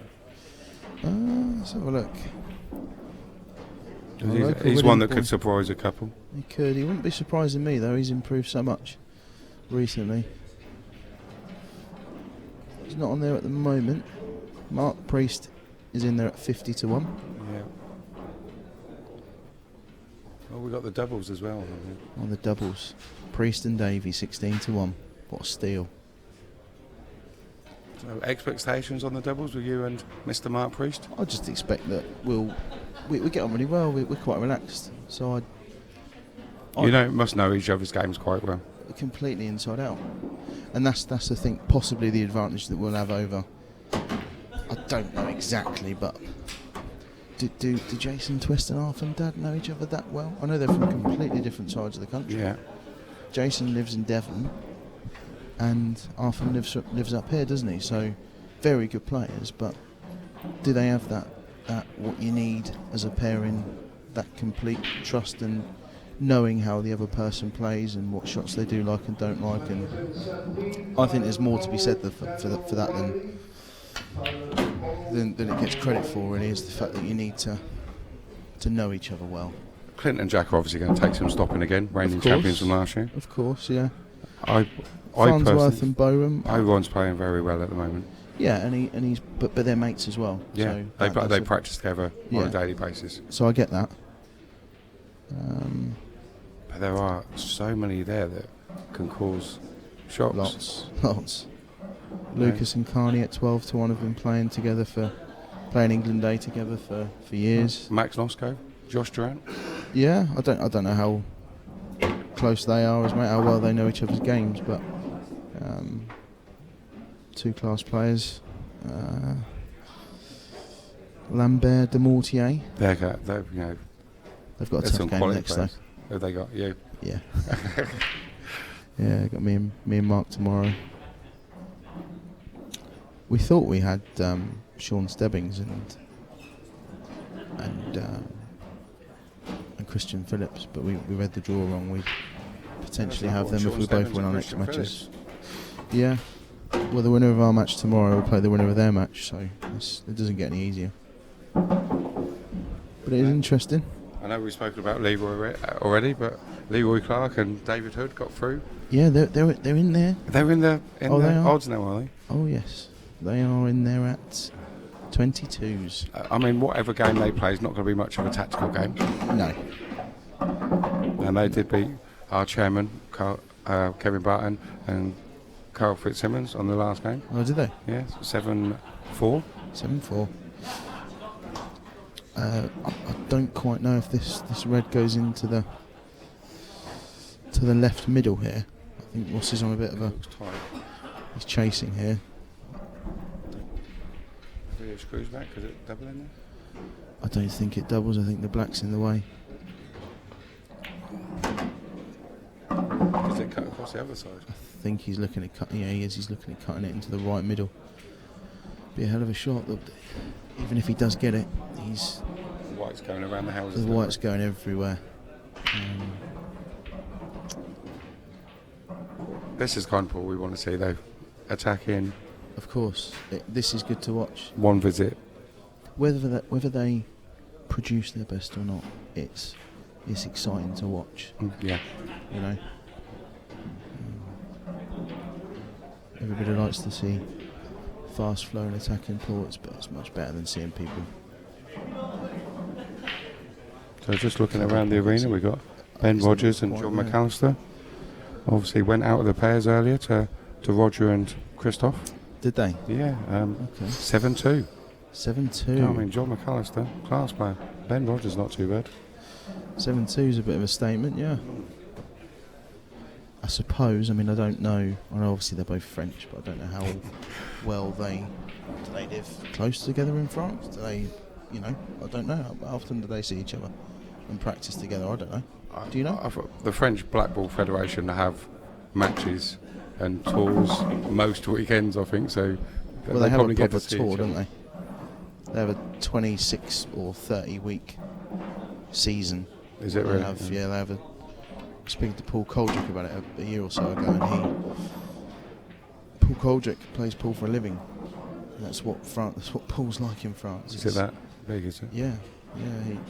Every weekend you have a tournament with 200 to 300 players in it, at least on the Saturday, which is at least €1,000 to the winner. Same on the Sunday, and then every so often you get ones that are bigger prize funds, and you're playing for €3,000-4,000 to the winner. It's massive in France. That's right around there. Billy Morton and Matty Smith, another doubles partner. Don't know how they did earlier. No, they were playing together. Well, they're still in the betting, so I'm guessing they're in there. They're in there in 33s. It's good value for Billy Morton being a pro. Matty Smith, a very good player. Yeah. I'll tell you one that you might want to watch out for in the doubles. He sat at the back there was Jimmy Carney and Andy Lucas. Well, like I say, they played together for probably best part of 10 years. Andy's been there, done it. Oh, been there, done it. He doesn't. Yeah, he's. I just had a lesson off him in the seniors. Did you? I think I upset him by winning the first frame. Did you? What was the score? 6-1. 7-2 actually. 7-2. It was 2-2 at one point. Was it? Yeah. Nice little dish, and then it was just a masterclass of positioning, and every shot looked easy because his position was on a button. Oh, he's very good to watch, Andy. He made it look so easy. He does. He's just flowing. He doesn't even get right down to the shot, does he? He just makes it look. He looks like he's practicing when he plays. So there were times I thought I was going back to the table because balls were safe, and the next minute I'm shaking his hand. So this match is just warming up now. 2-1 to Sean. Ross looks like he's queuing well. Looks like he's playing well enough, and he's confident, but he should be 3-0 up. Yeah, that you don't know how much that black in the second frame that he left over the holes. Sometimes it takes a couple of frames to forget about those.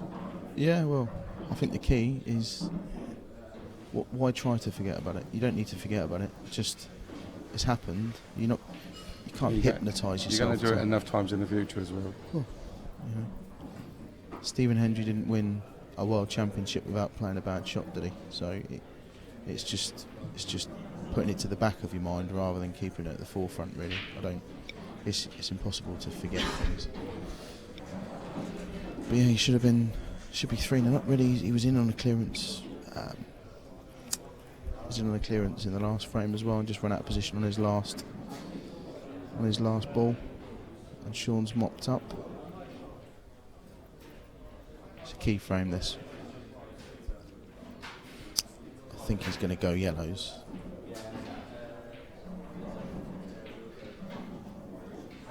He's having a long, hard think about it. It's just looking at what order he wants to take the balls in. He's getting on his.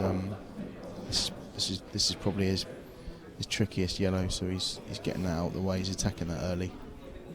Ross Fernie, a pro for next season? Well, I don't see why not. He's good enough, yeah. I think he is. I'm not trying to remember off the top of my head there. He definitely is. I think he's got his route now, so yellow top left, and then we'll take the yellow into the middle. And then he can come down. I think, as you can see from the angle there, the yellow just passes the red into the middle pocket. Although he may elect to just take it into the bottom left. There's no drama either way. Drop this in the middle, then take that one into the bottom left. Yeah, and come across towards a pink spot. Yellow into the bottom left again, and leave the yellow into the right middle till last. And that'll be his ball to get on the black. Needs a slight angle. I think he's got it. Very hard to tell from our screens that we have in front of us. Peeked in between the screens. I think he might have to play it a little bit firmer, but okay. No, he couldn't quite do that. It looked like he had a bad contact there. He had a bit of a kick there. He wanted to be. Some people do say that they get that with the Pro Cup balls, but I just love the way they play. I've got used to them now. Yeah, I wasn't a massive fan to start with, but I'm used to them now, and it feels a bit alien playing with anything else really. That's a good shot. Because nice little angle to get back at the table. Yes, perfect now. Natural angle, hasn't really got to do anything. No, he might play it with a trace of right hand side. Perfect. And that'll be 2-2.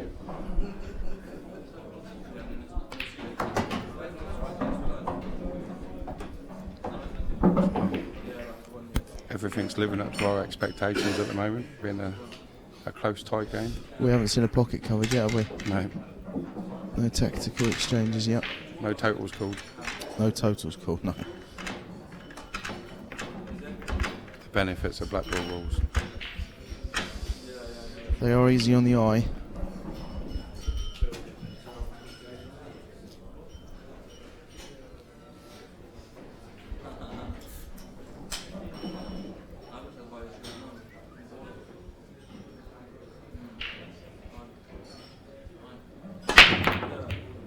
Crunch that break. Like a hammer. He scratched off it. I don't know if I can't. Not quite sure whether it went straight off there or whether it sort of jumped up a bit and got kicked. They moved quite quickly. It's hard to tell. Yeah. I think it may have just been kicked a little bit towards that corner pocket. In which case it's a bit harsh. So what colour would Dan Davey be taking here? I think if this red passes the yellow into the bottom left corner, I think I'll be taking reds. Push that first red towards the middle, I think, into the cushion and out, so it's just over the left middle. and take them out from there, and you'd leave the red underneath the black until last, I think. Once he's moved this red, it's by the side cushion there, he's basically opened everything up. Yeah. I'm not saying there's no work to do. No, there's a number of ways you could go about it. I suppose you could play this red up the cushion towards the corner pocket, which I think he's looking at doing actually from his body language, and then Could always leave that last. yeah, I don't know if it won't be a disaster if it goes in. Actually, So for anybody that hasn't watched Blackpool rules before, it's still an open table. yeah, you get one free shot, and then it's the first ball that you put after that. That's your colour. So Ross Fernie is just about to become reds. He could have potted a yellow on that first shot and still taken reds. Yes, he could. Yeah. Yeah. Which sometimes confuses the new players. Easy enough to get used to.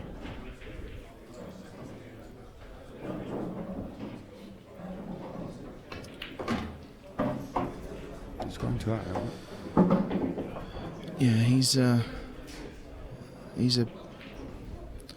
6 inches further forward than he wanted to be, because he may not be able to hold if he drops this red in dead weight into the right middle. I'm not quite sure whether he can hold to stay on the red for the top right corner. As we look at it, he may, if he's got too much angle, he may well just punch it in and out of bulk. But I don't think he's got much angle. He should just be able to drop it in, I think. Yeah, he's running close. Like that. He's running close, but yeah, that's fine. He's what, ideally 3-4 inches away from the ball. Yeah, although he is close, these are horrible little shots to play. But if he can just jab that in, But quitting on the shot, little jabby shot. Yeah, the horrible shot. Yeah, don't quit on the shot. But he may look to screw in between this red and yellow towards a blue spot, round that line, because if he overhits it, he's on the red below the black. What other shots has he got? If he to Nothing. keep it where it is and then play the red into the bottom left corner, but it was tough to keep it where it was. He's played that well. Yeah, he's played the shot, I said, and he would have actually preferred it to have come a little bit further or a little bit less, because he's a bit betwixt and between, really. He's going to have to dig in here. He has got down on the shot quite quickly. He's unsure though. If he was just 2 inches further down, it'd be straightforward. Screw it back for the one in the middle. If he was 2 inches further back, he would just roll the red through and play the last red into the bottom left corner. So he's dug in. He's now left himself a cut into the middle. The white should be going along the sort of brown spot line. So he may be he's playing it with a trace of right hand side, if you can see there. Just to straighten, he just needs to miss the flick. Which he's done. He's played that absolutely perfectly. Perfect, yeah. You'd be happy with that shot. Of course. 3-2. 3-2, Mr. Very Fernie. good. So swinging one side to the other. Yep.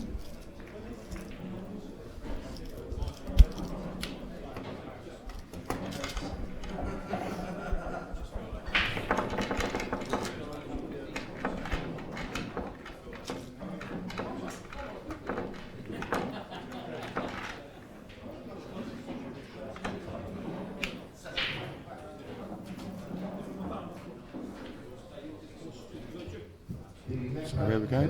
Frame number 4 just about to start. Ross to break. Using the cut break, Ross. What's worked for him? Or has it? Well, Can he reds see are a lovely red? if he can see one. Don't think he can. He's looking at his facial expression, which I think we can. Doesn't just give a see lot of on weight on his camera. facial expression though. He doesn't know.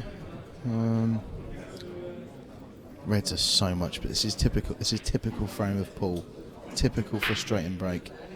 The reds have come out lovely. You're not on a red.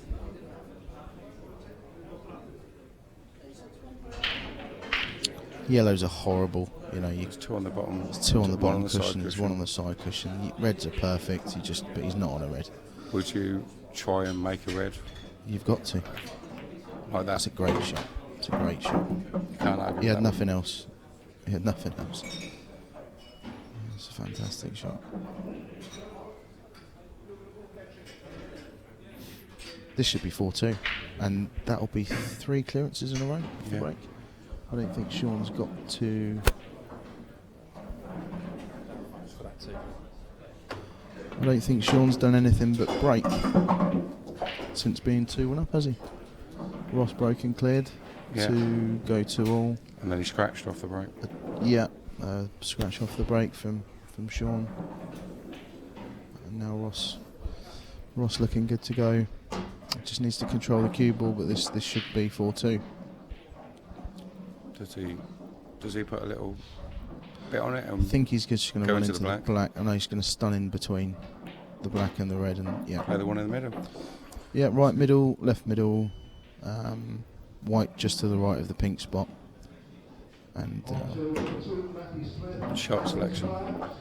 That makes the difference between a good player and a great player. Shot selection is everything. Yeah, everything.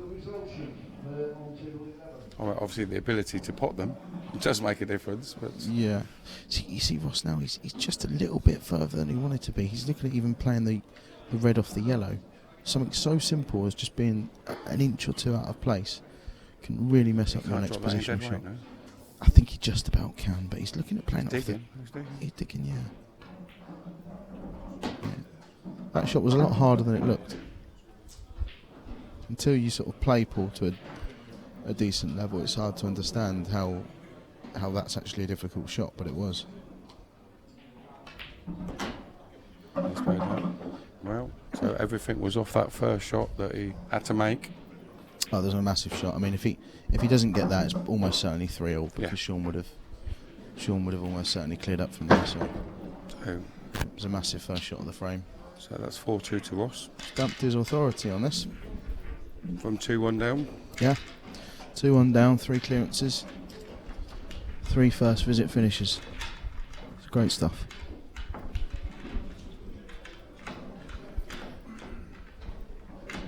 Is Sean going to be a pro next year?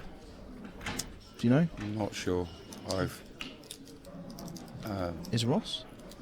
I'm sure I offered it out, and I'm trying to remember the responses.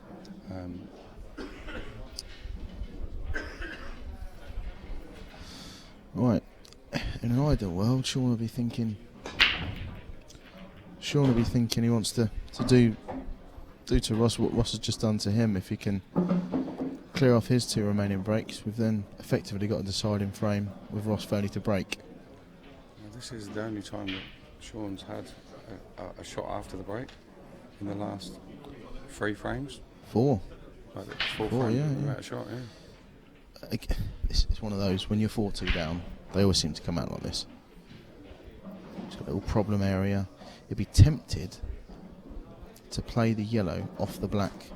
Is that black not too far past the pocket? Not if you play it firm, I don't think. No. So that could have opened up. I mean, he's struggling here.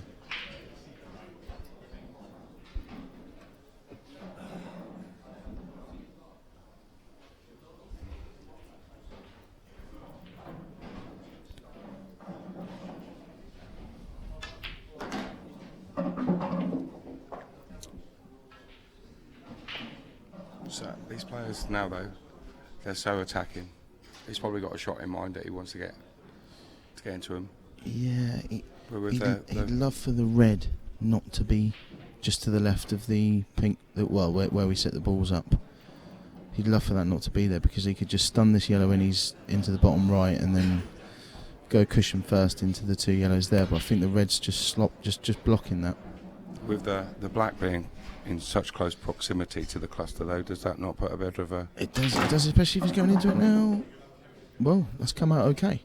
And he's got an angle on this one to open everyone up. I think it's a risk he had to take, really. Oh, he can't afford to lose this frame. 4-2 down, back against the wall. It was a risk. It's come out well. It's come out pretty well. Yeah, it hasn't could come have out been a lot perfect. worse. Well, he can stun into this yellow now, and he should be on a yellow after this. Doesn't come out great. Does that go in the middle? Because if he takes that yellow into the bottom corner, he's going into the red, isn't he? I think so. I don't know if he could possibly slide just beside it with right hand side and come off the back cushion, side cushion, but I think he may just be clipping the red the natural angle. I'm not sure. Unless you're right behind it, it's really hard to judge. It is from what we can see here. Yeah, that would be the shot. I mean, if the red wasn't there, he'd play this natural with a trace of right and back cushion, side cushion, and disturb his bad yellow.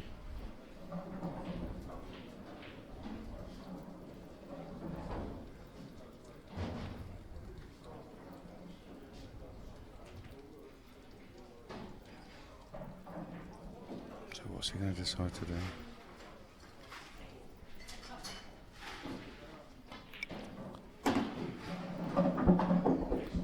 So Dan's just got a little text message off a friend, praising his commentating skills. I get it all the time. Yeah, that's why you have to commentate so much. Hi, nice to have a commentator who's actually talking about the match. Nice one. So should we go back to the couples conversation? Yes, we should, yes.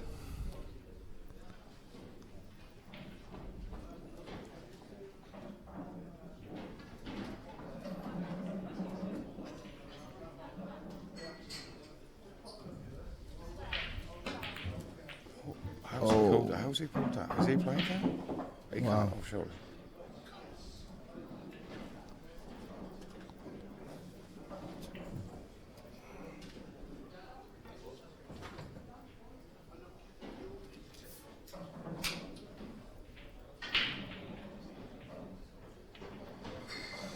Sorry, I'm making a note of that one because we're asked to make a count of any amazing shots, and that one, if he played it, was up there. Wouldn't mind to see a replay of that one just in case.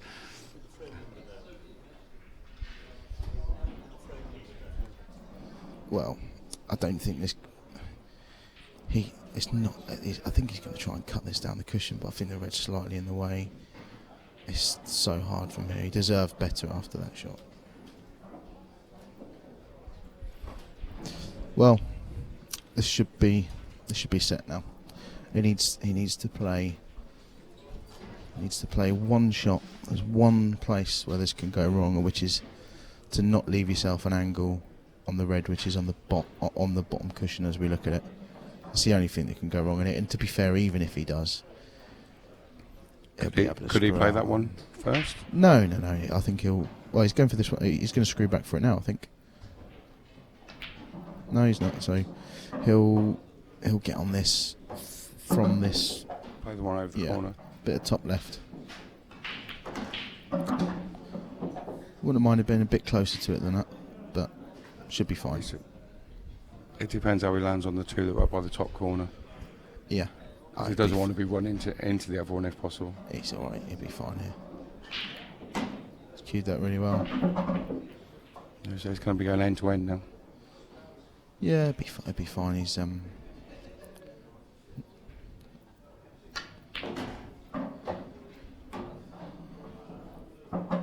think I'd probably take the one in the bottom now, screw across to leave yourself a half ball cut, and then you can just glide the white over with a bit of left hand side. You wouldn't take the one into the same pocket, then the one down the bottom. So you could do either. It's personal preference. If you've got a slight angle on the one in the bottom, if it's straight, I wouldn't, but I don't think it matters really.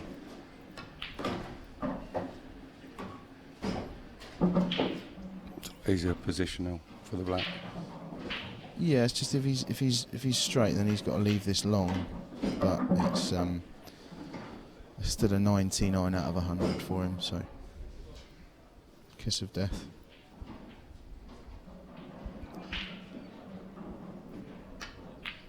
So first set, Ross Fernie. Very good. Clinical.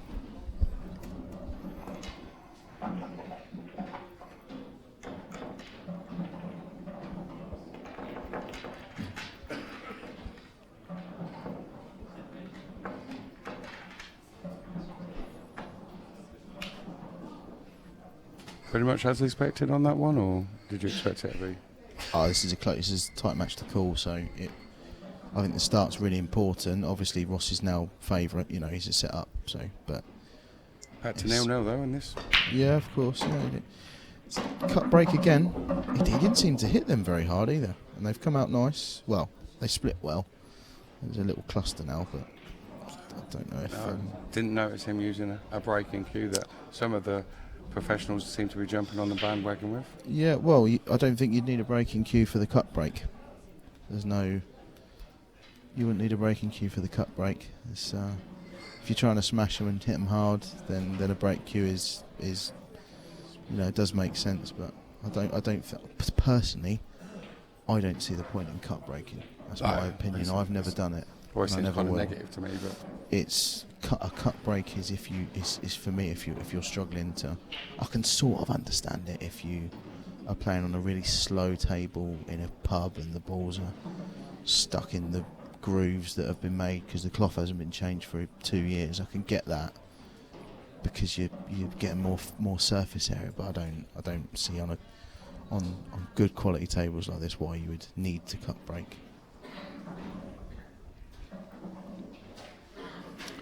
so It's only my opinion though. you do have a breaking cue, or you had a breaking cue.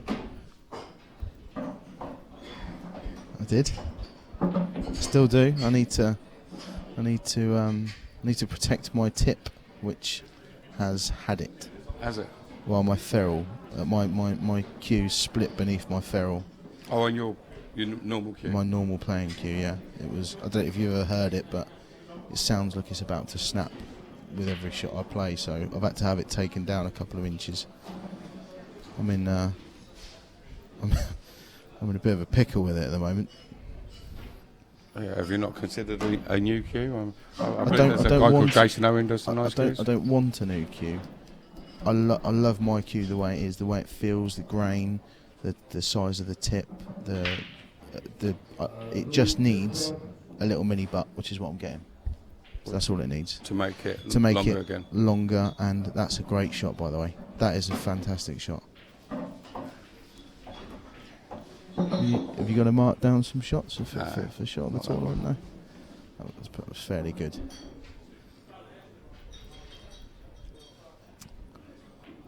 Again, though, his frame is far from over. This shot's tricky. He needs to get into this bit of bottom right. He really needs to get into this. The harder it is to pot it. Yeah, I expect him to get it, but it's not a gimme. Well, where's the cue ball? No, it's fine. You're definitely not John Virgo then.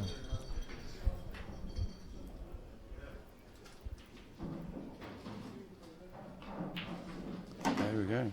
Okay, so 1-0 and another break and finish from Ross. Is that? That's 3 in a row, isn't it? He broke and cleared from 2-1 down to go 2-all. He broke and cleared to go 2-all. Sean scratched. He cleared. He broke and cleared to go 4-2. Yeah, he cleared up after Sean It's a made mistake. an error, and then he's broken this thing. So he's broken cleared 3 out of his last. All 3 of his last breaks was So phone. He's finished off the break. Pretty high standard there from Ross. Hard to play against. Yeah. He's put a marker down for Sean to step up to. Yeah. Well, Sean's got to start doing it himself. he does. Yeah. He's come over to the side. Is he cut breaking as well now? Oh, Yeah. he is. But he's made the ball off it. He wasn't cut breaking before either because he had the unlucky kicking off at 3-2. So he's copied Ross. I mean, there's me not agreeing with the cut break. He's cleared off 3 of his last 3 breaks. So what do I know? With the cut break, the white always seems to be closer to the middle of the table, towards the cushion on this one. I think one of the main advantages from the cut break, if I'm to give it any airtime, don't think it deserves any, but I'll do it anyway, is that you rarely going off because the white goes straight into the side cushion and then back towards the pack and goes into that little cluster. You rarely see an in off from a cut break. The break is such an important shot in this. It's the this most set important shot of rules. It's the most important shot, I think. And people don't practice their breaks enough. Not as much as they should. No, I think I made a bit of an effort roughly a year ago to practice my break. And because you've got quite a big break anyway. Yeah, I'm fairly happy with the way I break. Yeah. For quite a petite man. Yeah. You know, I don't want to be big-headed or anything, but you know, it takes a lot to get a physique like this. Was the other kick? That was a big kick. Yeah. That was harsh. Especially when you're probably wondering how it's going against you and you get a kick like that. Yeah, it's you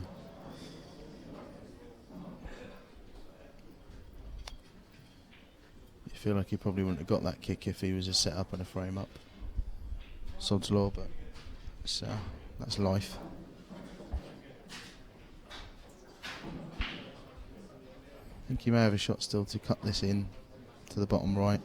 Sorry, top left as we look at it. He's playing it with, he's digging in, so is he coming round the angle? Oh no, he's played it with. I think he's played it with left hand side to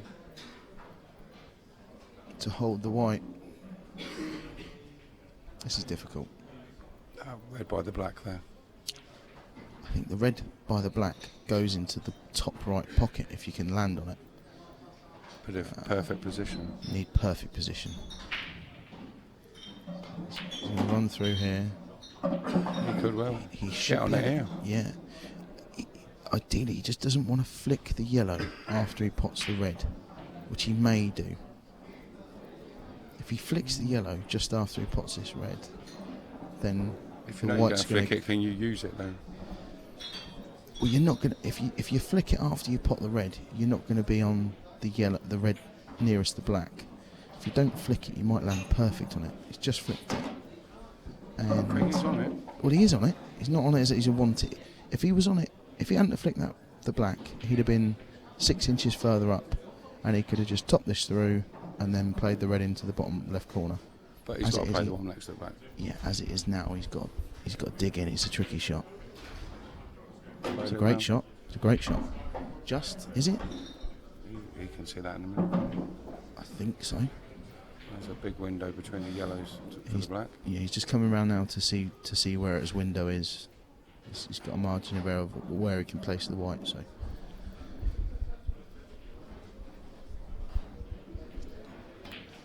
Oh, okay. He's gone up. Definitely gone for it there. He didn't want to go for the window. He went for the front door. He didn't fancy making sure he was in the window. There we go. 1-0. 1-0. Good finish. They weren't easy. They weren't easy at all. It's a break and clearance fest. And that's got to make him feel better as well. Of course it will, yeah. It's really setting him down. After that kick, his body language looked a bit down. Yeah. Which it would do. Yeah. You think the world's against you. You're not destined. And they've pulled out that clearance, so should be happy. I think Ross has gone for a little comfort break. Well, so we get this right, the last 6 frames, we've had 5 breaking clearances. From 2, there may have been one in the first couple of frames on as this well. Last 6 frames, we've had 4 breaking dishes, 1 dry break, as in the white went in. Yes, that's right. And that's right. The last one in the first set was 1 mistake from Sean and a clearance from Ross. There's not been many mistakes. So it's the last 6 frames, 5 8-ball finishes from the break out of 6 frames, and these 2 aren't even pros. They're knocking on the door though. They're just amateurs. It's ridiculous, the standard. The standard that international players though. Yeah. Well, Sean Stebbins Welsh, and Ross Fernie's from Scotland. Scotland A-team player.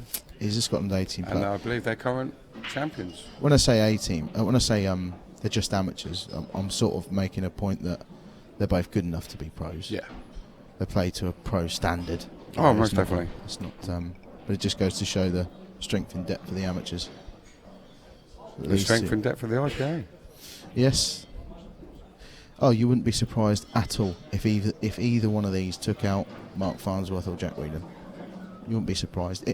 Would they be favourites? No, but you wouldn't be amazed if either one of these knocked out. No, not at all. Knocked out any of the 2 or 3 favourites according to our So, our bookmakers' yeah, corals. Let's go back over to the screen now. See, are these two on the odds there?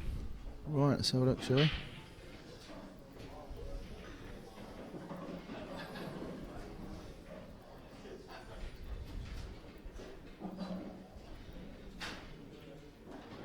Oh, it's on your screen now. Well, I can't see them. That's madness.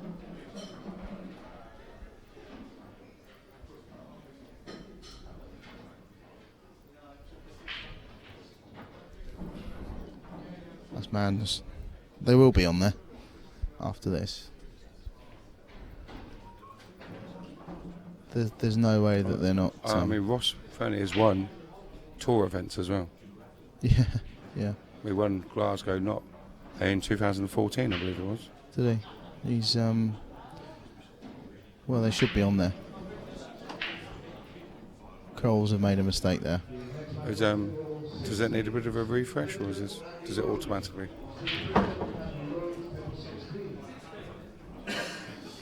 Just hit refresh. Well, whose account were we logged into? Ah, here we are. Aha. We've refreshed it. We have Ross Fernie at 40-1. God, that's a massive odds there. Sean Stebbings in at 66s. Would suggest that they think that Ross is What's his favourite? He's one set up. Well, his favourite. He's one set up. Yeah, of course. So Matty Smith 50-1. yeah. Andy Tom McDonald, Ford. 33. Tom Ford, the snooker pro. Is he top 32 now as well? I think. No, Tom Ford was up to 21. So Yeah. I've done a bit of a Wikipedia check. Okay. And he's down to 57 at the moment. Is he really? Yeah, but he managed to stay in the top 64, which is massive for him. Yeah.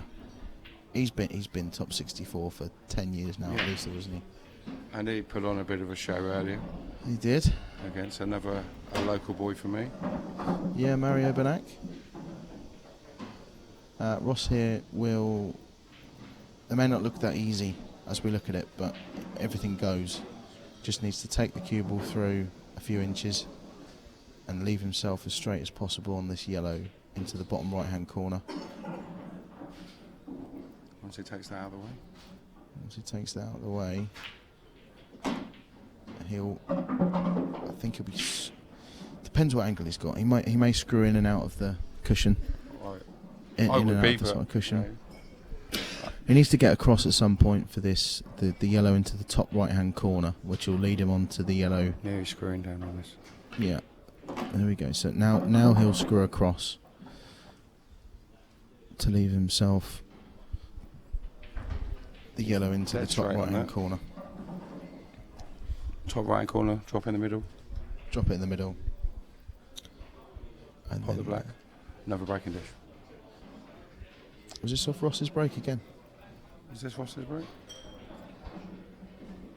Yeah, because Sean just broke it. This could be his fourth breaking clearance in a row. It's incredible. That's going to frighten. Has it gone further enough? Oh, just. Four breaking dishes in a row, it doesn't matter who you're playing. No, it doesn't matter who you're playing though. He really needed that to be 6 inches further over to the right, but he's now just going to have to make sure of the pot and just follow through a little. Fraction of angle there. I think he needs to play this firm. No, he's just making sure of the pot. I assume he's on that now, so just straight drop into the middle and black into the top right corner. This is great stuff. Picked the right match to commentate. We did. This is my first match that I've ever commentated on the IPA. Is it really? Well, you can't play against this. 4 breaks, 4 finishes.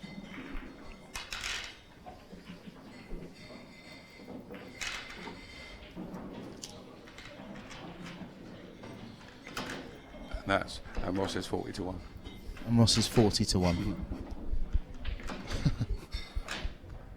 Is he going to stay 40-1? He won't be.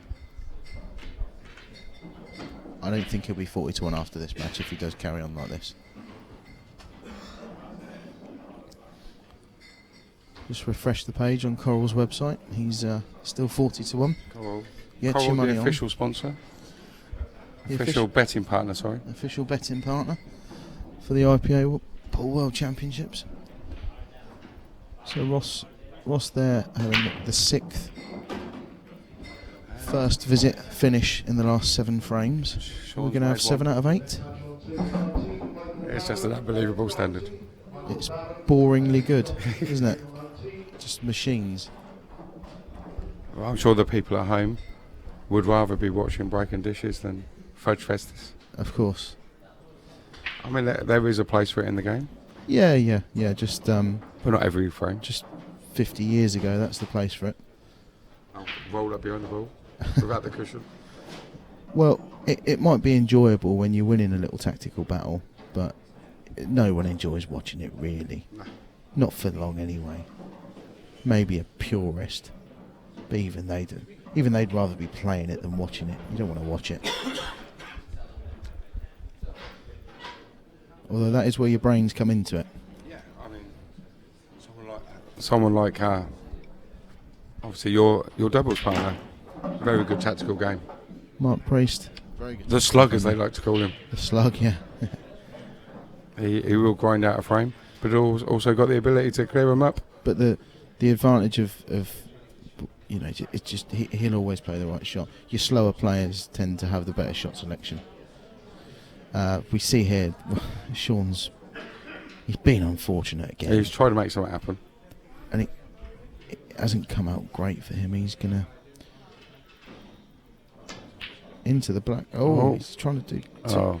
Do too much there with one shot. No, I don't know. I might turn it off now. They've not cleared up. They've let everybody down now. Well, let's see just how well Ross is playing, because he's got that black doesn't go. Is he going to lead? I mean, it's not too difficult for him to go to that last red. Pardon? Yeah. No, he's on reds. Oh, he's on reds. He's on reds now. Oh, I was so disappointed that I didn't break and dish. It's frazzled your brain. Mm. I think Ross may cut this in now and play into the red. There's 2 reds here to the right, the right hand side. One of them, no, he's not. No, he's played. That's a really, really good shot.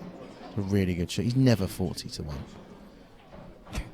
There's no way Ross Fernie is the 35th best player in this tournament. No way.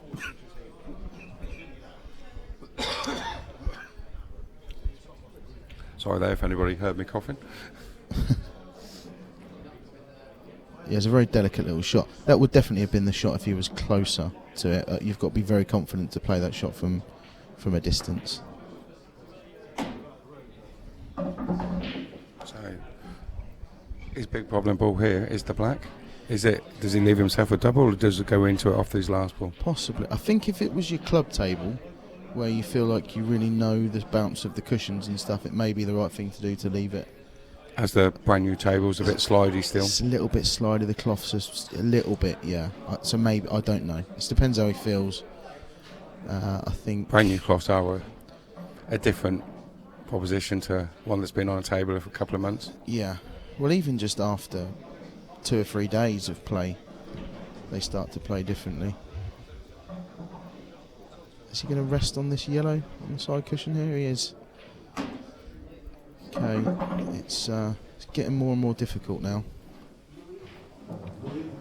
But this would be, if Ross does pull this off, it would be a 1 visit clearance for him. Again, yeah. He'd love to be able to leave the white on the top cushion and go into the black from the red, but he'd then not have a ball. He's not guaranteed to be on a ball after. Is he on that? See from his facial expression, he is on that. That's tight. I thought he'd got it. Just a lip behind it then. I think Ross is he's playing your shot, he's looking to leave the double. I think you should. You should guarantee yourself a shot. I like that. Your shot.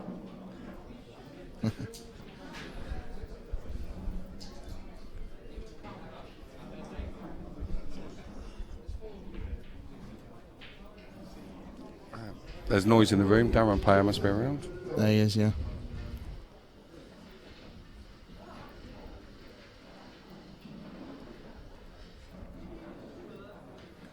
So just see which way he's going to take this.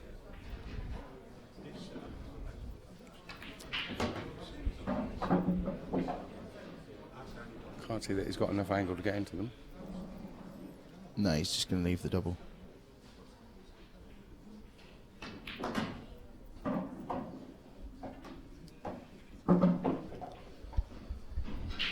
This is tough.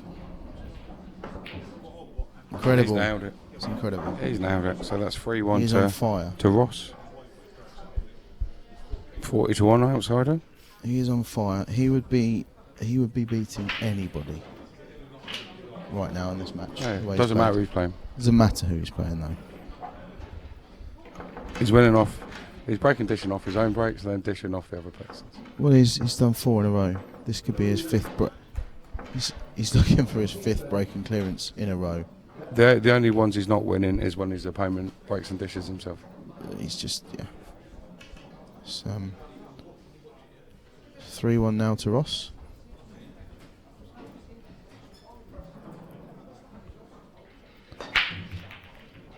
Oh, is there one in?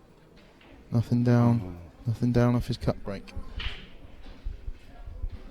So Sean's got to take his opportunity here. Yeah, there's problem areas. Whichever. If you go yellows, there's a yellow on the side cushion. I don't know if these two are a plant into the left corner. I think they are, maybe. If they are, would he take it now? Possibly. Yeah, possibly because he could flick the other one off the side cushion. Possibly, but if he goes reds, the red top right corner doesn't go. So he's got to think about what he's doing here.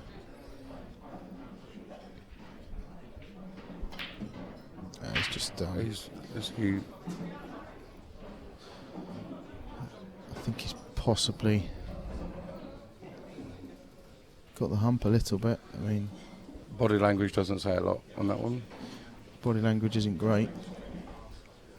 But would yours be after? He's not done much wrong. He's not done much wrong, and he's getting completely outplayed, and he really isn't playing badly. He's himself. made what 3 mistakes in last. Well, it's demoralising, isn't it? Your opponent keeps clearing from everywhere. I think the word machine's used too often, but Ross has pretty much. Well, it has been in this match, yeah.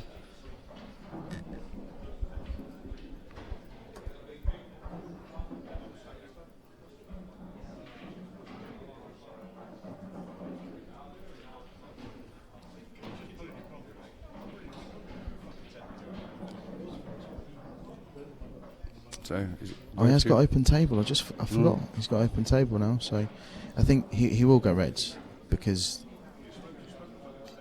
he's got a couple of balls where the red to the left of the yellow up in the top right hand corner. Yeah. He'll try and leave himself an angle on that to get his other red out. To move the red rather than move the yellow. Possibly, unless you're right behind it, you don't really know. But he could possibly play it off the yellow to open the pocket up. Yeah, yeah. Depends. It's hard to tell from this angle. It's hard to tell from here, but if you're right behind it, I don't think that would be too difficult a shot.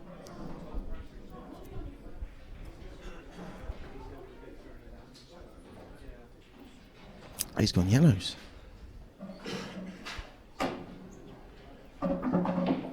Well. That's a surprise. But the way he's playing, Ross Fernie has just come into 25-1. He's dropped from 40s to 25s in half a dozen frames. From not being on there to 40s to 25s. If people didn't know any difference and Ross Fernie was 4-1 favourite, they would understand why. Based on this, but if this was the first game of pool they'd watched, they'd think, well, yeah, that makes sense.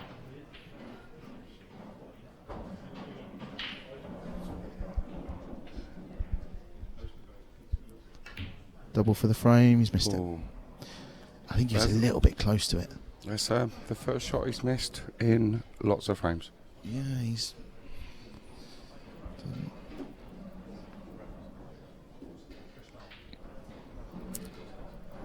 gone back out to 100-1 now. I'll say that Jack and Clint have won in the doubles, 174. 174, the reigning champs. They'll take some beating, but there are a lot of people there. Of course.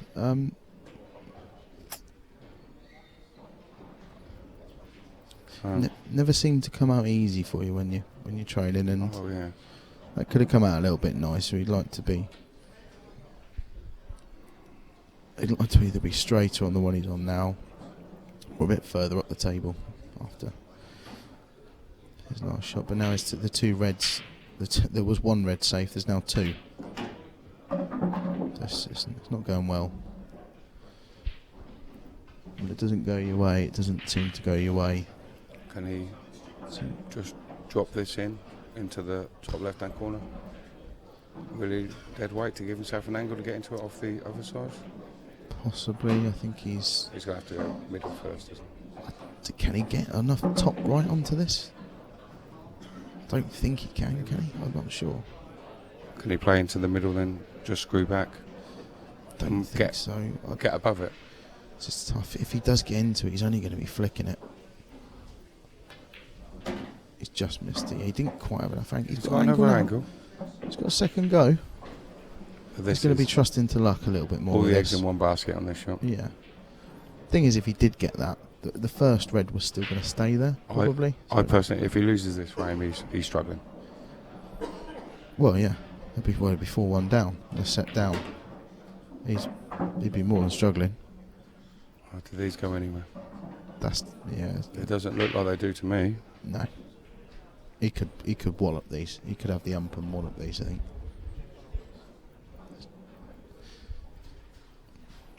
Notorious hit and hope. I don't even think the double quite goes. He doesn't plant down into the bottom corner, does it? It doesn't, no. He couldn't make it. Any little rubs of the green which he could have got as well, he hasn't got. And when Ross is playing as well as he's played, that's... You've got to see the benefit, though. There are two toughish yellows on that table. Yeah, well, if you could possibly screw... I'd be looking to screw off... play the plant, and screw off the first red, and leave the white right on the top cushion, in line with the brown spot. If you can leave that tight to the top cushion... Right in the middle of the top cushion. Right in the middle of the top cushion. Ross won't be able to cut in the yellow, which is over the top left corner. He won't be able to cut the one behind the black? Nope. It all depends where everything else moves. And when you're not getting the luck, Sean will end up rattling something and pushing one of the yellows into open play. He hasn't got much else on, though, has it? Don't get me wrong. I think that's all he can do. Just leave it on the back cushion. You may feel like, it's just not gone my way today, but here we go. He's thinking about it now. He's played the shot. Maybe I'm talking too loud. He's not hit it. Oh my god. Oh my god. How's he done that? Oh, well, I think I better write that one down. Oh my god. Amazing shots. So that was a Sean. He didn't play that either. Oh no, not what, to put both reds in the same middle pocket. He played to get the white on the back cushion. Oh well, that's what he was lining up. It's the fluke of all flukes. So Sean Stebbins, and that was frame 5 in set 2. This is how sets play can turn around, because he's actually 8-4 down in this match. He's 8-4 down, if but this if was he wins, first to 10, he's proper. I mean, he's really backs against the wall. He's only 3-2 down in the second set. Yeah, he wins the next couple of frames. Well, he breaks and clears this frame, and the match is... And then you've got a best of 5. Of course. If he breaks and clears this frame, that's 3-0, and there's a good chance he will. That's 3-0, and then he's 2 frames away from a deciding set. Momentum change. The momentum shifted towards... his momentum shifted his way, and then it's game on. So it's coin toss again. Yeah, that has got to have lifted in. There you go. Well. And typical, after something like that, you break and they sit there. Nice. That red goes in the middle past the black, doesn't it? He'll be going yellows, I think. All the yellows go. I think he'll be going yellows. Playing the yellow, here we go. Just the bottom of the 2 to the left. Here, the one next to it goes into the same pocket. Yeah, I'm not sure if the yellow goes past the black into the middle, but it doesn't need it to. It doesn't look like it does. It doesn't need it to. He just needs a couple of shots with tight cue ball control, and it's 3-0. He'll be skewing just to the right of the black now. There we go. And playing up the table. Yeah. He'll want to get the white back where it is now. So he'll play the yellow into the top right. Off the cushion. Yeah, I think. He may take this now, actually, and just screw back. Because if... it's got a bigger margin of error if he goes personal preference, this one. I may do it the other way because he's slightly awkward queuing, but... No, there we go. This looks like 3-0 to me. Well, in play betting, if they ever do it, Coral, he's 1 to 10 to win this frame now. This frame over.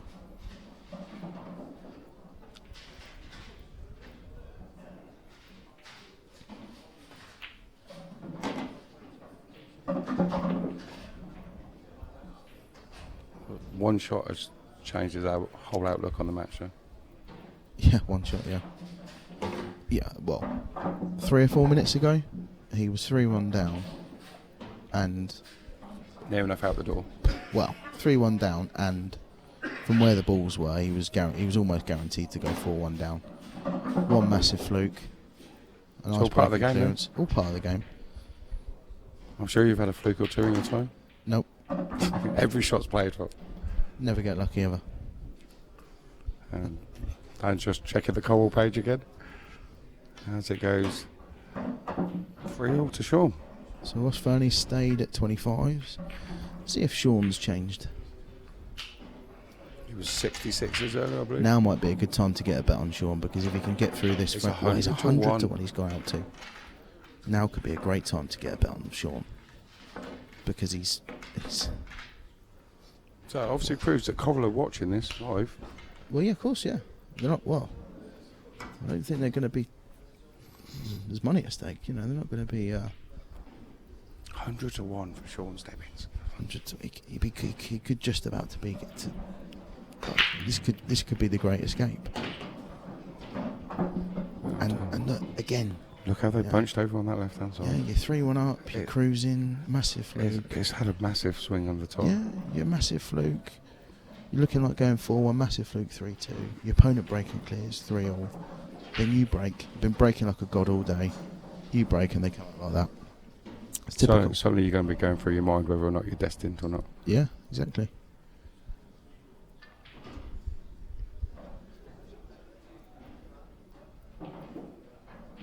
Sean Stebbins into 66s. What he started the match at. Oh no, he wasn't on there at the start of the match, was he? No. Strangely. Davian Priest for the doubles. Backed into 12s. Oh, some people have got the money. They obviously like your dulcet tones on the commentary, and yeah, they like your confidence. They've not seen you play. They probably think I sound like I know what I'm doing. Well, he's going to be trusting to bet. See, is the shot here to just cover that pocket? Is the shot here to cover that pocket and just take control of the frame and say, go on then, Sean, if you want to try and clear it from there, try and clear it from there. I think he's got to do it. He is as well. He is. That's the first time I've seen a shot like that in this match. But fair play to him. Oh, it's the right shot. For given what's happened in the last 10 minutes, having the presence of mind to do that. I'm going to go quite out on a limb here. I don't think it goes, but is there a free ball plant over to the middle pocket there? I think it's goes a that bit opens too everything. far up. That is very aggressive. I think it's goes past the middle pocket. I don't think it's quite. I did look at that, but Sean's just looking to play safe and hide up in the top right corner of the table. Not going to leave much on here. See, this is when you don't mind a tactical frame. When you had a swing and it's ebbs and flows in a match, and then you get this at 3-all in the second set. It's pivotal. It's tense. It's pretty much match over, or it's game on, and Ross's head's in bits. But the balls aren't there to go for either. No. Oh, they're not there now. But a couple of shots ago when he covered that pocket, he could have potted the ball over potted the yellow in the bottom left corner, screwed the white up towards the pink spot, cut the yellow into the bottom right corner again, smashed into the yellows, and there's a good chance he'd have cleared up from there. Yeah. Was it percentage-wise, was it the right thing to do? Probably not. He made the right choice. But what's he doing now? Is he doubling? He's trying to get the pocket. Not quite got enough legs. Not a bad shout. He's not left anything. No, he's. I think he's going to play the three-ball plant down. Takes the pocket back. Not quite got that, yeah. but He's got the one in the middle. Yeah. Which I presume he's going to take just for positional. So do you want to? Yeah. Play You'll be tempted if you was attacking enough here. You'd be tempted of. He's just playing safe again, I think. Oh no, he's went not to playing cut. safe then. Yeah, I think he was going to cut that in and then try and cover this pocket and take control of the frame, but he's not left anything easy again.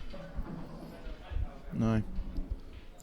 He's just thinking if that had gone in from that, it looks like that red goes past to me, past the yellow in the bottom corner. Could he have got it into that pack?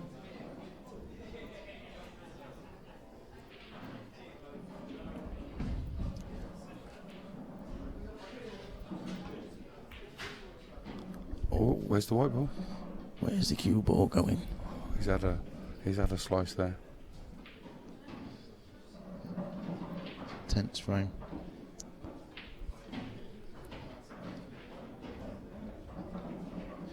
The key will come when it's time to attack or defend.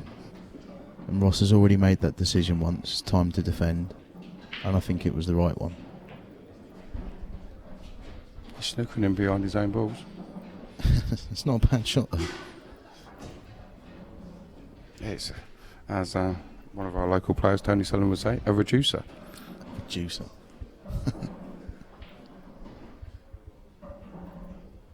He's as good as a snooker. He's not leaving anything there. Well, he's got a bit of cushion. It's not simple.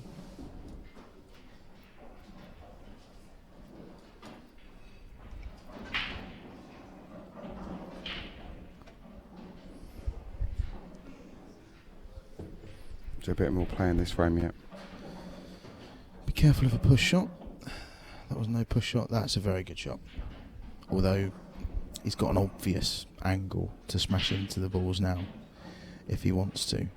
Off the one in the bottom corner. Yeah, but be careful. He's not doing it. He's not doing it. I don't think it was the right thing to do either, because you've got no control. You don't really. Oh well. Well, that's opened up. Oh, he's still left a tough one. Well, it's not worked out too bad. He'll be happy with that. Do. Well, Ross has got two yellows that don't really go now. Two? Yeah, the yellow obviously stuck to the red, and the one just above to the right of that goes in. Only 4 of the pockets. Yeah, but it's not in an easy position. It's in a tricky position. Clearance isn't on really. I think he's got to just cover the pocket and. So you don't think he's going to attack from here? To me, it looks like. It looks like he hasn't. No, he didn't need to. He's a set-up. And if he loses his set, he's still got a chance to win the match. He's a set-up. He doesn't need to push the boat out. Let Sean push the boat out. And if he gets lucky, fair play to him. What does Sean do here then? He's just trying to bide his time, isn't he? He's biding his time to play that skill shot. He's now got a red near the middle pocket, which could possibly play a skill shot from if he gets in the right position. But the red that's just over on the right hand side here, that's in the perfect position to play a skill shot. And he'll keep it in that perfect position. Well, he hasn't. I'd have liked to have kept that close to the pocket if I could. Use Just come a little bit thinner off of across.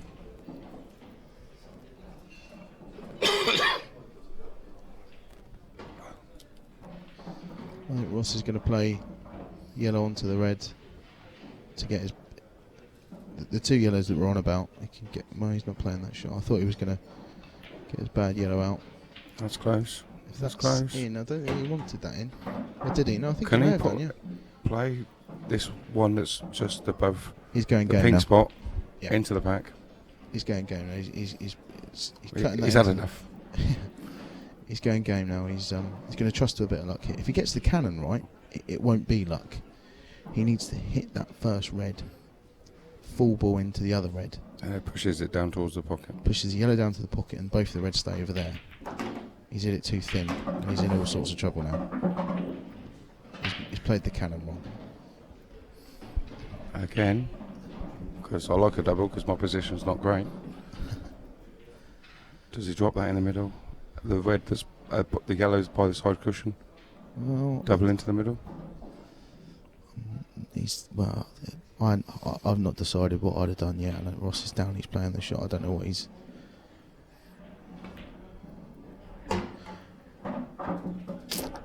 I see. Okay, so he was trying to leave the double. My now. shot. Yeah. He was. He's not come far enough. He needed to be further up. He's going to be moving the red into the path of the yellow. Possibly. Yeah. He can maybe dig in and play it with a sort of a soft screw to. Doesn't want to straighten the angle. Dig in too much because he needs to be on that large yellow. Again, yes, but 3 or 4 inches further up, and he's got a straight double for the frame effectively. So I think that was the right shot from there. It was. That's not bad. Okay, so he's leaving it till his last ball.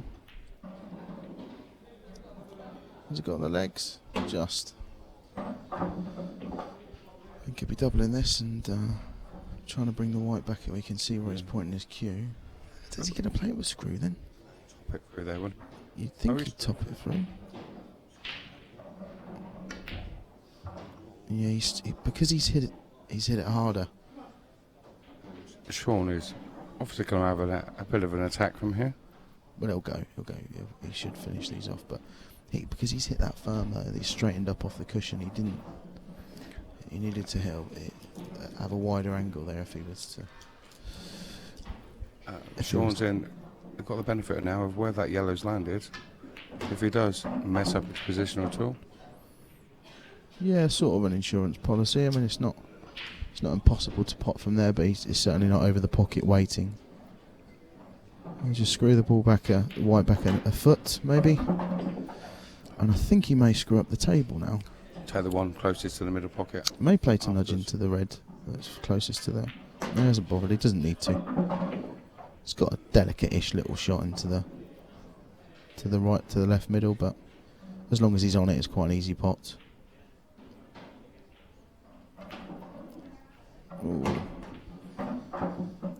He didn't want that really. He wanted to nudge into that full ball, but he should still be okay. I'll be taking the one in the corner red first. bottom left corner now. Yeah, and try and bring the white out to literally 3 or 4 inches below where it is now. A bit further up would have been nicer. Didn't quite cue that, but wasn't happy, no. I think just make sure of the pot and just run into the black. Don't sacrifice your pot by playing position like that. Don't do that. I think you needed to make sure of the pot and play it plain ball, because any shot on the black is better than no shot. Yes, and if you run into that black, whether you hit it quarter ball, full ball, half ball, 3/4 ball, you're going to be on it. What does Ross do now then?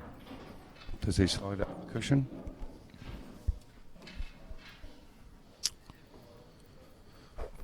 Well, he's got choices, and he can certainly, if he leaves the white.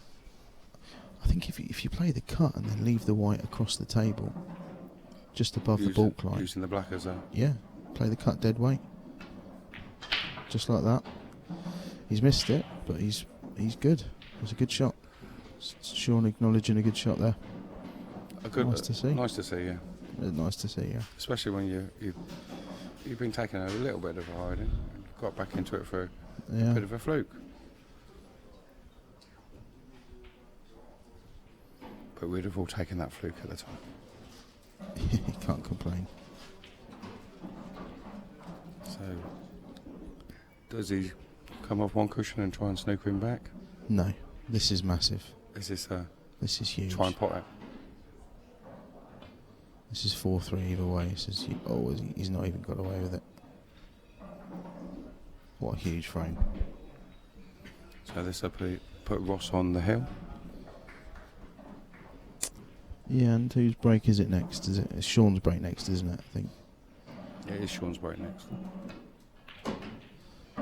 It's this one over. just played that round with. That's fine. It's fine. He's a bit closer to it than you wanted, but that's fine. He's played that with running right hand side. It's a lot easier to do with these Pro Cups than the regular white balls. It's a tiny bit heavier. So that's 4-3 to Ross Fernie in this set. And Dan, as you expect, is just checking the coral odds again. So we have Sean Stebbins been backed into 50 to 1. Sean's into 50s. He's one frame away from going out of the comp. Yeah, I've obviously seen something they like. What's Ross now? Ross is still 25s. It'd be great to have in-frame betting, wouldn't it? In-play match betting. It'd be amazing. That's when the sport goes forward.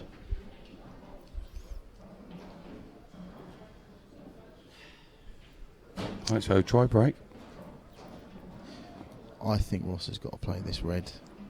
It's a missable first red. Along the bottom cushion? Yeah, it's a missable first red, but it opens the frame up for him. Not easy, but nothing needs to be moved here. You just need to control the white and make sure the pot. Make sure the pot. He's got the pot. He's played it at pocket weight as well, so they're fairly hard to miss when you play them at that weight. It's the perfect weight to play that shot at. He's just working out the way he wants to go now. Yeah.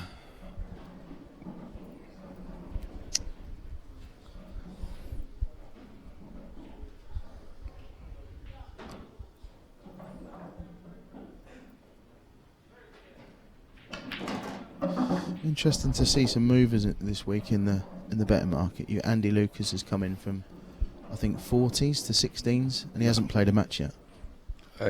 People obviously saw his demonstration against me earlier in the seniors. Big shot. That's not come out great. It hasn't come out great at all. I don't think he can put that red now without moving it. He's still obviously got the hard one on the top cushion as well. Yeah, this is far from over, this match. Yeah, but Andy Lucas has come in from 40s, I think, to 16s. I think people may be forgetting. I mean, Andy's hardly an old fella, although he is in the seniors now. He's only in his early 40s, I think, and he's a 3-time world champion. A wealth of experience and knowledge. He's just class. He's a very nice guy with it as well. Ronan McCarthy, surprisingly, has gone out from, I think, 10s to 16s, which... Is that the bookie just trying to get you to put some money on him? Well, it's on recent form, he's in your top 4 or 5, isn't he? He's qualified for both the World Series events. Oh, so as you just mentioned, the World Series there. Yeah. How did you find those competitions? The way they went, obviously not personal. Brilliant addition to the tour. It's we've got 6 extra pro events at £2,000 to the winner. And they're played to a finish in a different country. It's a brilliant experience. It's brilliant. If you could win all 6, another £12,000.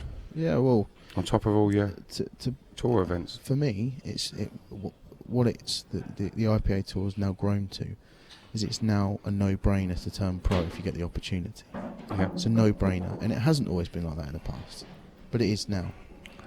All the work that's gone in, all the improvements that the IPA have made, the extra events they've put on, it's now a no-brainer to go pro if you get the chance. If you think you're good enough, if you don't think you're good enough, then fair enough, you don't have to turn pro. But if you think you're good enough, it's a no-brainer. You have to turn pro. So pro tour event, just £2,000 to the winner. Match here. This is massive. This is okay. He's missed that by a fair bit. I think he was leaving himself the double on his last ball, and could be moving the black. Yeah, well, I think when you get a chance for frame and match, you're a set up and you're 4-3 up. But when you get a chance like that, you do have to take that double on. How far away are we from someone? Obviously, you mentioned Paul Coldrick earlier. Makes his living out of pool. Yeah. A top player, could they earn enough at the moment? If they were a class above? I don't know, possibly. I mean, would it be a good living? No. But could they make a living? Yes, I suppose. theoretically, if you won all the tour events, all the World Series events,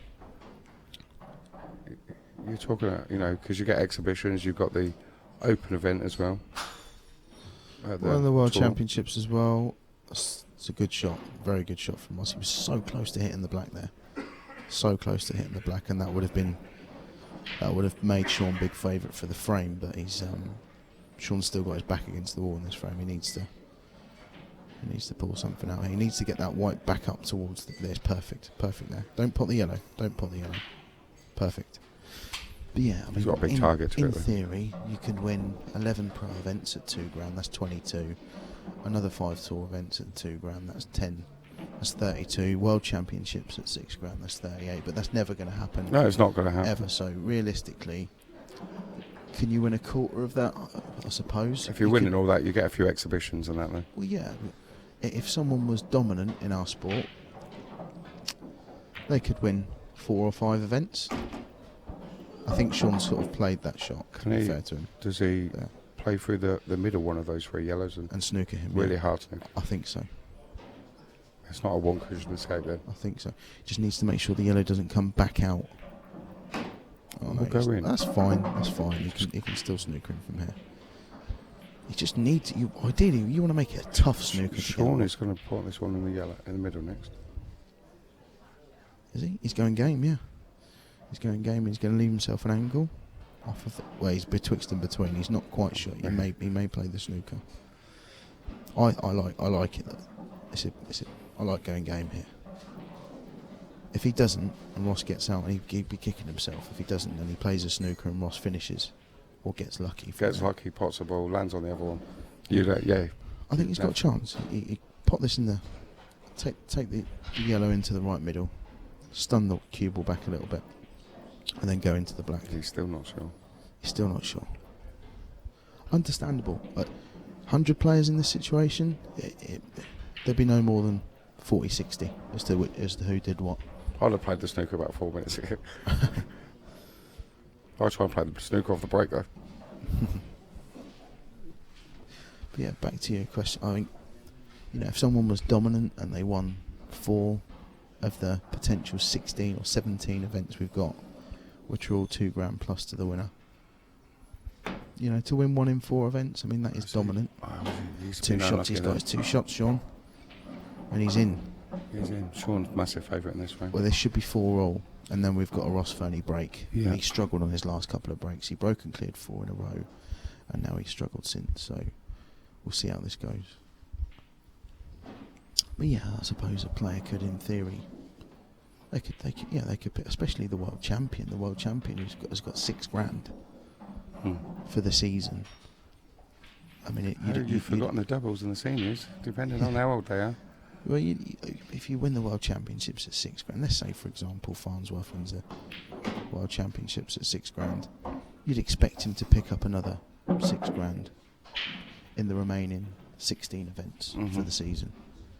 So, I mean, can he make a living? I suppose 12 grand a year, is £1,000 a month is a living course, yeah. Mr. Farnsworth does like a money match, though. He does, yeah. And if you could take your winnings and use your own money on these money matches, I know it's a bigger risk, but bigger payday. Yeah.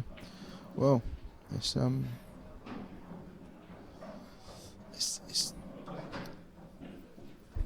getting there. It could happen. What you really want, ideally, there's just he isn't quite potted that clean. He had a little hip jerk there, just willing the yellow in.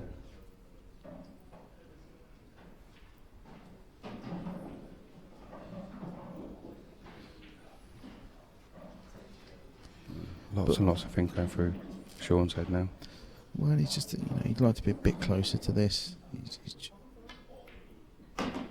It's a good shot. He needs to leave himself the right angle on this last yellow, because you don't want to be. The black's quite tight to this back cushion, so you want to be reasonably close to it. And He's definitely got the angle on it. He's played that well. He should be. He's running towards the corner pocket, but he will miss it, I think. So. No, he hasn't, has he? Oh. This isn't a gimme. It's a 9 out of 10, I think.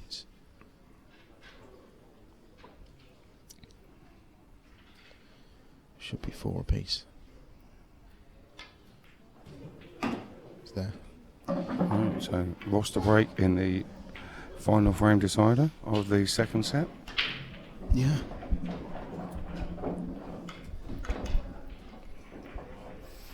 Dan, we'll check Coral for all our listeners. Yeah, get on coral.co.uk. Go to all sports and then get down to pool. You got the World Championships on there. Ross Ferney now out to 33s. He's one set up. Was backed into 25s, out to 33s. And Sean Stebbins is 50s. Oh, he's made one off the break. He's made a yellow off the break. He's one toughie on the side cushion. They're not gimmies, are they? They're not gimmies, but he's got a ball. I'm sure he'd rather be at the table now than... Of course, yeah. It'll take a minute at least, I think, here to decide what he's going to do. But he's going to go for game. He's going to go for game. I think he's got to go yellows. Not easy to figure out what to do here, to be honest.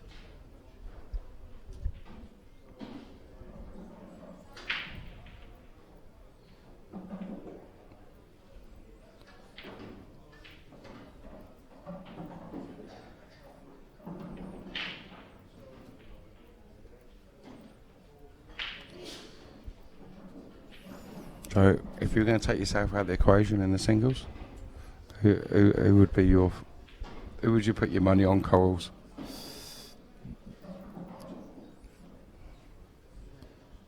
I think Mark is the form player. I was just about dropped. He's still at the table. He's still at... Do you know what? I'd go each way on Fernie. I'd go each way on Fernie. I'll do it before he wins this frame. As a bit of value for a young, still in his early 20s. Very early 20s. Mark Farnsworth is the form man at the moment. He is justifiably the favourite. Jack will take some beating. Previous champion. Someone's going to have to play well to beat him. There's a lot on his shoulders. There is.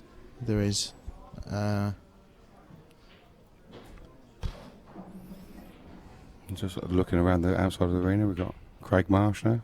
That's someone that's... Craig Marsh is always out in and around. Yeah, Andy Lucas, 3-time world champion. Simon Ward, I think he won 2 pro events last year, 14-1. That's good value. Surely he'd win it once at least if it was played 14 times. We've got we've got Nicky Griffiths. I don't know if anybody saw his match against Ben Davies yesterday. Outstanding result. Very, very good result. I think he's turning pro this year as well. So he was 3-1 down in the final set. 3-0, wasn't it? I think. Was it 3-0? I think so. And he won the final set. Yeah. It's I thought it was 3-1. He won 5-3. Well, Christophe Lambert is 18-1. I'm not going to say that I've had a little fat on him because I'm impartial. Christophe at 18-1 is huge, I think, because he's class act. Well, he missed a couple of tour events last year with other commitments in France and stuff, but But that pays his wages. That's why. He was provisional number 1. He's number 1 again. In France. In France, he's been number 1 in France for years, but he was provisional number 1 on the IPA. He's incredible value at 18-1, I think. That's your best value. Is he the person that if I had I'll give you £1 million if you correctly guess the winner? I wouldn't go Christophe Lambert, but the best value, I'm saying that's Christophe. So many names in that. I mean, you look at some of the results Christian Phillips had in the last season. 2 pro event finals. 25-1. 25s. It's big. Josh Duran won that. Is it the Devon Classic or the Cornwall Classic? Yeah, 28-1. We've got Liam Dunster, who's Scotland's number 1. Scotland's number 1. 33s. 33s and Scotland's number 1. I won't be commentating that one. Possibly got the best temperament in the tournament. Liam. And over these long distances as well, again, someone's going to have to play well to beat him. Andy McDonald, 33s. Super steady, been top 8 for a few years now. Jimmy Carney's been in world finals, 40s. England A international. Yeah. There's some great value out there if you can pick the winner. It's like the Grand National at the moment, though. There are a number. I think that's the beauty of this. It's I think Clint at 11-1's good value as well, because last year I think him and Mark were the best two players. Well, they were the most consistent players. And Clint, not last year, the year before. Well, Clint got to the semis last year, and Clint got to the final the year before that, and he's 11-1. I mean, if you're going on form. Did he not lose to Jack? He lost to Jack in the semis. In the semis, and then they won the doubles together. Yeah. So if you're going on course and distance winners, then you've got a second place and a fourth. You've got a finalist and a semi-finalist in the last 2 years, and he's 11-1. And you can get each way. You can get 1-2. You can get half the odds. Sorry for reaching the finals. You're effectively getting from 11-2 on him just reaching the final. He's been to a semi and a final in the last 2 years. Mm-hmm. In theory, that makes sense, but a year's a long time. But I certainly don't think he's been playing any worse that last season than he has this season. So that's good value. Too much good value. Jordan Shepherd at 12s. We saw him win a pro final in about 45 minutes earlier this season. Against Ronan. Against Ronan, yeah. He beat you in the semis, didn't he? He did beat me in the semis, yeah, 9-7. We got our tactical match. That he was a couple of rolls away there from being favourite for this frame. If he'd have got the snooker there, that would have been tough to get out of. That's a clever shot. That's a good shot. Let's open the frame up a bit. Decision making now is crucial.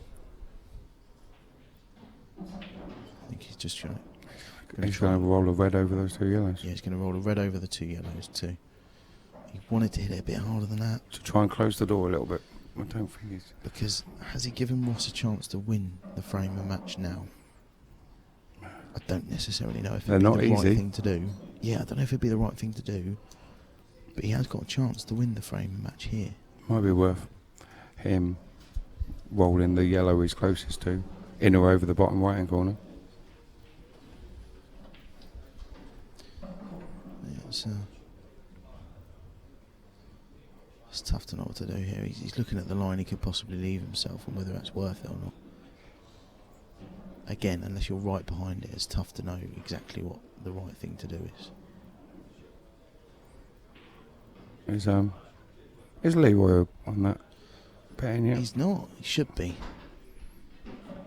That's what you get when you're up and coming and a young player.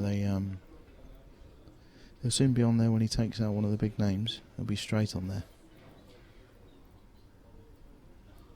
When in the World Series event down at Reading Pool and Snooker a couple of weeks ago, he beat Andy Lucas and Jack Whelan when he won the event. Yeah, and he doesn't get a look in. That's ridiculous. I mean, he beat Jack Whelan 7-5 and Andy Lucas 7-2 or 7-3. Yeah. I mean he beat Mark Priest. And in the quarterfinals, he's how he's not on that list is ridiculous. If you get a little bit more commitment out of Leroy, you've known him as long as I have, 4 or 5 years ago. He every waking moment he was practicing. Yeah, he's a very natural player as well. Nice kid as well. Bit of a funny cue action, the way he cues up. I think he's got a fairly good cue action. He does a really quick thing at the start when he's cueing. Yeah. He's going game here, Ross. Is he cutting that yellow over there? He's going to trust the luck a bit, I think. I don't know. This is so tough to watch. Black goes into the yellows, that closes the door. Well, he's got to take the yellow. I think possibly if you... He's got to take the plant, hasn't he? Play the plant really softly, so that if it doesn't go, it wedges in there. We're talking the two yellows over the two yellows over the left corner. Play the plant really softly, hoping you don't get a finger mark or anything. and if it goes, the yellow stays over the pocket. If it doesn't, that's perfect. Or you could do that. Or that's unlucky. That's so unlucky. I think that yellow. He takes it now into the top corner.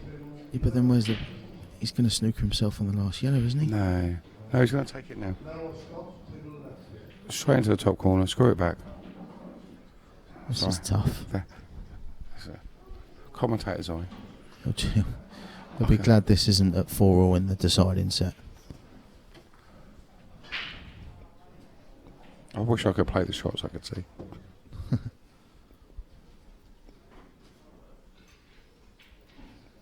don't think he's got any choice but to play now.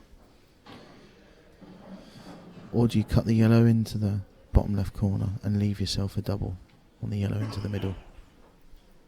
That's the shot for me. If you go in game, you go in game. Oh, I don't like that. Is this harder than a straight double into the middle? He's playing my shot. He's playing my shot. It's a great shot. It's a great shot.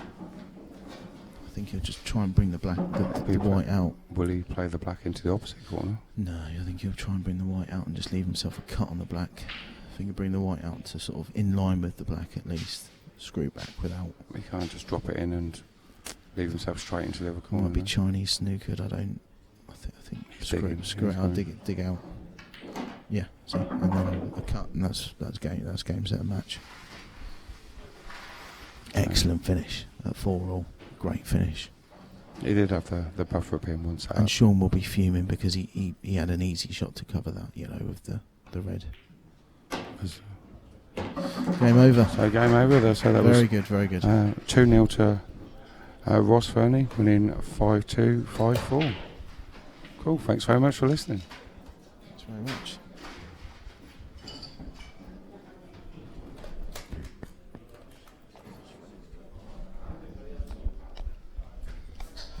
I'm going to see if we can get Ross over for a quick interview.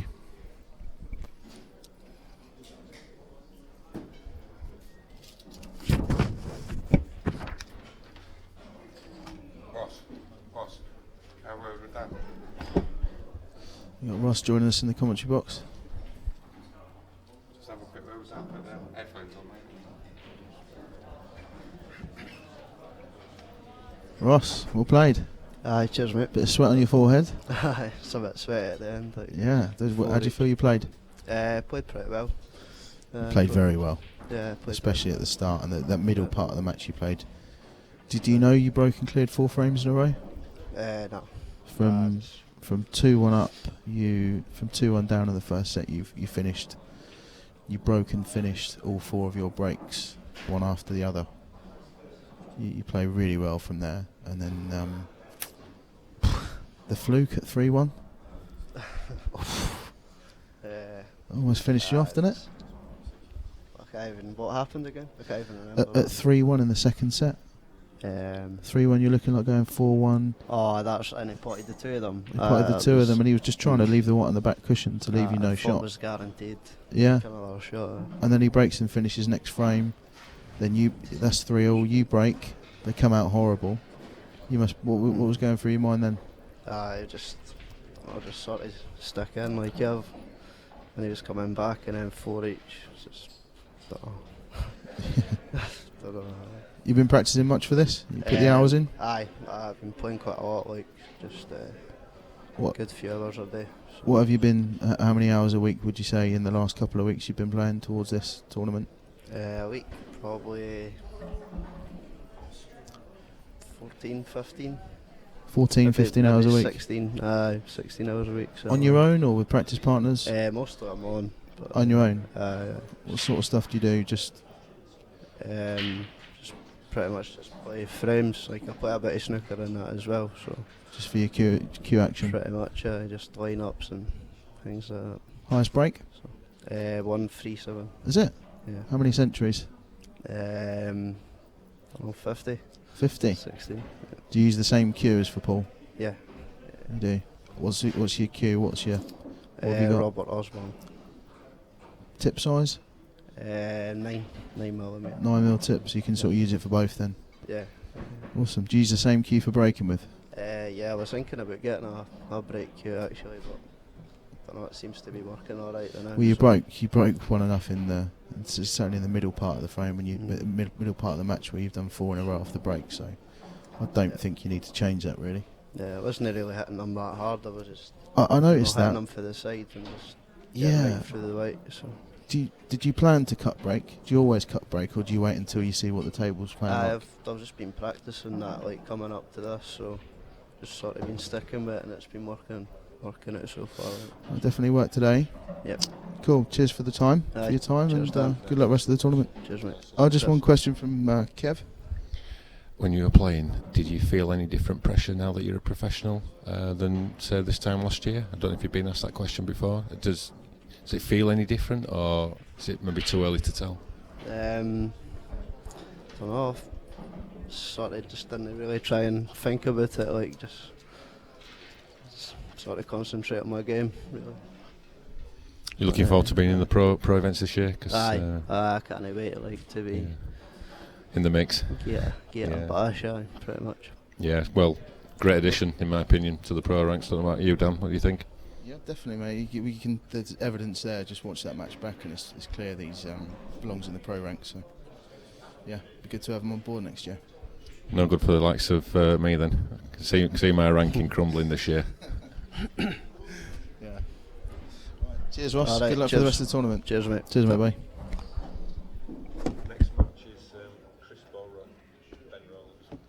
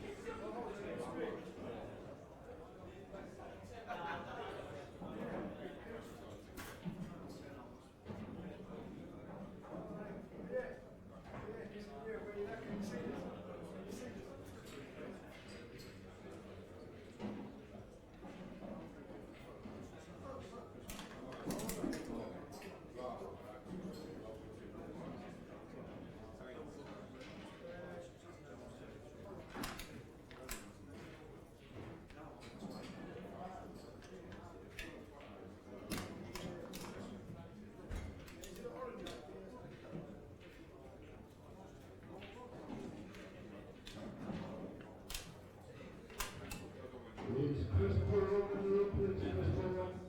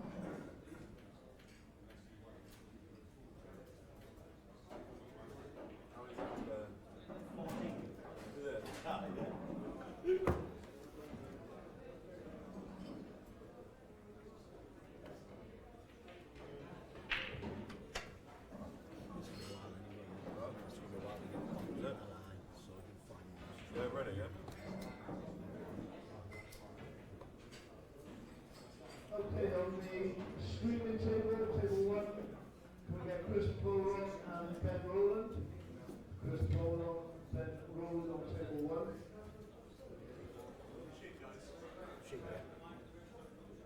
On table 8, Jordan Johnson, Corey Reese. Jordan Johnson, Corey Reese on table 8. Jamie Clark and Leroy Clark on table 18. Jamie Clark, Leroy Clark on table 18. On table number 5, JJ4, Shane Webster. JJ4, Shane Webster, table 5. On table 20, Simon Baker, Ryan Fisher. Simon Baker, Ryan Fisher on table 20. On table number 2, Bradley O'Reilly, Tom Ford. That's Bradley O'Reilly, Tom Ford on table 2. Smile sweetly. Thank you very much. Good luck, both. James Peoples, Lincoln Griffiths.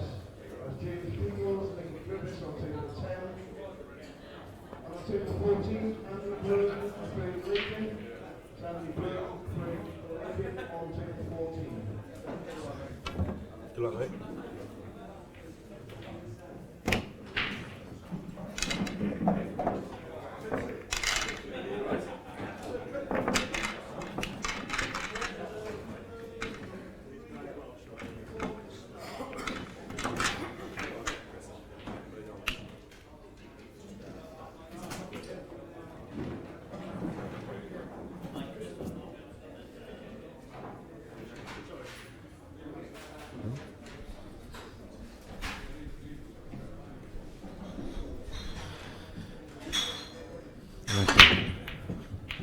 Good start, a good break. We've jumped in the commentary box. As I got nothing better to do tonight, I suppose, because I'm not playing till tomorrow.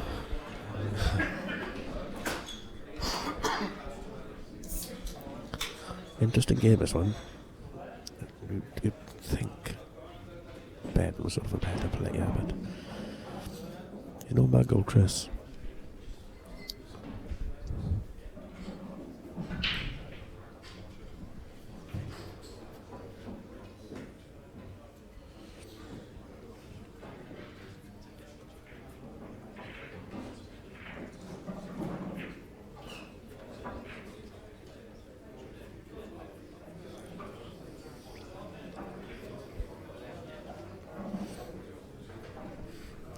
It is then.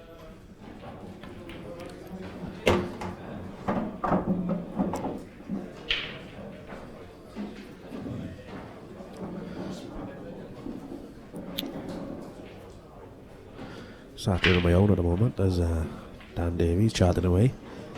It was meant to be next to me, but there we are. Always late. Never, ever, ever on time. Unbelievable.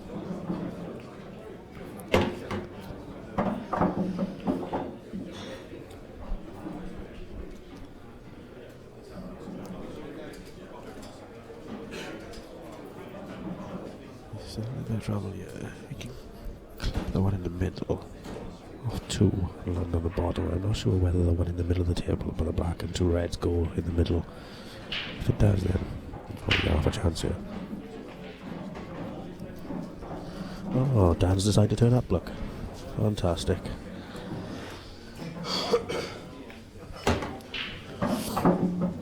He's made a right hash of these.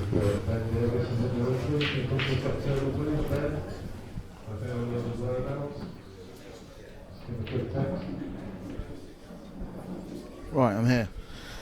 Nice to see you, Dan. Thanks for coming. What'd you say? Thanks for coming. What's your prediction? I am gonna go. Yeah, I'm gonna go 2-1 Ben. 2-1 Ben. Yeah. Chris has been doing really well. I've never really watched him. Does he play like aggressive? Not? Yeah, he does go for him. Yeah. He's qualified for Gibraltar through the amateur side as well. Yeah. So he's making a good player. Like. That's a good shot. If he's on that. I don't think he's alright. I think he's been unlucky. I think he's like an sure he's so close to being able to just being play absolutely perfect. either the one above the black or below it, just rakes aside. He's looking at it, he might be able to pot it if he just rakes aside to straighten it up, but it's tough. My main man coming behind me here, Mr. Paul Williamson. I've got Hassel in the commentary, but he played it with rakes aside, and It's still a bit awkward. I mean, he's going to definitely hit them two reds now, so he needs struggling. I don't think he can quite slip by it. I don't think he can. And maybe he can play it with sort of left-hand side to be able to get past, but it's not easy. He's maybe looking at flicking half ball. Flicking half ball off the red, yeah. Coming across it, it's tough.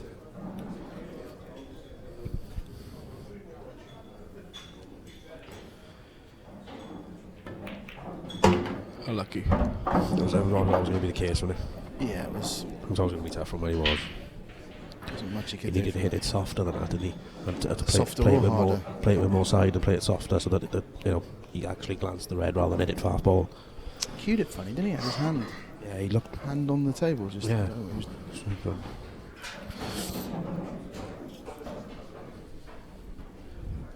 Have you seen the shot, Dan? Do you fancy this?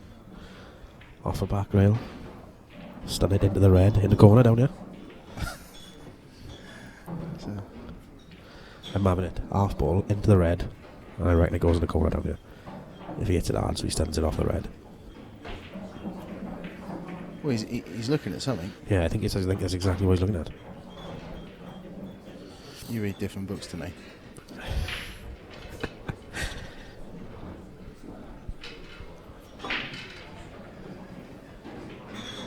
Pot the black off the red at the top. Same shot. Oh, grow up. Yeah, he's played your shot. Grow up. He's in a bit of bother now. See, I'm not a fan of that because he's just handing control. Yeah, he he's needs to just handling it over. frame's gone. Yeah, he just as well lashed it. There's absolutely no point in playing that shot at all. This can't hurt Ben. No, that could have hurt him if you flew that. Yeah, exactly. And it could have just set the tone as the first frame of the Yeah, match. just as well lashed it. I never understand that why people do that. Just hit the ball. Yeah, pointless.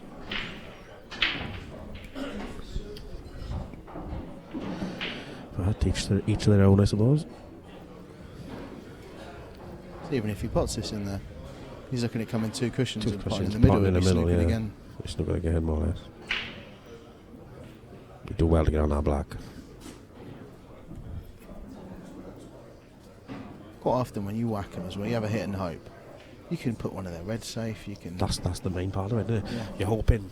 You can put the white in the jaws of the pocket. Yeah. And You could fluke it, which would be a bonus, but you could put a couple of balls safe or put awkward. Either way, you can't be worse off than what you are now. Exactly. So just as well lash it. Now he's at lash. He went for it. Fair play to him. fluke as well.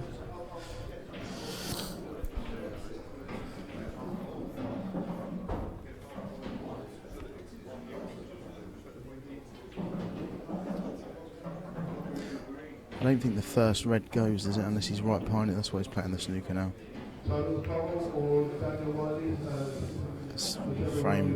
Frame's open now, isn't it? He hasn't got the one cushion escape either. He wins the frame next shot, doesn't he? Yeah.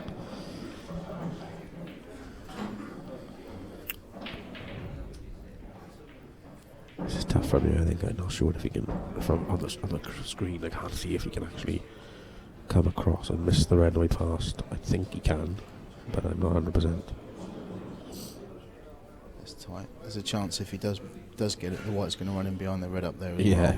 yeah, he's gonna have a tough black either way if he does get it. So. Yeah.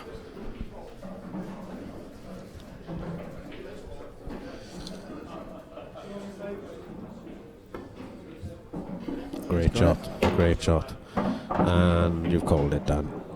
Thank you very much. Well done. That is harsh, though. Very, but it was always going to happen, wasn't it? You even said it was. Well, don't like to blow my own trumpet. Doesn't Luke normally do that for you?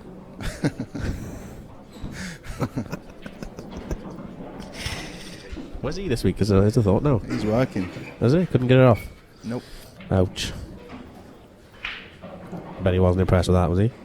No, he's not too happy. He's been playing well recently as well. He beat Lucas at one of the World Series things. I seen it. He was playing on the table next to me in Farnsworth, I think. Yeah. Yeah. Oh, he's getting snookered again, is he? No, he's not. Is he going this time, is he? Yeah. He should really. He's only got to land on the one bad one. Yeah. He might have gotten it there actually, but there's a couple of different ways you could go about this. As long as you get them, it's the right way, innit? I would now probably play the one on the right hand side and stand down the rail. Play the one down here now. Are you going to move the black, or are you just going to land on it? I'll land on it. Leave the ball that he's looking at playing. Leave the ball in his bottom left to last. Play it in the middle. If you're right behind it, it's easy. Drop in the middle, yeah. Yeah, he's doing the same. Three up the top end of the table, down for the 2 on the side cushion.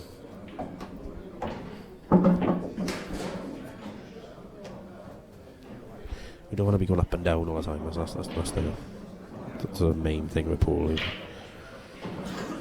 Last thing you want to do is moving a white round when there's no need, you know. Do you have that rule when you play? Do you have that, or when you first started to play? You sort of like take them out in sections, like So, well, not so much now, but you know, I just do it how I feel comfortable now. But when you first start, that's in sections, yeah. That's the gist of it, you know. It's a bit straight. Do you think he could stun this, or he could just run it through from the middle? Stun it in and play the one in the corner. I think if he stops the white dead, he's perfect on the one across to the left hand side to play the red on the same side. Yeah, he just doesn't want to be the wrong side of it. Can go wrong, but he should be. Almost drag it in. Always had to have a confidence, but there was no need, you know. Played a bit of a nothing shot there, really, because all he's done is made it harder for himself. Well, he was always going to be on the line of the cushion. Yeah. If he was going to do anything, he should have run through and left the red up to the left top corner, left corner. Yeah. Good shot. Well. Good shot, that is. Fair play. I suppose it's a sign of confidence, isn't it? Yeah, it is. Yes. He knew he was leaving himself that. Yeah, and he's hit the one down the road quite hard as well. So yeah, he's fancying the job.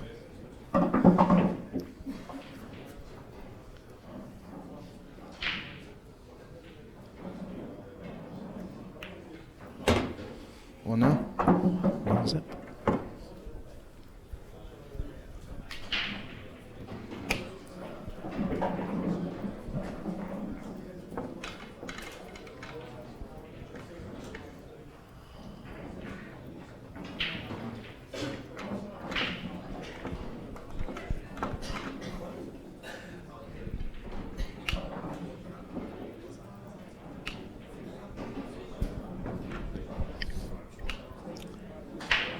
Do you know if either of these are joining the pros next year? Pro ranks? No idea, buddy, I'm afraid. I don't know, to be honest. I wouldn't have thought so, but I'm not sure where they are in the rankings, to be honest. I think Chris didn't play all the events last year, did he? I think he might have struggled to. I don't know. I'm not sure, mate, to be honest. Evening, Michael Howe.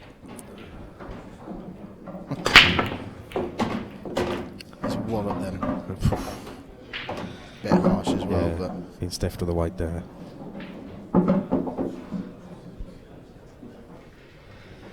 Hope you're behaving yourself, Howie boy. Did you play that red? Did you play the red? You've got to, haven't you? I play the yellow in the middle of the table. I do. In the top left? In the corner. Bottom left in the corner, bottom left corner. Just run through to the side rail.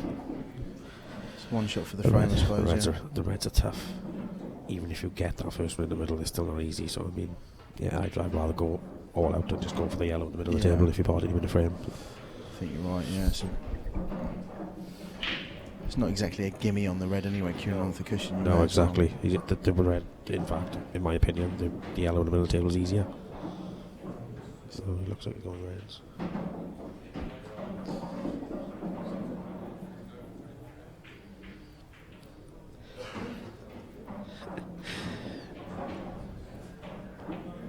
You'll have a nice time with the with the B team this year. Howie boy, 13-man team. That's the way.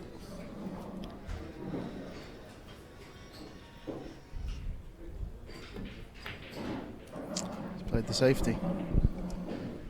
You might win a few frames for that B team, Howie. That'd be nice to see, huh? For a change, like.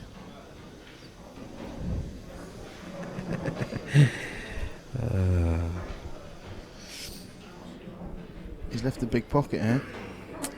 He didn't fancy either, did he? He's just played the safety. He's just said, right, okay, well, you choose. He's handed it over to Ben, and Ben's going for this. You know, he should.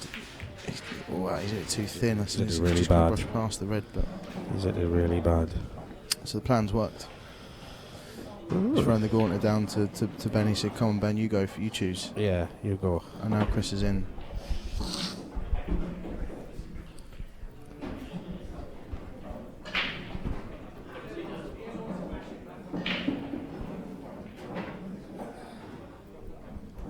I'm not.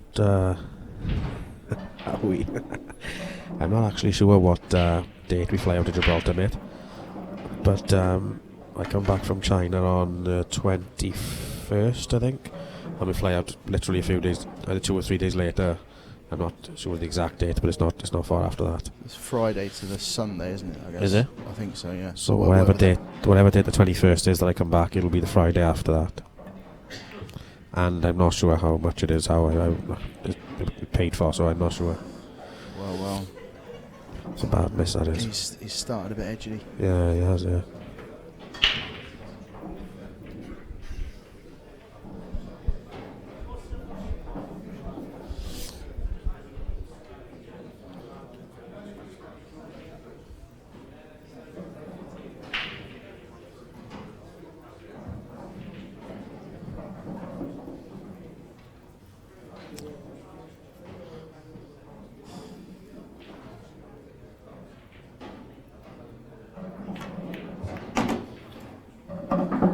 Didn't want that staying there. No. He's played the plant. I can see why he's played it.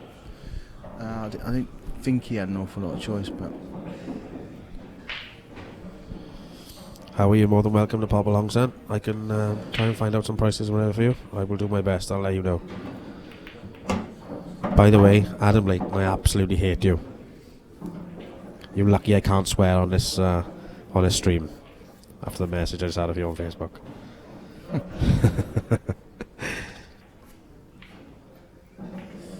this is delicate. This is tough. Oh, It's what a 2-0 shot that there. is. That's an amazing shot. That was a great shot. I looked a lot tougher than what it is because I didn't think he could have done it in that pace. He's absolutely lashed it in there. Yes. Fair play. I think Ben's the kind of kid he'd have practiced a lot for this. Yeah, he would have. Yeah. So keen for. Not that Chris wouldn't have, but he's just a bit too far there. He didn't want to. I think he's going to have to play this. The I think is only the higher of the two yellows that goes into the middle pocket. So Yes, it looks like that. But by his reaction, that must be what it is. Unless he leaves himself a skill shot, he's going to have to sort of screw back and across again for it into the middle. He's going to have to dig in here, but yeah.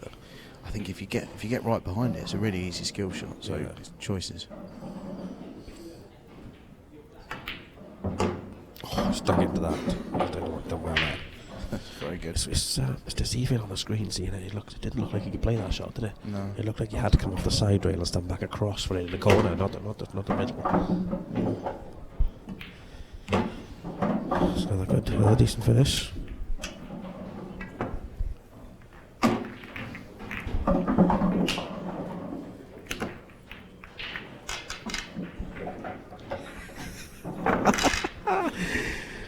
Yes, Howie. I'm not allowed to swear, so you're lucky.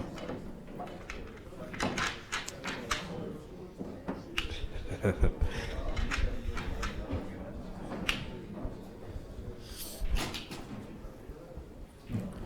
anybody's got any questions for me and Dan, feel free to write in and ask. Polite questions. Polite questions, yeah. Not how many calories have we consumed today. None of that. None of that. We haven't got time. We've got to talk about the pool. Just in case you do try it, I've had 60. 60. An hour. Wouldn't be a lot, actually. Right. Let's not talk about this. Get ourselves in trouble here, Dan. Get ourselves in trouble here. Ben doesn't use a braking cue. No, he breaks with his own cue, yeah.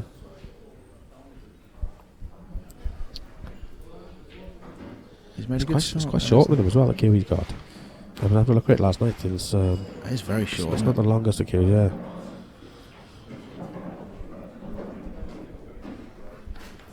The messy table. What do you do from here? I know you go for it. No, there's no point. I just roll up behind the yellow on the top rail and just put him clear and carry on. Would you? Yeah, there's no value in going game here at all. If you had the hump, would you cut the yellow in the middle and go into them? Yeah, probably.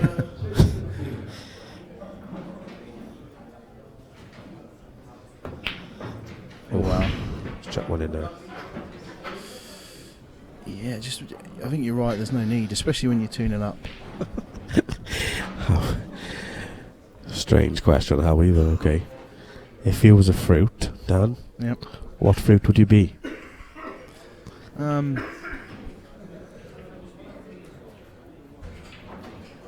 think I'd be a pear, because that's the shape I am. Yeah, I'd be an orange, because it's the shape I am. Hope that's answered your question, Howie. Thanks for that. Yeah. I think Chris is going to go reds here and screw straight into that first, to the red and yellow. No, I'm not sure. See, again, no, on the screen. To me, I'd say, goes. without looking, that red goes, the yellow doesn't. Now, only he can tell out there, because we can't tell properly on the screen, yeah. Yeah, messy little frame. These are the frames that sort out, yeah. You know when you look at, I look at this, I get a headache just looking at this. But Ronan will look at this, and he'll look at it for 5 minutes. But he'll always do the right thing, won't he? Yes, he will, you're right. That's a bit harsh, but obviously the red didn't go. It obviously didn't go, yeah. This is the thing with the camera angle we go. I couldn't see, but can he quite get enough of that to sneak it in the middle? It's tight.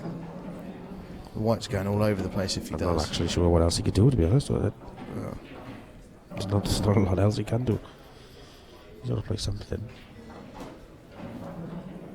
This white is absolutely flying about you. He's got it in. Well, he's got a poke. Yeah. He's got a poke at the top. Just play the red on the right cush up. He's looking at it now. He's got a big bag. Would you, depending on the angle, I think he's running past the black and the left-hand side of the black. I was going to say, if he could roll it in dead weight and just run towards the black, he could clip the one on the rail and go into the yellow. But I think he's going big bag at the top, is he? It's a big bag, isn't it? It's just that's probably the best option, really, because I mean, the one in the middle of the one on the table, he's basically going nowhere, so it's probably his best option. So Yeah. they play it plain ball, digging a little bit. No, I'd be trying to stand through the gap of the two reds. Aim to hit and the yellow. But with plenty of pace. yeah, because then if he hits the red, the lowest red, he's pushing it on anyway. So yeah, he'll flick off the yellow and be out in the open. It looks like he's quite tight to the rail, so can he get that shot? So we'll find out. Digging in. Played it well. We didn't even need it. That happens. How often does that happen? Yeah, all the time. If the yellow wasn't there, then we'd have missed that red. He's 1 in 15. It's 1 in 15 to make that, playing it that way. Oof, cough.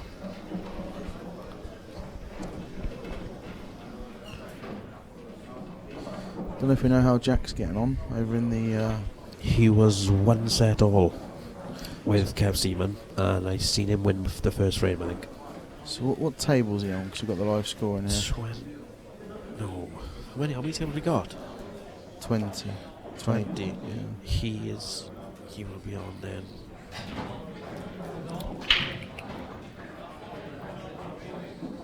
Table 12? I think it is table 12, mate. You're right. If he's on table 12, he's 4-1 up. It's 4-1 up in the final set. Yeah. Because I know he was tuning up, so it's 4-1. Yeah.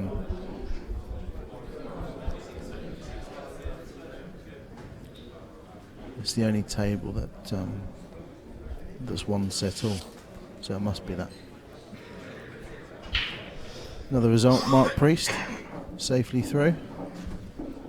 Beat one of my pals, I think. Old Mark John. I'm guessing that was in 2 sets because they've... It was, I think it was 2 sets, yeah, but Mark was 3-1 up in the second. 3-1. Mark was 3-1 up in the second set, Mark yeah. John. Yeah. Yeah.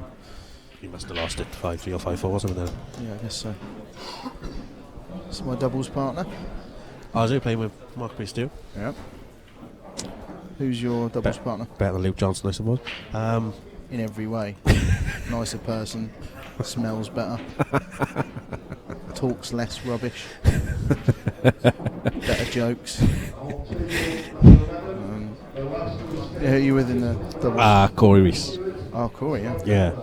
Yeah, we play quite well together, and we sort of very similar players in ways. So. Do you practice together? Now and again, yeah.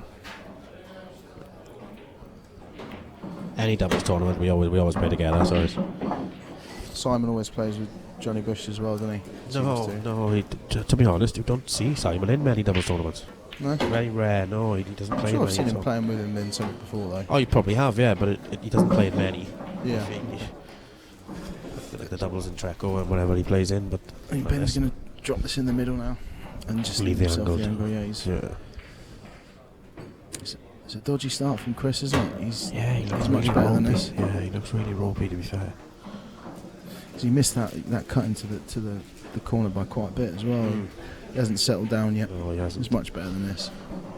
But the thing is, the shot selection as well. Like earlier on, he had to go yellows. He couldn't do.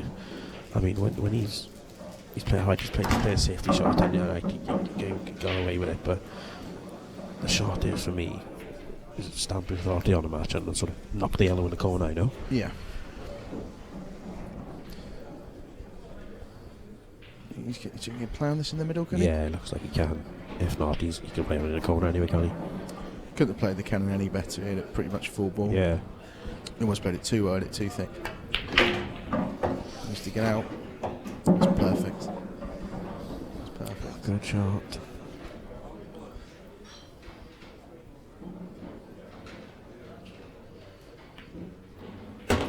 Very good. Very good. Yeah, he's queuing very well. Yeah, he is. Confident. The kids, Does like look the confident, youngsters these days are very confident, like with the potting balls, you know. Youngsters. How old are you? Not telling you. But I'm older than him. You start at 30. Yeah. You're not 20 then? No. I'm 32 in June. Oh yeah. Yes. June the 8th. 8th. I know, I don't look a day over 21, I know. No, you don't, mate, no. I know. About It's 10 alright. years over 20. Anyway, that's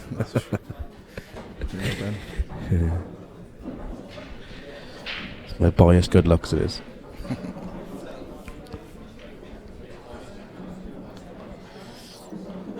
Right, he needs this. If you want, you're not winning the set from 4-0 down. No, absolutely not. So, the way he started, I think he will just say, right, I'm going to loosen my arm up, have a go at the couple, and yeah, just get ready for the next set. Try and get that's how we do it, yeah. Yeah, and if something happens, it happens. But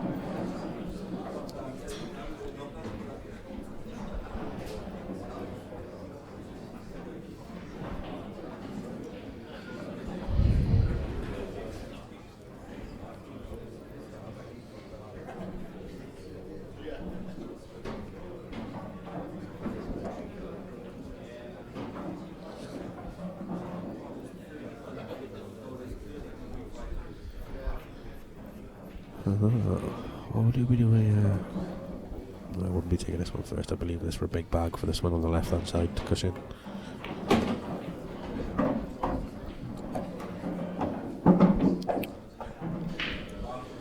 tricky little table again, isn't it? It's not nice. It seems to work that way when you. Yeah, when you're struggling and you getting beat, things never run right. You don't break and get drop-ins, do you? No.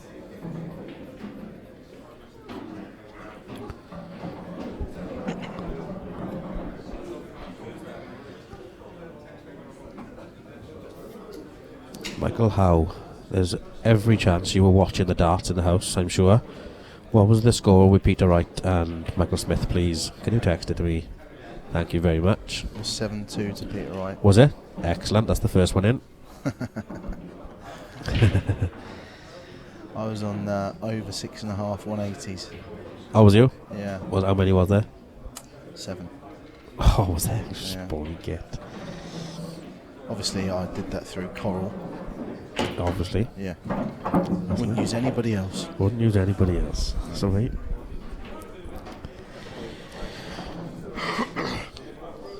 Do you like to have a bet on the pool, or do you like to bet when you're out? Are you one of them, or were you on the pub anyway? I couldn't.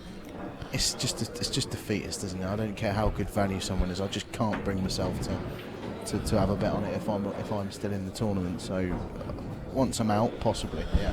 Yeah. Probably. Yeah. I know what you mean. Yeah. Hopefully, I'm not out. Yeah. Exactly. Yeah.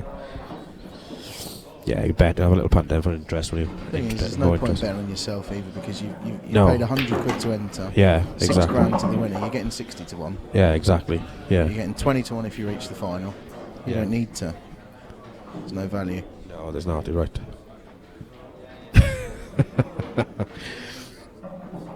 Message off Wop Wop, one of the boys from Port Talbot, down our way. Wants to know the combined weight of the guys in the commentary farm. 7 or 8 stone.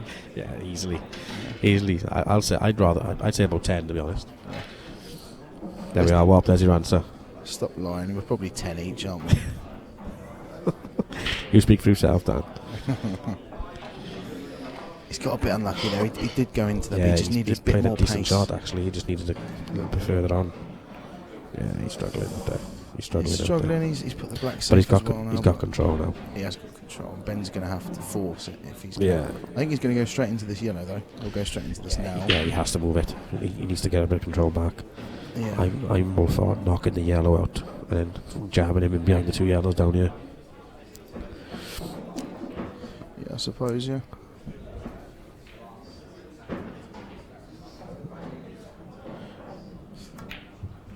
Ooh. Can still play that shit. Yeah. If it's just a little bit lower, he could have made a fairly decent snooker. Just coming off the right hand side of it. He's going to clap it attacking, up. is he? Yeah, let's go back into it. Okay. Shot. It's a shot of a confident man. That's opened the frame right up as well. I mean, he's sort of fortunate to be on the yellow into the middle, but yeah, he'd be unlucky not to be on anything.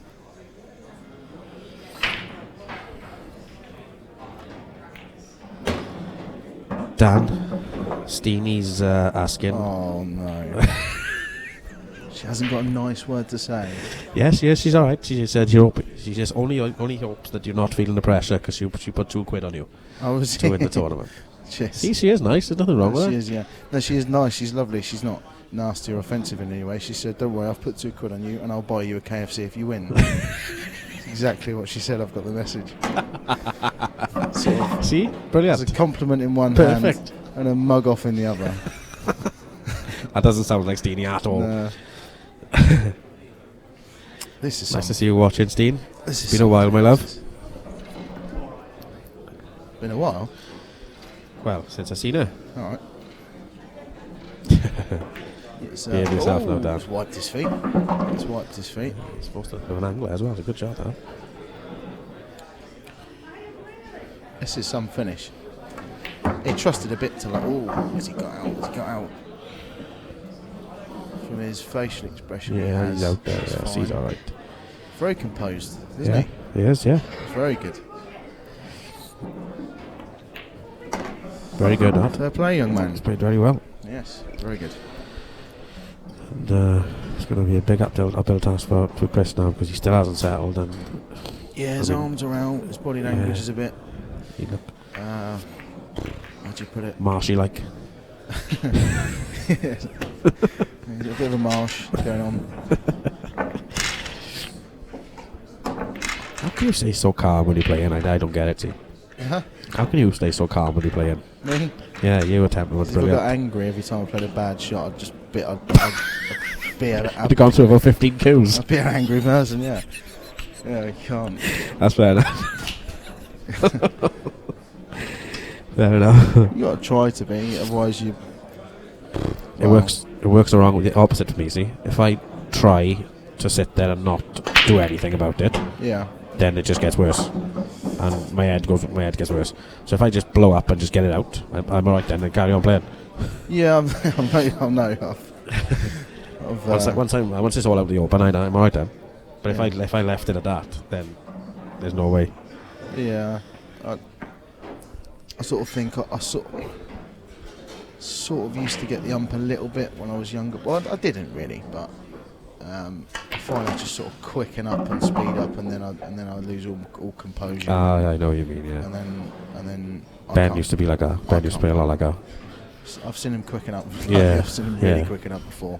And you think, are you doing that on purpose, or have you got the ump, or is it you deliberately just trying to get yourself going? Yeah, that's what he used to do a lot. Yeah, I think as he got older, though, it stopped working for him.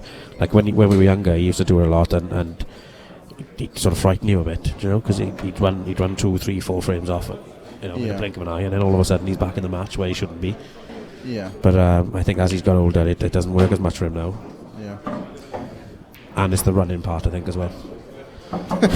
He doesn't run so much no more.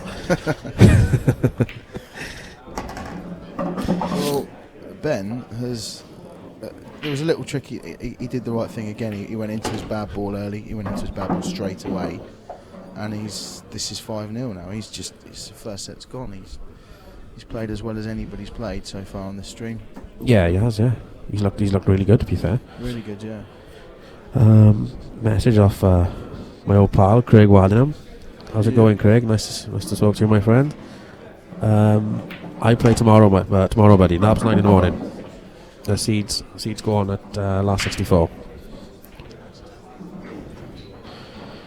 That is Mr. Whelan through as well. He's won 2-1 against Kev Seaman. Yeah, a little minor scare. Kev's a very good player. It's not surprising to see him take a set off Played Jack, him in the doubles earlier, actually. Did you? Yeah, we beat him and Jason Rimmington. Ah, in Galway.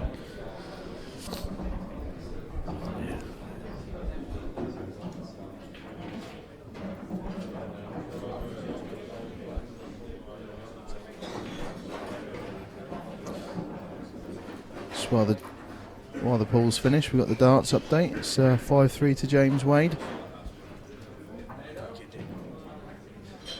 First night of the Premier League. That's what you get for putting a 1-4 shot in your bet. Yep. Just to bump it up. Absolute greed. Unbelievable. Yep. Sounds about right in my luck lately. I suppose you did that with Cole, did you? Yes, correct. Yeah. I did actually. Yeah. Oh well, more money for Mr. Coral.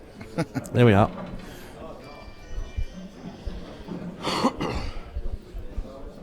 Well, Chris needs to. Yeah, he needs to start again. Yeah, Needs to settle. That's the good thing though about sets format. I mean, he can basically just start again now. You know, he's only 1 set down, not 5-0 down. You know, so yeah. Much easier to come back from set it is. down, 5-0 down first. To 10 or 12. Yeah, it is. Yeah, he's but he needs to settle quick. First couple of frames of this set, the first frame of this set, if Ben can take the lead again, I don't know if he breaks first or not, but if he can, yeah, just stamp on his throat whilst you're up, whilst you got him on the ropes, just kick him while he's down, and take your foot off the gas.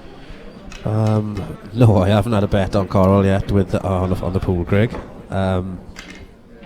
I'm still in the tournament at the minute, but I won't bet on myself in play because I'm already getting 60 to 1 of my money anyway, so there's not much point really. But if I don't win the event, then yes, I will be having a little punt on somebody. I don't know who yet. Maybe I'll scope the place out and I'll have a nose first, but maybe I'll have a little nose later on. How are you playing? How's the form? Drop me a message. I'm sure it's decent with you, it usually is. You want to stop playing them silly rules, you do. That's the problem. He'll be over soon. He'll be over. Needs to come over with the boys, you do. They'll all be back soon.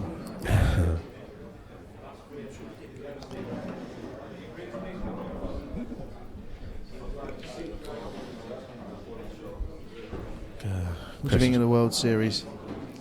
I love it. Yeah, it's great. It's a great addition, isn't it? Do you know I really like that cloth? I blue prefer it. cloth? Yeah, I prefer it on these tables.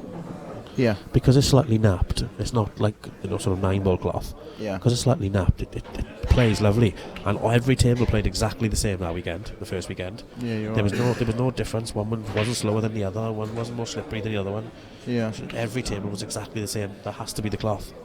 I think it looks better. It does as well. look a hell of a lot better. This is a small snooker table, isn't it? That's what it looks like. Yeah. If you're outside looking in, it Yeah. just looks like a small You're snooker right, table. yeah, it looks modern. It looks 21st century. It just looks much better, isn't it?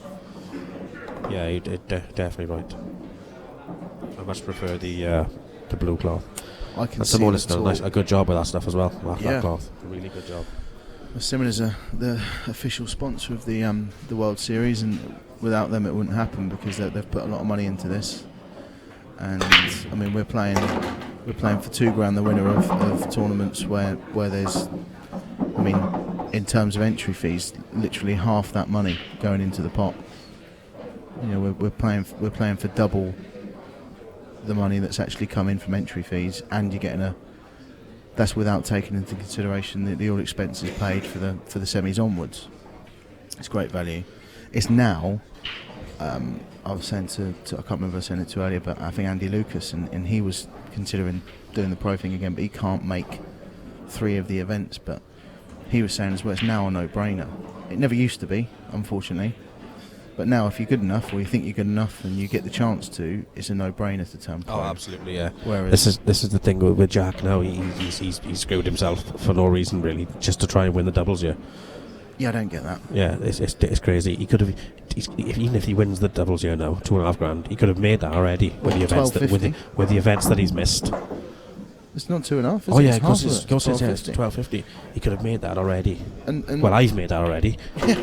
So like, with how good he is, he can, you know, he's got 2 stabs he'd have had at $2,000. Yeah, exactly. Over a long distance, and, yeah. and he'll be one of the favourites for that. I don't get the decision. Yeah, it's crazy. And really, if he does win the doubles, are you going to get a bit of negative sort of? Oh, yeah, but he's, you know. Yeah, he's a pro. Yeah, but they're not really, you know. He's not really an amateur and all this. You're going to get, you know. Well, put it this way: if me and Corey play Andy Blurton and Raybone tomorrow first. Yep. And I think we play the winner of that game then. The winner of Clint, and I'm sure Corey will be right up with that one. Yeah. That's such a tough. They're 5-2 favourites for that, and it's such a short price. There's a lot of good pairings in that. Yeah, there is. There's a good 15 that can beat them in that. There is. It's the same as the singles. Like no disrespect to Farnsworth, he probably should be favourite, you know, on current form. Yeah. But definitely. What was it? 7-2. That's really tight. It's that not, is. Yeah. There's no value there at all. The value is in your from your 10 to 1 when to your 8 to your 2 to your 25s. When you've got people like, you know, Hibbert and Raybone, Hibbert at 12s, Raybone at 14s. Yeah, we'll go. Do you know, you just as well bet one of them. Well, Simon Ward won a Or couple of pro Simon events at last 10s. year. 14s, I think. Or 10s he was at the start, yeah. Yeah. You got Ronan, who's barely lost a match at the start of the season. No, he's 16s. He's qualified twice for the two. The 2 events. He's I think I'm 14s now as well. Ben's missed his first shot. Ben's missed his first mistake there, and he was just took his eye off the pot a little bit. He was trying to mind where the cue ball went, and he's missed his first proper miss, so to speak. And first frame of this set is big. He came up a bit short. He did on his positional shot. Yeah, it was a couple of rolls further forward. Just to follow on from a question from Craig. Nice to see the phone's okay. You've got a silly rules tour tomorrow. Okay, that's all right. Nick a few quid out of that. Good man. And yes, come over next year and join us, boys. I'll teach you the rules, no problem. You'll have to come down and have a lamp in off me for a while. That's really well. No problem, my friend. No problem. What do you do here, Craig? Your Reds, you're in a bit of bother. Yeah, I'd be pushing the Reds up on top of the yellow myself. Would you? Yeah, only because it's the only sort of safety shot he can play, I suppose. If you get that right, you're right back in the front. Yeah, he is. Yeah, You're not just containing him. You're yeah. He's got no other option though. I think it's the only shot he can play. Yeah, what else can he play? No, I would play the red that he's looking at. He's actually queuing into the rail first, and then clip the red up. I think it's easier to control the pace that way. Yeah, yeah. Rather than trying to cut it onto it, and then the white's coming over over the right hand side of the table. So you don't need that. You want it staying there. So.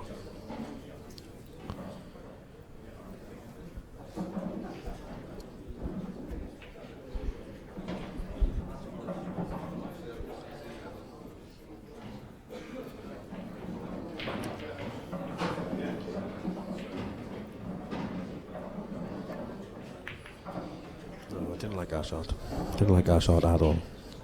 For the reason you said as well. Yeah, I mean the white was always coming. Like playing it like that, the white was always coming out. Yeah. He had to get it right on top of it, which meant he didn't. Then he couldn't pot it. It was a more difficult shot. It was a hell of a lot more difficult to play like that. I didn't like that shot at all. Ben's looking at. He can't screw back unless I suppose he has got a gap between the two Reds. I think I'd stand off the side rail. Yeah. Out. Not always the easiest to judge. No. That's poor. That's poor, that is. By anybody's standard, really. Bit of negative body language for the first time from Ben. He's a little bit of a spring in Chris's step now as well. He's as soon as he went in off there, walking around the table a little bit faster. It's like you said earlier, if you had like him running betting 5-0 down first to 11 or 12, for example, he's so much more of an underdog than a set down. Than a set down, yeah. Massive difference.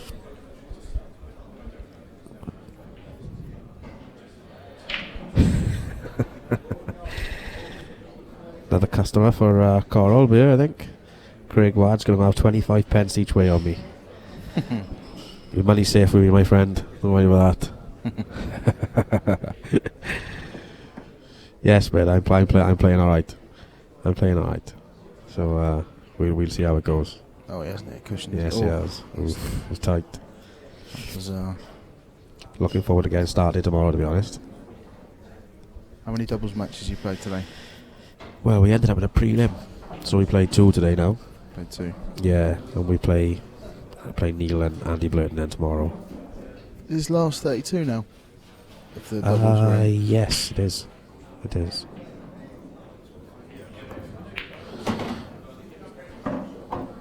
It's cued that well.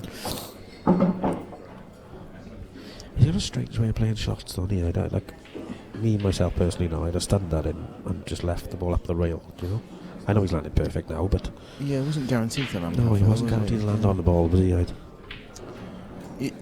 You never know though. If he'd won the first set 5-0, he might have played that if he was feeling more confident. Yeah. He does look a little bit more confident now. Mind he's got a bit of a spring in his step now.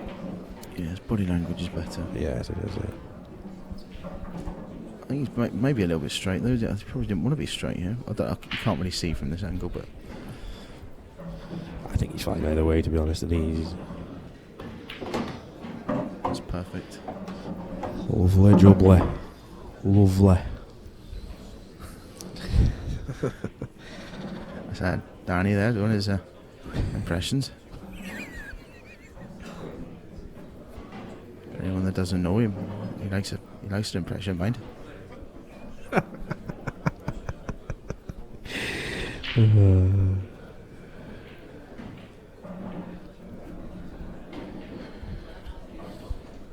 Greg, you got me, son. We're on. Definitely.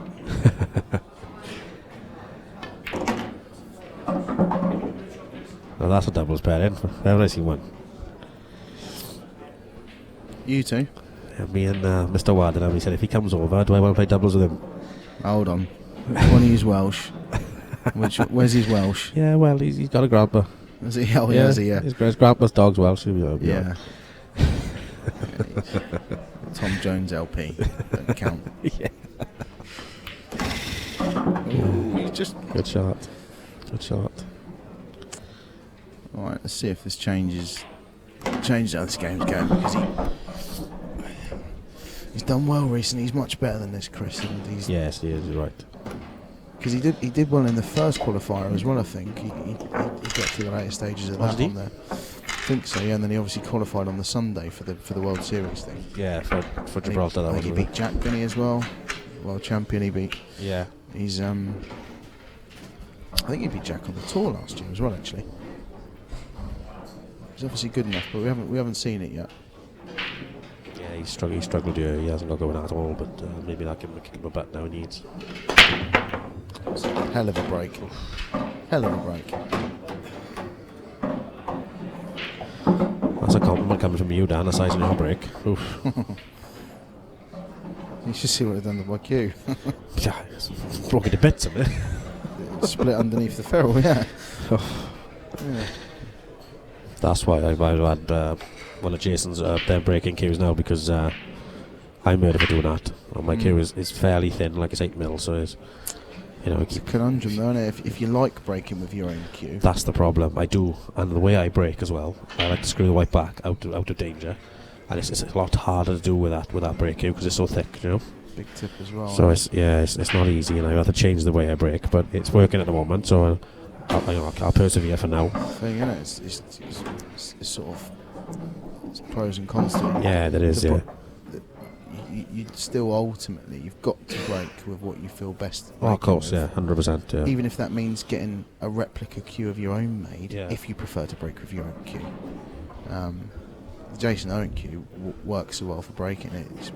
The weight's further up the cue, so you don't have to hit it as hard to get the same force into it, which is good. Yeah, it is. You're right. Yeah. And it works. It makes sense as well.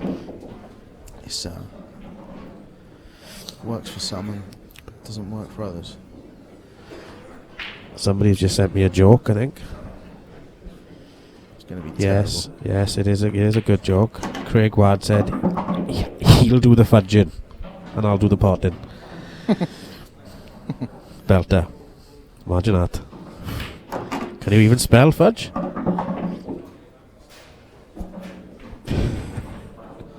This is a great clearance. Yeah, it is a good clearance again. He's played such a Very positive cue, actually. just regarding very these. positive. Yeah, just taking them out very well. A couple of shots in that clearance, he had to be very precise with what, and he was. Yeah. Key He's shots. seeing them really quick as well. Like he played the ball off the ball there at the off the yellow.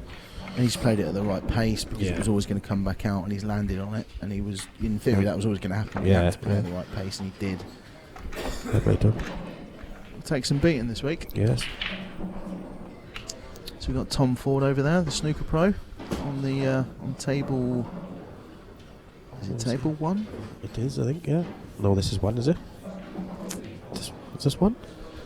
Don't think so. No. No, it's just a tea table, is it? All right, okay.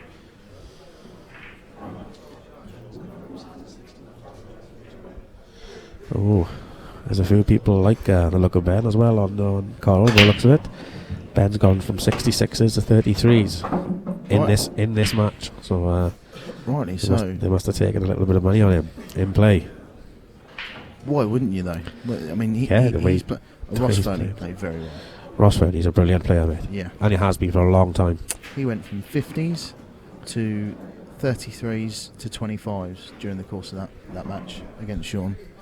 And he's seen the similar thing with Ben. People are obviously seeing a young player, seeing him playing well, cueing confidently, and jumping on whilst. Ferney, lovely kid as well, Ross. Yeah, he is a lovely kid. It is. Likes a drink.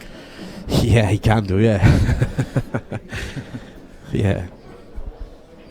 But he's mega talented, to be fair to him. Plays a lot of snooker as well, I think. Speaking to him earlier, actually, we had the little interview after his match, and he said he'd been playing 15 hours a week last couple of weeks in the lead up to this, playing a bit of snooker as well. His highest break's 137, and he's at about 50 tons. Yeah, I wouldn't be so not surprised at that, to be honest. See, he's got a cue action for it. Yeah. I remember I used to have one of them. played that well, Chris. But Good I don't shot, know though. If he's on the plant in the middle, then he's fine. Yeah. It looks like he is, to be fair. Would like the cue ball to have come off the cushion there, but he's achieved the main thing of what he wanted to achieve with that shot. Getting that red away. It's just with the plant, the red's going to go into the side cushion and possibly tie up the other red. I don't think it will, because number one, he's probably better off playing the red off the yellow anyway. So, because it gives him more options. So then the yellow, he's obviously hitting the first yellow thinner.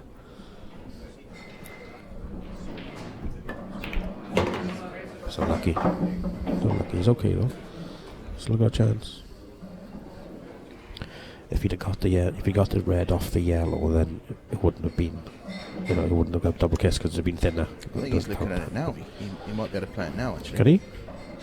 Possibly, yeah. I think Yellow looks. Yeah, he could do actually. I think. Good. I'll have to coax it in with a bit of right hand side, but it's. I think it's possible. I don't think it's that easy from there, though. You have to be quite accurate with this. It's not. It's not a massive bag. I don't like these sort of shots. I'm not gonna lie to you. I don't like playing balls off balls and things like that. I'd much rather just play about the cushions or double something. Yeah, he's on cushion first. You've got to hit the yellow, not the cushion. And now he's left the same shot for Ben. Yeah, he's left the table open now. I mean, there's not much of a problem there now. No, I think he'll. He's going to open that pocket up for the black later on in the frame. I think he'll leave the yellow bottom left till last. What's he played there? Why has he played there? I think he wanted to come back further in and out of the cushion. Okay. Yeah, maybe he did. I was thinking, why He's just what aimed he to doing hit there? it, I think. Watch the white. He's apologised there. He's played an absolute stinker there, to be fair. I think he's going to. Well, now he's perfect, because if he can see the one in the inside, he plays it off the red, opens the bag up. I don't think he's quite on it though, is he? He's going to have to play the one he's closest to, and then he's now off. Oh no, okay. No, he can play it. He's perfect now. He comes across and leaves the one down the cushion. Yeah. Yes, it's certainly not frame over quite yet, but he's got to get this off the red. He has. Oh my God, that's a howler. That is a poor shot. That is. He'd possibly hit that too hard anyway, Yeah. even if it was coming back out, and maybe it would have been behind the red. That was not good. It's Chris's chance here. He has to win this frame. Really. Yeah, He doesn't have to. yeah. You know, I mean, if you're going to win the match, you've got to start winning these sorts of frames. Yeah, definitely. Ben started so well, and he's starting now to chuck a couple in and test him. Craig. Yeah, I played a safety once as well, mate. Mine was a miscue also. Don't worry about it. Get a better tip, you want to. Has he got any money games coming up? I'm not sure, actually. Drop us a message and let us know, Greg. Any games coming up? Anything lined up for you? Boyle the third. Boyle the third. Oh, I don't want to talk about him anyway. You've had enough money off me, him. Oh, boy. Oh, yeah. Boyle, yeah. You've had 22 grand off me, I think. Oh, okay.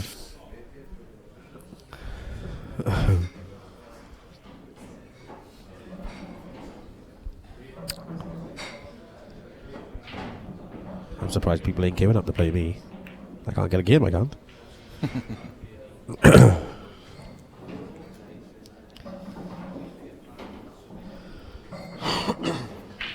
The talk of you playing Jack? There was, yeah. I asked him, and he wasn't interested. He wanted you to play a couple of starts, and he wanted in Derby. Yeah. Surely that would change now, though, wouldn't it? Possibly, yeah. Yeah. Well, I asked him. When did I speak to him? I asked him about 6 months ago, I think. 7 months ago, and he had to be in Derby, and I was trying to get games, obviously, in the club I work in. Yeah. That's the reason why I wanted the game, like, but yeah. Do you know, I do enjoy it. I do like the buzz of it as well, of playing for money, but it's not really me. Like, I've never really played for money. I've only played 3 times. I think I played Rob Chilton for 500 quid, which I won, and I've lost the other 2 then to Boyle for like 11 and 10 grand or something. What don't you like about it? I don't like. Do you know? I think it's just other people's money. Like, I think it's just playing with other people's money. I think I'd feel better playing with all my own money. I would. Yeah. I would. Do you know what I don't like about it? I like a money game. I've had 9 proper ones, but I don't like, and unfortunately, I know what you're going to say. At least 5 or 6 of the times that I've played, it happens. 90% of the people are sound as a pound. They know their pull. They're respectful, and you just get the 5 or 10% that are just complete, like, a stinker. horrible human beings, and just after a few drinks, they're probably alright. So yeah. But after they've had a few drinks and they got 50 quid in it, they will say whatever they have to say, whatever they think they need to say to get to you or put you off, like personal stuff. Yeah, it does. Yeah. You know, and that's what makes it for me. That's why I'm not sort of. Yeah.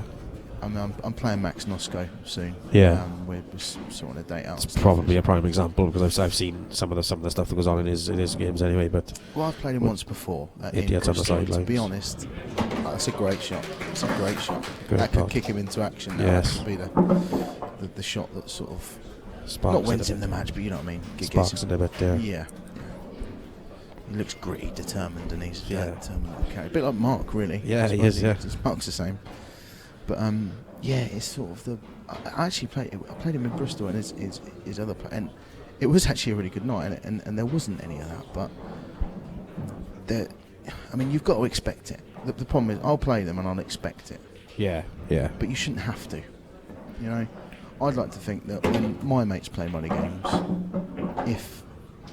if I'm in the crowd, say Luke's playing a money game, and there's 20, 30, 40 of us watching Luke, and one of my mates shouts something out personal, I'll just go, stop it, mate. Yeah. Do you know, that's what disappoints me most, is that Yeah. the people that are in amongst that little crowd that are good blokes or good people that know how just the general, just a bit of bloody manners and etiquette, you know, that they're the ones that should just, it shouldn't be up to the player to turn around and say it. The player should just get on with what he's doing, but you know, you should, the 90% should just go, whoa, stop all that. Yeah. It's not what it's about. In all fairness, the two I played, you know, I played Boyle twice. I played one in Scotland, and I played one at home. The crowd were brilliant. You know, everyone was respectful. You never had any trouble either way or from any. Like, there was a little bit of shouting and whatever down my club, but apart from that, there was nothing. Like, and that's the way it should be, in my opinion. You know, when you've got that sort of money on the line, you do need a little bit of sort of decorum. You know, you can't go around being, you know, a div basically. And unfortunately, there are too many of them on the sidelines that don't even play most of the time, you know, or can't even play. They're just there to just hold play the up. money. Yeah, hold the money and play up. It's just daft. But unfortunately, that's the nature of it, and that's the way it is. Ben. This is another little mistake creeped in there. But Ben, the yellows weren't that difficult. Yeah, they were all there. They needed a bit of figuring out, but he's missed his first played it a ball. bit quick, he did, didn't he? Yeah, he missed his first ball, and the pot wasn't difficult, so No. he just took his eye off it, where he's worrying about the cue ball. Oh, we do have it. We do have match number 3, apparently. Oh, they do? With Boyle and Craig. What's the details? I'm not sure when they're playing or where, but it is happening. Interesting. Yes, and Dan is playing Nosco, I think. Yeah, it was going to be the 28th of February, but I said I'd double check with the club there's anything on Reading Pool and Snooker, and they've actually got like the Berkshire Series thing on, so right, okay. It'll just be later on, probably March or maybe April. Oh, is that why you played it in your club, is it? Your home? I played him once in Bristol, and he's going to play me. Oh, there we are. Yeah, I get on really well with Max, and it's nice to play someone that obviously you wouldn't play a close friend or anything. No. It's nice to play someone that you get on alright with. Yeah, it's just respect. a gamble. Yeah, just a gamble. Yeah, It's a gamble, you know. Yeah. And Carly got that club. That's Yeah. unbelievable. Fair play to her. Yeah, the club is absolutely brilliant, I bet. Sponsors the tour now as well. We've got four of the 6 World Series events are going to be at Reading Pool and Snooker as well. We were there for the first one, and God, the tables were absolutely perfect. Yeah. I think that's the best pool club, tables wise, I've ever been to. Yeah, it is. Every single table was perfect. Yeah, and it'll continue to be like that because she owns the place. Yeah. So She's really keen as well, and she's good as gold in all fairness to her. She listens to people. Yeah, she does. Yeah, You know, she's she right. doesn't play pool herself, but she, you know, when we'll say to her, look, the most important thing from the player's perspective, and I appreciate it costs you money, but is to have the tables perfect all the time. Yeah, yeah. And she just listens, and it swings around about because the tables are perfect all the time. Yeah, it costs her more money, but more people do go in there. Yeah, that's it. Yeah, you do get it back. It's not. Yeah, yeah. It's kindly sponsoring me this year as well. Me and Luke Johnson. Was it? Yeah. Excellent. The tour and Leroy Clark as well. Oh yeah. Leroy, Yes, yeah. yeah. I remember she did tell me actually she was sponsoring Leroy. Qualified for the World Yeah, Series. he did. Yeah. Beat Jack along the way, did he? He beat Jack. That's he right. beat Corey Reese. He beat Andy Lucas. That's right. Yeah. Fair play to him. Yeah. I'd never seen him before. Till that event. From Reading. From our Yeah, area. he's from. Yeah, he's from. Yeah, up He's, here. I think he's 20 now. Is he? 20. Yeah. He looks about 15. Yeah. I didn't think he was that old. Yeah, he's 20. He's played in the. He's played in the England juniors and stuff like that. Oh.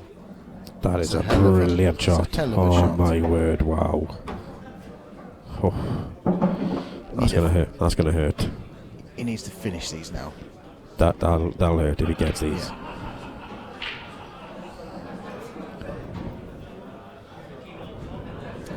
I think if he can just stun back a little bit, now he's got the angle off this red in the middle to go into the black.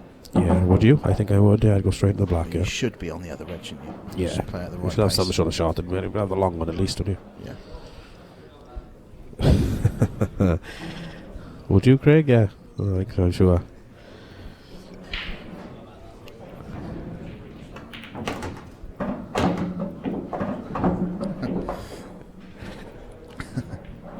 Yeah, good luck.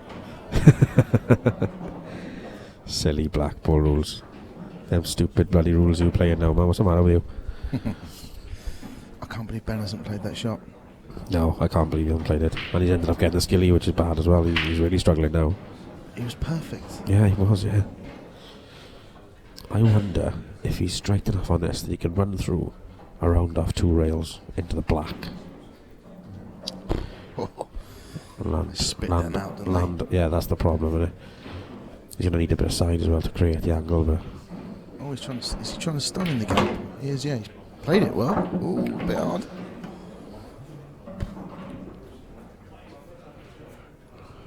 I got one. Always playing off the yellow, is he? Oh, I was going to say I'd run off. Stand in the middle and run off 1, 2, 3, 4 cushions, maybe 5. And they're in here. And they're in the bottom corner. 1, 2, 3, 4, maybe 5, maybe 6. Yeah, maybe 5. You're like Rachel Riley on the countdown when no one can get it, and she goes, "Yeah, a couple of ways actually." Yeah. Get off. Smug she is. She's fit though. She's attractive.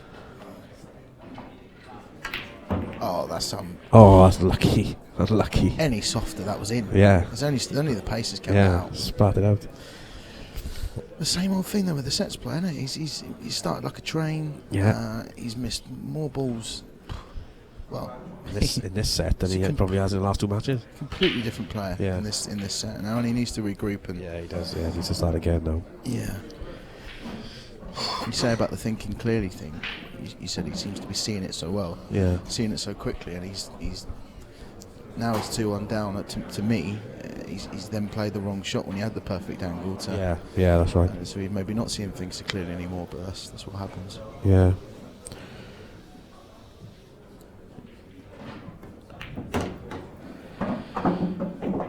He's got a bit far there, have he? Yeah, okay.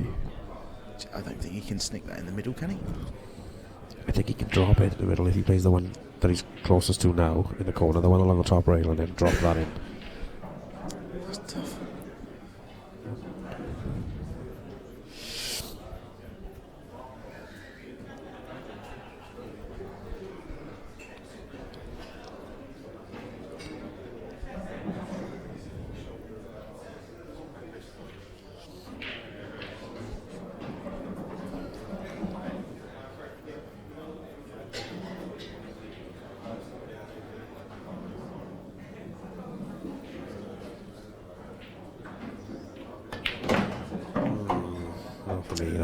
not for me. Well, it's come out good. Yeah, and if you can see the one down here, then he's fine. But I mean, that could have easily. Oh, he can't. Look. That could have easily gone in front of that, and he's knackered. He's on the thin. Yeah. Straight slice shot, really. But do you take it's the one in the bottom right corner? Yeah, the bottom right corner, then the bottom left corner for me, and then the one in the middle and on the top rail, long black.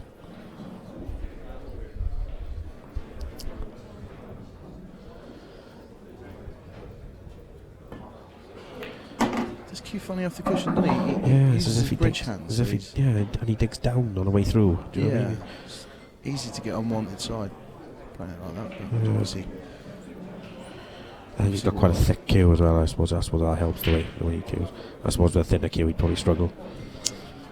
I'll play through my fingers on those shots. Yeah, yeah. He's going a different way. It's a strange way he's playing it, I guess. He's underhit it as well. Yeah, that was the wrong shot for me. He's going to have to come back down for the yellow. He's going to have to come back down for the yellow nearest the black now. Okay. Strange on that. Just to let everybody know, I got Jason Owen sitting not far from me, and apparently he's only working 23 hours a day on cues, and he's looking for more. So, he'll be looking for a new cue. He's your man.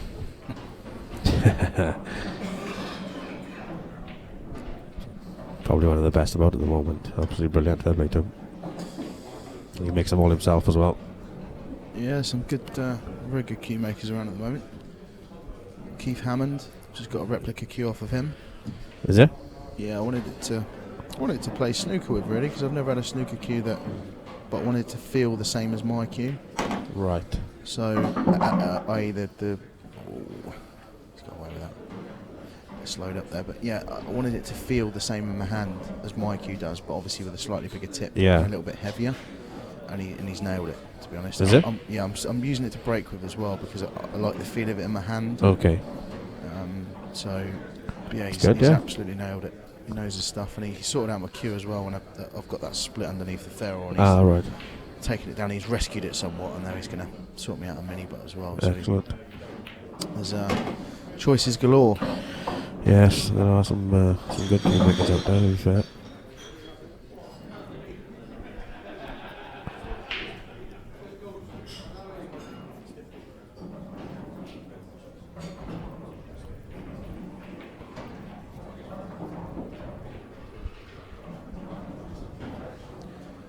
It's a tester.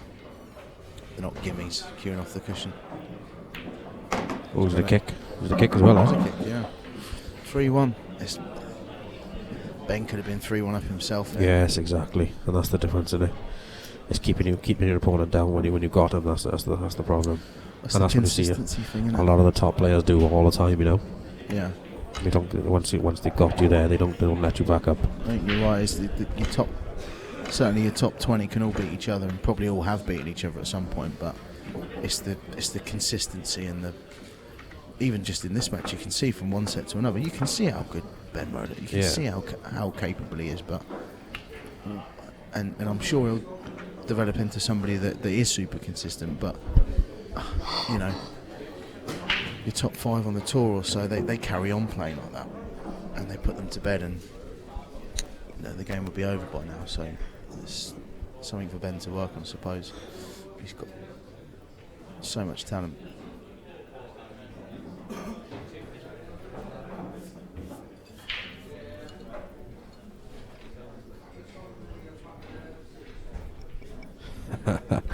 Cheers, Connor.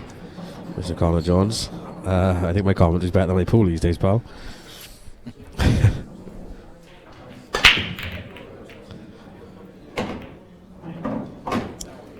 Another big break.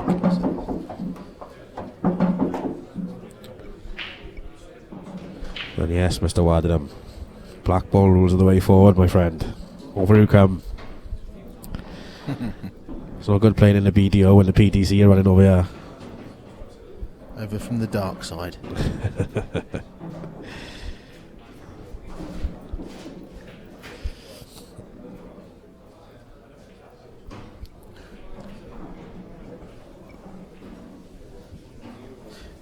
joking aside, the difference between even just 12 months ago is huge. The IPA, what they've done. Oh, 100%, yeah. Yeah. I mean, even your most optimistic IPA fan, supporter, whatever you want to call them, it probably wouldn't have. I mean, look at the difference. Just look around the place. Look at the technology. Look at the. We've got live updates now. Every single match you can see the live scores. Every single match has got an iPad on the table where they just live updates all the time. Yeah. As soon as I click 1 frame to 0 to me, it goes on the website as player straight A, away. Yeah. And it syncs within seconds. Yeah. So, Nick Armand and the team and the guys here do an unbelievable job, in all fairness. They really do, yeah. They put in a lot of effort in, and it's nice, and in fairness, we didn't have that in the world rule side. It was all about money and all about bums on beds. Yeah, bums on beds, and that was it. And now it's all about the game, and it's all about us lot, basically, you know, and that's good. Well, we're now from nowhere at the. Well, I mean, this time they may have knew behind the scenes, but me as a player and you as a player, we didn't know in August, September last year that we were going to have this World Series, that we were going to have all this stuff, and that was sprung upon us at the last tour. There's going to be a new World Series thing, and all of a sudden you've come from a season where you've got 5 pro events and 5 tour events at 14 and 1,500 quid to the winner, to 11 pro events at $2,000 to the winner. 6 of those finish in a different country, and all expenses paid. All expenses paid out there. It's just, all of a sudden it's a no-brainer to turn pro. Oh yeah, of course it is. Yeah, the way it should be. And every single event you come to, there's just something's improved. They're going to run out of things soon to improve on. The tour's full. 240 players. 240 players, yeah. With the multi, where some people are only playing certain events, there's actually 240 players. Yeah. Signed 220 altogether. You have at every event, is that right? Yeah, I think no more than 220 or 204 or something like that. Right. At each event, but 240 deposits paid and registered. And excellent. I got that they're missing the first one. Finally got a tour in Wales. They're missing it. Unbelievable. Right on my doorstep. Where is it this year? In Newport. It's literally like 40 miles from me. Typical. He's looking to hold it on this yellow, isn't he? I think. Oh no, he's swinging around. It's alright. He's got a bit of luck there. Got a bit of rubs, but he'll take out. In all fairness, probably deserves it. This set, the way things are going. He's dug deep, and he's not everybody. Ben has sort of given him a couple of extra chances and sort of let him back in, so he's got to start again now. And sometimes you have to dig. Sometimes you don't turn up and play as well as you can play. And it's the same. You don't win a tournament playing your A game all the way up through. You might only bring your A game to 1 or 2 matches. It's all about winning ugly and of course, and being ugly. Yeah.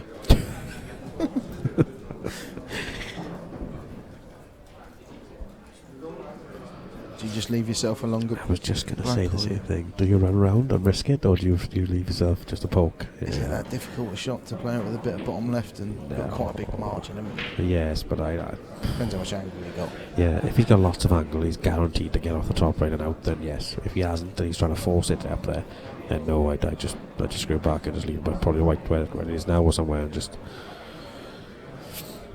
knock a black in the corner. Just leaving himself a shot. Yeah. He's bothered, to be fair, so I wouldn't be surprised if he just leaves himself a shot. Nope, the way around, did he? Well, he's overhit that. He's overhit that by about 3 foot. Yeah, probably, if not more. But again, it's a wrong shot, isn't it? There was no need to play that shot. He could obviously hold on a bulk line because he looked at it. Yeah. Do you know what I mean? Yeah, he could obviously hold there. So, well, he was waving his cue roughly where he wanted it to be, and it was around about the blue spot just before it. Got a tough one now. Tough black at the top. We'll see a bit of a fist pump if he gets this. Yeah. I expect it close.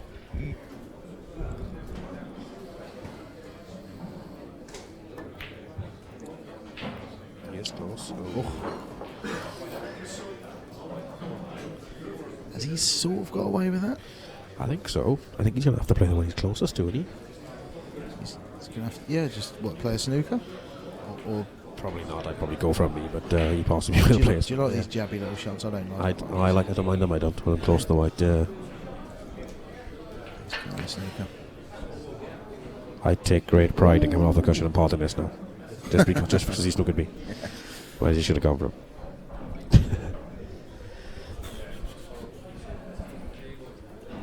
He almost ran past that. Yeah, he did. Yeah, he did a bit thickly, did he? Danny Dyer, watch this.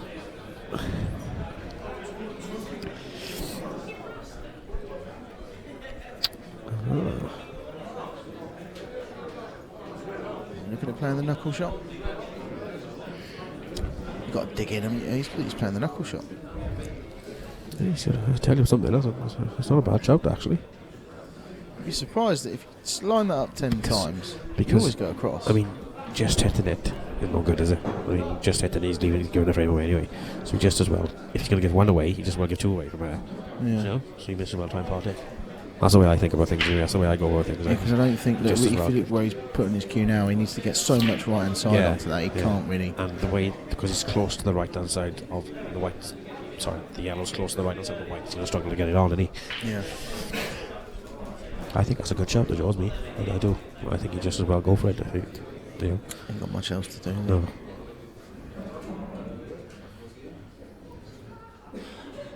Too hard. Oof. Didn't he do it that hard? Right, Ben. If you want to win this set, you need to finish these. Yeah, now. you need to get these now. He needs to regroup himself, really. He's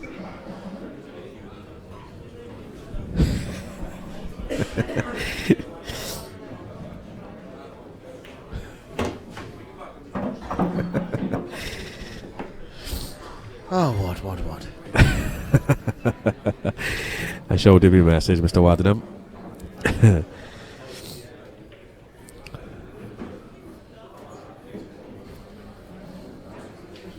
What's the snooker, by the way?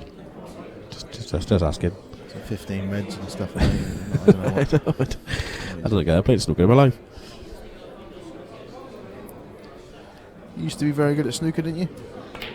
Yeah, I did at one point, yeah. Blow your own trumpet then, go on. How good? I've given you the trumpet. Right, okay.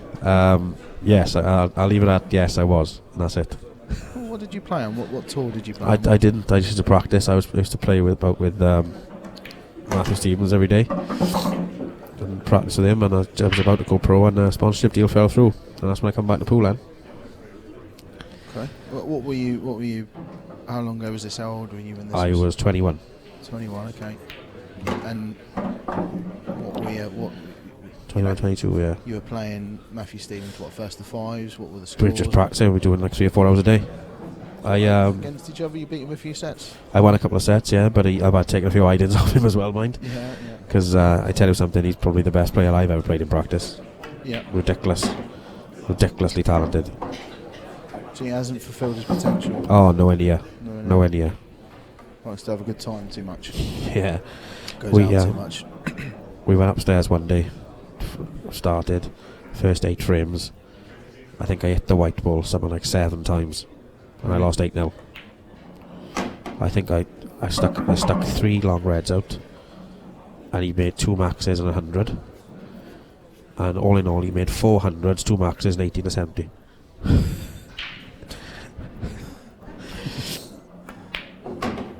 Absolutely unbelievable. But he was hitting 100, 100 after 100 all the time. It was unbelievable. On a slightly more generous club table, though. No, on his table. On his table, yeah. That was on his table, the table he's got. I mean, absolutely unbelievable, honestly. And he was so good like that all the time. Mental. How often would he practice a week then? He's back playing now. He's back playing a lot. Is he? Yeah, I think he's fed up of not winning now. Do you know what I mean? Yeah. So he's back playing quite a lot of snooker now, and he's in the club. He's in the club, Craig Price's club a lot. So with a bit of luck, we'll see him again now. Actually playing a little bit decent. Sort of similar thing with Mark Williams. He claims to be lazy, and he dropped out of the top 16 far too young. Oh yeah. For someone Yeah. who's As one good of as he the was, all-time yeah. greats, like Yeah. 2 times world champion, 2 times UK champion, and Masters and everything. You know. Yeah. He was far too good, too young to drop out of the top 16. Definitely, and he's come back now, but he's never quite been the same, has he? No. But he's back in the top 16 now, and he's obviously putting a few hours in. Yeah. To get there, you know. But yeah, he's playing a bit better these days, apparently. What do you make of Tom Ford playing this week? I watched a little bit earlier, actually, but it's different for someone like him. People think he's just a snooker player coming over to play pool. He's not. He actually plays quite a bit of pool. Yeah, he played county for Leicestershire or whatever, and he's played quite a few tournaments over the years, hasn't he? Yeah, he used to play on Keith Brewer's tours, the Oracle tours, the Gangster tours that used to play out of Swindon, and he when he moved them around, and he had a couple of them at Leicester, and he always played in them as well. He's not strange as he's played a couple of pool money games, and he. Yeah, didn't he play Adam Davis once for quite a lot of money? And I think he won 30-29. Oh, did he? I thought he lost that one. No, I think he won that 30-29. Oh, I remember Adam saying that he felt like he played much better than him, but his break killed him. He lost 30-29, and so Tom won that one. But Tom played, I think, Richard Toomey recently, and Rich beat him. That was only a few months ago. That was it? Yeah, at Neil Tom's place. He's made a pretty good player these days. To me, I haven't seen him for a long time since I finished playing World Rules, but no, I mean he used to be pretty good anyway. But I mean, apparently he's quite a lot better now. If that's I wouldn't know, but I played him once on the Hearts tour. Yeah, I played him years ago in a couple of tours, but lost his rag a little bit. But I don't really. He obviously is. Yeah, I've never seen him really, apart from the time I played him once.